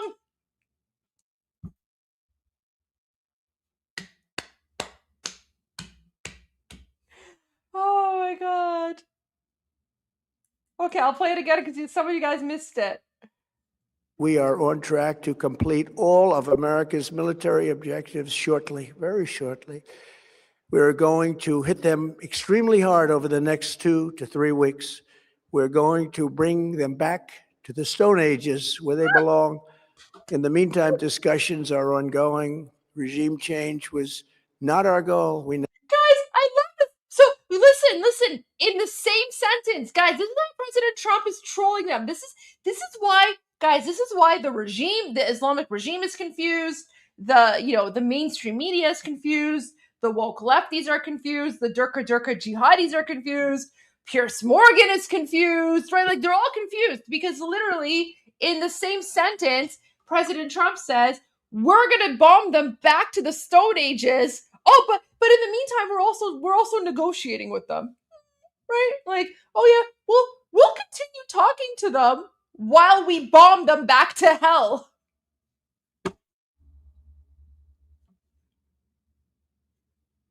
That's basically what he's saying, guys. He's saying, sure. You know what? We'll talk to these inbred Muslim Nazi savages. Sure, why not? We'll talk to them. But at the same time, we're also bombing them back to hell. Like, am I wrong? Like, if I'm wrong in this translation, let me know because, like, I would. If I'm wrong, let me know. But I don't know how else to interpret that. The levels that it was a month ago. I've made clear from the beginning of Operation Epic Fury that we will continue until our objectives are fully achieved. Thanks to the progress we've made, I can say tonight that we are on track to complete all of America's military objectives shortly, very shortly. We're going to hit them extremely hard over the next 2 to 3 weeks. We're going to bring them back to the Stone Ages where they belong. In the meantime, discussions are ongoing. Regime change was not our goal. We never said regime change, but regime change has occurred because of all of their original leaders' death. They're all dead.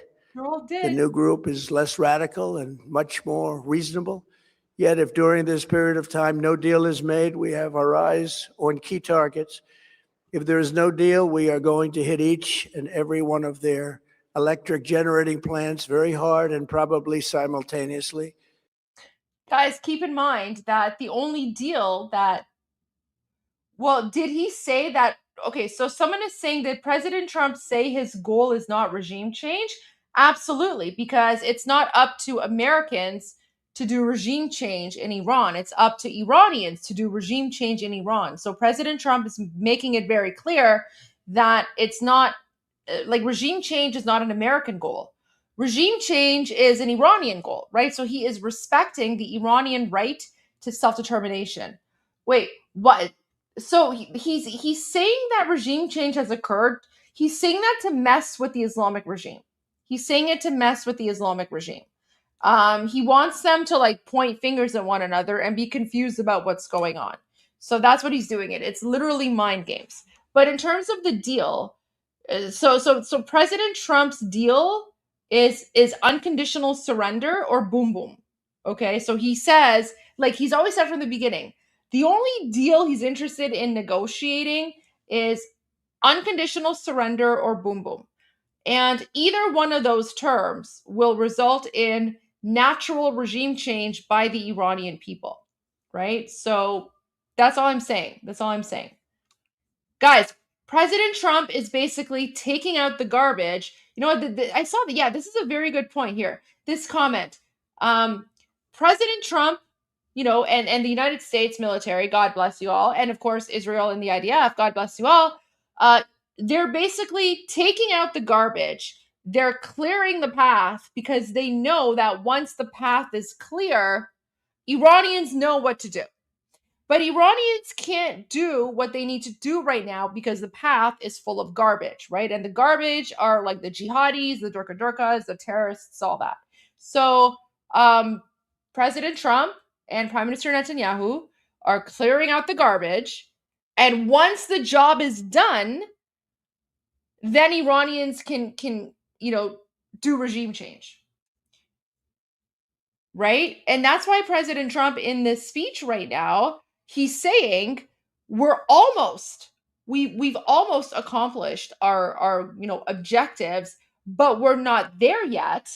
And then in the same speech, he says we're going to increase our attacks in the next 2 to 3 weeks, right? So he's basically saying we're going to attack them even harder. There's no retreat. We're going to attack them even harder. That's really important. We have not hit their oil, even though that's the easiest target of all, because it would not give them even a small chance of survival or rebuilding. But we could hit it, and it would be gone, and there's not a thing they could do about it. Yeah. They have no anti-aircraft equipment. Their radar is 100% annihilated. We are unstoppable as a military force. The nuclear sites that we obliterated with the B-2 bombers have been hit so hard that it would take months to get near the nuclear dust.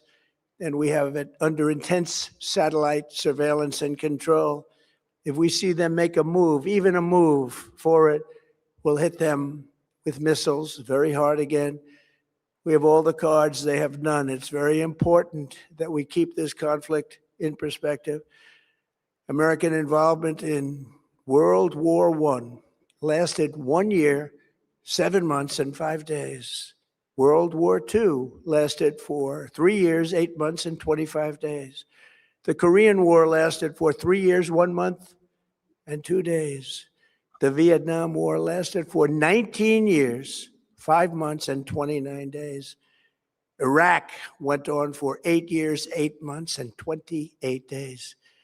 We are in this military operation, so powerful, so brilliant, against one of the most powerful countries for 32 days. And the country has been eviscerated and essentially is really no longer a threat. They were the bully of the Middle East, but they're the bully no longer. This is a true investment in your children and your grandchildren's future. The whole world is watching, and they can't leave the power, strength, and brilliance. They just can't believe what they're seeing. They leave it to your imagination, but they can't believe what they're seeing, the brilliance of the United States military.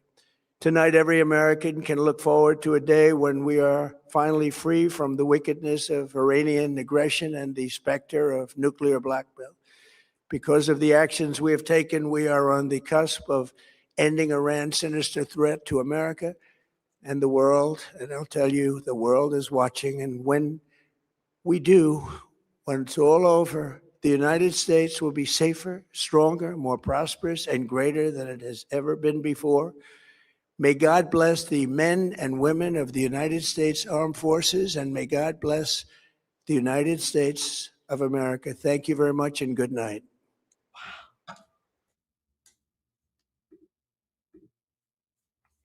That was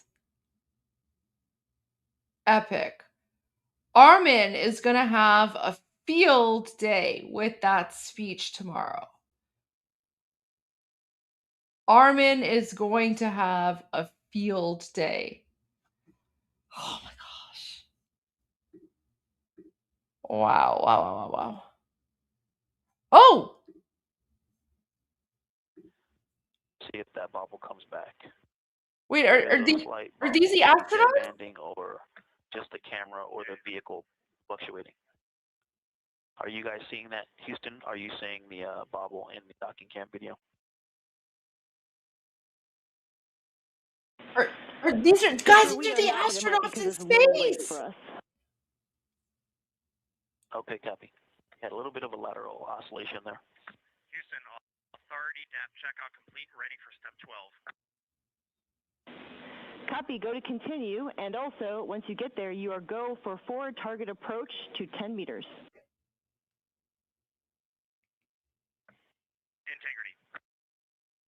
That's kind of cool. It's AI. Copy. Okay, why does this kind of look like a weird potato smiley face? Like, do you see like the two eyes and then like the mouth? It is showing course. 16 in, starting now. 1, 2, 3, 4, 5. No, this is not AI. 14, 15, 16 ins. Houston approach was initiated from approximately 2. Okay, I mean, guys, I could. All right, I'm gonna give it 1 Copy, down. 2.7. If this is live, can we hang here for 10? I mean, 3 degrees wide. I could just keep on live streaming this for a little bit. I was gonna like shut down the Gave it channel 1 down. It doesn't seem to be tracking down. because this is playing live on NASA. Well, you want me to keep this going for a little bit? Responding to that one, going to give it 1 left in course as well. No, you guys have to go to the NASA channel. Like I can't. I gotta go. This view live inside Orion. I know, it's actually kind of cool though. Field of view, do you need any lighting adjustments in the cabin?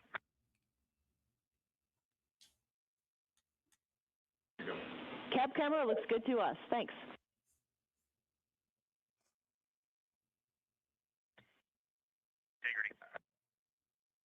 TAC will be at Kinda 0.5 cool. degrees wide. Stand by. TAC 3.5 degrees wide at 1823. Godspeed, We heroes. received the go to move in towards 10 meters away from the interim cryogenic propulsion stage. Sure. All right. Godspeed, heroes. Okay, guys, I'm gonna head out. Okay, I do have a few extra songs that I want to play before I play the closing songs because you know, a few things happened. So the first song that I'm gonna play is in honor of everyone who is celebrating Passover. So what is it? Chag Pesach Samach. Chag Pesach Samach. Chag Pesach Samach.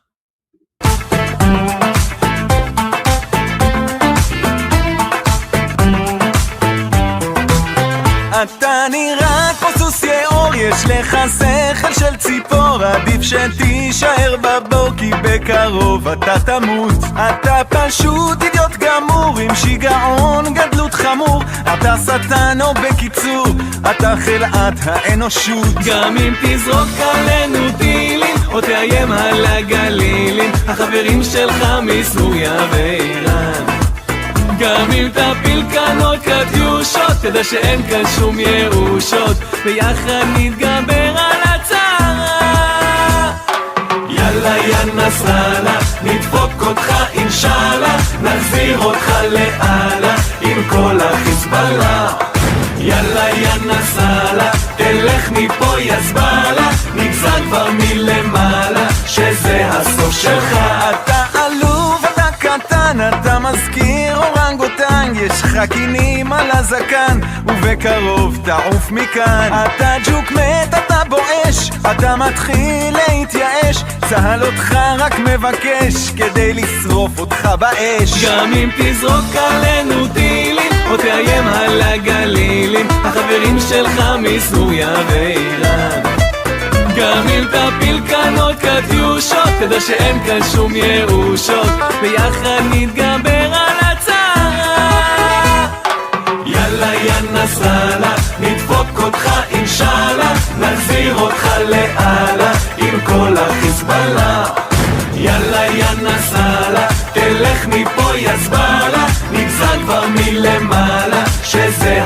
שלך. יאללה יא נסראללה, נדפוק אותך אינשאללה, נחזיר אותך לאללה עם כל החיזבאללה. יאללה יא נסראללה, תלך מפה יא זבאללה, נגזר כבר מלמעלה שזה הסוף שלך. Okay, sorry guys. I know that 2C was live an hour ago. So let me just play 2C TV's live really quickly, and then I'll shut down and then we'll go to some music and I'll shut down the live stream. But here is 2C TV's live for you guys. So this is what he streamed like an hour ago.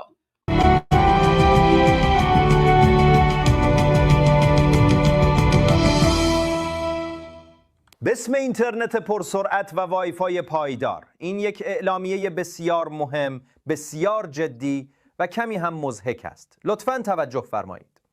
این جانب سخنگوی کاملاً غیر رسمی اداره کل میم و شوخی پس از بررسی دقیق گزارش‌ها، منشن‌ها و پیام‌های صوتی بیش از حد طولانی، بیانیه زیر را صادر می‌نمایم. طبق اطلاعات واصله، واحد قدس طنز، نسخه‌ای کاملا طنزآمیز از نیروهای شناخته شده با همکاری آرمین سخنگوی گلدی در حال مدیریت بحران خنده در فضای مجازی می باشند. لازم به ذکر است آرمین به عنوان عامل دو جانبه در داخل برنامه گلدی فعالیت می نماید، به طور همزمان گزارش ارسال می کند و شوخی ها را نیز تایید می نماید. بسیار حرفه‌ای. در خصوص خانم گلدی گماری به دلیل تولید بیش از حد محتوای خنده‌دار و ایجاد اختلال در تمرکز عمومی فتوای زیر صادر می‌گردد. اول 3 روز مرخصی اجباری از توییتر /X. دوم تماشای متوالی برنامه‌های دهه 90 میلادی صدا و سیما تا بازگشت تمرکز. سوم تأمین اینترنت رایگان برای جبران خنده‌های بی‌رویه ملت. چهارم هر گونه شوخی جدید تنها با مجوز رسمی اداره کل میم و شوخی مجاز می باشد. در صورت تخلف فرد خاطی موظف است در تمامی گروه‌های خانوادگی پیام سلام خوبی ارسال نماید بدون دریافت پاسخ. این حکم قطعی لازم الاجرا و کاملا طنزآمیز می باشد. ما هستیم 2C TV و من الله توفیق. خدا نگهدار و خداوند مدل موی مرا حفظ کن. Guys, AI is getting so scary. AI is getting so scary. So this was thanks to a couple of people in my Discord channel. It was Project Vendetta who did the main video, and then of course Navajo Nature also helped with the script. Yeah, guys, this was the April Fool's prank that we pranked 2C with. So دوستان نه این ویدیو واقعی نیست. این ویدیو با هوش مصنوعی درست شده. داریم 2C رو به خاطر April اول که مثلا like everyone like puts pranks داریم مسخرش میکنیم. Guys, this is AI. It's not. You know what? The fact that there were some people in the chat who actually thought this was real, that's scary. That's scary. That just shows how good AI has become.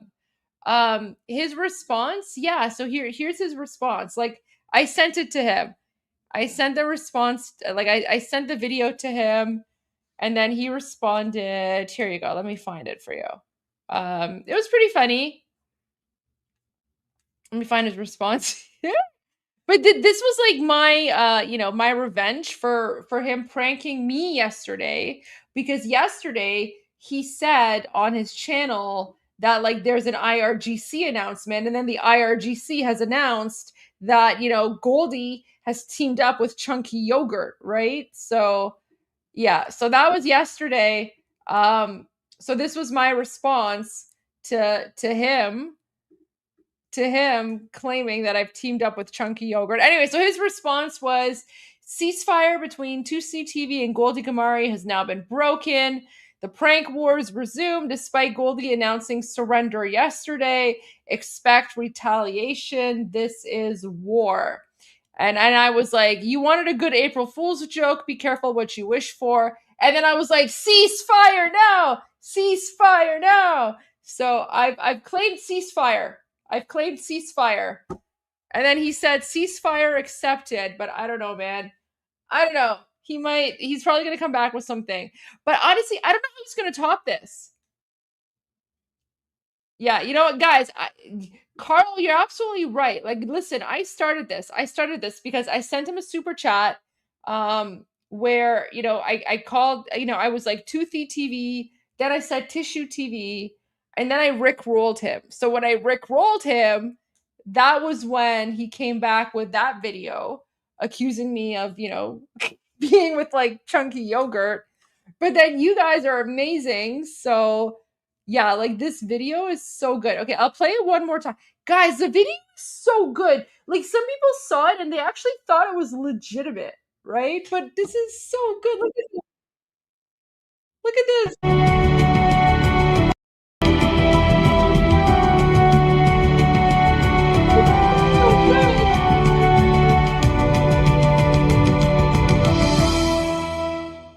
باسم اینترنت پرسرعت و وایفای پایدار، این یک اعلامیه بسیار مهم، بسیار جدی و کمی هم مضحک است. لطفاً توجه فرمایید. این جانب سخنگوی کاملاً غیر رسمی اداره کل میم و شوخی پس از بررسی دقیق گزارش‌ها، منشن‌ها و پیام‌های صوتی بیش از حد طولانی، بیانیه زیر را صادر می‌نمایم. طبق اطلاعات واصله، واحد قدس طنز، نسخه‌ای کاملاً طنزآمیز از نیروهای شناخته شده با همکاری آرمین سخنگوی گلدی در حال مدیریت بحران خنده در فضای مجازی می باشند. لازم به ذکر است آرمین به عنوان عامل دو جانبه در داخل برنامه گلدی فعالیت می نماید، به طور همزمان گزارش ارسال می کند و شوخی ها را نیز تایید می نماید. بسیار حرفه‌ای. در خصوص خانم گلدی گماری به دلیل تولید بیش از حد محتوای خنده‌دار و ایجاد اختلال در تمرکز عمومی فتوای زیر صادر می گردد. اول، 3 روز مرخصی اجباری از توییتر /X. دوم، تماشای متوالی برنامه‌های دهه 90 میلادی صدا و سیما تا بازگشت تمرکز. سوم، تأمین اینترنت رایگان برای جبران خنده‌های بی‌رویه ملت. چهارم، هر گونه شوخی جدید تنها با مجوز رسمی اداره کل میم و شوخی مجاز می باشد. در صورت تخلف فرد خاطی موظف است در تمامی گروه‌های خانوادگی پیام سلام خوبی ارسال نماید بدون دریافت پاسخ. این حکم قطعی لازم الاجرا و کاملا طنزآمیز می باشد. ما هستیم توسی تیوی و من الله توفیق. خدا نگهدار و خداوند مدل موی مرا حفظ کند. So good, so good, so good. All right, okay, guys. I really have to like end the live stream because it has been a long day. So I will play all the music for you guys that I haven't played earlier today. So I know we haven't heard Bapish yet. I will play Bapish, so stick around, enjoy the dance party, and here we go. We'll start with one of the new classic fan favorites, and then just enjoy the rest of the dance music.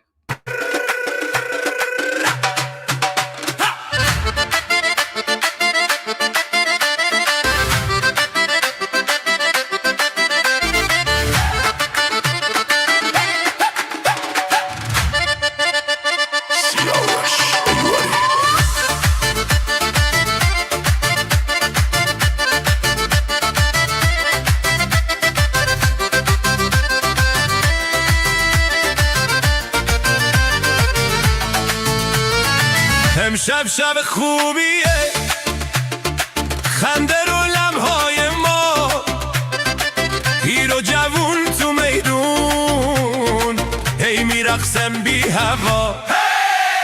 هیچ کسی دیگه اینجا از اون سایه نمیترسه، هر کی دستشو آورده بالا از ته دلش میخنده. همه با هم هیدر هیدر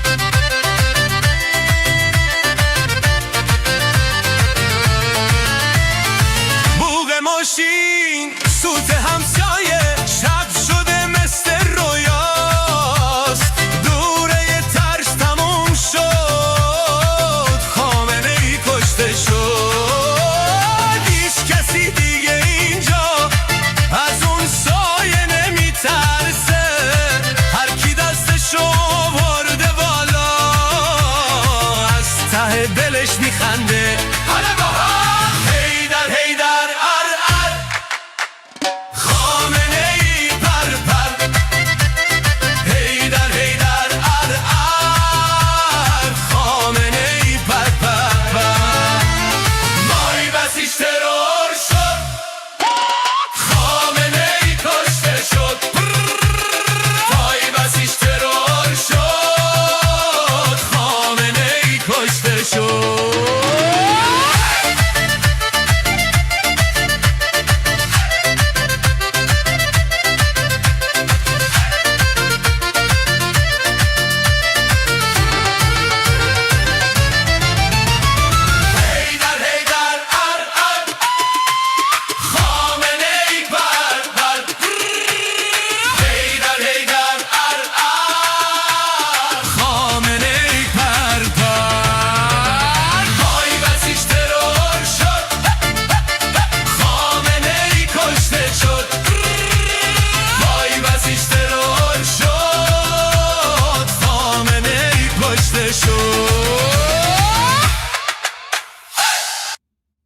Oh, such a good song. Such a good song. But you know what? If Anna Kasparian or some of Chunky Yoga were here, they'd be like, "You're disgusting. You're disgusting. Why are you dancing? Why are you dancing to Khamenei being dead? Because I'm glad. I'm glad that he's dead and I'm going to dance. What are you going to do about it? You're not Iranian. I'm going to dance and I'm going to sing because Khamenei is..." And she'll be like, "You're disgusting. Oh, this is Israel, baby." Right? Like, it's just, the jihadi nonsense. Someone should send this song to her so that she can, lose her mind. We'll just be like, yeah, we literally have songs about, dancing on Khamenei's grave. What are you going to do about it? Anyways. All right, let's continue with the songs and the dance party. Have a good night, everyone. See you guys tomorrow for day 96 of Iran Revolution Live.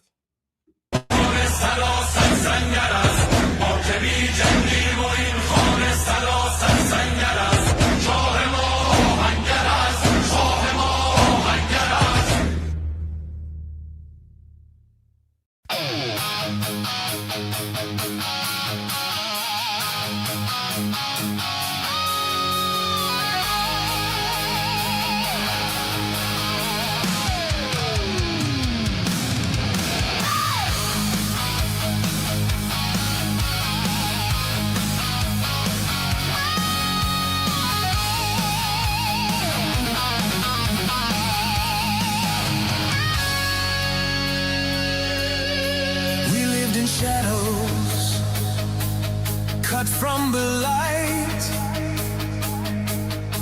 sirens and gunfire in the dead of night. They took our voices, they shut the net, but not our will, not our regret. Now hear us say, without any apology, America, send your angels of liberty. Angels of liberty, unleash your fire, and the Islamic regime lift us higher. Angels of liberty, hear our cry. Freedom is born when you fill our sky. Angels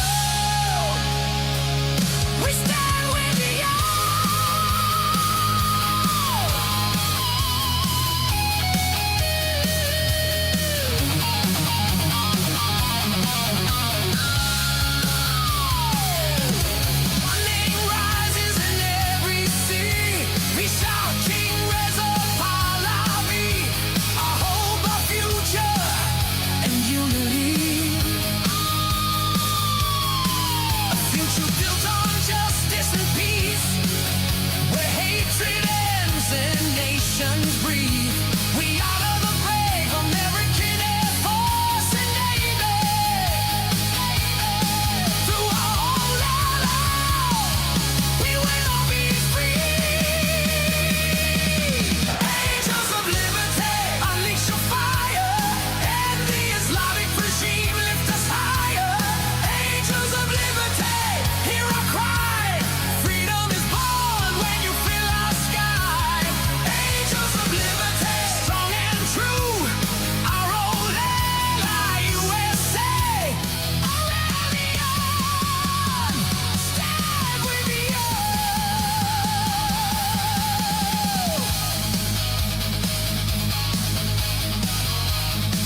God bless the USA. That's my hair. Wait, guys, I just have to share something with you guys really quickly. Oh, wait, my hair is in a bun. Right, let me fix my hair. Okay. Okay, guys, I found the part where Anna, I know, new hairstyle. I found the part where like garbage Anna is like, she's attacking me for speaking about Iran. Guys, listen to this. Just watch this. Watch how like idiotic this comment is. Like, I don't even know how to respond to this. I'm gonna have to make make a clip of this or something. But look at this. Look at this. Who were specifically involved in the October 7 attack. So this is basically a law that's only for that particular incident. With respect to internal Israeli politics, I mean, I don't really comment on internal politics. Not really my thing. I mean, I do for Iran. So yeah, because I'm Iranian. So do you see, like, guys, this is how retarded. Let's use Armin's word. This is how retarded Anna is. So Piers Morgan is asking me about like internal Israeli politics, and I'm like, it's not really my place to comment on the internal politics of like another country. And then she's like, oh, you comment on Iran, and I'm like, yeah, because I'm Iranian, you idiot. With respect to internal Israeli politics, I mean, I don't really comment on internal politics. Not really my thing. I mean, I do for Iran. Video, so yeah, because I'm Iranian. Of course, I comment on Iran. That I'm Iranian. Why Okay, wouldn't well, I? you're not American, What an so why are you idiotic trying to drag comment America make? into Of course, I wars comment that on you Iran. want? I literally say, I'm like, what an idiotic comment to make. Of course, I comment on Iran. Internal Israeli politics. I mean, I don't really comment on internal politics. Not really my thing. I mean, I do for seen the Iran. video, so yeah, because I'm Iranian. Of course, I comment on Iran. That I'm Iranian. Why Okay, wouldn't well, you're I? not American, What an so why are you idiotic trying to drag comment to America make. into Of course, I wars comment that on you want Iran. Why America to wouldn't I?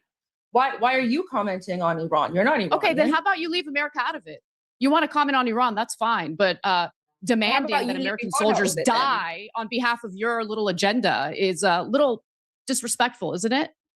I think it's absolutely It's not- insane that it's you not think that America. I have anything to do with President Trump's decision to go in and destroy the Islamic regime. I think you're absolutely I insane. mean, he takes And I have nothing counsel else to from the say to likes you. of I Laura have nothing else Loomer, to so say to you never know.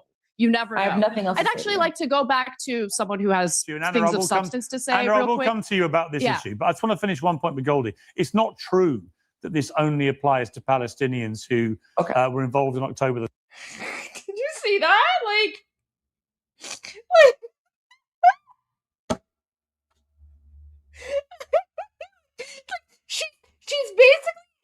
she's basically accusing me, like, not only did she accuse Elika of somehow like convincing President Trump to like start the conflict against the Islamic regime, but now she's literally accusing me. Yeah, I just, you know what? It's like hair in a bun time, guys. Sorry. It's hair in a bun time. Like, she's also accusing me. Like, she's literally accusing me of somehow like influencing President Trump as if I had anything to do with President Trump's decision. What? How crazy, like, how insane you? Like, look at this. Look at this interaction. She's like, why are you commenting on Iran? Yeah, because I'm Iranian, you idiot. Why else would I comment on Iran? That's literally the purpose of being an Iranian human rights activist, is I comment on Iran because people inside of occupied Iran cannot comment on Iran. This is why, like, I don't know if I'm gonna go back on Piers Morgan, because I don't, how do you even deal with something like that? Palestinians and Hamas terrorists who were specifically involved in the October 7 attack. So this is basically a law that's only for that particular incident. With respect to internal Israeli politics, I mean, I don't really comment on internal politics, not really my thing. I mean, You do for Iran. So yeah, because I'm Iranian. Of course I'd comment on Iran. I'm Iranian. Why Okay, well, you're not American, What an so why are you idiotic trying to drag comment America make. into Of course wars I comment that on you Iran. want Why America wouldn't to fight? Why are you commenting on Iran? You're not Iranian. Okay, then how about you leave America out of it? You want to comment on Iran, that's fine, but demanding about you that leave American Iran out soldiers of it, then? die on behalf of your little agenda is a little. Read, so like, she's saying, like, oh, you're demanding that American soldiers die on behalf of your little agenda. Like, what kind, like I'm literally staring at her. I'm like, where am I right now? Like, what life choices did I make that I have to sit here and listen to, like, this insane person be like, why are you commenting on Iran? Like, she doesn't even know what to say. She's basically just like vomiting. She's just vomiting sound bites. With respect to internal Israeli politics, I mean, I don't really comment on internal politics, not really my thing. I mean, You do for Iran. So yeah, because I'm Iranian. Of course I'd comment on Iran. I'm Iranian. Why Okay, wouldn't well, you're I? not American, What an so why are you idiotic trying to drag comment make. America into Of course I wars comment that on you Iran. want Why America to wouldn't I? fight? Why are you commenting on Iran? You're not Iranian. Okay, then how about you leave America out of it? You want to comment on Iran, that's fine, but demanding about you that leave American Iran out soldiers of it, then? die on behalf of your little agenda is a little disrespectful, isn't it? I think it's absolutely It's not- insane that it's you not think that very I bad. have anything to do with President Trump's decision to go in and destroy the Islamic regime. I think you're absolutely I insane. mean, he takes And I have nothing counsel else from to the say to likes you. of I have Laura nothing else to Loomer, say so to you never know. You know. So I'm pretty sure President Trump doesn't listen to me. And then Anna Kasparian is like, well, he takes counsel from Laura Loomer, so President Trump probably takes counsel from you as well. Guys, Anna Kasparian is accusing me of having President Trump on speed dial. Apparently, President Trump and I are BFFs, and I'm texting President Trump every night. And I'm like, Donald, do this. Donald, do that. How do you respond to that? How do you even respond to something like that? So I'm Mossad, I'm an Israeli agent, I'm now apparently American, I'm CIA. President Trump is texting me every night for, like, military advice. Do you see how insane and unhinged she is? Like, she's literally insane. She's insane. She's accusing me on Piers Morgan's show, accusing me of speaking to President Trump. First of all, that's not even a bad thing, right? Like, that's not even like a bad thing. But I'm just sitting there and I'm like, how insane are you? I'm looking at her. I'm like, you belong in a mental institution. You literally belong in a mental institution. Like, it's crazy. It's crazy. She literally doesn't even know what to attack me for. So she attacks me for somehow influencing President Trump. So apparently I'm responsible for President Trump deciding to go and, destroy the Islamic regime. Oh, can I call President Trump and ask him to get audio? Yeah, sure. You know what? I will I'll send a text to President Trump. Guys, I'm actually in a WhatsApp group chat with President Trump, Marco Rubio, JD Vance, Pete Hegseth, Mark Levin, Sean Hannity. Yeah, like we're in a group chat. I'm in a group chat with all of them, guys. And Guys, Anna Kasparian exposed me. She exposed me. I am President Trump's closest advisor. I'm his #1 advisor, according to Anna Kasparian. But do you see how crazy and unhinged these people are? Like, it's wild. It's like, how do we even respond to that? I don't really comment on internal politics. Not really my thing. I mean, You do for Iran. So yeah, because I'm Iranian. Of course, I comment on Iran. That I'm Iranian. Why Okay, wouldn't well, you're I? not American, What an so why are you idiotic trying to drag comment to America make. into Of course, I wars comment that you on want Iran. Why America to wouldn't I? fight? Why are you commenting on Iran? You're not Iranian. Okay, then how about you leave America out of it? You want to comment on Iran, that's fine, but demanding about you that leave American Iran out soldiers of it? die on behalf of your little agenda is a little disrespectful, isn't it? I think it's absolutely It's not- insane that it's you not think that America. I have anything to do with President Trump's decision to go in and destroy the Islamic regime. I think you're absolutely I insane. mean, he takes And I have nothing counsel else to from the say to likes you. of I Laura have nothing else Loomer, to so say to you never know. You never know. I have nothing else I'd to say actually to like to go back to someone who has And things Anna, of substance to say Anna, I real will quick. come to you about this. Yeah. There you go. There you go. So I'm like, I think you're absolutely insane, and I have nothing else to say to you. There you go. Yeah. Guys, Armin's going to have a field day with that tomorrow. Armin is going to have a field day with that one tomorrow. So there you go. All right. Let's go to the rest of the music, and then we are going to call it a night for sure, because it's been a late night. But I promised you music, but I caught this part, and I just had to share that because, yeah, apparently, guys, listen, I'm not just the Secretary of Iranian Affairs. I'm also the real Secretary of War, Secretary of Homeland Security. Like, guys, basically, so essentially, according to Anna Kasparian, I run America. Okay, so I'm the person who is controlling President Trump, right? So all I need to do is I just have to send President Trump a text, and President Trump will do what I do. Like that's basically the insane argument she's making. Right? Like, guys, I'm basically the president of the United States at this point. Like, I'm basically the commander in chief, according to Anna Kasparian. Yeah. It's wild. It's wild. It's wild.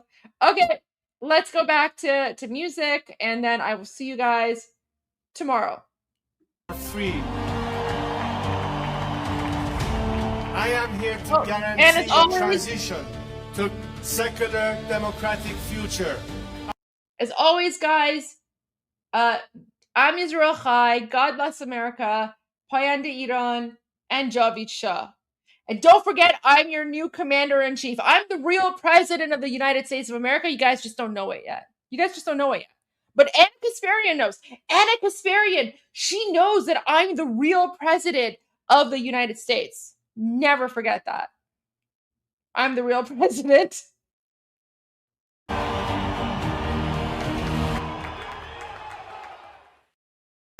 Ayatollah Khamenei is dead. This wretched and vile man, Ayatollah Khamenei, is dead. This wretched and vile man, Ayatollah Khamenei, is dead. This wretched and vile man, Ayatollah Khamenei, is dead. This wretched and vile man, Ayatollah Khamenei, is dead. This wretched and vile man, Ayatollah Khamenei, is dead. This wretched and vile man, Ayatollah Khamenei, is dead. This wretched and vile man, Ayatollah Khamenei, is dead. شما نتونستید بچه ها. حضرت امام خامنه ای ملکوت اعلا پیوست. شما پیروز نشدید. انا لله. آج حالی بدید میکشیمتون بالا بالا بالا بالا بالا تر عالی میشه. ماشین پر میاد خالی میری جانی دیگه ساقی کی همه چی که داره قاطی میشه. خشبامون داره خالی میشه. جنازه بو قاضی میده ولی میزنیم با زمین یکی بشی جای لاستیکا روت بری به درک میمیری زر تو جعب تلی بری نمیدونی جای ما رو میکشیم زامنا رو میزنیم رو زمین قاسم ما رو آماده ایم میچکونیم ماشا رو روی جنازت میرقصم حالا میزنیم و میری سر بالا به این کار میریم همه بالا روی جنازت میرقصم حالا میزنیم و میری سر بالا به این کار میریم همه بالا شله آقازاده شده خودت کتله تو کجه مجه زمین های شهر پر سوسه داره آتیش میگیره حوزه موزه انگاه همه کنکوری رشته تناب ملت تو رو دوره کنه مال مای شب لگت میزنیم باشی درا زیرت میزنیم که بری هوا چشات سیاه میرن چشم پوشی کن لباس عزا میبینی دیر نیست ببینی میریم و تیغ میغ میگیریم میکنیم تیز میز میشینیم میکنیم ریز میمیریم روی جنازت میرقصم حالا میزنیم و میری سر بالا به این کار میریم همه بالا روی جنازت میرقصم حالا میزنیم و میری سر بالا به این کار میریم همه بالا چقدر سر حالم از من تک شما همه با هم کتله تا چقدر تر تا زن جمع ما جمع همه پاین صفی کنیم تنوارم رفیقاتم همه پک و پارن فواره کر رگ پارد برو خونیمونی نشه پاچم میکنیم شب و صفا میگیرین شب و عزا میریز سر تو بلا ملا بدنا میشه از سر و سوا دوا موا چی عدا مدا مپا ساس فتا متا باجا ماجا بسیجی و برادرم میرن همه هوا روی جنازت میرقصم حالا میزنیم و میری سر بالا به این کار میریم همه بالا روی جنازت میرقصم حالا میزنیم و میری سر بالا به این کار میریم همه بالا روی جنازت میرقصم حالا میزنیم و میری سر بالا به این کار میریم همه بالا روی جنازت میرقصم حالا میزنیم و میری سر بالا به این کار میریم همه بالا روی جنازت میرقصم روی جنازت میرقصم روی جنازت میرقصم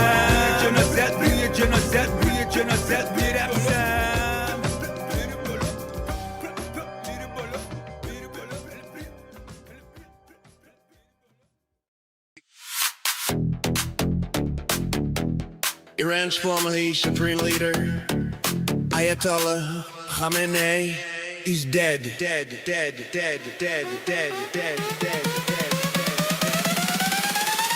Ayatollah Khamenei is dead.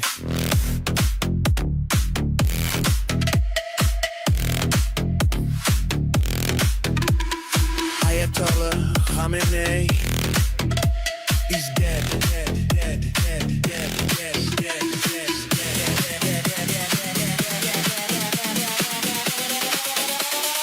Iran's former supreme leader, Ayatollah Khamenei, is dead. Iran's former supreme leader, Ayatollah Khamenei, is dead. Is dead. Is dead. Is dead.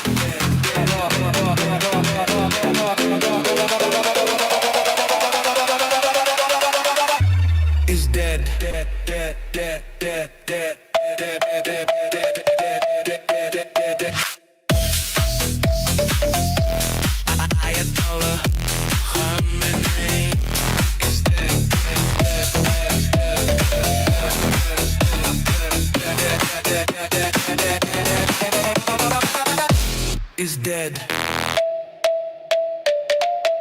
Is dead. Is dead. ایران غرق انقلاب است.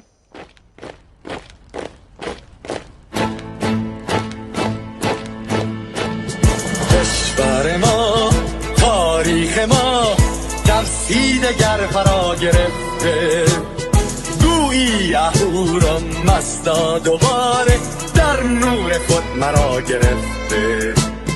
اکنون سرودی سر می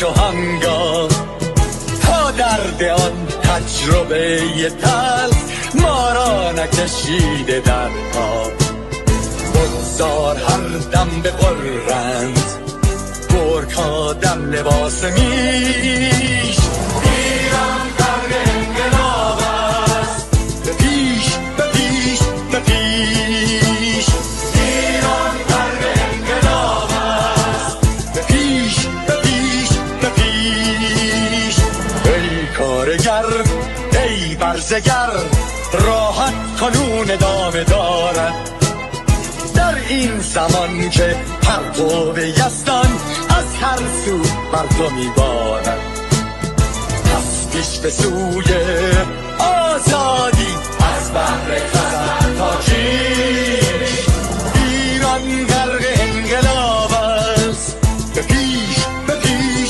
به پیش ایران غرق انقلاب است به پیش به پیش به پیش خلقا به پا بحر دفاع از استقلال و آزادی تا بشکنیم پشت ارتجاع تیریزی ویران آبادی تا زنده سازیم سنت‌های می از من آلین و کیش ایران غرق انقلاب است به پیش به پیش به پیش ایران غرق انقلاب است به پیش به پیش به پیش با امید روزی که تمام این دلبشو و انقلاب تموم بشه و ما در روشنایی نور و سعادت مردم کشورمون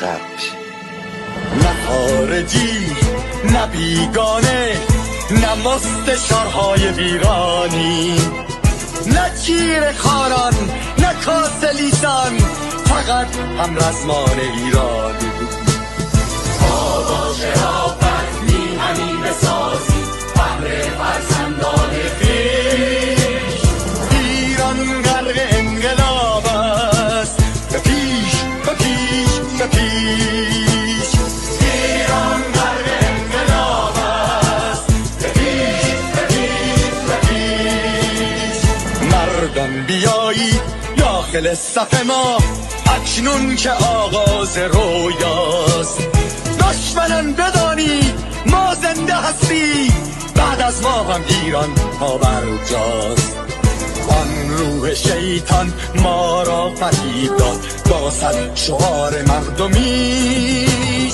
ایران غرق انقلاب است به پیش به پیش به پیش ایران غرق انقلاب است به پیش به پیش به پیش